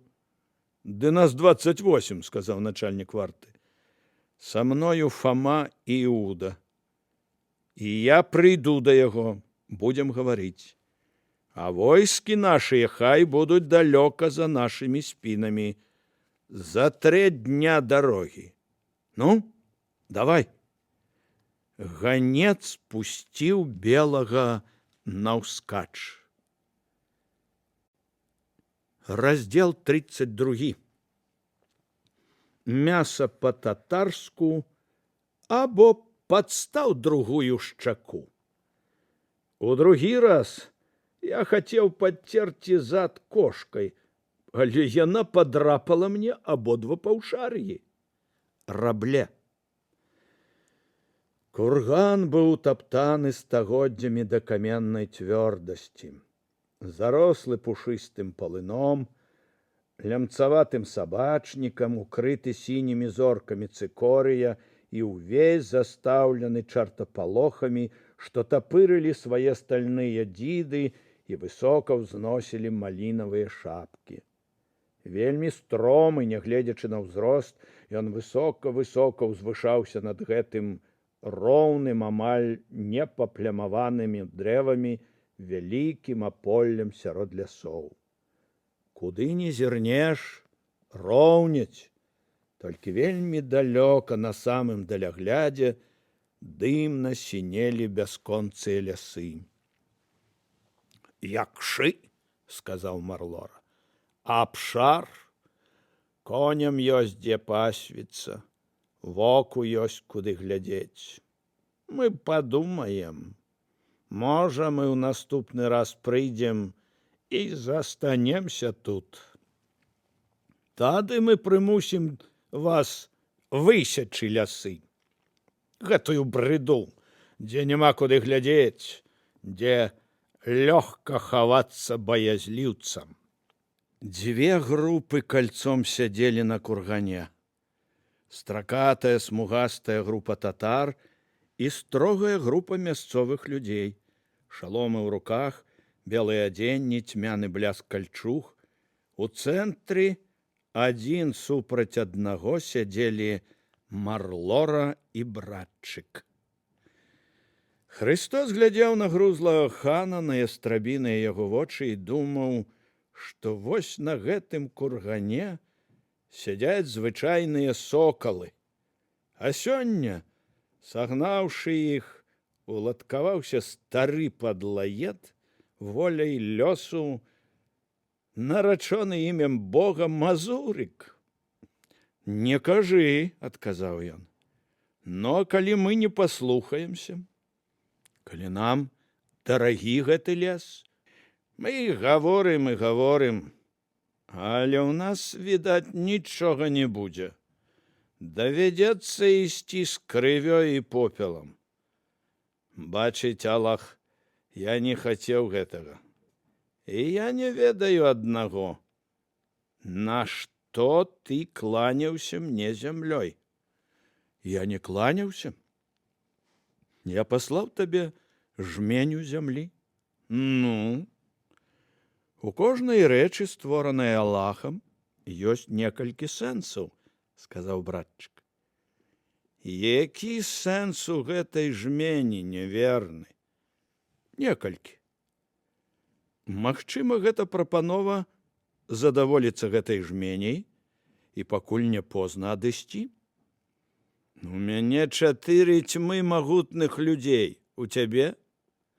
Далёка з-за тваёй спіны прыйшоў чалавек і сказаў, што ў цябе ледь набярэцца адна тьма, без мячоў, амаль без кальчуг. Тут у 3 гадзінах дарогі у мяне 3 тьмы. Тьма блукае па вашых гарадах і вядзе яе, сын мой. Нават калі за цябе Бог, або ты сам, калі людзі кажуць праўду, вашых 7000. Ха! Кожны з іх будзе біцца супраць 5. А Бог за таго, у каго сіла. Ну, і якія яшчэ сэнсы ў гэтай жмені? Ты можаш з'есці яе, калі будзеш клясціся, што ніколі больш не прыйдзеш сюды. Можаш засыпаць ёй свае вочы, каб не бачыць, як уцякаюць твае 4 цьмы. Гэта будзе, ты сам ведаеш. Хрысту абавязкова трэба было раззлаваць Марлору. Пачварна, да жывёльнай ярасці раззлаваць, і не супраць каго-небудзь, а супраць сябе. Іначай прапала праца, іначай зноў пажары і смерці. Трэба было давесці гэтую тушу да ўтрапення і сляпой ярасці. Тады ёсць невялічкі шанс, што справа выгарыць. Яму пачало удавацца гэта. Бурая, пасечаная мячамі скура на абліччы Марлоры пачынала нагадваць пераспелы памяранец. «Бессаромнае нахабства, шчыт баязлівасці», — сказаў хан. «Я свет прайшоў, і не працівіліся мне. А што можаце зрабіць вы, людзі палахлівай веры, зайцы з непадвоенымі капытамі? Схавацца ў лес? Паставіць маю пятку сілы на шыю сваёй пакоры? Я ў вас 40 гарадоў спаліў, я сак браў, рабоў браў, і толькі 1 раз бачыў ворага ў твар». Юрай звонкавым здзеклівым спакоем сказаў: «Ты казаў, Бог за таго, у каго сіла? Я? За іх? Ты кажаш, толькі раз бачыў ворага ў твар? А я яго бачыў спіну тваіх воінаў. Ты кажаш, 5 вашых супраць аднаго нашага, а я нядаўна разграміў ля манастыра твой атрад. Дык вось, я ўстаў супраць 2 тваіх сотень і пагнаў іх, як пацукоў». Марлора прыўстаў: «То гэта быў ты? Гэта быў ты, хлуслівы чужынскі бог?» «Бачыш, — сказаў Юрась, — вось ужо 2 раз ты бачыш нас у твар. Сцеражыся 3-го разу. Бога нельга выпрабоўваць тройчы. Гразыш, дзіва чакаеш, тутэйшы Махамед? Не чакай. Дзіва бяруць у рукі моцныя мужчыны. Яны ніколі не злазяць з каня, у іх плоскія зады. Зручна, як выспятка даваць будзем». Хан ужо амаль тросся і раптам убачыў спакойны дапытлівы позірк Хрыста. Той нібы вывучаў абрыдлівую, але цікавую жывёліну, і хан стрымаў сябе. «Ці табе чакаць дзіва, вастразады? Багі вашыя заплылі золатам, як бараны лоем. Ты бог? Накшталт таго, часова. Цікава мне будзе паглядзець, якая ў Бога кроў». Христос дастаў нож і разануў ім сябе па руцэ на запясці. «Вось», — спакойна сказаў ён. «Ай, — сказаў хан, — як ва ўсіх, як ва ўсіх. І добрая, і злая, калі пакрыўдзяць. Таму бяры ты свае 40 000 грабніц для падлы, ды бяжы, таму што я сваю кроў магу паказаць, але не табе праліваць яе». Марлора ўздзеў вочы. Ён гневаўся больш і больш. «Вы баязліўцы, вы людцы, мы гналі вас. Не паможа табе тваё дзіва, гнойны робак, сын сабакі. Хутка ты будзеш лямантаваць на палі, як ужо раз лямантаваў у Єрусаліме. І ні людзі, ні Бог твой за цябе не заступяцца. Убачыш ты яшчэ ганьбу і попел зямлі сваёй. У глотцы хана клекатала, каламутнай плеўкай заслаліся вочы. Вы не умеете бараніцца. Ханы і мулы вашы колотятся, як медузы. Затое люд цвёрды, як зямля вось тут. І Христос пастукаў пяткай па закляклай курганнай зямлі. Людзі вашы цягнуць кожны ў свой бок. Няма і не будзе ў вас такога, як у нас. Ён прыстаў на калені і вадзіў каламутнымі вачыма вакол. Вось, глядзі! Ён ляснуў у далоні. Джанібек! Моцны, не стары яшчэ Джура зрабіў крок наперад. Не схіліўся, не кульнуўся ў ногі, нібы разумеў, што яго чакае, і ведаў, што перад гэтым усе роўныя, і нават ён, Джура, ідучы на гэта, стае побач з ханам. Але наймудрэйшы, спакойна, нібы па той бок глядзелі ластаўчыны крылы вачэй. Давядзі сваю адданасць ханству і мне. Так, тварам падобны поўні. Міжволі халадзеючы стаялі на схіле воіны Хрыста і ён сам. Джанібек спакойна аддаў суседу тул, шчыт, раскруціў аркан і скінуў кушак, сцягнуў кальчугу, пасля куцапа пайшоў з кургана. Марлора глядзеў на яго з гонарам, і вецер варушыў вэлюм вакол ягонай місюркі. Джура сышоў у поўнай цішыні, зняў крывавую шаблю, ялмань, уторкнуў яе канцамі ў зямлю, моцна уторкнуў, і пасля ніхто і слова сказаць не паспеў, кінуўся на яе жыватом, націснуў, сілаю праехаў ад пашырэння да канца ляза, ледзь не да самага Эфеса. Лязо ўсё глыбей уваходзіла ў цела, і ён апускаўся. Христос стаяў белы, як папера. Бачыш ты, жаўтавухі, трыумфаваў хан. Джанібек раптам закрычаў, грызучы зямлю: «Не забудь мяне ў раю Аллаха заўсёды слушны, не абдзялі мяне, калі прывядзеш туды абраны твой народ». Вочы ў хана зялі. Ён пачакаў яшчэ трохі і сказаў суседу Джанібекам: «Досыць. Ён ужо знойдзе адчыненай браму Эдема. Апусці дзеля друга шаблю літасці». Той няспешна пайшоў па схіле, пасля знізу даляцеў шалёсткі удар.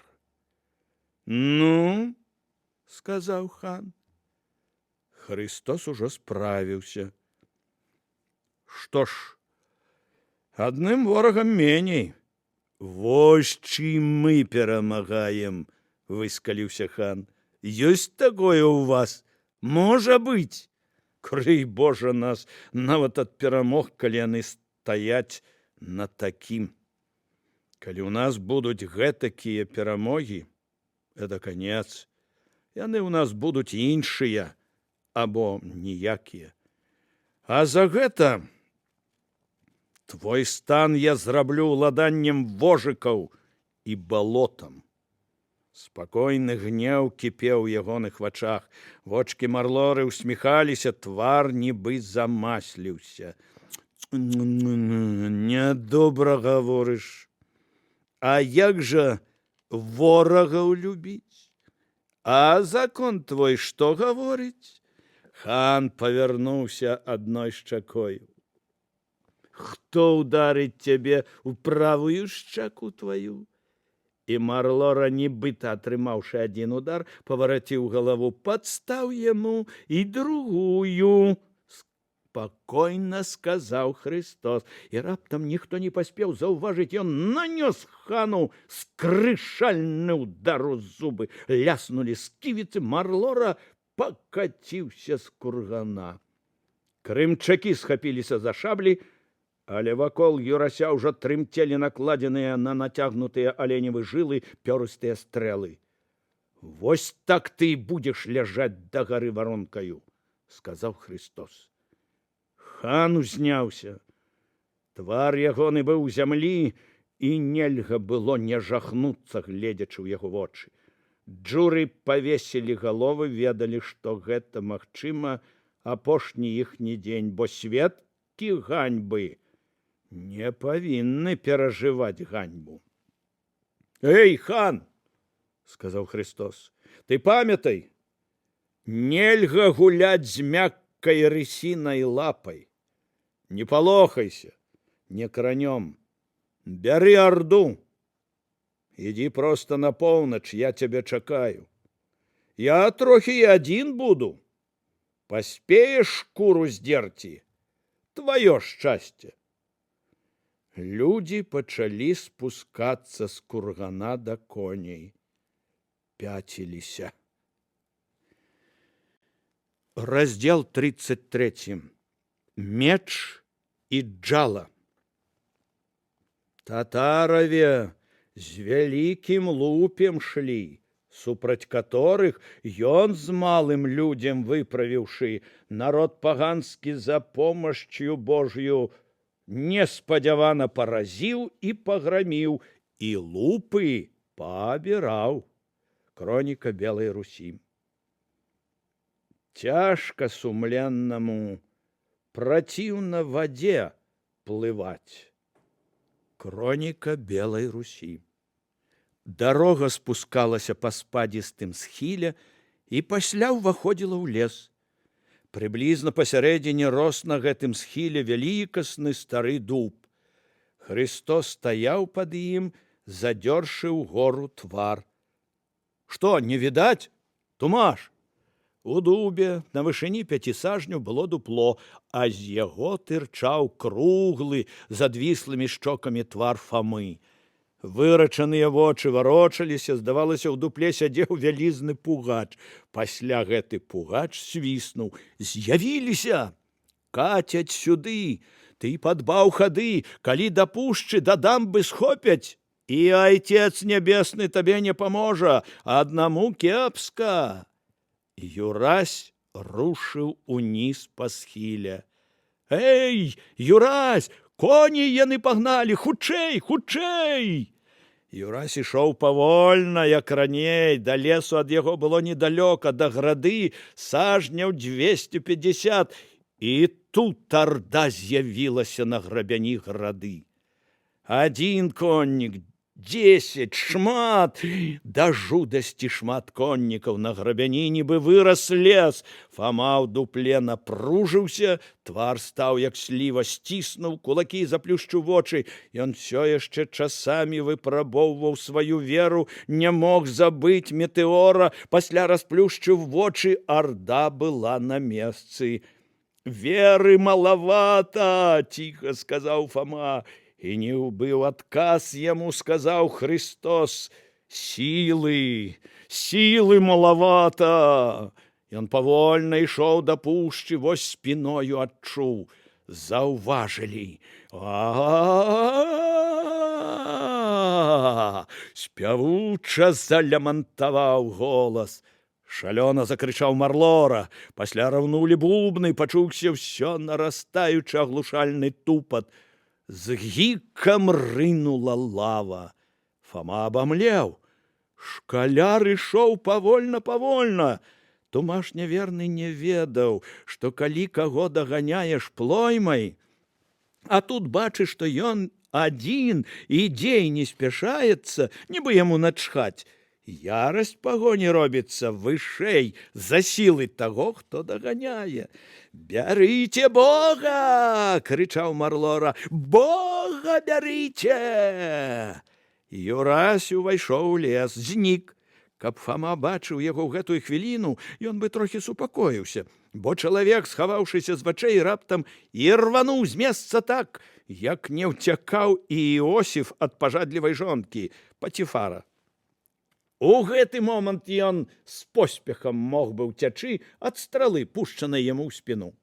Мільгалі дрэвы, імшаныя пятачкі, зарасці крушыны, усё злівалася ў зялёную стракатую мяшанку. У канцы кожнага прамого участка дарогі ён запавольваў бег, пераходзіў на хаду. Ніхто не павінен быў бачыць, што ён спалохана ўцякае, а пасля зноў паддаваў так, што ледзь не рваліся паджылкі. А за спіною ўсё бліжэй нарастаў пошчак. Ногі не трымалі яго, калі ён выляцеў на дамбу, убачыў з двух бакоў сінюю іскрыстую роўняць возера, а перад сабою роўную стужку насыпу.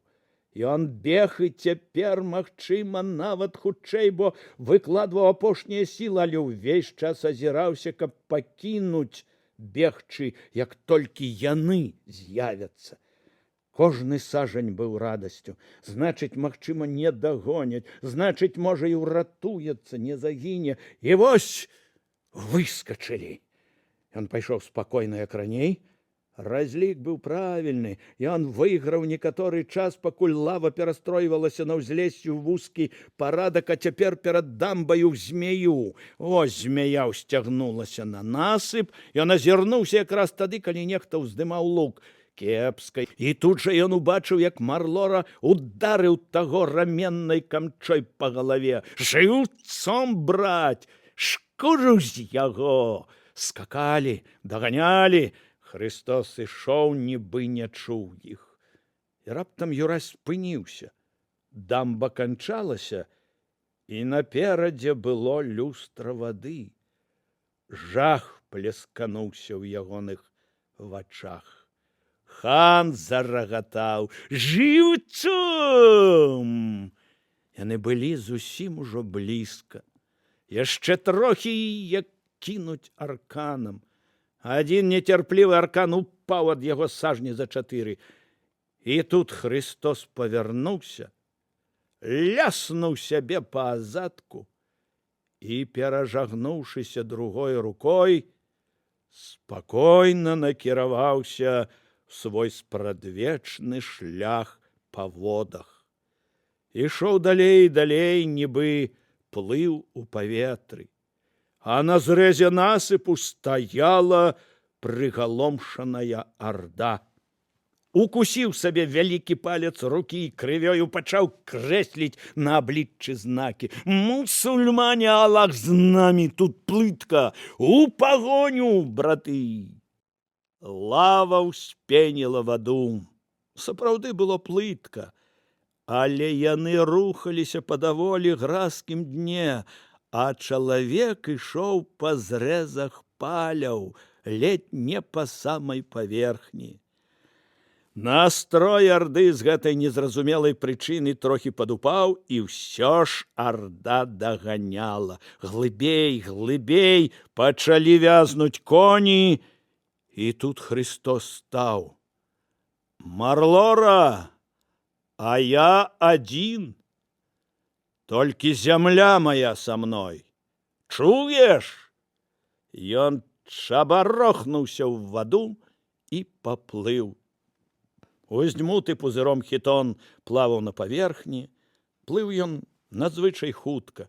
З астраўка вывернулася насустрач яму падобная да пірогі плавіца. Човен слізгаў, нібы па масле, і тут Марлора зразумеў. Нападуць на чаўнах. Да берага было сажняў 500. Але дамба, вось яна, рукой падаць. А ў лесе няма людзей. Іначай крычалі б, клекаталі спецыяльна абвучаныя крэчаты на плячах у некаторых воінаў, і ўсё ж дарэмна ён зрабіў, што паткнуўся сюды. Нічога, вось яна дамба. Шкада толькі, што Бог уцёк. Нішто нядоўга і яму а ён Марлора за сваю абразу выпаліць усё на 10 дзён скачкі вакол. «Назад!» — крикнул ён. «На насыпь!» Орда повернула. Пенили воду кони, на дамбе погонщик имкнулся поворотить слона. Нехлямяжий волод трубил и переступал ногами. С десяток конников уже вылезло на насыпь. И тут Марлора з жахом убачыў, як на дамбу быў страшным сне пачаў падаць лес, які рос на схілах.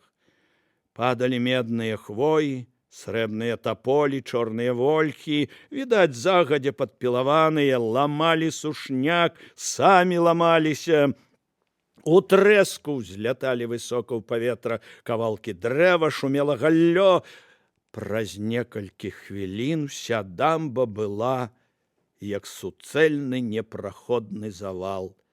Ашалелы слон цяжка бухнуўся ў ваду, затрубіў, правальваючыся на багністым дне, і тады коннікі, абцякаючы дамбу, грузаючы, пачалі рвацца да таго далёкага берага. Коні падалі, нехта наторкаў у дно вострых альховых старчакоў, ды без іх на купінах і карчах сам д'ябал зламаў бы нагу. Крыкі, лаянка, гігатанне. Людзі падалі і хапалі вады, бо коні падміналі іх. Борсаўся ў вадзе, топячы коннікаў баявы слон, а з-за астравоў выходзілі новыя і новыя чаўны-пірогі з лучнікамі. Ляскалі цецівы абскураныя пальчаткі, стрэлы ляцелі роем. І гэтыя людзі плылі між тымі, што ўгразалі, і білі на выбар. Ім няма чым было адказаць. Падмоклая цеціва, не цеціва. Хан з жахам бачыў, як адна за адной знікалі галовы. Ён разумеў, б'юць бязлітасна, не шкадуючы нават тых, што завязнулі, бо іх мала, вельмі мала. Адзіны выхад быў вырвацца на бераг. Ён быў ужо блізка. Значная частка арды паспяхова прарывалася да яго. Між імі і берагам ляжала не такая ўжо і шырокая паласа, густа зарослая сітнікам, жоўтай кубышкай, чаратамі і белымі гарлачкамі. Марлора крычаў, махаў шабляй. Яму ўдалося збіць арду ў адносны парадак. Заднія кідаліся на чаўны з дзідамі, з жыццём плацячы, каб даць магчымасць астатнім вылезці на сухое. Белыя гарлачыкі. Хан імкнуўся да іх, як да жыцця. Недзе там за імі была цвёрдая апора дзеля конскіх капытоў. Конь раптам асеў. Марлора вызваліў ногі і, кепска плаваючы, ухапіўся за хвост пярэдняга коня. Намацаў нагамі грунт, стаў. І тут з-пад гарлачыкаў, адкідаючы пустыя сцеблі сітніку, выраслі, усталі гурмы. Нібы сама вада нарадзіла іх, іх было як чарота на гэтай вадзе. Паляцелі каменні з прашчаў. Прашча не лук, яна не баіцца вады, град каменняў. Каменны дождж быў караня. Воіны падалі, ашалелы слон цяпер, можа, звар'яцеўшы, хапаў сваіх жа, круціў у паветры і падкідаў высока ў неба. Вада пенілася пад камянямі.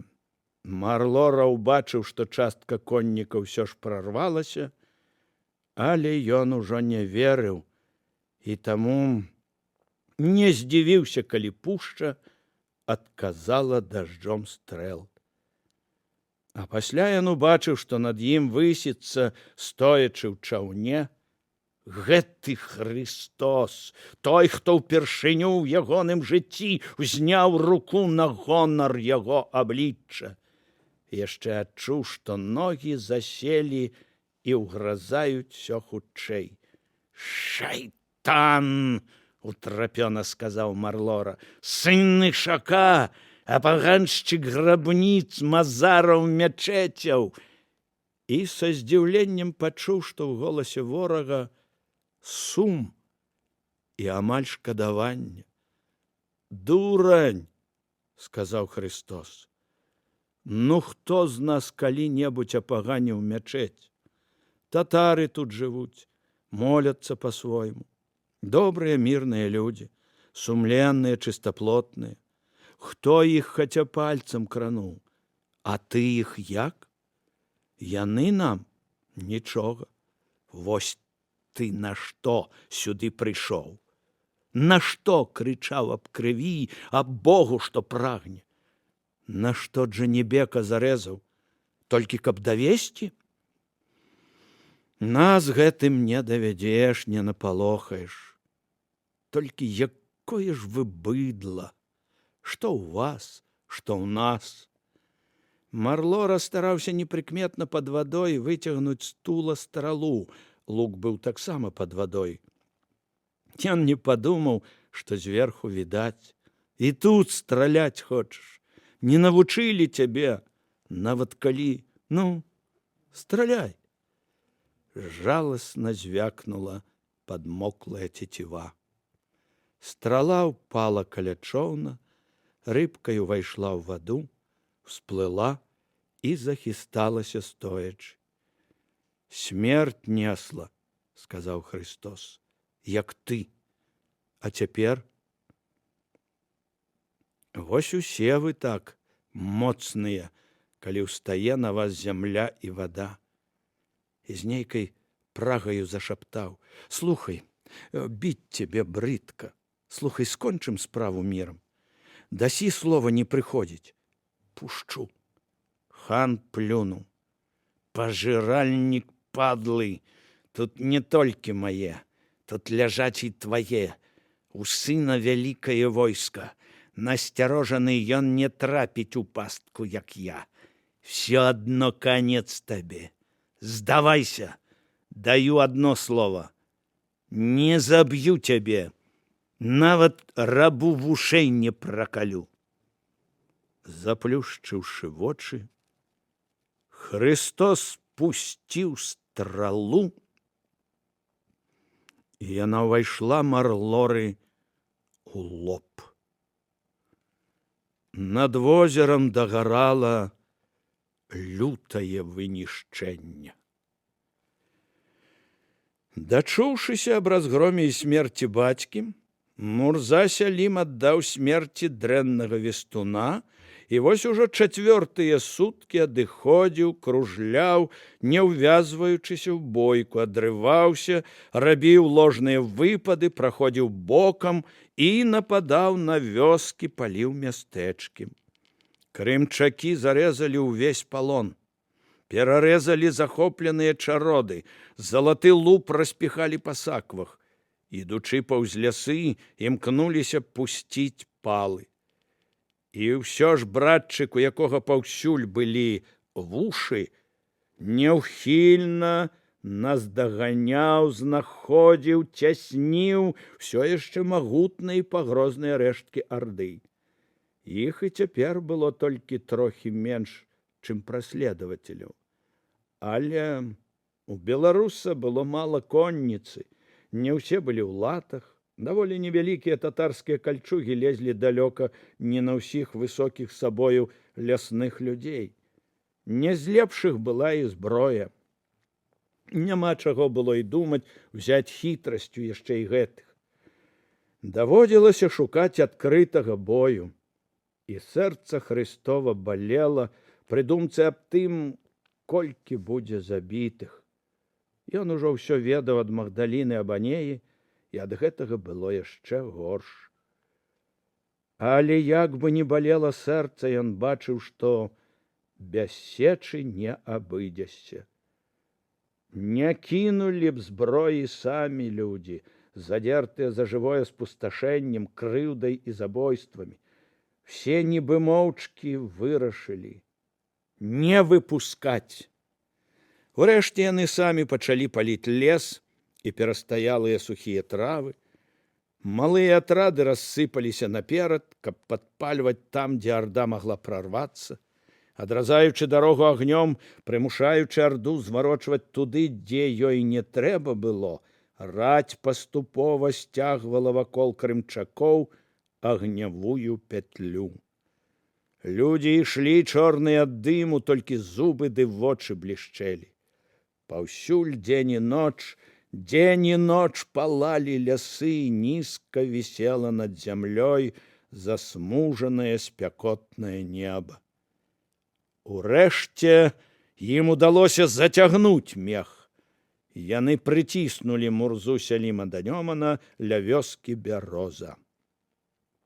На тым баку, таксама, як і на гэтым, з бакоў зырка гарэлі лясы і курэлі балоты. Ісці ракой Мурза не рызыкнуў, помніў, чым скончылася хрышчэнне на возеры. Ён не баяўся. Ягоныя людзі не адставалі. Адстаць азначала памерці, а людзі Хрыста, сцёршы ногі ці знясіліўшы, ахвотна заставаліся сярод сваіх. Куды лепей узброены, хаця і роўны па колькасці людзей ворагу, татарскі загон ведаў, што пераможа. Яны не ўлічылі гневу і жадання перамагчы ў сэрцы гаспадароў зямлі.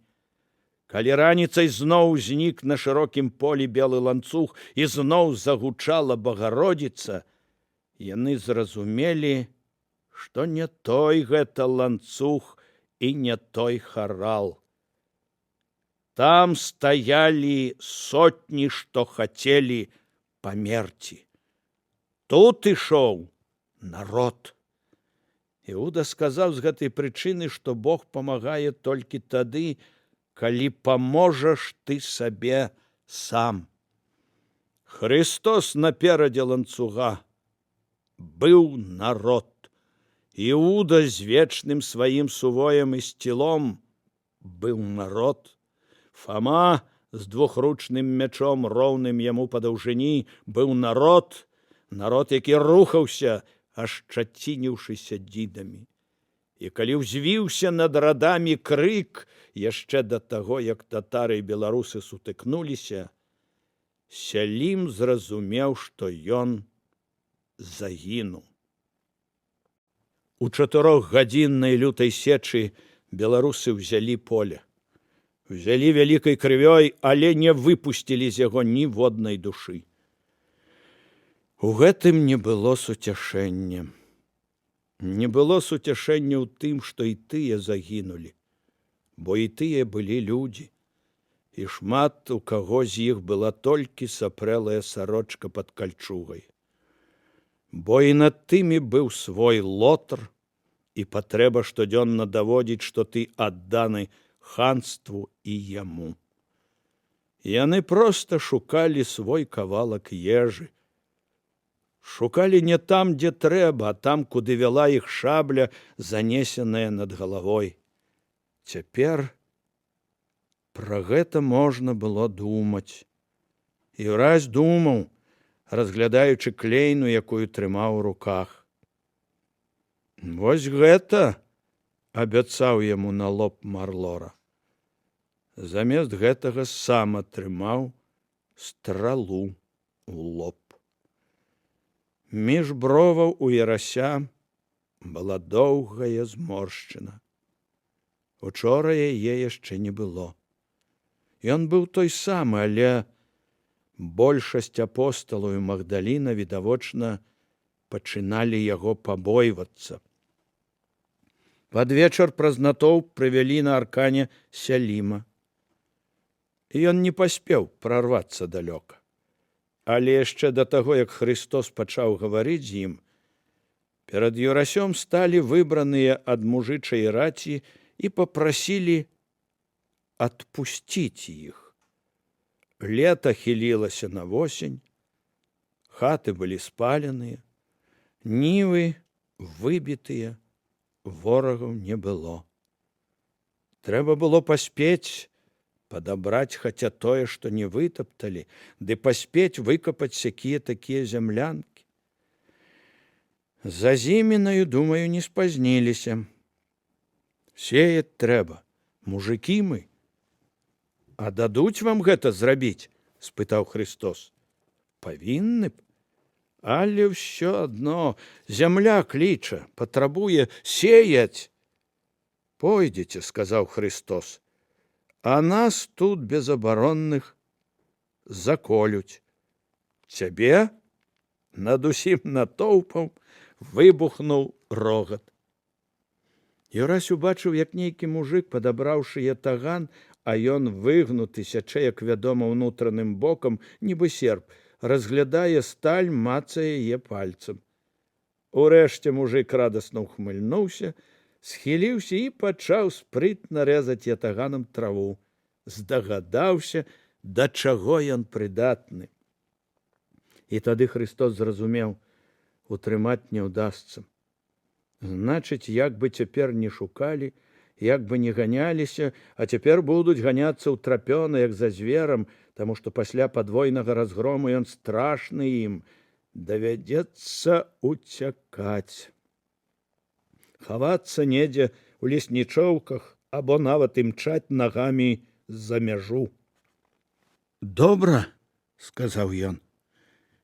Ідзіце, людзі. Чаго ўжо? Сялім глядзеў на яго поўным трыумфу позіркам. І нягледзячы на тое, што твар яго быў у зямлі і куродымя, здавалася, што пераможца ён, а не чалавек, які стаяў на схіле і працягнутымі рукамі з'явіўся ў яго з нядаўняга часу такі жэст, распасцёртыя да людзей рукі, з раптоўнай чыгуннай стомай і абыякавасцю развітваўся з натоўпамі, якія плылі з поля ў розныя бакі. Яны крычалі да яго радасна, але ішлі хутка. Упэўненыя былі, што з ім нічога не здарыцца, а вось неаплодненая зямля можа адпомсціць. Сілуэт ягоны на вячэрнім небе быў нібы паніклы, як быццам стрыжань вынялі з яго. Урэшце разышліся амаль усе. Пад узгоркам стаялі яшчэ толькі два атрады. Адзін, спыненая днямі варта зміра, уцекачы ўсе ў жалезе і з добрай зброяй, хаця і нешматлікія колькасцю, і даволі вялікі мужычы натоўп. Ваўкавыскія мужыкі, сказаў Тумаш. А Іуда дадаў, адпусціў дарэмна. Чаму? Спытаў братчык. Думку аб сяўбе кінулі шаптуны. І, здаецца, ці не стагодкі мірскага загона. І хай мне не дажыць да наступнага кавалка хлеба са шмальцам, калі я не здагадваюся, чыя гэта рука. Думаеш, сочаць? Мала таго, ведаюць, што зямля кліча. Кінь, сказаў братчык. Зараз все адно. Сядала халаднаватае сонца, трохі зызнулі без агнёў і чакалі чагосьці людзі пад узгоркам. Дурань ты, сказаў Фома, асёл раменныя вушы. А што, калі пастка? До, паказаў на натоўп Юрась. Хопіць крыві. Калі ўжо яна іх нічаму не навучыла. І тут зарагатаў Мурза. Вось табе і канец дарогі тваёй, Бог. Успомніць Джанібека, што прайшоў ужо лязом райскага моста, што цяпер ляжыць сярод гурый. Магло у нас быць такое, каб перамогшы адразу думаць, ці не давядзецца аддаваць Аллаху душы свае. Ён захлынаўся. Дзівам выдзер перамогу чарадзействам, а не мужнасцю. Аллаху пажадалася. Христос не вытрымаў. Зноў нібы прыдбала хрыбет, выпрасталась спіна. Нешта ў цябе, Мурза, памяць каціная. Часта ж ён вам здраджвае, Аллах. Часта ж мы чарадзействам вас пабівалі. Забылі, як вы, кія ўзяўшы на нас, беларусцаў, ішлі? Як тады пад Крычавам просты мужик Іванко Мядоўнік з раццю сваёй вас гнаў? Як мы вам яшчэ пад Крутагор'ем наклалі? Памятай цяпер. Але ты на нас больш не пойдзеш. Заб'еш? Нахабна спытаў Селім. Ну-ну, мы смерці не баімся. Юрась усё яшчэ трымаў у руках слупок клейны. На што? Проста клеймаваны ганьбаю не хан. Яго не палацы сустракаюць. Ты помні Крычаў, помні Крутагор'е, памятай Волхава балота, памятай гэтае поле, а вось табе і метка на памяць. І ён сілаю ударыў клейнаю у лоб Мурзе. Ідзі цяпер да сябе. Сядзі з жанчынамі на іхняй палове, падбірай за конямі гной, каб ведаў, як жывуць разбоем. Забі! Асэнсаваўшы ўсё з надзеяй, сказаў Мурза. Ідзі, дайце яму коня. Мурза пабрыў да ўзгорка. Сеў у сядло, рушыў коня абы куды. І тут устрывожыліся крумкачы над лесам. Устрывожыліся мужыкі пад узгоркам. Страпянуліся мірскія коннікі. Ад пушчы цягнулася кавалькада, некалькі дзесяткаў коннікаў на чале з грузным чалавекам у латах. Побач з ім ехаў нехта ў плашчы з капюшонам. Карніла, сказаў Тумаш, і каплан Басяцкі з ім. Нешта яны пасля імшы, сказаў тупаваты Піліп. Гэнна, як татарам на галовы дубы пускалі, то яны... А слабыя ўсё ж татары. Падумаеш, дрэва, а мне дык у не 100гадовы. Змоўч, сказаў Христос. Ідзі, Марія, стрэнь іх. Басяцкі заўважыў яе здалёк, шапянуў Карнілу. А мужыкі стаяць. Не зусім заработала спакушэнне. Ды няшмат і засталося іх. Можна і сілай. Паглядзім. Шуму не хочацца. Паспрабуем іначай. Магдаліна спынілася перад храпамі коней. Сядай, сказаў Карніла, паказваючы на вольнага коня. Адвыкнула, незалежна сказала яна. Не хачу. Яны павольна ехалі за ёй да ўзгоркаў. Ты ведаеш, дзеўка, што ён страшны, што нельга ўжо яго выкарыстаць дзеля перамогі над Курыяй? А мне гэта хоць бы што. Здрадзіла, сказаў сябра Лайолы. Забыла, хто цябе з гною ўзняў. Забыла, як іх правялебнасць цябе цаніў, як паважаў раней біскуп Камар. Не з гною, у гной вы мяне затаўклі. Самі сюды шпурнулі, то чаго вам ад мяне чакаць? Басяцкі аж трохі спалохаўся такой пагардай камянёў, смертаносна прыгожы твар жанчыны. А між тым ён хацеў бы, каб ты вярнулася. Ён па-ранейшаму дасылае табе сваю любоў. Нічога, з усмешкай сказала жанчына. Ён хутка суцешыцца. Хіба мала блудніц вакол? Ці ўвогуле жанчын? А каб і яны ўсе раптам зрабіліся строгія ці вымерлі, што вам? Думаеш, не памятаю, як вы пацяшаліся над адным законам?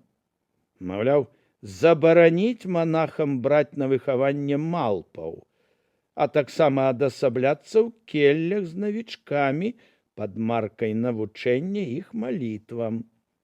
Хіба вам не ўсё адно? Яна абражала разлічана і жорстка, ведала, што адзін канец, і плаціла за ўсе гады. Карніла пацягнуў меч. «Кінь», — сказаў каплан. І прызнаў. Так, звод законаў абата Пятра з Клюні. Але ж гэта было даўно. Цяпер царква не тая. Што, ў мяне не было вачэй? З'едліва спытала яна. Всё мяняецца. Не мяняецеся толькі вы ды ўладары. Ты ведаеш, што цябе чакае? Ведаю. Шчасце ваше, што спазніліся. Тут бы мне крыкнуць толькі. На дзіды б вас узнялі. А калі мы скажам, што ты шлюха падасланая да яго? Не паверыць. Я адкрыла яму, дзе была Анея. Я сама бачыла. Але ва ўсякім разе ты будзеш маўчаць, каб мы не аддалі яму яе. Здагадаўся раптам пра ўсё мніх. Іначай не бачыць табе яго. А я ўжо і не ведаю, ці хачу гэтага. Каплан добра разумеў, што намацаў нейкую трэшчыну, што жанчына можа і не выдаць, можа нават падсвядома памагчы. Але ён сам сапсуў справу, вырашыўшы пашырыць гэтую трэшчыну. Што ў цябе, каханне? І дадаў, каторае? Першае. Ён не ведае, але першае і апошняе. Трапіш, спалім. А я і так спаленая. Кідалі вы мяне з рук у рукі. Позна ўбачыла, што ёсць і іншыя. Таму давай, разводь вогнішча. Надзвычай багаты інтанацыямі голас капланаў нібы ўсміхаўся. З-пад языка асцярожна высунулася травінка джала. Ды я не аб гэтым. Вось калі не заб'ем. Ты ж сама разумееш, што недарэмна мы спазніліся. То аддамо яму бабу, і хай ідзе з апосталамі за мяжу. Ты не застанешся. Ты з ім вымушана будзеш пайсці. Будзе ў іх дзіця, а ты? На торнай дарозе трава не расце. Ды я не аб тым. Вось каб памагла нам, пераканала, каб пайшоў без сутычкі і шуму за мяжу. Пайшла б з ім. Нікога б мы не выпусцілі. І ён бы ўрэшце стаў тваім. Калі надзеі няма, хто такую прыгажосць прапусціць? Падумай, як многа мы табе даём. Многа, сказала яна. Толькі не пойдзе ён ад яе за мяжу. А вы мне сапраўды многа прапаноўваеце. Прыміце за гэта маю падзяку. Каплан гаварыў з ёю, схіліўшыся з сядла, каб ніхто не чуў. І яна, сказаўшы аб падзяцы, з нечаканай сілай адвесіла яму поўху. Аж у таго зазвенела ў вушах. Мніх успыхнуў, але насільна стрымаў сябе. І пад'ехалі яны да ўзгорка, і конныя сталі перад Хрыстом. Карніла ад'ехаў у ар'ергат, высіўся між конным мірскім атрадам і мужикамі. Чаго не пайшлі? — спытаў мужикоў Карніла. А яны чаго не пайшлі? паказаў на воінаў нехта. Справа не ваша. Ну і гэта не ваша справа, дзёрзка адказаў мужик. Христос між тым глядзеў шэрыя, трохі ў прозелень, плоскія вочы каплана. Вочы былі халодныя, нібы ў яшчаркі. Калі я татар біў, вы маліліся, а цяпер наляцелі на гатовае. Басяцкі добразычліва здзівіўся. Ты? Але ж паўсюль ужо ведаюць, паўсюль паведамлена, па храмах, весях, гарадах, што паграміла іх наша рука. Што ты без царквы? Што гэты мізэрны люд без царквы, без нашых модлаў і нашага духу? Ух, чарвякі гнойныя, сказаў Христос, зляцеліся на храбрую смерць, трупы абрахалі, сцярвятнікі, хаця не брэшуць. Мніх усміхнуўся аднымі вуснамі. Гардыня? Так, і неразумнасць. Без царквы, улічы гэта, сын мой, не было б перамогі. Без царквы нічога не бывае. Такі закон. Ва ўсіх летапісях, што ты там не ведай, не крычы, запісана, што мы не ўцяклі, не кінулі вас адных, што мы падрыхтавалі гэты страшны адпор, што татаре да беларускай зямлі варваліся, але царква, з малым людзям выступіўшы, народ паганскі за воляю Божаю і помашчу, неспадзявана ўразіла і паграміла, і лупы падбірала. Ён чаканіў гэта, нібы апускаў на плечы бессаромны невыносны цяжар. Мачыся вам у вочы, скажаце, Божая раса, буркнуў Богдан Роскаш. Ну, а ён? А ён, мілы наш Тумаш, паўсюль запісаны як шалбер, які імя Божае сабе прыўлашчыў. Нічога, сказаў Равуні, праўда ёсць.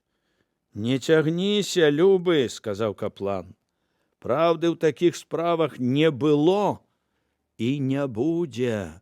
Царква перамагла, а не ён, не народ. Словы ягоныя сачыліся нібы смярдзючым, усепераможным гноем. Усе подзвігі, усе дзівы, усё чалавечае ад яе. Ён прыніжаў, быў разлічаным халодным экстазе. Гэта мы паднаемна кіравалі вамі, ды і маліліся мы.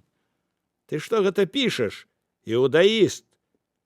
Тое, што сказана, Равуні спакойна вадзіў з тыласам. І потым ты па слабасці мазгоў не так назваў нас. Разумееш? Я не іудаіст, а ён Христос, не католік. А он Фома не праваслаўны. Гэта такая ж праўда, як тое, што ты не чалавек, а гніда, якой трапіла панства. Хто ж вы, цікава? Мы? Людзі, адказаў чалавечак. Мы людзі, таму што мы адрынутыя ўсім гэтым светам хлусні. Але мы адрынутыя, абылганыя наклёпам, бітыя мы і ёсць людзі ва ўсёй праўдзе сваёй. І няма ніякай іншай праўды. Ні праўды Шамуэла, ні праўды Лотара, ні праўды Яхве, ні праўды Хрыста. А калі ёсць, калі нясеце яе нам вы, то нахрана нам такая праўда, дакончыў Фома. Правільна, пацвердзіў Равуні. Каплан зразумеў, што размовы не будзе. Азірнуўся і адразу карніла з бразганнем пацягнуў меч. І тут побач з ім спакойна сказаў нейкі мужик. А ну не руш. Не руш нашай мовай, кажу табе, падла ты свінячая, божая ты гліста. Басяцкі абводзіў вачыма натоўп і раптам спалохаўся, убачыўшы, што мужыкі трымаюць напаўцягненымі страшныя лукі стуреных ног. Некалькі такіх лукаў глядзелі на яго. Вось ён падасць знак, і мужикоў пасля больш-менш доўгай сутычкі сомнуць. Але ён ужо не ўбачыць гэтага. Хто спадзяваўся, што тут не сякеры супраць мячоў ідзіт, што гэта паляўнічыя з поўдня? Сякера глупства, нават меч не бярэ міланскі лад, але супраць такіх лукаў яны шкарлупіна яйка. І Ініга Лопес де Рекальда, у думках паклікаў каплан, друг Ігнацы Лайола. Парай, што мне рабіць? Табе 30, але ты разумнейшы за ўсіх нас разум узятых. Парай, друг. І ён убачыў твар дона Ініга. Заварушыліся вусны. Кінь, сказаў Ініга Ігнаты. Адступі.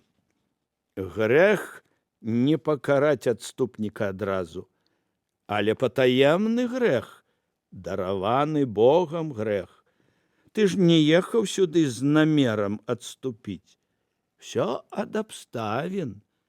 Менавіта ў іх мудрасць уладара. Дай ім слова, ну? Мніх засмяяўся. Супакойцеся, людзі, мякка сказаў ён. Тысячнік пагарачыўся, але гэтая гарачнасць заслужыць дараванне ад Бога, як і ваша непачцівасць. Царква нікога не кране.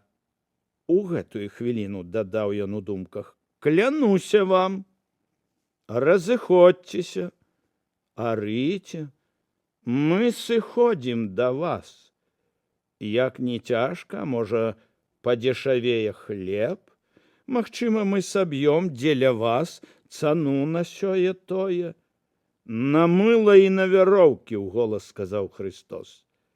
Пойдзем, людзі, пакінем іх. Ім ёсць аб чым падумаць. Бывай, вясёлы цудатворца. Варта з атрадам, што прыяднаўся да яе, паскакала ад вогнішчаў у ноч. І ледзь сціхнуў пошчак капытоў, як гэтыя вогнішчы пачалі сычэць і рваць парай, бо іх залівалі вадою. Да Хрыста падышоў той мужик, што гаркнуў на карнілу. Ну вось, мы сваю справу зрабілі, не далі цябе. Цяпер выбач. Я разумею. Вы ж не багі, каб без страхі жыць. Але ты, Бог, мужик зямно, схіліўся перад ім. Ты ўзнясіся. Ты ведаеш, з вясною прыходзь, як адсеемся. І яны засталіся адны, а вакол была ноч. Христос моўчкі глядзеў у змрок бліскучымі вачыма. Бачыш, як яны, сказала Магдаліна. Пойдзем. Бачыш, як яны з табою. Не, з пераціснутай глоткаю сказаў ён. Я іду да іх. Я яшчэ толькі не ведаю, як. Але гэта беднае мора. Без грошай, без зямлі, без магчымасці ісці куды хочаш, без вачэй, без мовы. Бог мой, што перад гэтым мая шкура, што перад гэтым все храмы. Ноч падала зорамі. У цемры, здавалася, не было дарогі. Христос устаў. Раздзел 34. Болі нараджэння. І з'явілася на небе вялікае знамення. Жанчына, адзетая ў сонца. Пад нагамі яе месяц, і на галаве яе вянец з 20 зорак. Яна мела ў чэраве і крычала ад боляў і пакут нараджэння. Апакаліпсіс, глава 12, старонкі 1, 2. Перапёлка, ты не ві гняздечка блізка ля дарогі, перапёлка. Песня. У тым жніўні цэлы тыдзень лілі страшэнныя ледзяныя дажджы, нібы стаяў кастрычнік або нават лістапад. Не было дня, каб не выпаў на зямлю град, перанасычаная глеба не магла больш смоктваць залеву, і воды шырока разліліся палямі. І па гэтай дарозе, што была нават не гразёю, а плынню, ішлі на поўнач 14 чалавек. Знемагалі, падалі і зноў ішлі. Шмат дзён яны галадалі, нават за грошы, якіх было мала, па ўсім поўдні нельга было купіць і лусты хлеба. Яны калаціліся ў азнобе, і ім недзе было не толькі пераначаваць, але і абсушыцца, бо вёскі былі спалены. І ўсё ж яны ішлі на поўнач не толькі таму, што там былі цэлыя хаты і хлеб, нават зусім не таму, каб толькі гэта Христос пайшоў бы ў гародню. Проста за імі ішлі па слядах. Відаць, паўсюль былі разасланы загады, бо некалькі разоў іх хацелі схапіць, і ўратаваліся яны толькі дзівам. Гойсалі дарогамі раз'езды, правяралі каля весніц, начуючы ў лесе, не раз чулі яны сабачы брэх, і варта было ім толькі торкнуцца спачатку на паўночны захад, а пасля на захад пачыналася ўтрапёная аблава.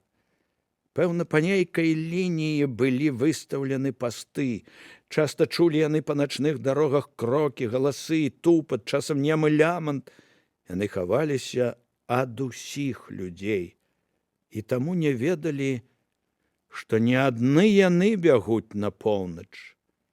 Беглі натоўпамі. Беглі ад холаду і разарення, ад бізуноў і падаткаў, беглі, каб не памерці. Вандравалі цэлыя вёскі, некаторых спынялі і вярталі назад, але Юрась і яго паплечнікі не ведалі гэтага. Ім не было да гэтага справы, іх кінулі ў момант, калі больш за ўсё ім была патрэбна дапамога. Вера ўзвяла іх на вышыні, вера і скінула. Все ведалі, што Христос всемагутны. Па чарзе неслі саслабелую жанчыну. Стакрот на дні паміралі і заставаліся жывыя, і ў непаразуменні былі, калі ж народзіцца праўда. Нешта каля тыдня беглі яны, і Христос зразумеў у гэтыя дні, што ў сеть трапляюць вялікія рыбы, а малыя выскакваюць з яе. А ў сеть жыцця, у нерад пастаўлены моцнымі, трапляюць адны маляўкі, а для вялікай рыбы яна не існуе. Ён таксама быў дробнай рыбай. І толькі касяк такіх, як ён, мог прарваць браднік, заведзены лёсам. Нельга бясконца адступаць. Ля самай дарогі было гняздо перапёлкі. Коні і каровы маглі растаптаць яго, пастушкі падабраць яечкі, конюхі разнесці вартыя жалю сцябліны, з якіх яно было звіта, але з кожнага цэлага яйка мог вылупіцца гнеў. Іх гналі, як малявак на водмелі, як перапёлак у жыце. Трэба было спыніцца і, хаця слабаю дзюбай, пачаць дзяўбці, каб не згубіць навекі душы. Нельга больш было бегчы. Трэба было паказаць зубы, хай сабе цаною жыцця.